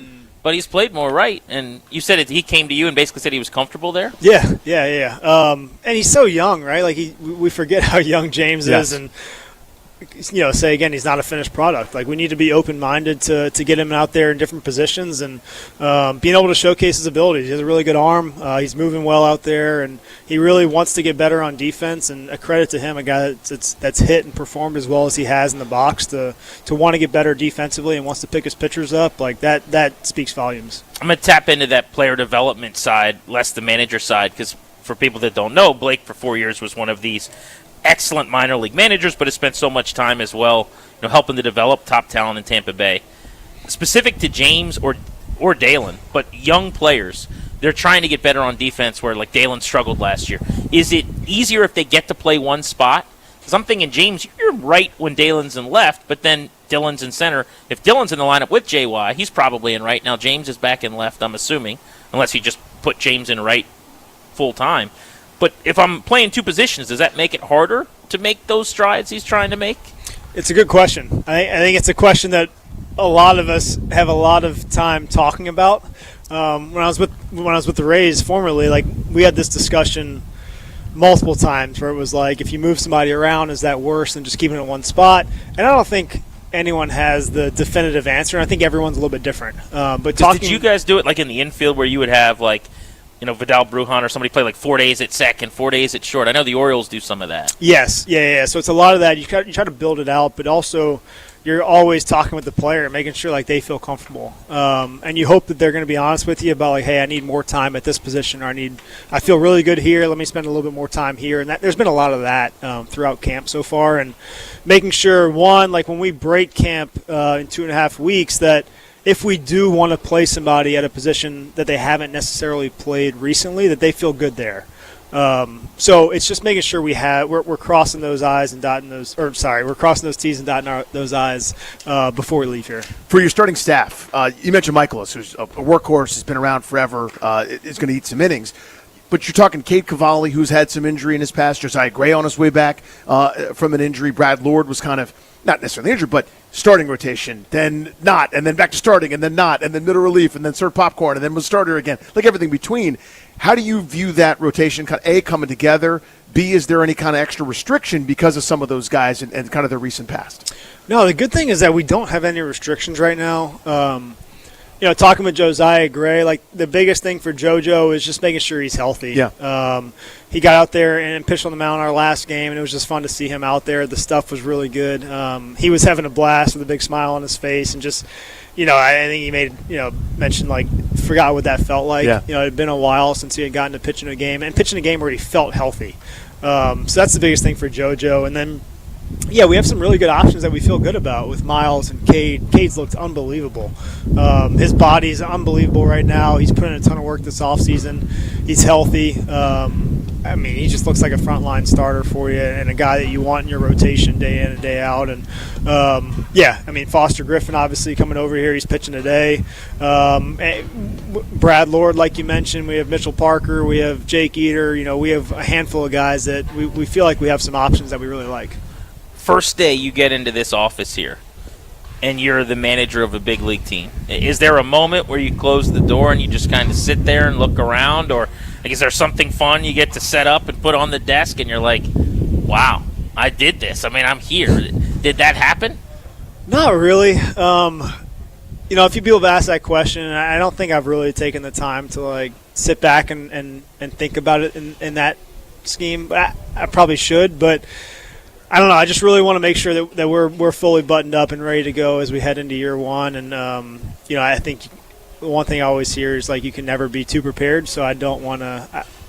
We'll cross that bridge at a later point. Just remind me again, and we'll do that. I heard a great story that I think it was your debut game. Somebody had asked you for hey, can I get the lineup card after the game? A little kid, and he's like, yeah, no problem, of course. And then during the game, someone's like, make sure you grab your lineup card, and you're like, oh no, you'd already promised it to the kid. So what happened? Yeah, so you know what? It's funny. The kid's name's Tristan, and Tristan was here out back. Asking some guys for autographs, and I was walking by before the game, and he's like, hey, Blake, can I get the lineup card? I'm like, yeah, sure. So getting the dugout, and you mentioned it, our bench coach, Michael Johns, was like, hey, you want this when we're done, right? And I kind of was like, and like, why, And he's like, it's your first one. Like, I'll make sure it's on your desk. And I'm like, oh, man. I told a kid that I would give it to him. So it worked out well because then he was supposed to leave, and he lives in D.C., he was supposed to fly back with his dad to D.C. I saw him the next day, and I'm like, Tristan, you're still here. First, I got to apologize. I owe you a lineup card. And he's like, snowstorm in D.C., we're here for 4 more days. I'm like, great, you can have all 4 lineup cards. That's great. That's great. Worked out well. Yeah. Well, thanks for joining us. We're excited to be here through Sunday, hang out around the facility. I'm sure we'll be seeing a lot of you, but congrats on a fast start here. It seems like the energy and the players are pretty happy with how everything's going. Yeah, thank you. I do want to say real quickly, as we were talking through starting pitchers, I forgot to mention Jake Irvin. He's looked unbelievable so far as well. And another one that will be a good in the mix for us. Shoot, we were going to bring that up to him when we talked to him. Who didn't get mentioned was Jake Irvin. Jake's our guy, by the way. We love Jake. Mentioned a human being and a big hockey fan, too. He's the guy on this clubhouse that when I come in and something's going on with the Capitals, he's the one I seek out. So if you're into talking hockey, that's the guy you're calling into your office. All right, let's do it. Break down the NHL Minnesota playoffs. Thank you very much for the time. Thank you, Grant. We appreciate Thank you, Danny. Appreciate you guys. Blake Butra, the manager of the Nationals, with us. We're live at spring training, sponsored by Main Street Bank. Your local bank local. Main Street Bank's business-focused community bank, proudly serving the DMV since '04. Visit mainstreetbank.com to learn how to put their team in your office. Main Street Bank, member FDIC, equal housing opportunity lender. This is The Fan.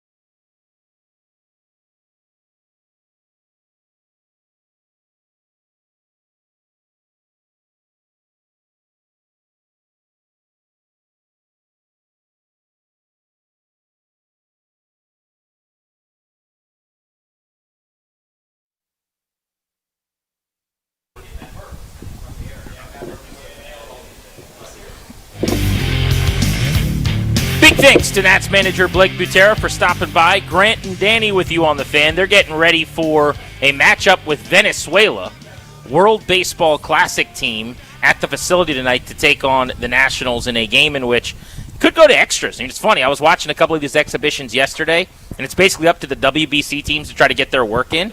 And if they feel like they still need to get a couple pitchers to throw, they'll just tell the Nats, hey, we're not done yet. We just want to keep going. So we could be here a while this evening over at the ballpark, which is a couple hundred yards away. Yeah, all good. I could be in worse places, as you said, with the weather the way it is, the sun beating down on us. It beats being in the freezing cold rain, sleet, wintry mix that we left. About halfway through that interview with Butra, I popped my collar because the heat on the back of the neck is just getting worse and worse.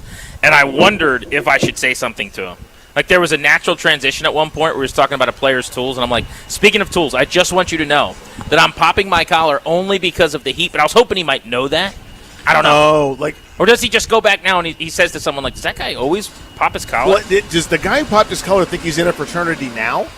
Like, is he pledging Phi Cap or something? What is that? I don't know. Do you remember that trend? Of course I do. That's got to be, looking back, like one of the ones that's aged the worst or looks the goofiest. Now, I can gladly say I've never done it. I thought it was kind of douchey at the time and never would have been a part of the pop collar fraternity. But having said that, like, that aged pretty badly, right? Like, that's a bad look. A lot of them did. The double popped collar was tough because, like, you couldn't just be happy with one. You had to wear two polos and pop two colors that were different pastels. I don't think I've ever seen to that. set out. Yeah, I saw it. I saw plenty. I'll tell you another things, one that man. the chain wallet. That was more skaters at the time when I was in high school. We would wear the big baggy like Jinko jeans, but the big old chain wallet was tough too. That was a lot to deal with. It's like, okay, I get it. You want some wallet security. You got it. Did you ever get in on any of those? Never did. I never did that.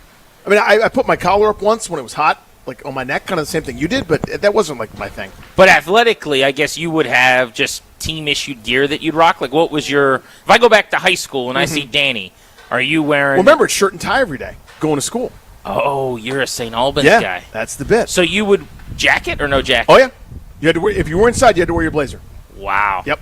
Absolutely incredible. G&D on the Fan. Let's get into the NFL for the first time today next. We are live at Nats Camp in West Palm Beach. We'll be joined by more guests like manager Blake Butra as the day goes on. But Von Miller wants to come back, has said as much publicly. We've got some audio for you next on the Fan.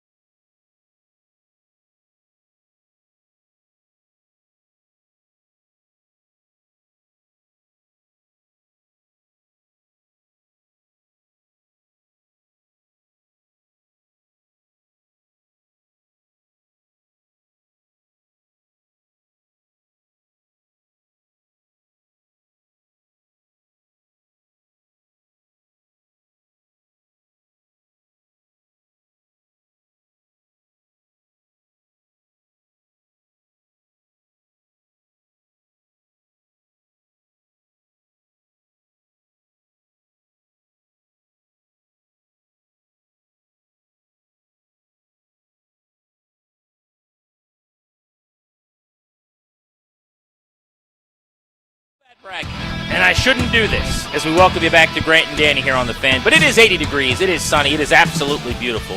There's just a tinge of wind. A little tinge. A little windier than you'd like. It's a tinge. But God, is it pretty. Put it on a postcard day. We are at Nats Spring Training, bringing you closer to the baseball season. Our spring training coverage is sponsored by Main Street Bank. Cheer local, bank local. Main Street Bank is business-focused community bank, proudly serving the DMV since 2004. Visit mstreetbank.com to learn how to put our team in your office. Main Street Bank, member FDIC, equal housing opportunity lender. Cole Henry, who is one of the members in the back end of this Nats bullpen competing for high leverage opportunities, stops by and joins us now. You're walking into the building. I didn't know if you were coming or going. You guys are on the weirdest schedules. Everyone's doing their own workouts at different points. What are your days like right now? Yeah, I'm actually in the game tonight, so I just had to come out here, play a little bit of catch, kind of simulate what a normal day would be like on a game day. But yeah, days have been pretty short, honestly. It's been quite a different vibe around here, and it's been great. Everybody's been enjoying it, and can't complain. It's been awesome. Go into that, the differences. It seems like you guys, I mean, we've been here for 10 minutes, but it seems like people are staying, watching each other, and everyone's kind of pulling the rope in the same direction a little bit. Yeah. Guys are in it together a little bit. For sure, yeah. I think we're all trying to, form a great bond, and, the great teams all root for each other and want each other to do well, and everybody's trying to, tug on the same end of the rope. So, it's been great. Everybody's been really bought into what the new guys are brought into us, and they have plans for each of us and, ways to go about those plans, and that's been phenomenal so far. Cole, I had great relationships with the guys that were here before running everything, and they won this city and this team a World Series, and I have great reverence for them. But for some time, it did feel like there were other ways to do things maybe. And it's very obvious that with the technology investment and just the very way baseball's talked about here, it just seems like night and day on the outside. Is that extreme to say that, or are we overrating the changes in terms of diving into R&D and analytics and the way you guys are thinking about pitching? Yeah, I would say it's been quite the change. We've had a lot more access to things we didn't really have before. But is that you're getting the information you may not have gotten, or you're actually they're seeking out that information with machines and technology? Yeah, I mean a little bit of both. We got access to True Media for the first time, which is the data and analytics main hub for everything. So I can go in, I can look at anything about myself, anybody that ever has thrown a pitch in the big leagues. I can watch and see everything about them.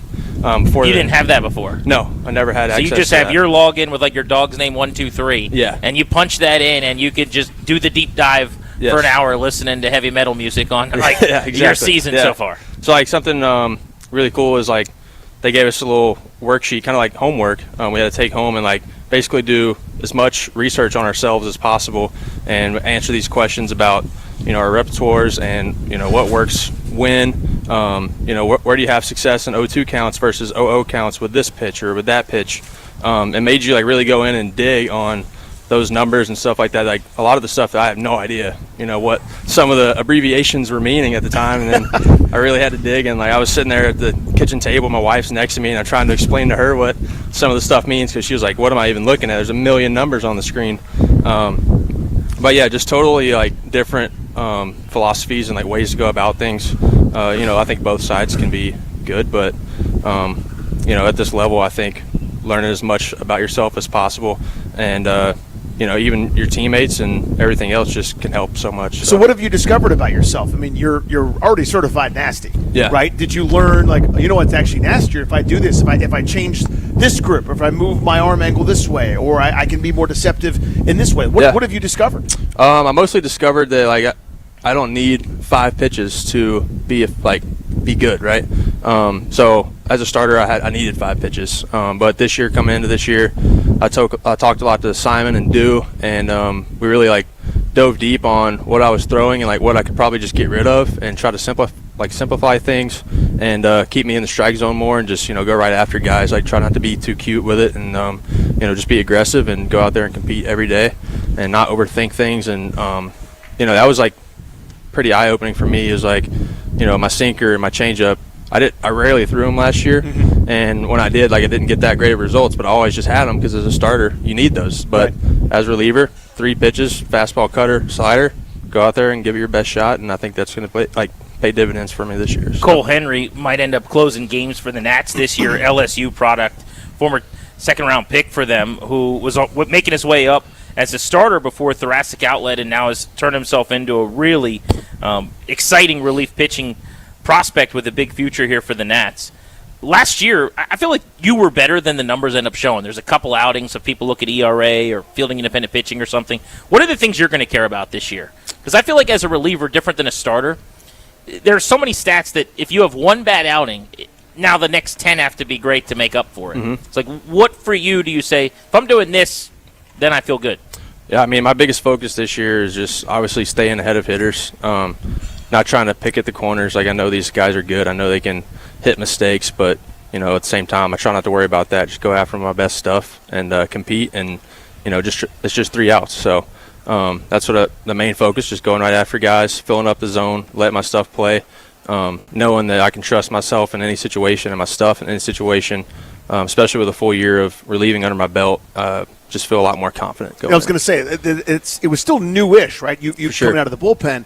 Comfort level now. Just how do you feel established in terms of your body and preparation? How different is it? Just walk me through that. Yeah, I mean, I pitched for basically the full season, so that was new to me. Yeah. In my career, I've been injured a lot, especially as a starter. So first year as reliever, and I ended up having like pretty much a full healthy season under my belt, which was awesome. And so now I kind of know what it takes going in. Like, I'm going to be asked to throw a lot. I know, what I need before I go out there in the training room, in the weight room. Just learn. Last year was just such a big learning year for me, and this year I know exactly what I need going in, and I'm super confident in my ability and super confident in the people around us that they're going to help us. And our main goal is to win a lot of ball games. So hopefully I can help in that. One of the amazing things I've seen, just the early returns on some data from this spring. You guys used breaking stuff at one of the lowest rates last year. And I don't know if it's just because this is the task right now, but this deep into spring training, the percentage of breaking stuff against fastballs, you guys are number 1 in the sport. And that is an analytical thing. We see that in Boston and some of these other places. Do you have any thoughts on that, or is that happening for you as well? Yeah, I mean, you have actually one of the best fastballs, like stuff plus wise on this team. Yeah, for sure. They basically, we had player meetings, and we had that worksheet and stuff. We try to figure out what's our best pitch. Like, why would you not throw your best pitch majority of the time? So for a lot of guys, their best pitch is their slider or their curveball. So they're just going to spam that, and then, at some point catch them off guard with a heater or whatever else it may be. So, yeah, for me, my best pitch analytically, numbers-wise, is my fastball. So I'll still be throwing a good amount of fastballs. But, like, Clayton Beater, for example, we talked about this a lot. Does he have a good fastball? He has a great I feel fastball. like his is I haven't good. seen his fastball. I feel like it's good. It's like 88. I hear it when it goes by. 98, and you can hear it from section 213. But surprisingly, his best pitch is his slider. So he's going to be throwing a lot more slider this year. Even though he does throw 100, his slider is really good, and they want him to throw it a lot. And then, obviously, whenever you back it up with 100, it's really effective. So how do you balance that? In other words, like knowing what your best is versus, let's say, a hitter is on fire with what you've been delivering, right, in terms of their hot zone. Yeah. So how much is that, well, he hasn't hit mine, versus, hey, here's what the scouting report says. Yeah. What do kind of the numbers say? What does Cole say? Like, how do you balance that? Yeah, I mean, obviously, all these hitters are really good, and they have that spot where they can really hit the ball. Yeah. But, yeah, for me, it's just stick to my strengths. Try not to make a mistake, obviously. But, yeah, for the most part, I'm just trying to stick to my game plan, whatever it may be, and then, dictate what I throw based off what he's showing me. So, a lot of the time, we get these scouting reports, and it's like, yeah, he hasn't faced my heater before. But in true media, you can actually look at, what type of heater you have and how they fare against that type of heater or that type of slider. Like, you can pull up pitches that are similar to yours and see how they fare against them, which is cool. Go ahead and jot down your login and your password and just do it right there for me. Cole Henry is with us. So you said you're pitching tonight. Yes. Do you know what inning or when? I do not, no. The reason I ask is, oh, my God, this lineup. The lineup, Cole. You're it's facing a good lineup. Venezuela, It's a good lineup. This is a guy named Acuna Jr. I think it's Acuna. Okay. Isn't that it? Yeah. New player. Wow, dude. So this is not like a spring training outing. Yeah. It's like you're pitching in an all-star game Yeah. tonight. It's going to be fun. You get a little more amped up, or is it more of a litmus test? Yeah, for sure. Good thing is it's spring training, so the numbers, they count, but not really. So it's good to go out there and still try a couple things. Obviously, you're going to face these guys during the year, so just try to see what stuff plays against them, and just go out there and compete and have fun. Obviously, it's a really good lineup, and that's what we come here to do. Somebody's got to get them out, so why not me, right? But it's going to be fun, and it's going to be really exciting to watch the WBC in the next few weeks, and that's going to be awesome. Were you watching the hockey for the Olympics at all? Yeah. 'Cause I feel like the transition out of Olympic hockey to WBC, I just want to paint my face red, white, and blue. Yeah. And then we've got the World Cup. Yeah, I want a tattoo. You know what I mean? Like it's on that. Like, what are we doing here? Oh, yeah. I mean, maybe one day pitching for Team USA. That would be awesome. That'd be badass. What'd you Yeah, think I'd of the Olympic hockey tournament? We loved it. I watched all of the USA games, some of the other games, but for the championship, we were all in the locker room going nuts, so it was awesome. Oh, what was that like? That's so cool. Yeah, it was awesome. I first guy I hugged was Jake Irvin. I think he was almost in tears over there. It meant a lot to him. When we got into the locker room today, he came up to us and he's like, "You guys still buzzing?" And I'm like, "I don't think he's talking about the flight, right?" Right. I'm like, "Oh, you're talking about the tournament that ended 3 weeks ago." Yeah. Yes, we are still very happy about that. Yeah, we were jacked in there. It was awesome. Obviously, something we'll remember for a long time, and hopefully our baseball team can bring the gold home too. It'd be cool. But doing things like that, it's it just is so invaluable, right? As you guys are having that shared bonding experience. You said it's something you remember forever. How challenging is that with new faces, with kind of new implementation, new philosophies, new everything, and still forming that team? Yeah, it's super challenging. But you're with these guys for 8 months out of the year. Yeah. So we actually were talking about that today in our meeting. Like, you want to like the people that you work with, but you also got to get to know the guys and know who has a random special talent that's really cool and can make things fun. So we're doing a little get to know your teammates deal every morning. So we'll have some guys stand up front, tell them a little about themselves, and then everybody asks questions. And we just try to Anybody got a figure funny special talent? This is the first day we've had it, so nothing crazy. Do you have one? I don't really have any good special talents, I would say. My best special talent's probably pitching. That's a good one. Yeah. That's pretty specialized. It's going to make you a living. That's a good one to have. But no, we actually heard a good Miles Mikolas story. Apparently it's pretty viral. He ate a lizard sometime back in the Arizona Fall League. Okay.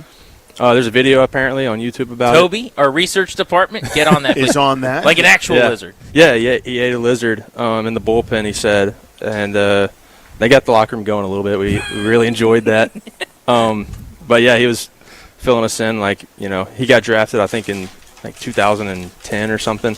And so he was in the Fall League, 2012 or so. And they were just sitting out there, and a lizard, came walking by, and they snatched it up, and then they threw a bunch of money in the middle, like, who's going to eat it? He bellied it, so...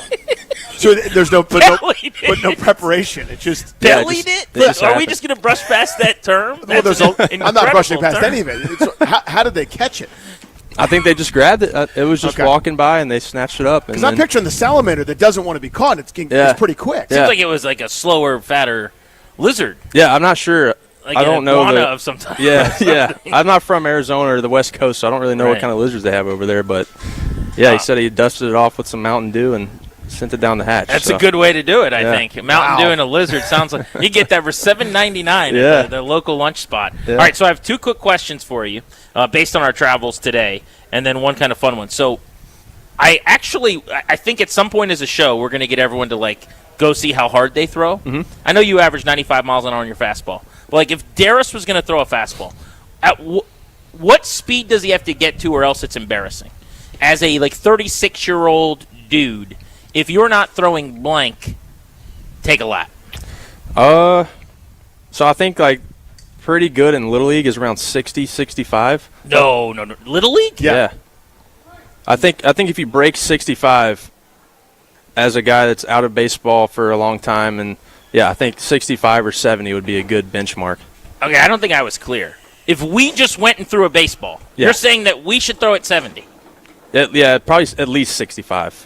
If you don't break 65, I think it gets embarrassing. Yeah, we had this argument a while ago. Remember you were saying you didn't want to be clocked, or you were clocked at that fair or whatever. And the gun, I don't think the gun was working. And you wouldn't tell us the number? Yeah, I was 70 is pretty hard, but 65, I think, in that range, that's a good Little League fastball. If you can't throw it harder than a Little Leaguer, I think First of all, That's there's no Little embarrassing, Leaguer right? throwing 65. That's number one. Yes, there are. I mean, Little League World Series, he's talking about the icons that are on the field. The Dude, every week. no in Little kid League. by your house is throwing Yes. 60. I will eat your phone if a kid At by least your 60. house. Do At you least want 60. hot sauce on it? Because they all do. Bro, I was a Little League All-Star. I threw 49 miles an hour. What do you think? I'm Tom Glavine painting corners? Yeah, but the kids nowadays, they're That's throwing true. harder. Bigger, faster, stronger. Yeah. The 11-year-olds have had TJ already. I mean, Yeah. it's a different That's a world. good point. These They're guys blowing in out. high school are sitting hundreds now. Well, that's a good point. I have not adjusted for that. All right, the second question.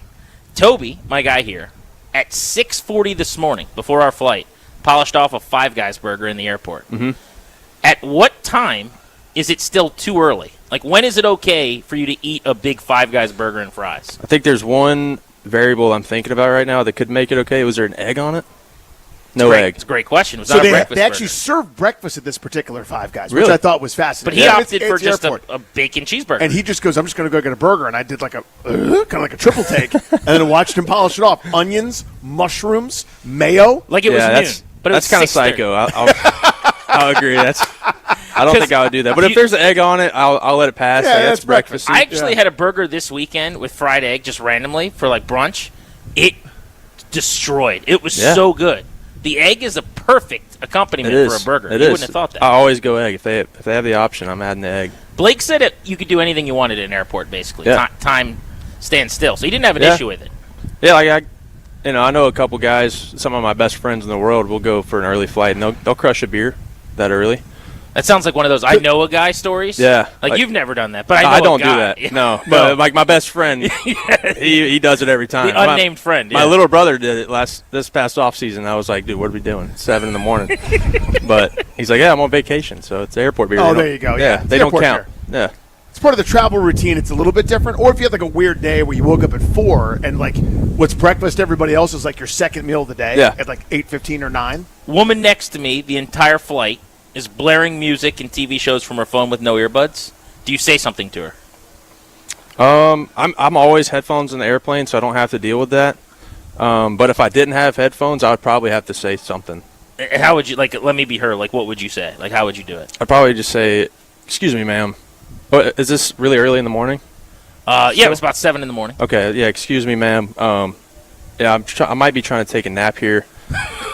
Yes. It's really early. That's a good angle. If you don't mind, just cutting it down a few notches. Yeah, That'd be great. couple of notches. Well, when the flight attendant comes by, she said to the woman apparently, like, how did it go? Well, it was the end of the flight. It was the end of the Where have flight. you been for 2 hours? She comes by at the very end of the flight, and she's like, ma'am. She's like, you need earbuds. And she's like, oh, yeah, I don't have any. She's like, well, you can't do that. Yeah. And she's like, oh, okay. As if Was it's stunned. She's Stunned to find that never out. considered Stunned. what a pain in the ass she's been the entire time for the rest of Yeah. us. Like, if it's one thing if you don't know, like, someone called me the other day, and they're like, hey, I saw that you parked in this place. And I'm like, yeah. They're like, you're not supposed to park there. I'm like, oh, my bad. I'll never Yeah. park there again. But if you tell me and then I do it every day, I'm more of a punk. You see what I'm saying? Oh, for sure. You know this is not part of the social contract that we all sign.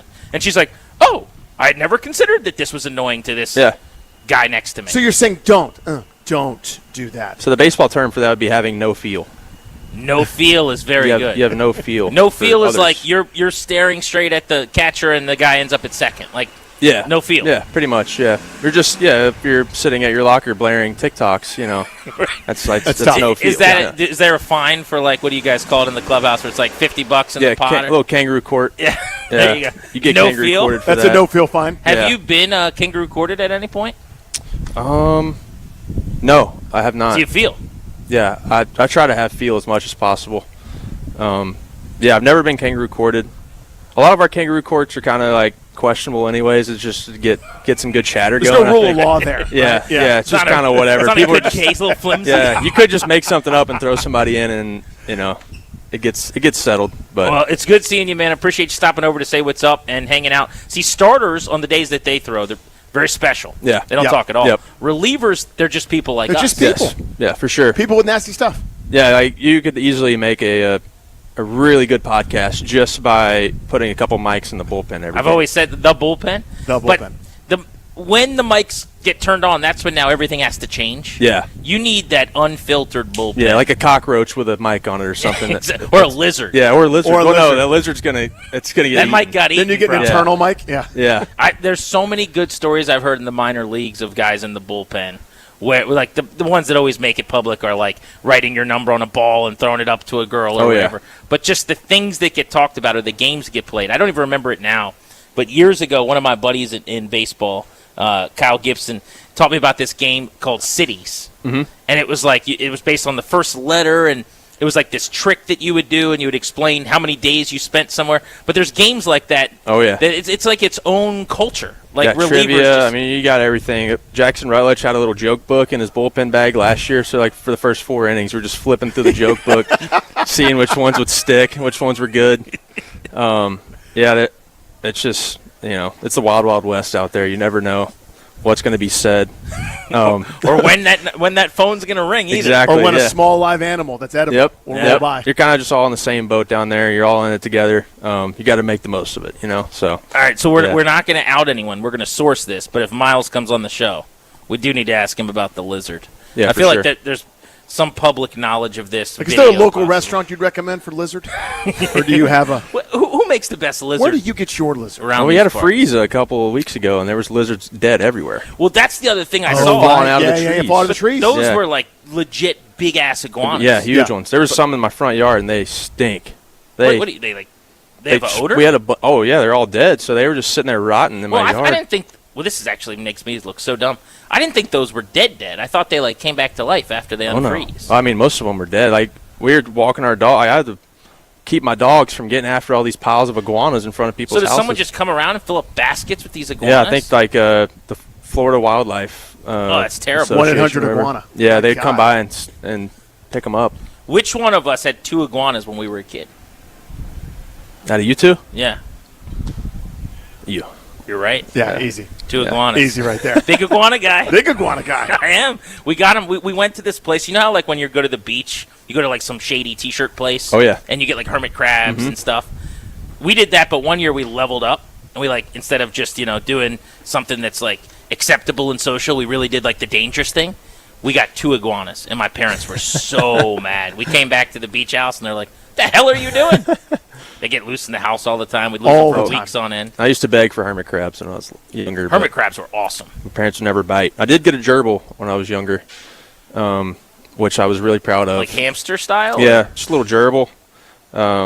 He was awesome. I loved him a lot. And then I loved him a lot. I loved him a lot. and one night, apparently when I was sleeping, our cat busted in my room. Oh, no. Pushed his cage off the dresser, killed him. Curtains. I had no idea. So my parents game plan. I didn't even find this out till last year. My parents come up with this plan where they're just going to go first thing in the morning, PetSmart, buy a new gerbil, bring it back, and then That's just act straight like out nothing of happened. what's the cat movie? I know what you're Ben talking Stiller. about. Yeah, yeah. The cat. He paints the tail. Meet the Parents. Meet the Parents. Yeah. Dixie Cat. So they replace your gerbil. Yes, Gilbert. That was his name. Gilbert. Gilbert the they gerbil. And you wouldn't have noticed. I had no idea. I didn't know until last year on Mother's Day. We get called at the front of the bus as rookies. They call our moms, make us, say if we called our moms or whatever, and then they ask our moms a couple questions. And my mom's question was like, "What's one thing you never, told Cole growing up? Like, what's the biggest You're secret?" kidding. Oh, my God. And she said, whenever Gilbert was Oh my was around, he the got original killed. Gilbert was Yeah. dead. How old were you? I mean, I was probably 9 years old, probably 10 Oh years old. man, I think this is a better way to find out because it would have been traumatizing. Oh, I would have lost. You it. didn't notice a character change in Gilbert? No, I mean, he was just black and white, and I think they just got another black and white one. And Right. I didn't really But notice. like in no, playtime or hold-em time, that was Yeah. no difference. no, I guess I just never really picked up on it. Wow. 9-year-old Cole, I've always Could be said. on me. I was pretty naive. I Yeah, guess. you could just pull He anything. went to live at a special gerbil farm upstate. Exactly. Oh man, well that was fun. We will be watching tonight. Go punch out Ronald Acuna. I will. That'd be a good Thank time. you, guys. Cole you, buddy. Henry, you have the biggest you. hands of all time. Grant and Danny with you from West Palm Beach in Florida on the Fan.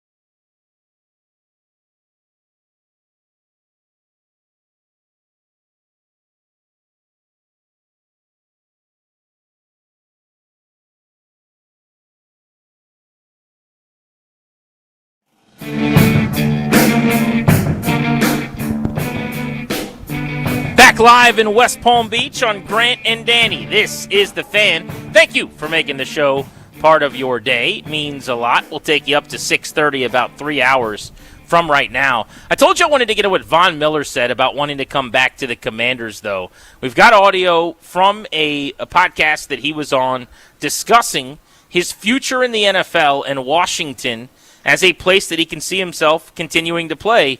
This was Von Miller this week. So the next 2 weeks is what? You'd like to stay where you are? What's your plan on that front that you're willing to share, Von? Man, I'm a loyal guy. I would love to stay with the Washington Commanders. I fell in love with my teammates there. I love the way they run the organization. Adam Peters is great. Coach Quinn is great. I would love to be a Washington Commander. Now, if something were to happen and I'm not a Washington Commander, then I would love to go to the Denver Broncos.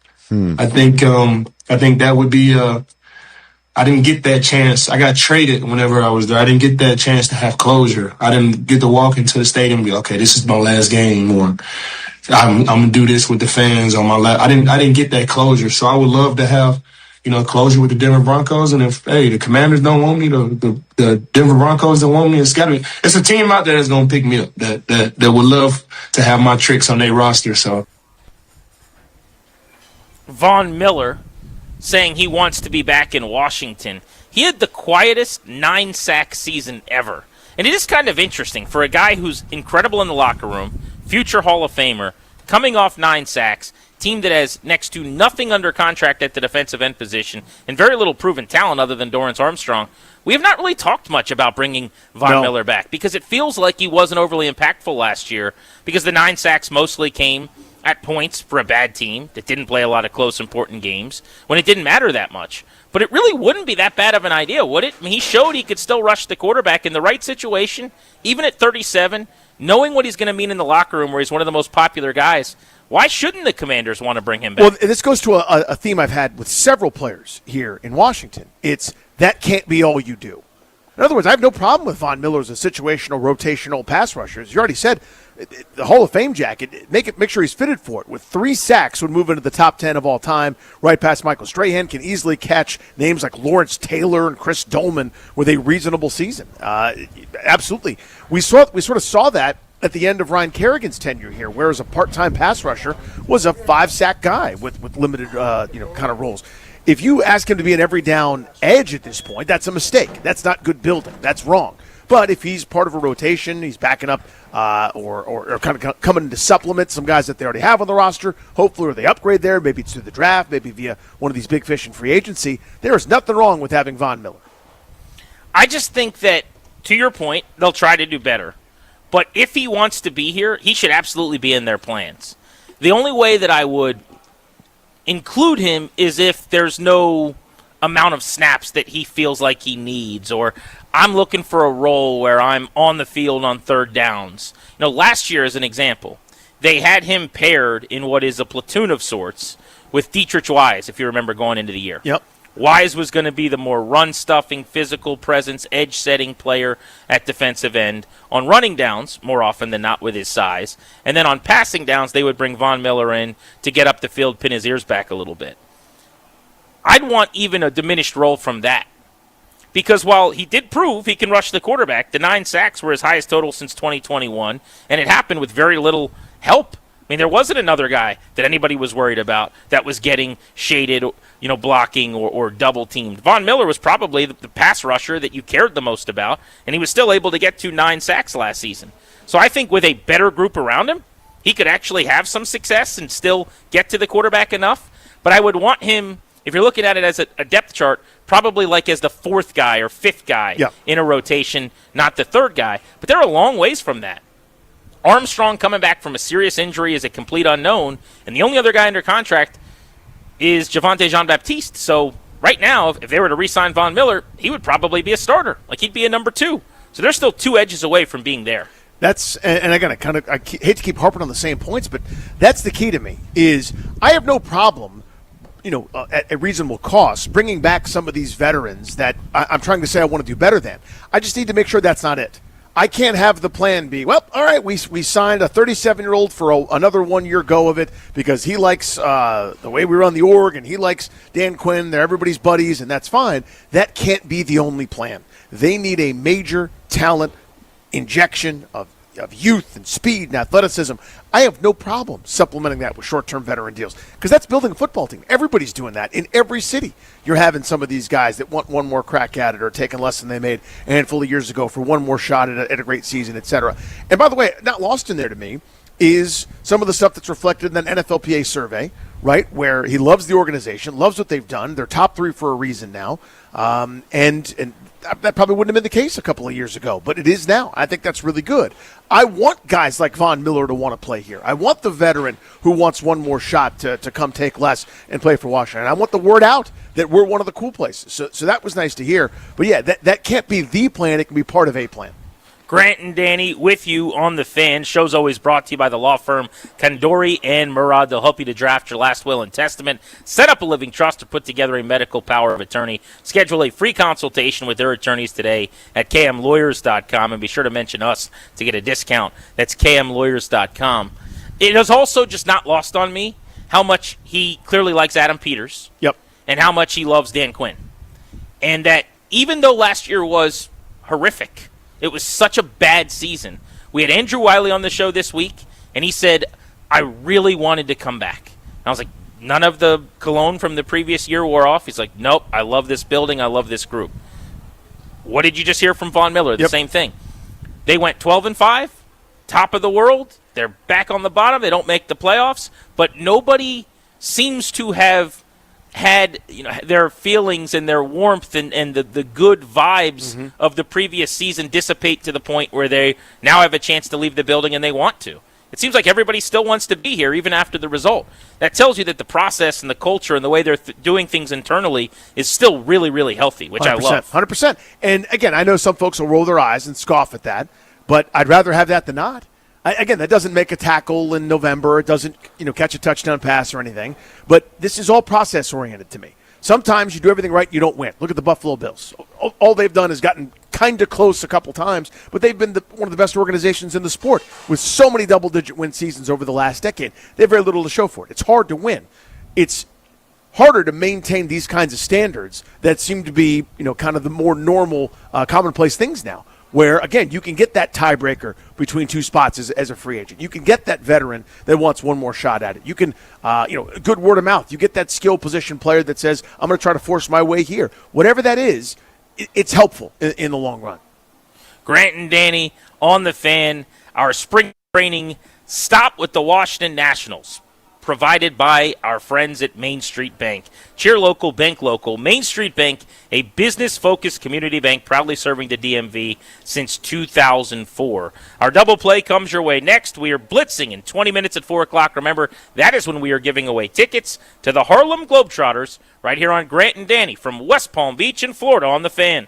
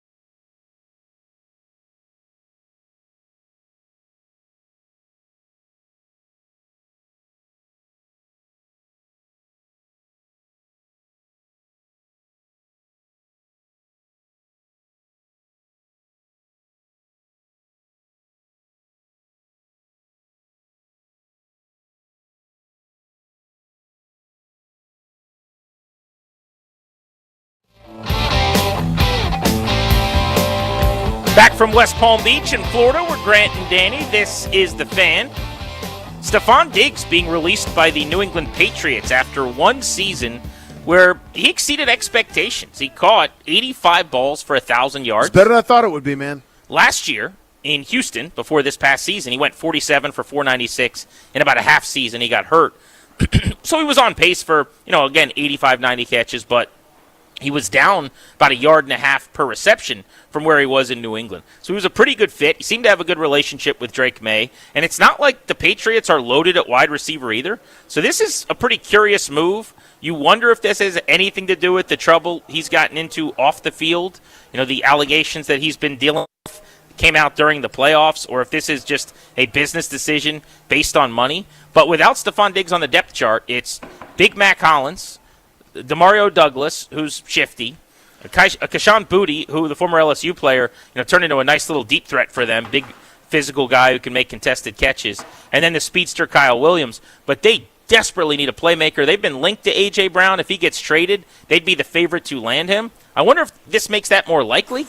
Like if Diggs this and clears Brown the deck together, for something. I don't know if that's two chefs in the kitchen. Like, where are they going here? Yeah, I mean, for the Diggs part of it, I think the answer is yes, right? Where the production's not worth it. I mean, they kind of had no choice when the allegations came out. It was so late in the season that it's not as if they have just some alternative on the roster they could just go to and feature. They're trying to win a championship, etc. Now that there's some more distance from it, and they've got some time to sort of revamp and clear the deck. I think that's certainly the plan. They're cutting ties, diminished skill set. Again, he had a much better season than I thought. He would have, certainly, coming off of what he did in Houston after Buffalo let him go the previous year. But they're clearing the deck for something special. I don't know if it's a big move with A.J. Brown. I don't know if it's winning in free agency. I don't know if it's moving around in the draft. They need a couple of threatening pieces on the outside for Drake May and company. That, to me, is all that's missing from that team, and they are championship caliber. So I wonder about that a little bit. I feel like we talked a lot about their schedule, right? And I think they were better than they got credit for, as maybe they proved in the playoffs. But even while doing so, they had one of the most fortuitous postseason runs that you're ever going to have, where the best quarterback they faced was C.J. Stroud, maybe, because Herbert had no chance that night. A great player, but terrible offense, bad offensive line. Then they got a backup quarterback in the AFC Championship game. We've heard the comps to 2024 Washington for the 25 Patriots for an extended period of time, and I think they work. They look like they're ready to take a step back, I would imagine, with a tougher schedule. But you're right. If they go out and get weapons and add receivers, and if Drake May is who everybody seems to now think he is, coming off of a year where he almost won the MVP award, then you probably don't make a big step back if he's healthy. When you have that caliber of quarterback, you're in that championship conversation year in and year out. But right now, on paper, in this moment, in that conference, who do you like better than them? I would say the Houston Texans for sure. I think Buffalo goes into the year just because you got Josh Allen and it's more of a known commodity, and you're going away from Sean McDermott, who felt like maybe that was a coach that was just kind of there, wasn't really getting more out of them than there was. Maybe Joe Brady is an upgrade because they go offensive-minded. The Chargers are right there. I feel good about the Chargers. Again, both tackles lost for the season, about 2 minutes into their year, just makeshift all the way. Still 11-6 team with certainly some pieces. They could retool a little bit. I think they're dangerous. Denver, who we talked about only a little bit there. Baltimore. I don't feel good about the vibes there. Maybe with the new injection of life with the new coach, maybe they're back on top. But just last year was so toxic, it's just hard for me to feel like just a snap of the fingers and they'll be back into their good spot. What about Jacksonville? How fluky was that, or how real is that? I think they're good. I mean, that was year one of a head coach. Yeah. I mean, he was just getting started there, Liam Cohen. That revolves around the quarterback and whether or not you believe in the progression that was finally made by Trevor Lawrence. But yeah, I think that they're probably going to get better. But you do see that plenty. I mean, I don't have to tell anyone. We saw it here in Washington. Year one of a regime sometimes, you outkick your coverage. Even though it wasn't a great year, the Rivera era went this way. Yes, it did. The worst thing that ever happened to them was that they made the playoffs in that first season, and it kind of set a different level of expectation. Quinn is paying for that a little bit still after year one getting to the NFC title game. Could Jacksonville take a step back where Liam Cohen's searching for answers and he goes from being a Coach of the Year candidate to on a warming seat by the end of next season? It wouldn't be the first time. I mean, it's pretty common, actually. Indeed. I do think they've got a good thing going, though. They got a lot of good players, surging defense. They are losing some firepower, though. And like everybody, I mean, you don't form the roster on March 4th. There's a lot of time between now and you're playing games. They got some big holes to fill going into the offseason. Well, defensively, that's where it kind of made it seem like it wasn't as fluky, right? It wasn't just, hey, you're winning these games with Hail Marys, or you're winning your games because somebody didn't pick up a fumble or dropped an interception. They're shoving it on people at times. I mean, not every week was that defense great, but there were times that it was, right? They had basically a month where they were letting in 10 points a game on a nice little streak that they went on, and that kind of re-legitimized their season as they closed the year with I believe was an 8-game winning streak heading into the postseason. If the price is right, Stephon Diggs in Washington, any interest? Very little. Very little. Older. Yeah. Adam Peters has made it clear they don't believe in 33-year-old receivers having big seasons. He turns 33 in November. He would be, and this is the part that would scare me, on his 4th team in 4 years. Yeah, I mean, he was productive last year, and if he's not in a number one role costing $26 million against the cap, but combining off-field charges, different things, I don't feel great about it. I agree. I don't either, but he was not only productive, he was a good teammate last year by all accounts. By all accounts? Falling out of favor in Minnesota, going after Zimmer, it felt like, having the problems in Buffalo with Josh Allen. Then he goes to Houston. I don't remember any antics on the sidelines or issues there, oddly enough, with Stroud struggling in that season, but he also only played in 8 games, so maybe that's part of it. But Buffalo said no thank you. The Texans move on after a cameo. The Patriots got a good look at him. He played well, and they're still getting out of that business. Do you want to be the 5th team to employ him in a 5-year span? Normally 4-4 is a pretty good indicator that, I guess this would be 4-4, but 4-4 is a good indicator, Danny, that something's amiss, is not right there. Right. We've seen this before, too, by the way. When you're on a 1-year trial, you're on your good behavior because your career's on the line. We've seen that before. We've also seen him in multiple different spots wear out his welcome eventually, start running, his act sort of wears thin. When you combine diminished skill set, huge name recognition and value, extra cost with that, may not be happy in kind of the role that I'd have in mind for him as sort of my 2.5, maybe a 3, sort of a glorified slot receiver. Plus anything off field that's pending, it feels like something I don't want to be a part of. He's Danny. I'm Grant. You're listening to The Fan. We are live in West Palm Beach today from Nats Spring Training. We'll be here through Friday on The Fan, giving you live coverage as we get closer and closer to opening day on your flagship home for baseball. Next, let's give away those Harlem Globetrotters tickets right at the top of the hour ahead of your Beltway Blitz. It's G&D.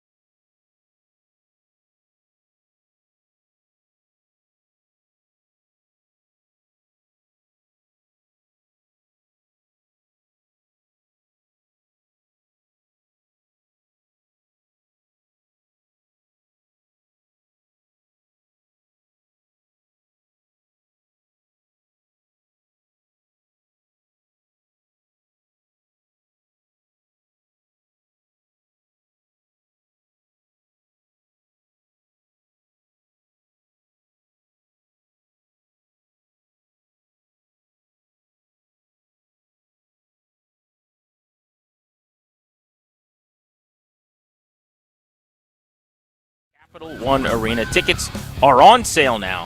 For tickets and more event information, go to thefandc.com/contests. What are you doing to protect your family's assets? As the exclusive sponsor of our show, the law firm of Condori and Morad can help you draft your last will and testament, set up a living trust, or put together a medical power of attorney. Schedule a free consultation with their attorneys today by visiting kmlawyers.com and be sure to let them know that we sent you. That's kmlawyers.com. Have you ever taken your kids to see the Globetrotters? Yes. I feel like my son is the perfect age right now, so it's a little bummer that I'm not going to be in town to get to Cap One Arena this weekend. Although West Palm Beach in the sun watching the Nationals Not through too bad. Sunday is a nice close second. But the Globetrotters put on a great show, and for his age, right around that kindergarten, when they do the bucket thing with the paper instead of the water and all the little tricks that they have, I think he would be in heaven. He's all about it. Yeah, I'm trying to remember. I think my son was 5 when we went. So, yeah, right in that wheelhouse right there. Went to the Patriot Center and saw it. It was just a great show. They were the Savannah Bananas before the Savannah Bananas. Yep. I mean, that guy, Yellow Tux Jesse or whoever created the Bananas, he basically, I think, saw what the Globetrotters did and said, okay, now we have all this technology and we've got all of this ability to spread the word on the internet, the gospel, so to speak. So let's do what they did. Let's just do that. But more 2025 proof. And it has worked beautifully on the baseball side for them. All right, let's get you your Beltway Blitz. We'll get to the gridiron in just a moment, but let's start you off on the diamond. The Washington Nationals. Spencer Nussbaum, who covers the Nationals for The Athletic, joins us now. Spencer, congratulations on the gig. We're excited to have you back down here in West Palm Beach soon enough, covering the Nats again. Weird to have something else right next to my name other than the Washington Post, but I think I can get used to it. Yeah, it's really cool, man. It's you're in the spot that you should be. Going to the club this year, big picture right now. Spring training, we're here now. It's a different vibe. You always say that it's the honeymoon period, but it does feel like there's different points of emphasis. There's different sort of teaching and development being done. Kind of give me an overview here of where you see kind of the state of the Major League Club. Yeah, I think the biggest thing I'm thinking about heading into 2026 is how all the new infrastructure and how all the new coaches impact everything. That's kind of the obvious answer, but it really is. When you look at the team this year compared to last year, it's a lot of the same guys, it's a lot of the same stories, but all of a sudden they have all these new things at their disposal. So when I'm thinking about what the team's going to be this year, are they going to win 100 games? No. But I think there's a way that they're going to be interesting in a way that maybe we didn't see for parts of last year.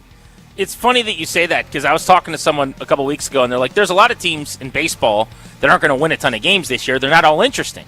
And it feels like the Nationals are one of those teams, but they are interesting. I mean, what are some of those player storylines in terms of guys that need to make steps forward this year that you're going to track?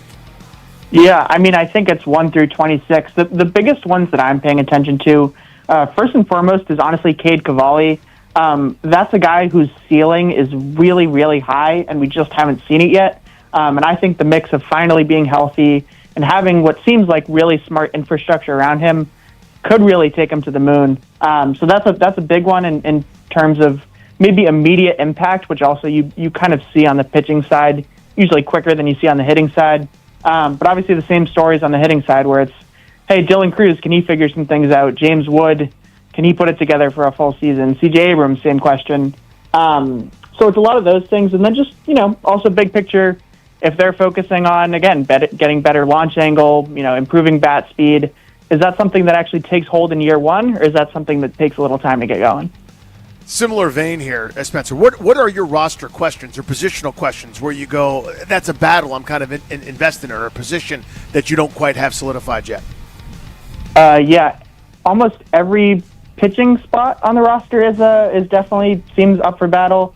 The bullpen is one where I've kind of messed around and thought about how that could shake out. And there's, I could put 14 guys for 8 spots with only a couple really penned in there. So, really in the pitching side. And then in the field, first base is one that's really interesting, I think, how they're going to attack. I think Abby Ortiz is someone who's super compelling because of the power that he could bring. I think Chaparro, they may want to give some run time there. Louis obviously could play some first base. And then they brought in all these other guys. And then, you can't forget Yo-Yo either. So I'd say first base is probably the one that I'm least certain on. And honestly, the pitching staff is one that I'm probably paying closest attention to. Are you surprised that they didn't sign any veteran major leaguers to come in, either to just help the cause and or to possibly be trade chips as part of this rebuild, which was a Mike Rizzo philosophy the last few years? Honestly, no, I wasn't shocked. I thought there was a chance that maybe they'd bring a guy in, but really when you think about the way that they can invest in this team, how smart is it to spend, let's say, $6 million on a guy who you can flip for a team's 24th best prospect at the deadline and, help out in the clubhouse versus, hey, we're going to spend on this new technology and we're going to add these new coaches and we're going to make sure that we have everything settled on that front. I think when they maybe looked at the operation and look what they had in front of them, I think it was maybe wiser to spend that $5 million theoretically that way. So, no, I'm not shocked, but again, I still think any club obviously can benefit from having the right guy in the clubhouse, especially for multiple years. But if that option never materialized, I think that they're going into this year believing and hoping that some maybe young guys can step up and help their teammates really kind of take the next step this year. What's your prognosis on Josiah Gray's season? Yeah, that one is really compelling to me because I think even though he was an all-star, I don't know if he or anyone really looked at him as a finished product in the sense that because he threw so many different types of pitches, because he was kind of coming at it from a funky angle and a funky slot, there's just other ways to mold him and maybe create him into being a new pitcher. So, yeah, I don't know that I would expect him to be incredible out of the gates just because, again, that injury ramp-up does take some time. And, who knows, maybe he will be. But he's someone where I'm really paying attention in June, July, and August. Hey, is he doing something really different with his pitch mix? Or is he maybe have a little extra ride? Is he doing something different that he wasn't doing before? Because I think he's a guy where you look at the mix and you look at what he's potentially able to do, and even if it's not a Cade Cavalli or Paul Skeens or whatever in terms of stuff, there are very interesting things you can do when you throw a lot of different pitches. Spencer, you did a great job with the Post. Big loss for them, but excited you're covering the team still in D.C., and people can read your work in The Athletic all year long. Thank you, buddy. We appreciate you. Appreciate you guys. You got it. There's Spencer Nussbaum with us on Grant and Danny Beltway Blitz. All right, let's talk football.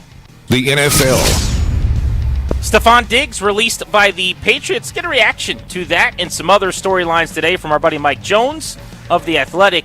Mike, why is New England cutting Diggs after he overachieved last year?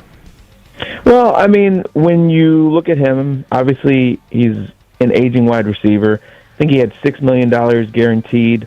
And I think that they feel like, okay, there were some games where he really kind of disappeared. Yes, there were times he had some meaningful, contributions. But as a whole, I think they feel like they can use that money better elsewhere. We're seeing a lot of guys come out of college and really be impactful in the draft, as far as wide receivers go. And, for them, once you get to that, that age, and this was, another year where he's had a lot of 1,000-yard receiving seasons, didn't have that. It's going to save $16 million against their cap. It was just kind of a thing where they felt like it was time, and they could probably do better, younger and cheaper. So the Chiefs are probably going to move on from Jawan Taylor. They traded a cornerback today that's pretty damn good. What's going on there? Yeah, well, I mean, Taylor's going to save them $20 million by releasing him. And so when you look at a guy that he wasn't really top of the line, they had some inconsistencies and struggles along their offensive line. They know that they have to get younger, and also they have to get cheaper. Obviously, they restructured Patrick Mahomes' deal to save a bunch of money. Trading McDuffie is another way that they can get some draft picks and try to load this thing up. It's going to be an interesting year because obviously they don't know exactly when Mahomes is going to be back, but they want to try to extend this window as much as they can. So moving on from high-priced, middle, the road type of veterans like Taylor make a lot of sense. McDuffie is going to be one that's going to be, tough. He's a talented guy in their secondary, but they know that they've got to get younger, like I said, and cheaper, and this is the steps they're taking to try to stockpile some draft picks and free up cap space for free agency. Aaron Rodgers was on the Pat McAfee show today, and Rodgers said Mike McCarthy is one of the great guys in the league. There's a lot of speculation that maybe he and McCarthy are going to be together in Pittsburgh, run it back like the old Packers days. Do you think Rodgers starts for the Steelers this year? Yeah, I was asking around about this at the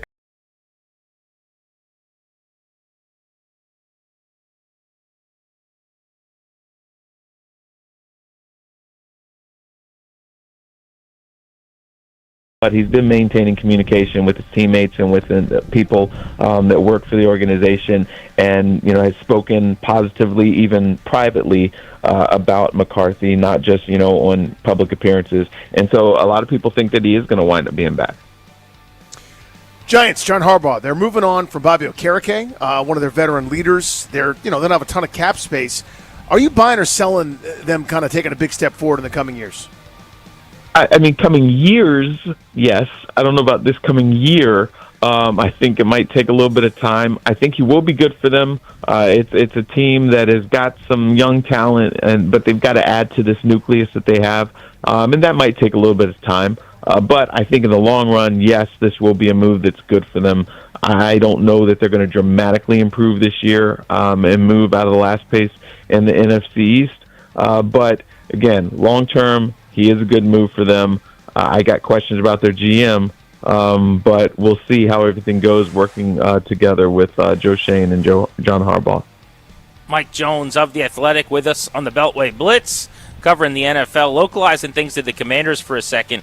What do you think Trey Hendrickson's going to cost now that he is hitting free agency and wasn't tagged? And do you think Washington's going to be a considerable candidate to land him? I think that they would be wise to kick the tires on him. It's going to be expensive. You don't see pass rushers hit the market at this stage of their career like he is going to. And so, I think if you're Washington, you need pass rushing help, and you need probably veterans and young guys. So, yes, kick the tires on him, see what it would be, and make a decision from there. Are you going to be willing to break the bank and $100 million contract for somebody like him? It probably would really help your defense. You need that help, but it's a matter of your other needs as well. And if you're going to allocate that money to help, because again, they don't just need one guy. They need multiple pass rushers. They need safety help. They need to continue to build wide receiver, offensive line. It's just a lot of money, but definitely a position of need. So I don't really play golf very often. I play like a charity tournament like once a year, Mike. But like my buddy that does play a lot of golf, like they'll get in this one spot every once in a while where it's like, what we need is this kind of shot. And he'll basically say, I don't have that club in the bag. Here's where I'm going with the analogy. Does this front office with Peterson Company kind of cutting their teeth from San Francisco and the way they've operated here, do they have the go big and get blue chippers club in the bag? Or are they only going to shop in the bargain DVD bin forever? Well, I don't think we've seen them kind of do that, and it hasn't quite worked. You might have to spend. I don't like going after veterans. Like I didn't like the Lattimore move, and giving up draft picks to go after a veteran that was kind of washed up.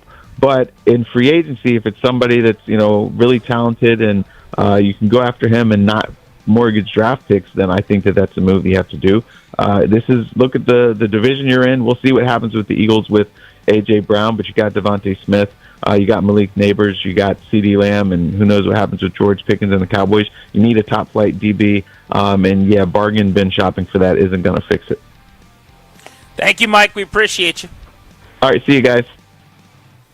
Mike Jones of The Athletic. Who would you rather have a quarterback this year, Kyler Murray or Aaron Jones? Or Aaron Rodgers, rather. Kyler Murray. Kyler Murray? Yeah. Now, what am I trying to do? You know what I mean? Like, do I want to win 12 games? Like, no, there's the answer. But to me, there's enough. Maybe Murray makes a play in my sort of pedestrian offense. My thing is he's 28. Yeah. Aaron Rodgers is 48, 40 plus. And so, to me, if it's 1 year, Mike McCarthy for the Steelers, familiarity there. If Rodgers wants it, it's his. He's going to want to go back down the aisle with Aaron Rodgers. But I think if you're a quarterback needy team where there is no link to Rodgers, where he wasn't in your building last year, I think you probably roll with Murray. He's got to be the most sought-after quarterback on this market, I would think. Because while we know that he's not championship level, you're not paying for that necessarily anymore. And he's never thrown for 4,000 yards. In fact, surprisingly, he's only got one 3,800-yard season on his resume, I believe, and he's never thrown for more than 26 touchdowns. But when you combine some of the rushing totals in there, it skews things a little bit more favorably for him. He's also not played a full season that often. He has the 17-game year. First 2 years in the league didn't miss any time, but otherwise he's missed games just about every single year. So there's a lack of durability there. I would still take him over Rodgers, though. I think he's the number one of the veterans that you're calling right now to try to get a price tag. Yeah, you're chasing the ghost of that 2020 year where he ran for almost 900 yards, 11 touchdowns, threw for just under 4,000, and 26 touchdowns passing, where they were awesome for about 2.5 months. And then VH1 behind the music style, it all came crashing down. Well, think about it this way. To your point, last year, right, when you say he could be a playmaker, he could make a play, he could do something, well, okay, you're probably right. And Justin Fields started in the league last year. I mean, the Jets said, let's just let him go out there and be an athlete, and he's not easy to defend. This is not someone that defensive coordinators are going to enjoy having to design plans for because he has an elite trait, because his speed and running ability is above average in the league at this point. So I kind of like that, actually, this idea of, well, Kyler Murray still has a trait that is able to separate him from everybody else. So in a world where Fields was starting, I think you're going to have 4 to 6 teams that need quarterbacks at least checking in on him. They're doing the price check aisle 4, price check on Kyler Murray. Oh, what does Kyler Murray cost? And then if it's a lot of money, you back off. If it's not, all right, let's kick the tires for a season. The other thing is he's had some baggage in terms of work habits, popularity with his teammates in the locker room. Yeah. I would think this year he will be on his best behavior. Maybe that scares you straight, so to speak, right? Where you get punished for it. Or whatever. It's like you think this gig it's going to be forever. I'm invincible. I'm on cruise control. I'm the man. And then you get a couple new regimes later, and it's no thank you. Would rather have you get a soft benching and have Jacoby Brissett trot out there every week than watch you do the things that you do. But again, this is the worst time I can remember to need a quarterback. The class is terrible. The veteran free agent market is. It's the Jimmy Garoppolo year, right? Like this is where we are. If you need a QB and you're trying to be good, you're in a tough spot. Tight end is going to be a position where the Commanders likely spend money and maybe even spend the big chunk of money that they throw out in free agency. Logan Paulson and I were talking about tight end on Take Command. He watched the tape. I gave him 5 of the guys at the top of the market to study, including Isaiah Likely. There was a player that has been linked to Washington that's going to get a lot of money that he was not high on after watching the tape. There's a player that's not getting talked about enough that he was in love with that he wants the Commanders to sign. We'll tell you who they were, and you'll hear from Logan on that next, right here on G&D, live from West Palm Beach in Florida on The Fan. The sports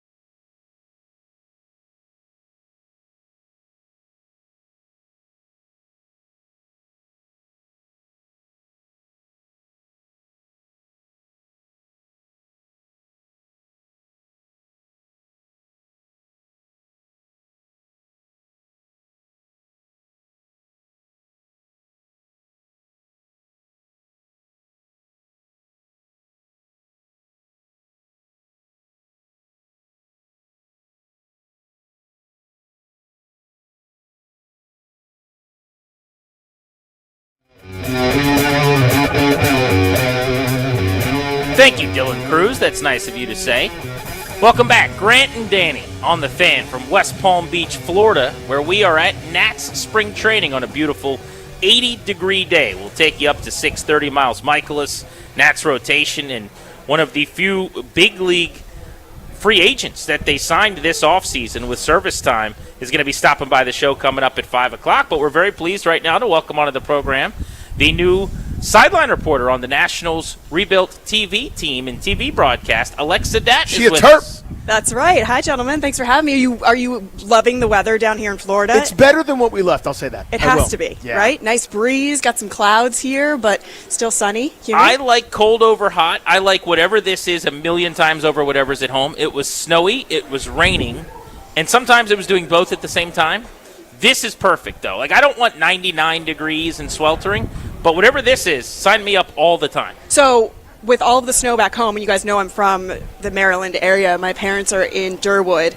My dad got in trouble from the post office for not digging out enough of that snowcrete for the mailman to be able to pull in to deliver the mail. He shoveled because it's really difficult. He's pacing down there, a very narrow path in order to get to the mailbox. No, you're supposed to do like a huge area in order to drive by. Yeah, what do you mean trouble? Okay, what happened? Well, how first, does that work? there was a warning.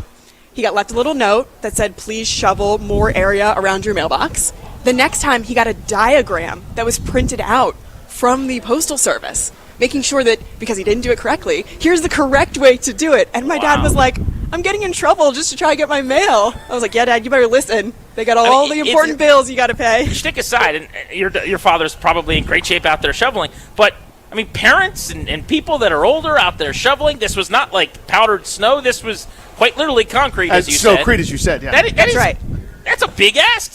Give us a 4x4 region around your mailbox. That's ridiculous. And my father is in some of the best shape of his life at this point, not only from shoveling. I was going to say from but shoveling. also, but he's a referee in the county, so he's nice. running up and down court, so he's got the cardio and the muscles to be able to handle it, and it was still a lot. But so I'm happy we're down here in the warm weather. Well, we are happy that you are in D.C. and on the Nats broadcast and a part of the crew now. Did you say Durwood? Durwood. What is? I don't know that. Tens of people live there. That's right. It's a small little enclave inside Rockville, Maryland.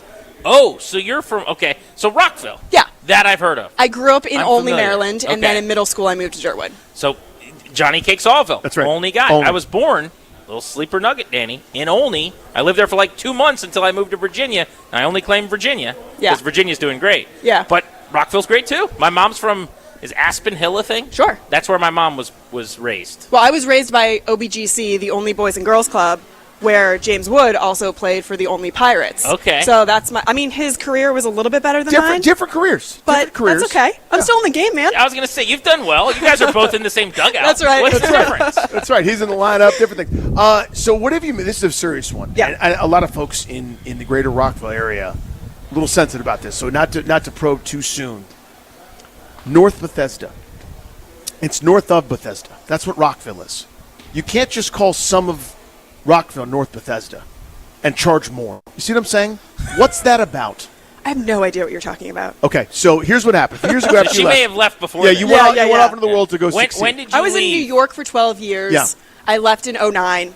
And then I was in St. Louis for 4, and now I'm just coming back. So I didn't know that Arlington was like a big deal. So I've been gone for 16 years. I'm old. You just dated yourself a little bit. I'm 40 years old. I'll tell the crowd, right? That means I can look it up on the internet. I'm right behind you. I'm 37. Arlington. It went, and now it's this, and now it's kind of back. Like when we were high schoolish. So you're telling me I not even jump the shark? It's a little late. Okay, yeah. so I can't even say that. No, okay. Now it's Navy Yard, where you're going to be working. That's right. Is like the hot area. And what else would you say? I would say like now Reston's a thing, by the way. Get used to that. Okay. Yeah, but let me. I'll try to put it this way. Where did you live in New York? I was in Hell's Kitchen and the Upper West Side. So like every once in a while when it's like, listen, there's nobody over here in this one little area. Let's just call it something fancy. And all of a sudden everyone's talking about Dumbo. Everyone's talking about this new place in Jackson Heights in Queens. Yeah. Everyone's talking about these, and now they charge $1 million for like 7 square feet. Yeah. That's what they did with North Bethesda. Oh, it's okay. north of Bethesda's Rockville. And they're like, listen, we could make... Is that Garrett Park? Is that part of it? Kind of, I have a friend that lives in Garrett Park. We could charge so much more to people if like all the realtors are like, it's North Bethesda. It's Rockville.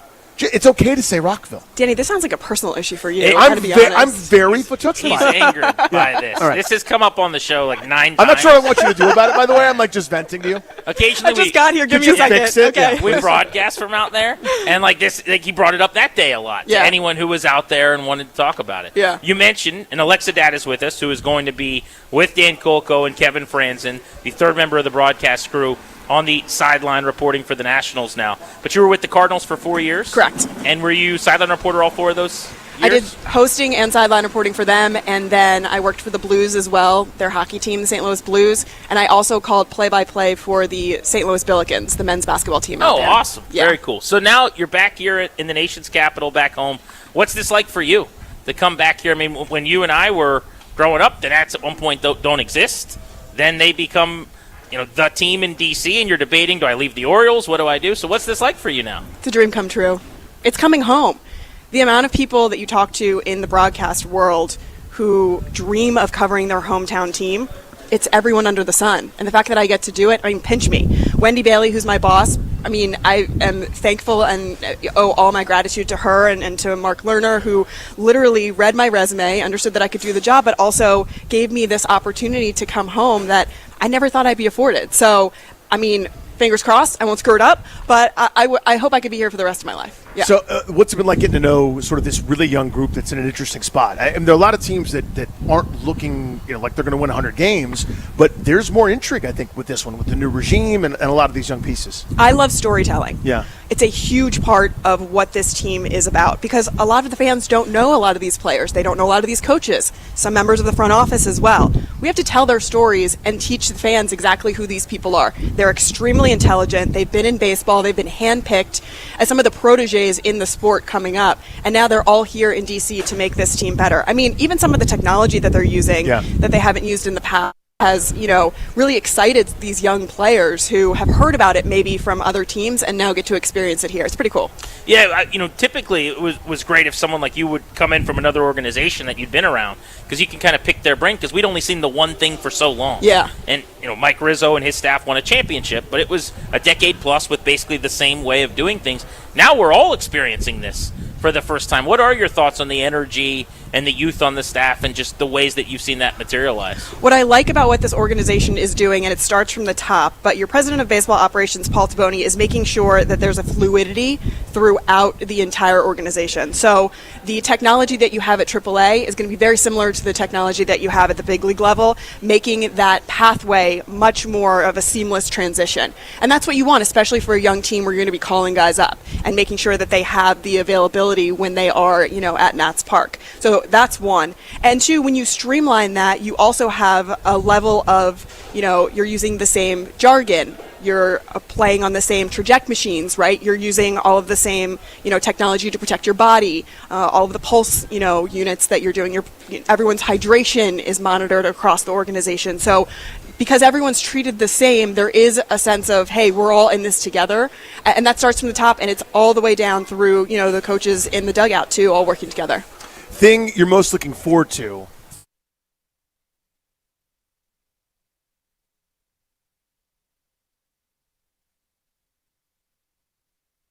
Back in my life because St. Louis doesn't have a football team. That's right, yeah. I watched a lot of football in the region, but because they didn't have a team, I wasn't able to go to games. I'm like, I can go to Commanders games. So super excited. Just the DC aspect of it is really exciting for me. But to be able to have the Curly W and to see that around, it's been absent from my life for a number of years. I'm excited for that. Least exciting? The Snowcrete doesn't sound great, but the food scene I'm thrilled about because everyone keeps telling me that DC's got an awesome food scene, so I need your guys' recs on that. We can help you with that. Okay, good. I don't know, man. Being close to my parents and my friends that I went to school with and grew up with is really exciting. I haven't found a downside yet, but when I do, I'll let you know. Alexa Dat, going to be with Nationals TV, the new broadcast entity. Remember the Nats, after years and years on MASN, finally now streamable and available. MLB.TV taking over not just the Nats, but several other teams, and there's going to be more details trickling out closer to opening day on linearly how you can watch them locally if you are still one of the 9 people that still have cable. I think that's the number Ones now of people have it, yeah. at this point. But we're excited to get all those details to people as they're made available closer to opening day. You mentioned, though, the food scene. We like to go through some like get to know you questions when we have Sure. players on. Yeah. So I figured what better way to get to know Alexa Dat, who hopefully we'll have on the show a bunch this season, than going through some of our same questions that we do with players. So first one I'll ask is TV or movies? Which do you prefer? A good streaming show or like going to the movie theater or streaming a movie? Used to be movies, and now it's TV. It's just the way the industry's Changed? moved. Yeah. Do you ever go to the theater anymore? I do. Used to have a small theater in St. Louis that I loved going to, old school theater, but I would go to see Shawshank Redemption. I wasn't really Oh, like going to old see movies. like the old movies. Yeah, I wasn't going to see anything new necessarily. Favorite style of pizza? Oh my goodness, Lito's Pizza? Are you kidding me? That's my favorite with the sweet The sauce. square, yeah. Yeah, the square. Because they don't cut pepperoni. corners. They don't cut corners ever. They don't cut corners. And also, I love pineapple and pepperoni together. Don't sue me. Alex Ovuchkin said you can put pineapple on pizza, so it's Bible. Okay. He made it okay. He in said a it was sense. okay. He did say that. And Danny he's the was ready greatest. to get very upset I was about going to that. say, I was like, but Do pepperoni, you see how I read that? I had that ready to go. pineapple and ham, is with the pineapple and pepperoni. It's like you're trying to start a fight with Yeah. somebody, kind of. In Do you my have a mouth. stand-up? Oh, and then I throw some jalapeno in there too, just to go. make Do you have a everyone stand-up mad. comedian that you like? Oh my gosh, Shane Gillis is one of my favorites right He's now. great. He's Good. so good. Nate Bargatze is insane, Yep. and the fact that he can do it without cursing. That's what we said the other It's day. amazing. Clean. Him Yeah. and we just were giving away Jim Gaffigan tickets Oh, last week. my It goodness. was like my wife and I have gone and seen him a couple times. But the two of them, to be that funny, him and Bargatze, and to do it completely clean. Squeaky clean. I It's mean, incredible. Jim's take on food, just any time, Yeah. it's the best. So funny. It's the best. I told the story a million times on the air, but I opened for Nate Bargatze forever ago. No way. And we're at this winery in the middle of nowhere in New York. 4 guys went up there, just riding Dangerfield, just eating it, just like, yeah, tough crowd, and no one's really laughing. And we're in the back room, and all of a sudden we hear people like snorting wine, like guffawing and snarfing, and it's like we peek out, and this dude is just destroying this crowd that we couldn't even get to smile. And it's like, he might be different than us. He might be a Every little bit time I better. walk into a hotel, I think about the waffle iron upside down in the trash can, black smoke filling the lobby. You know what I mean? Everyone's standing there with that small, sad styrofoam plate. Like, I set my alarm for this, you know, waiting for the waffle. What hobbies, good. non-baseball, non-broadcast, like what do you like to do? Rock Off day in climbing. DC. Rock climbing. There's a rock climbing gym that's like 4 blocks away from me, which I'm super excited about. Hot yoga, biking, music, food. So on the off Sports. day, is it activities or is it my feet is up? Every activity I could possibly get involved in. You'll see me at hot yoga, then you'll see me biking, hopefully around the Potomac River, if that's healthy enough. Stay to away do. from the Potomac Yeah, don't go River. in. Don't go Do in. not go And near then I'll the do some Potomac rock climbing. River. Yeah, so as much activity as I can get involved in. I Yeah. love it. Well, we're excited for it. It's going to be a blast this year.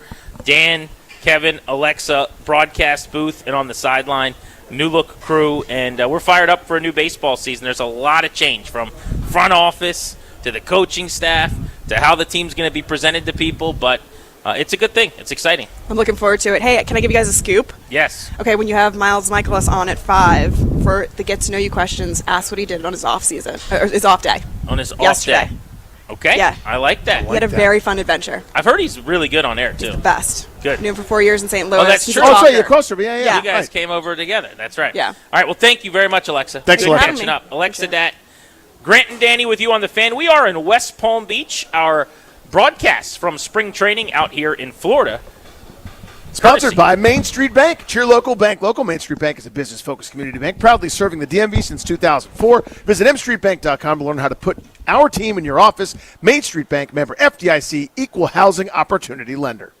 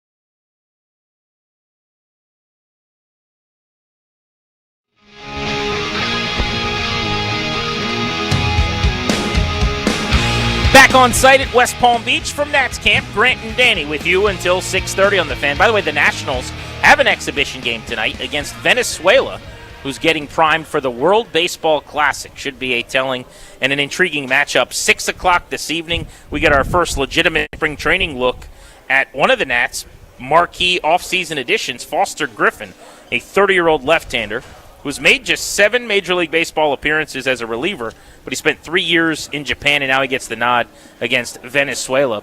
Danny, I wanted to talk tight ends, though, for the Commanders and options at the top of the board. So we're going to get into some audio from Logan Paulson a little later in the show. I had him watch the tape of the guys that everybody's talking about that are the key options for the Commanders in free agency at the position. What was amazing to me is that he did not love what he saw from Isaiah Likely.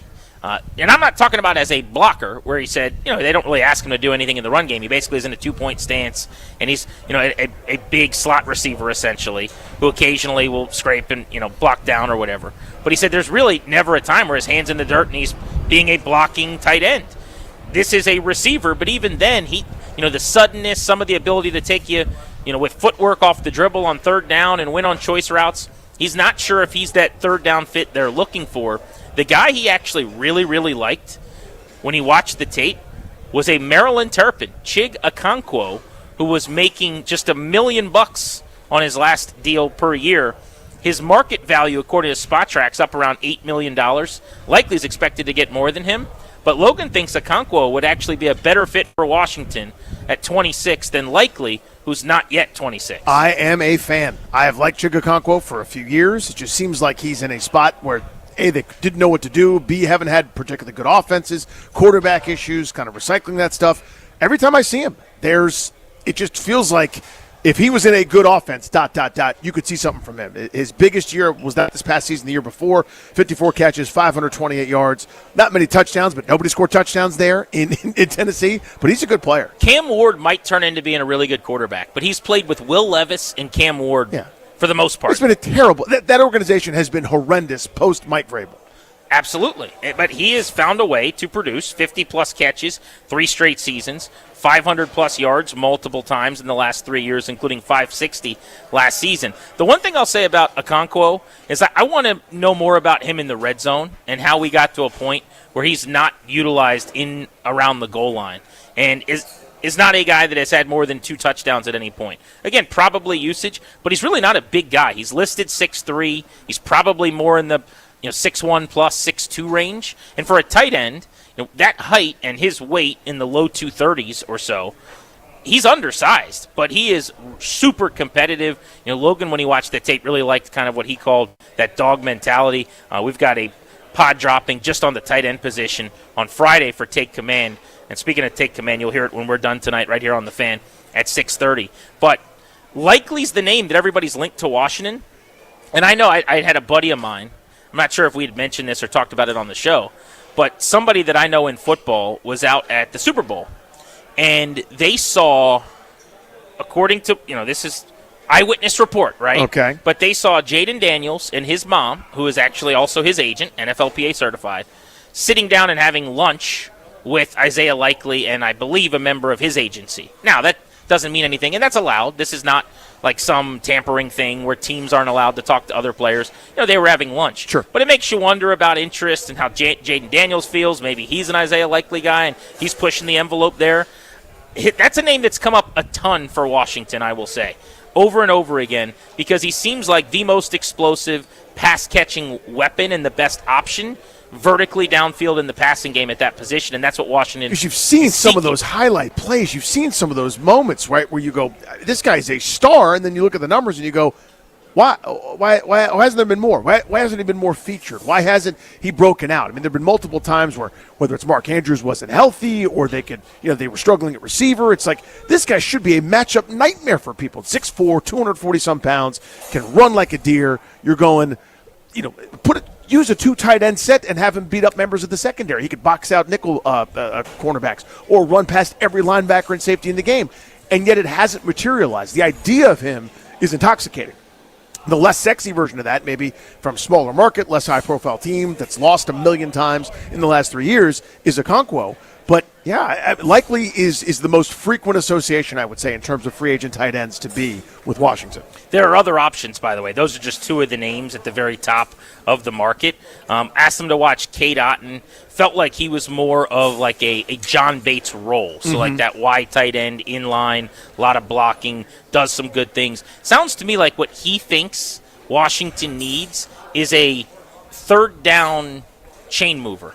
You know, what Ertz was, essentially, where you can run that option route and kind of make a guy miss, not after the catch in Ertz's case, but at the top of the route, you can get open and separate a yard or two.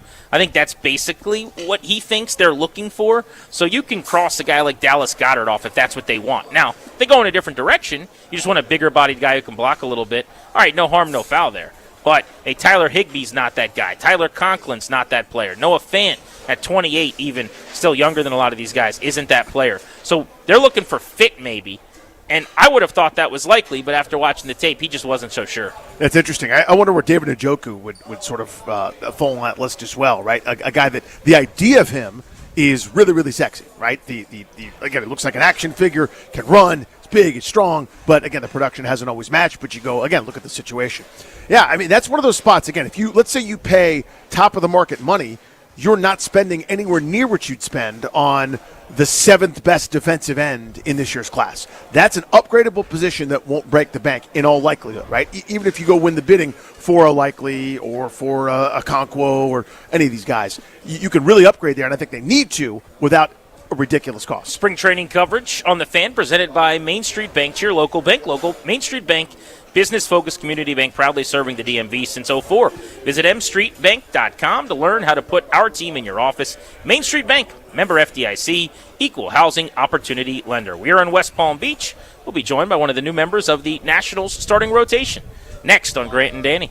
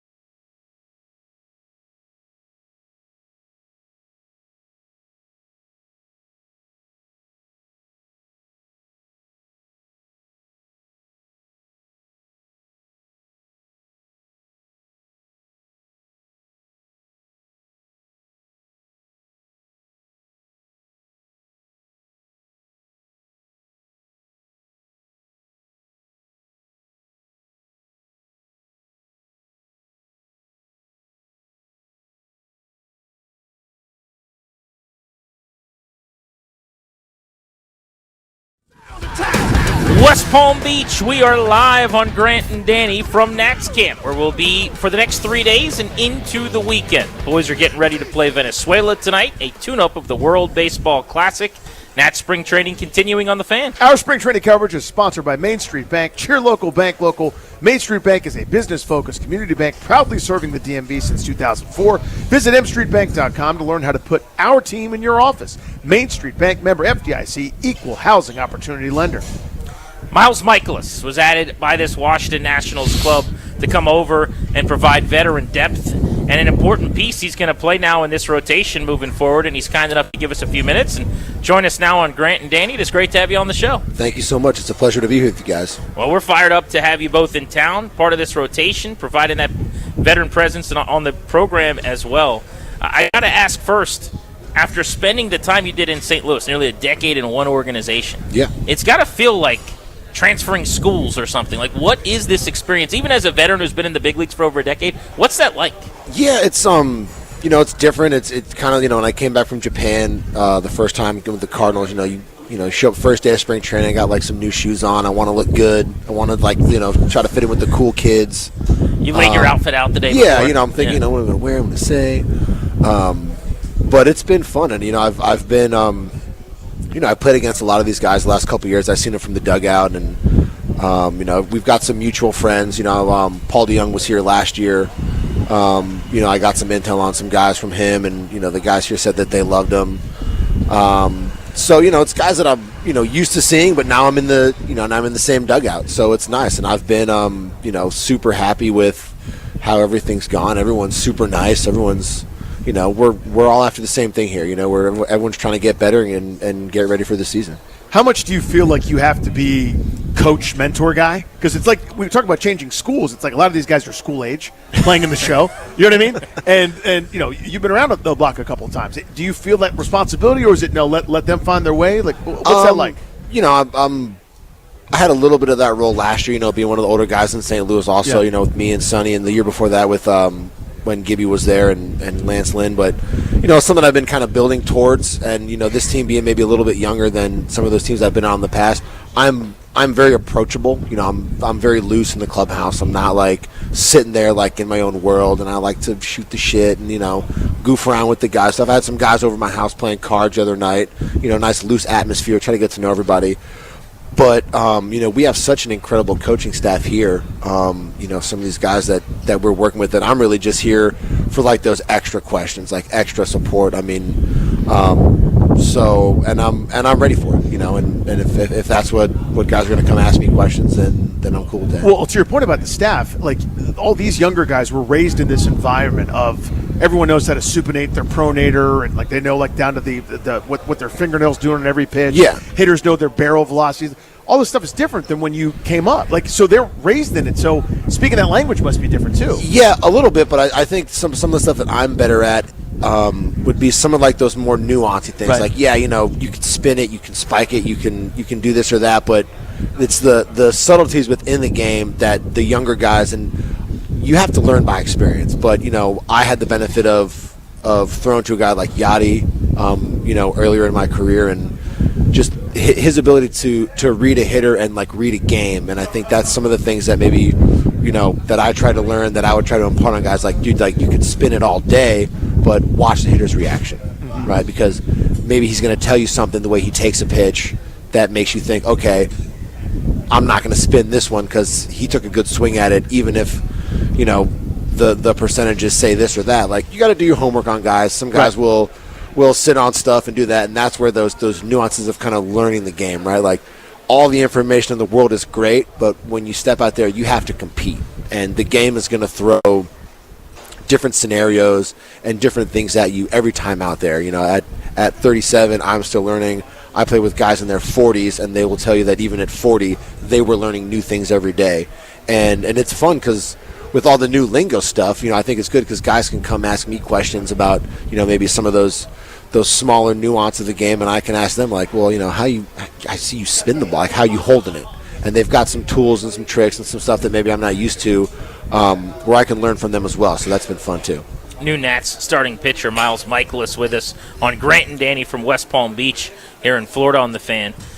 what was the offseason like for you? Because if you want to play, there's going to be plenty of options for your role, but it happened at the tail end. So did you just kind of sit it out for your agents like, hey, let's wait 6 weeks and make calls, or was the whole time you're getting phone calls? I think my agent's making most of those phone calls, and then when he gets solid leads and good conversations, that's kind of when the things come my way. But I wonder, are you just sitting at home with the wife and the kids for like a month, or is it like a day-to-day update? Like, how does that work? I tried not to be bothersome. Like, I don't want to be a high maintenance client or anything like that. So I don't know what my agent would say, but I think I'm fairly low maintenance. I may call him. Excuse me. I may call him like once a week, or I just send him a text message like, "Hey, no need to call. Anything new?" And he'd just be like, "No." I'm like, "Okay, fine. I'll text you next Wednesday." Like every Wednesday, I'm checking in like anything. But yeah, I mean, a standard off season down here. Fun in the sun, South Florida. I'm a South Florida local guy. You're Jupiter, Florida guy. Yeah, born and raised here. Yeah. People back home don't know. That's 30 minutes from where we're sitting? Like 20. Okay. Yeah, Jupiter High 06, go Warriors. So do you still live year-round right there? Yeah, so always. Do you just go home with your family right now? Yeah. We moved into like our new house like right at the end of the season. So we've been, I've been gardening projects. We got like chickens, and I'm stocking a pond with some bass and stuff. So and I got 4 kids too, so sitting on the couch with my wife, absolutely not. Running around all over town with my kids and everybody in tow, yes. At the beach, on the boat, at the barn. My girls and my wife riding horses and stuff. I mean, we're just, I don't really sit down till the end of the day. Maybe at dinner if I'm lucky. I'm eating lunch, standing up sometimes. Maybe sit down for breakfast. Staying busy, staying active, working out. I got a gym in my house, playing catch. With a lot of ball players in the area, so game of catch is good. Play catch with a good buddy of mine most of the winter. So he'd be a good one to ask our Matt Holliday question too. So Matt Holliday, his house is for sale, and there's a bunch like the basketball court, pickleball court, batting cages, and he's got this he's just got like 9 sons that all go first overall in the draft every 2 years, and it's just like this assembly line. He picks another one, and they go first in the draft because of all these courts and stuff that he has. So we did a topic on the show a couple days ago.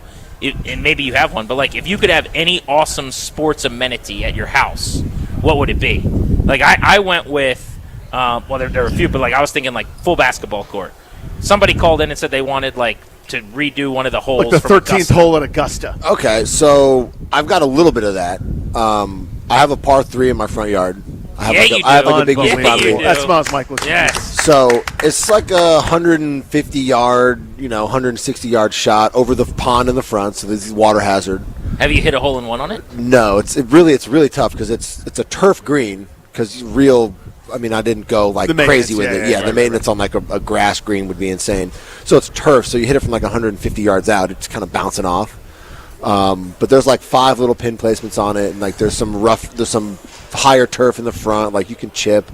It's like a 60, 70 by 50, kind of putting green. I got a strip of turf as a tee box, so my kids hit off the turf. So we hitting golf. So golf maybe, yeah. But you were saying like simulator things. There's I'm big into fishing. Okay. There's a fishing simulator out there where you can hook your fishing line up to this electric reel thing, and they show a fish fight, and you can fight. They have a program you can fight the real fish. So I always joke with my wife I can't fish, it's raining or whatnot. I'm going to go in the garage and pretend to fish.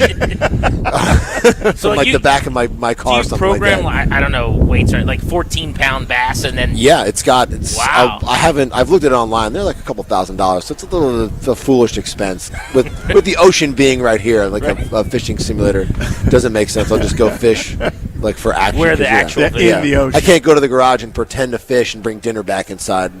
It would be, what would your wife say? Would she be like, "Oh, great idea, Miles," or would she be like, "Are you kidding me?" If you told her you were doing that, she would say that it's probably a silly idea, but she wouldn't stop me. She's like, if that's where your heart desires. Because that's almost worse, right? If that's really what you want, and then you did it. You know what I mean? I think it would be fun. You could put it upstairs in the bar, maybe next to the pool table. Yes. Boys' night, poker, play some pool, fight some fish. Reeling a fish. Yeah, it'd be fun. How have you evolved over the years as a pitcher? I want to say I haven't evolved too much, and I think maybe that's one of the reasons my last couple of years haven't been great. I'm here. When I talked to the coaching staff and the pitching staff with the Nats, I think one of the things that I was big on that I want to hear from them is, how can they help me, maybe evolve and change a little bit, some ideas, maybe a little bit of the pitch shape, a little bit of the usage, my plan of attack, so to speak. And they had some really good insight as to how they might want to do that, which, another reason why I'm, really excited to be here and work with these guys. But I've always been a strike thrower, and I joked before we got on here, we joke about like the technology, and I'd like to see, artificial intelligence hang a 2-strike breaking ball. Because I think if you look at the numbers, my strike percentage is really high, but even, that 1-2, 0-2 count, when guys are vulnerable, I'm still throwing a lot of strikes in the zone when I probably shouldn't be. You got a guy on the ropes, you give him something to hit, probably not the best idea. But you know that. Miles Michaelis knows that. But you're saying it like you've done it many times. I've done it like almost, whether it's like a mental thing, like I just can't get this idea of throwing strikes like this, just, that masculine idea, like I'm just going to here it is, dude. Hit it or don't, man. Like I'm not trying to trick you. And then they either hit it or don't. And then they hit it. I'm like, man, maybe I should have just done something different, something else. So I'm here to do that. My first outing, I walked a few people, which I normally don't do, but I was a little more committed to that. Hey, I'm gonna get this guy to chase. Make him hit something in the dirt. Swing at something in his eyes. And there's some foul tips, some close calls, but I ended up walking those guys. But I think just being a little more committed to that, especially in spring, seeing where I can get some extra strikes, seeing where I can get guys to chase outside the zone. But if they're listening to this, I'm still throwing them right down the middle, 2 strikes. You got to be ready for it. No, what time you got to be is ready, it? because if they just start... It's 5:13. Yeah. So at 5:13, all the big league hitters get together. They listen to us on the stream. That's what I figured. So, yeah. But, you never know this is going to get out. They're going to be like, oh, Miles been talking about this all spring. He's not throwing any strikes. One.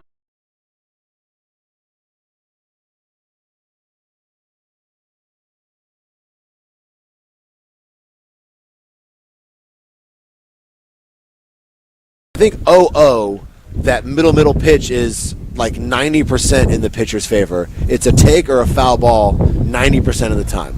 And then, so, when you're talking like first pitch strikes, there's really no reason to kind of nitpick and kind of nibble at those edges there, because that middle pitch, a lot of times guys just, they'll never expect it right down the middle. They're expecting you to make a good pitch right down the middle. They just watch it go by. Whoops, they can't believe it. What was he thinking? He threw it right down the middle. I wasn't ready for it. On a scale of like me, who wants every pitch reviewed by a robot all the time so that we get calls correct, and then Chris Sale, who's like, I'm never going to challenge a call ever as long as I live. And people are like, why? And he's like, because I'm not an umpire. So he's really not like. Where are you on that scale? I may be somewhere in between. I think, in the spirit of competitiveness, even on the winning side, I don't want to throw a ball that's such an egregious ball and called a strike and win a World Series on it, right? Like, 30 years from now, I'd be like, that wasn't even close, and we won the World Series, and it was, I can't believe he called that, and the hitter was complaining, and, you got to protect with 2 strikes, though, and it's a World Series game, you got to fight that off, but, as a pitcher, I'm not challenging it. You've fallen off the mound, the catchers are so good at bringing it back, my view is obscured, I think everything's a strike. I would be greedy in that sense, but guys are throwing, give it to umpires. That's one of the hardest jobs in sports. You got guys throwing like 100 miles an hour. You got throwing guys throwing like 90 mile an hour curveballs and stuff. This is tough. It's tough to see it. And I'm sure if you went and looked at pitches over a certain mile per hour, I'm sure the accuracy is tough. I mean, you got guys throwing 100 miles an hour with sink on the corner and the edge and top. I mean, the strike zone's got to be really tough. So having a little bit of help, if that's what whoever the people are voting on it, if that's what the people want, then I really don't know how that works. I think it's just the commissioner. I don't know. Yeah, but if that's what he wants, and because he deems what's good for the people and the sport, he's in charge of that. We have to trust his judgment. He's in charge. Then that's it. I think the umpires. I think the challenge system's the way to go, because every single pitch, it's just. I mean, I think if it's every pitch, I think the hitters don't like it, because there's a lot of pitches like really close to the zone, and even with this challenge system, I know like after you lose it, sometimes there's a lot more that are strikes that get called balls. And if you watch a game, in my experience, the last 8 years in St. Louis, charting pitchers, watch the thing. If you watch a game in general, it's almost an even split: strikes called balls and balls called strikes. No one complains about the ball that just misses away for strike one. Even hitters don't really complain. Like, it's close. It's, the away pitch. But the same pitch with 2 strikes, can't stand it because now I'm out. Right. And then there's the backup curveball, the backup slider that's like, touching the top corner of the zone maybe. That gets called a ball because it's nowhere near where the catcher was. And, you spun a breaking ball at the guy's chest. And that gets called a ball, but it was a strike as opposed to the target you hit down away, that's a ball, they get called a strike. So a lot of times it evens out if you really look at the percentages sometimes, I feel. But I think the challenge system, because guys are generally only going to do it that ball 4, strike 3, I would imagine. Right? You're not going to challenge like an 0-1 fastball, an 0-0 fastball down away, like, right. Let me check that one, because it's like, okay, you won it, you lose it, it's all right, like you're not in a terribly better spot necessarily. I feel like you also your teammates are like, bro, like, third inning, you just squandered our thing. Yeah, what are you doing? It's an 0-0 pitch, like you hang in there, Maybe compete a little, foul it off a little bit, like don't be guessing. But sometimes other guys will argue that one pitch, all of a sudden you're 0-1. Now the guy's going to go to his breaking ball, but if he's 1-0, he's got to throw a fastball back in the zone. Maybe there's a guy, bases loaded, you want a favorable count. I mean, there's so many different, little tiny things in baseball that can make a game go one way or the other. You mentioned competitiveness. I think a lot of Nats fans remember you from the NLCS several years ago. You were unbelievable in that postseason. Yeah. And you were nails against Washington in that game. The thing I think a lot of people remember the most is you were so competitive. Like, it was clear, like you were a bleeping bulldog out there. And now, pretty mild-mannered dude, just like shooting the bull with a couple of dudes. Well, yeah, you right? got to flip the switch when you get on the field. When is your flip switch time? Are you like middle of the day? Is it like right before first pitch? Is it anthem? Crossing the line. Yeah. Crossing the line. Maybe in the dugout before I leave the dugout. But I'm generally pretty calm, and some of the guys that will ask me like, hey man, like you're pretty relaxed on your game day. Like, they're playing ping pong like 2 hours before I'm supposed to go pitch, messing around, joking around.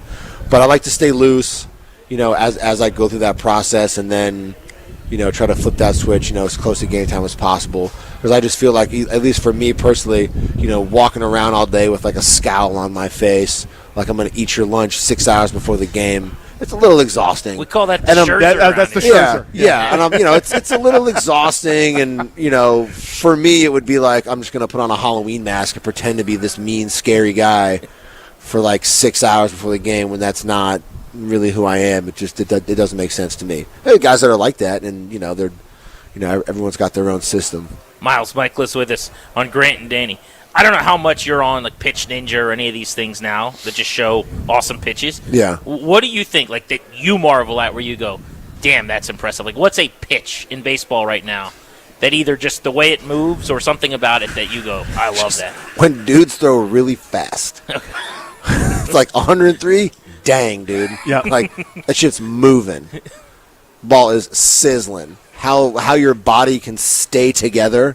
A lot of arm injuries nowadays, but how your arm stays attached to your body when you're throwing the ball like 103 miles an hour blows my mind. So that's miraculous. The one to me is when I'm obviously older than you, but when I was a kid, the splitter was a thing. And then it went away, yeah. And now it's big back. Like, the dude's throwing 100, and then the splitter's like 92, and it sprints away from bats. Yeah. It's so dark and evil. That's the one to me. How does anyone hit? I tried. Yeah. We used to. Yeah. You glad you don't anymore? The people decided we're not doing that anymore. I love the people. The by people. The way. The That's people a have great so name. many opinions. We the people decided, nope, you're just not. Your just pitchers aren't going to hit anymore. We're just tired of watching that. You floundering up there. You Darvish throwing me like 6 sliders in a row. I got no chance, dude. You got double White Castled. Go sit down. Yeah. What they should have done, they should have just said, okay, pitchers are still hitting, but you're only allowed to throw other pitchers fastballs. I think that's actually that'd have been awesome. more fun. I love that. Right? It's a great. I need the people to vote on that. Where the people are voting, we need one off-speed pitch per AB or something like that. Yeah, I like that one spinner per AB. Challenge the guy. Yeah. Challenge. He's a pitcher. Do you like the pitch clock? Yeah. So the people were right. I think the people got that one. They took another 2 seconds away. The people are nitpicking a little bit. But, The people is my throw favorite. throw it or don't, man. Right. Be up there, guys doing all stuff, their hats, and, digging the mound out. Throw the ball. How about runner? It's not ghost runner. What would it be? Runner on second in extra innings. Did the people get that one I called right? the ghost runner. I mean, maybe. Okay. So Maybe you're on the people's side. Maybe like in the 12th inning. I played in Japan. Japan, you get to 12, and they're like, forget about it. It's a tie game. Go home. 12 innings. It's a tie? And it only happens like a couple times. It only happens like 4 or 5 times a year, like in the whole league. But we can never have a tie. We played a 19-inning game in Arizona one year in St. Louis, and it was like, what are we doing here? Guy made a complete another start from like the 12th to the 19th inning. What are we doing? That's right. It was wild. You're just gonna What are we play. still doing here? Right. The people, they don't want to see that anymore. Yeah. They want to go home and go to bed. That's why they voted, I think, on that change. The ghost runner. We should let you go, but I'm going to sneak in one more. You mentioned Japan. You've got Foster Griffin coming back. Yeah. So that's a shared experience there. But what is that like when you're in a clubhouse? I don't know if you were the only American in that clubhouse, but What's just the that- word? Like guy John? Or something? What's it? You know what I'm talking Gaijin. about? Yeah, that's it. That's an offensive word over there. It You is? gotta be careful. You're canceled in Japan right now. I didn't know that. No way. I thought I You meant just You're got done. canceled in Japan? You're done. I thought that was the American Finished. playing in Japan. I Like thought what that was level the of word canceled? was. Do we need to dump it or we're good? No, Okay. he's good. I'm just messing. I'm just messing. Oh, with you. the people. We're about to- So The people canceled him. the reason I say that because me and some of the other American guys went over and like had some custom shirts made, and like as a joke, they're like, "Oh, what are you gonna put on the like you want your initials on the sleeve?" I'm like, "Oh no, like all the American guys, let's put Gaijin on the sleeve." And I was like, "Whoa, dude, like you can't put that on your sleeve." Like there was a thing, so I was like, "Okay, like, I guess." Because I didn't think it was that big a deal, but they're like, it's not like it's a thing, but not a thing. But you don't want it's like it's a little disrespectful, I guess. Whoa, dude! Yeah, I had no idea. Yeah. What's the exchange rate when we see like dudes mashing 35 homers coming over, silly numbers as a pitcher? Like, how does that translate? I thought you were Level going to of ask play. like the exchange rate, like yen to Oh, yeah, dollar. yen to dollar. Yeah. What's that? So you got to check. You got to check. You got to check the market on that. What about Deutschmarks? Do you know those? It's hard to say. 'Cause it's like a different baseball. The fields are different. You don't see a lot of hitters coming back from Japan, though. True. Have we had any hitters come back from Japan recently? Go over there, then come back. Because I know guys over there that were hitting like 50 homers a year. When I was there, guy was a national, I think, Vladimir Valentin. I was going to say, right? Vladimir Valentin. He yep. set the record over there, and he was hitting like 40, 50 home runs a year. I don't know why he wouldn't have come back. Nobody's giving him a look. Yeah. But the level of play, what do you think? Eric Thames is a good example. Yeah. He was over there. And Korea. Came back. Another Nat, by the way. Korea, yeah, he was in Korea, came back over. I don't know. The pitching's different. I think the long and short of it is generally, if you're pitching good, you're hitting spots, you're changing speeds. That generally plays anywhere. But if you're like mashing home runs because no one's throwing as hard, or the breaking balls are different, or the field's smaller, it's different. And I know a lot of times some of the Japanese guys, the Japanese hitters, there's been some successful Japanese hitters come over. Obviously, Otani, things like that, stuff like that. But getting used to more consistent, higher velocity pitching is, I think, something that the Japanese guys coming over here have to adjust to. I know some of the guys, like even Otani's like first like month or so, right, was kind of rough, and then he's the best. He's been fine. Yeah, he's been fine. But oddly enough, when we both came over from Japan the same year, I hit a home run before he did. Did you really? Yeah. That's a nugget. I would tell everyone. No one had that on their sports book. Well, yeah, that was I Guys think, coming from Japan hitting home runs plus first. 8 million. I've only hit 2, and he's hit probably like 400 since then. But Who were yours off of? Davies and Senzatella. Ooh, Kyle Davies. You got Gave up a bolt in Milwaukee and Lucky Swings.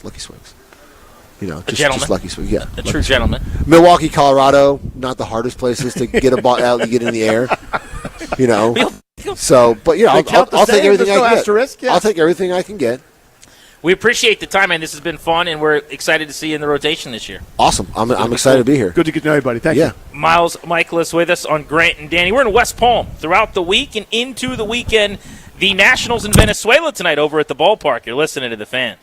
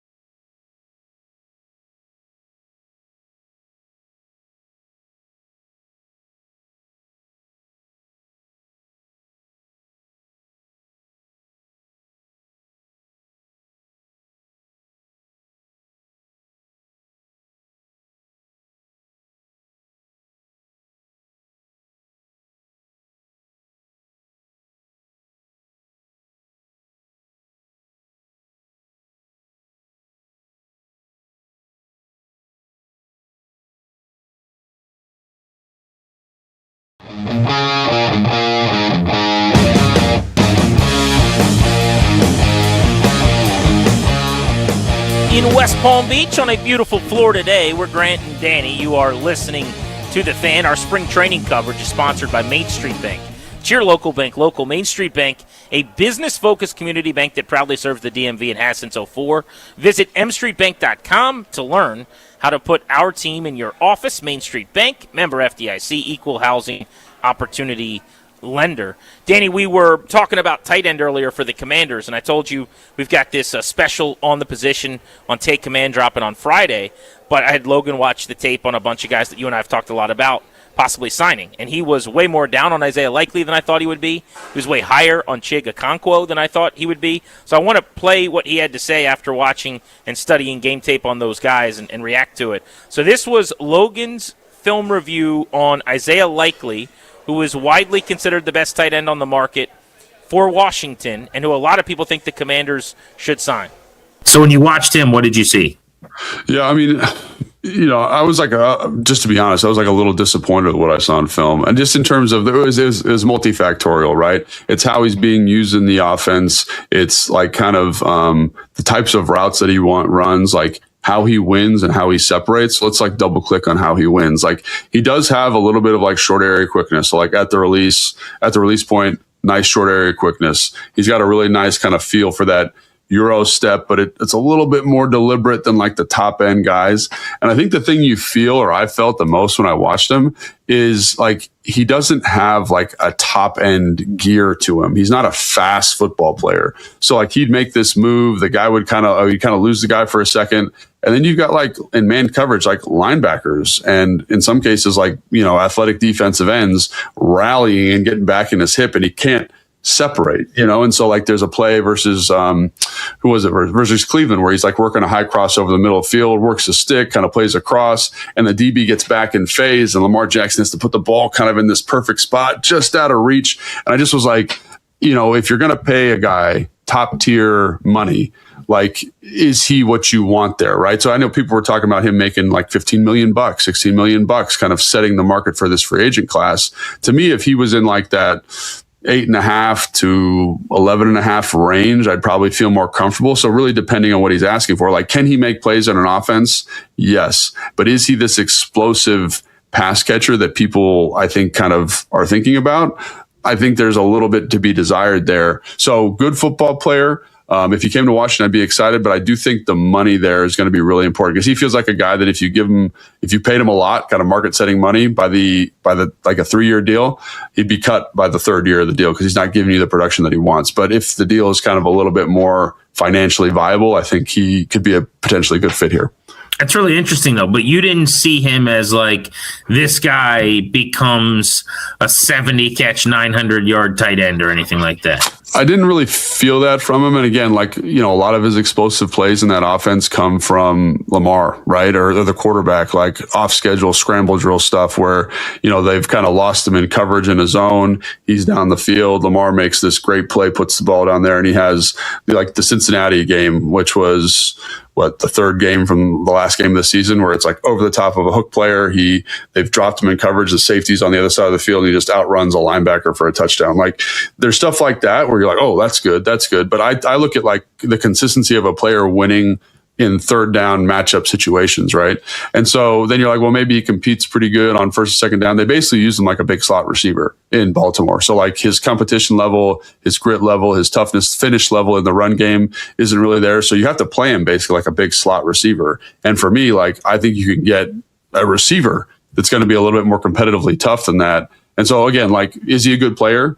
Yeah, I think he's a good player. But is he the cream of the crop in terms of ability to separate, ability to win consistently versus man coverage? Like, again, Zach was slow, right? Not super fast, but one with tremendous detail on his routes. Likely still developing that quiver. Could he get there? Potentially. I just didn't see, like, everyone's talking, oh, he's the guy. I didn't really, again, good football player, not a great football player in my opinion. And you would not like pay him top of the tight end market money, it sounds like, if you were a GM. What about the run game? Because that was actually what that's a little bit underwhelming, frankly, what I was expecting from the pass game. But what about as a run blocker?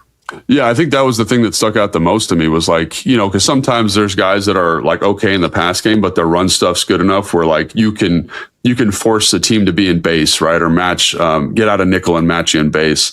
And that just wasn't the case with him, quite honestly. Like he basically lines up in a 2-point stance the majority of the time, and he's blocking corners, he's blocking safeties. Sometimes you'll see him cut off defensive ends, but when you're an undersized guy, like I will say this about Jordan also, like when you're an undersized guy or like Niles Paul, for example, like you got to be a little bit more competitive. You got to use your feet and kind of finish the play. There's times where like the defensive end gets hands on, they kind of throw him to the ground. He's a little bit off balance. And so again, like I think if he came to Washington, I would be excited for the value add in the pass game. I don't think it is the level that I think I was expecting going into the film evaluation, but in the run game, you're not really going to get anything of value there, in my opinion.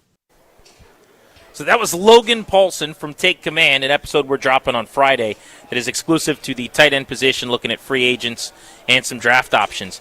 But certainly not glowing, yeah. He was not in love with paying top-of-the-market money to Isaiah Likely, which is a guy that a lot of people think Washington should be going after heavily. Yeah, the idea of him, we talked about this earlier, is just intoxicating, right? Someone that's that fast, that athletic, that quick, and you've seen some of those highlight reel catches, the toe tap in the back of the end zone, the getting open, and you're going, oh my God, imagine him with a full workload, right? Imagine him without having to worry about a Mark Andrews or otherwise. What a weapon to be unlocked, and doesn't sound like Logan sold in that regard. And the blocking part of it as well, it becomes a tell, right? Like here he is, 2-point stance. Yeah, he can take on a nickel corner in the blocking game.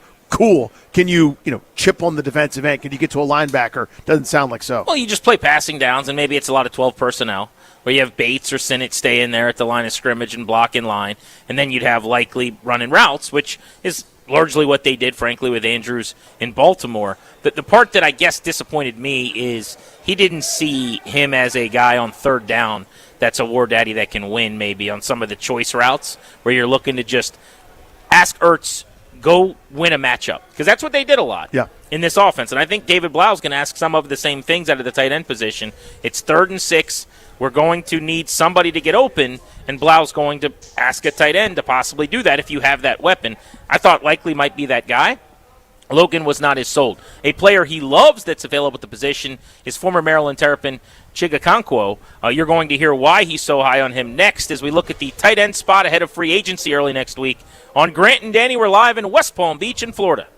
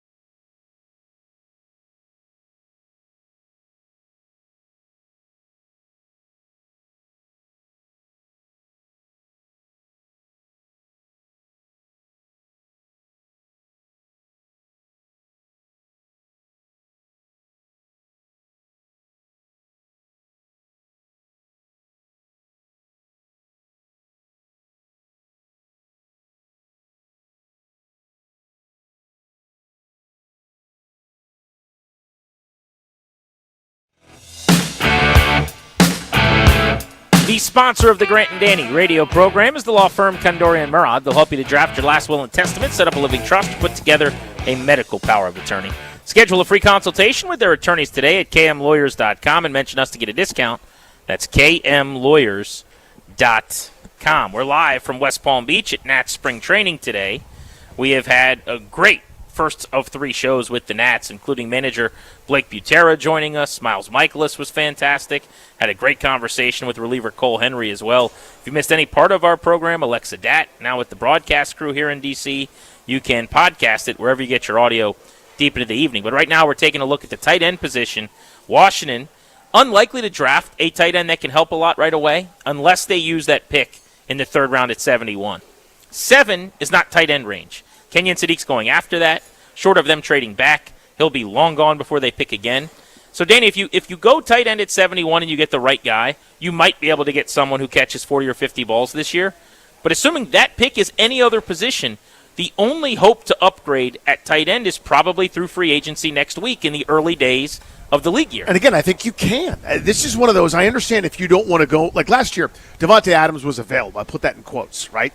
It cost a lot to get Davante Adams. I don't know if that's where they were or whatever. He went and had a great year for the Rams and was a goal line weapon for them and was awesome opposite Puka Nacua, the Robin is Batman. I get not wanting to go win the bidding war the first minute of free agency for someone like that. That's $20-some million. It's a big cap hit, et cetera. You can really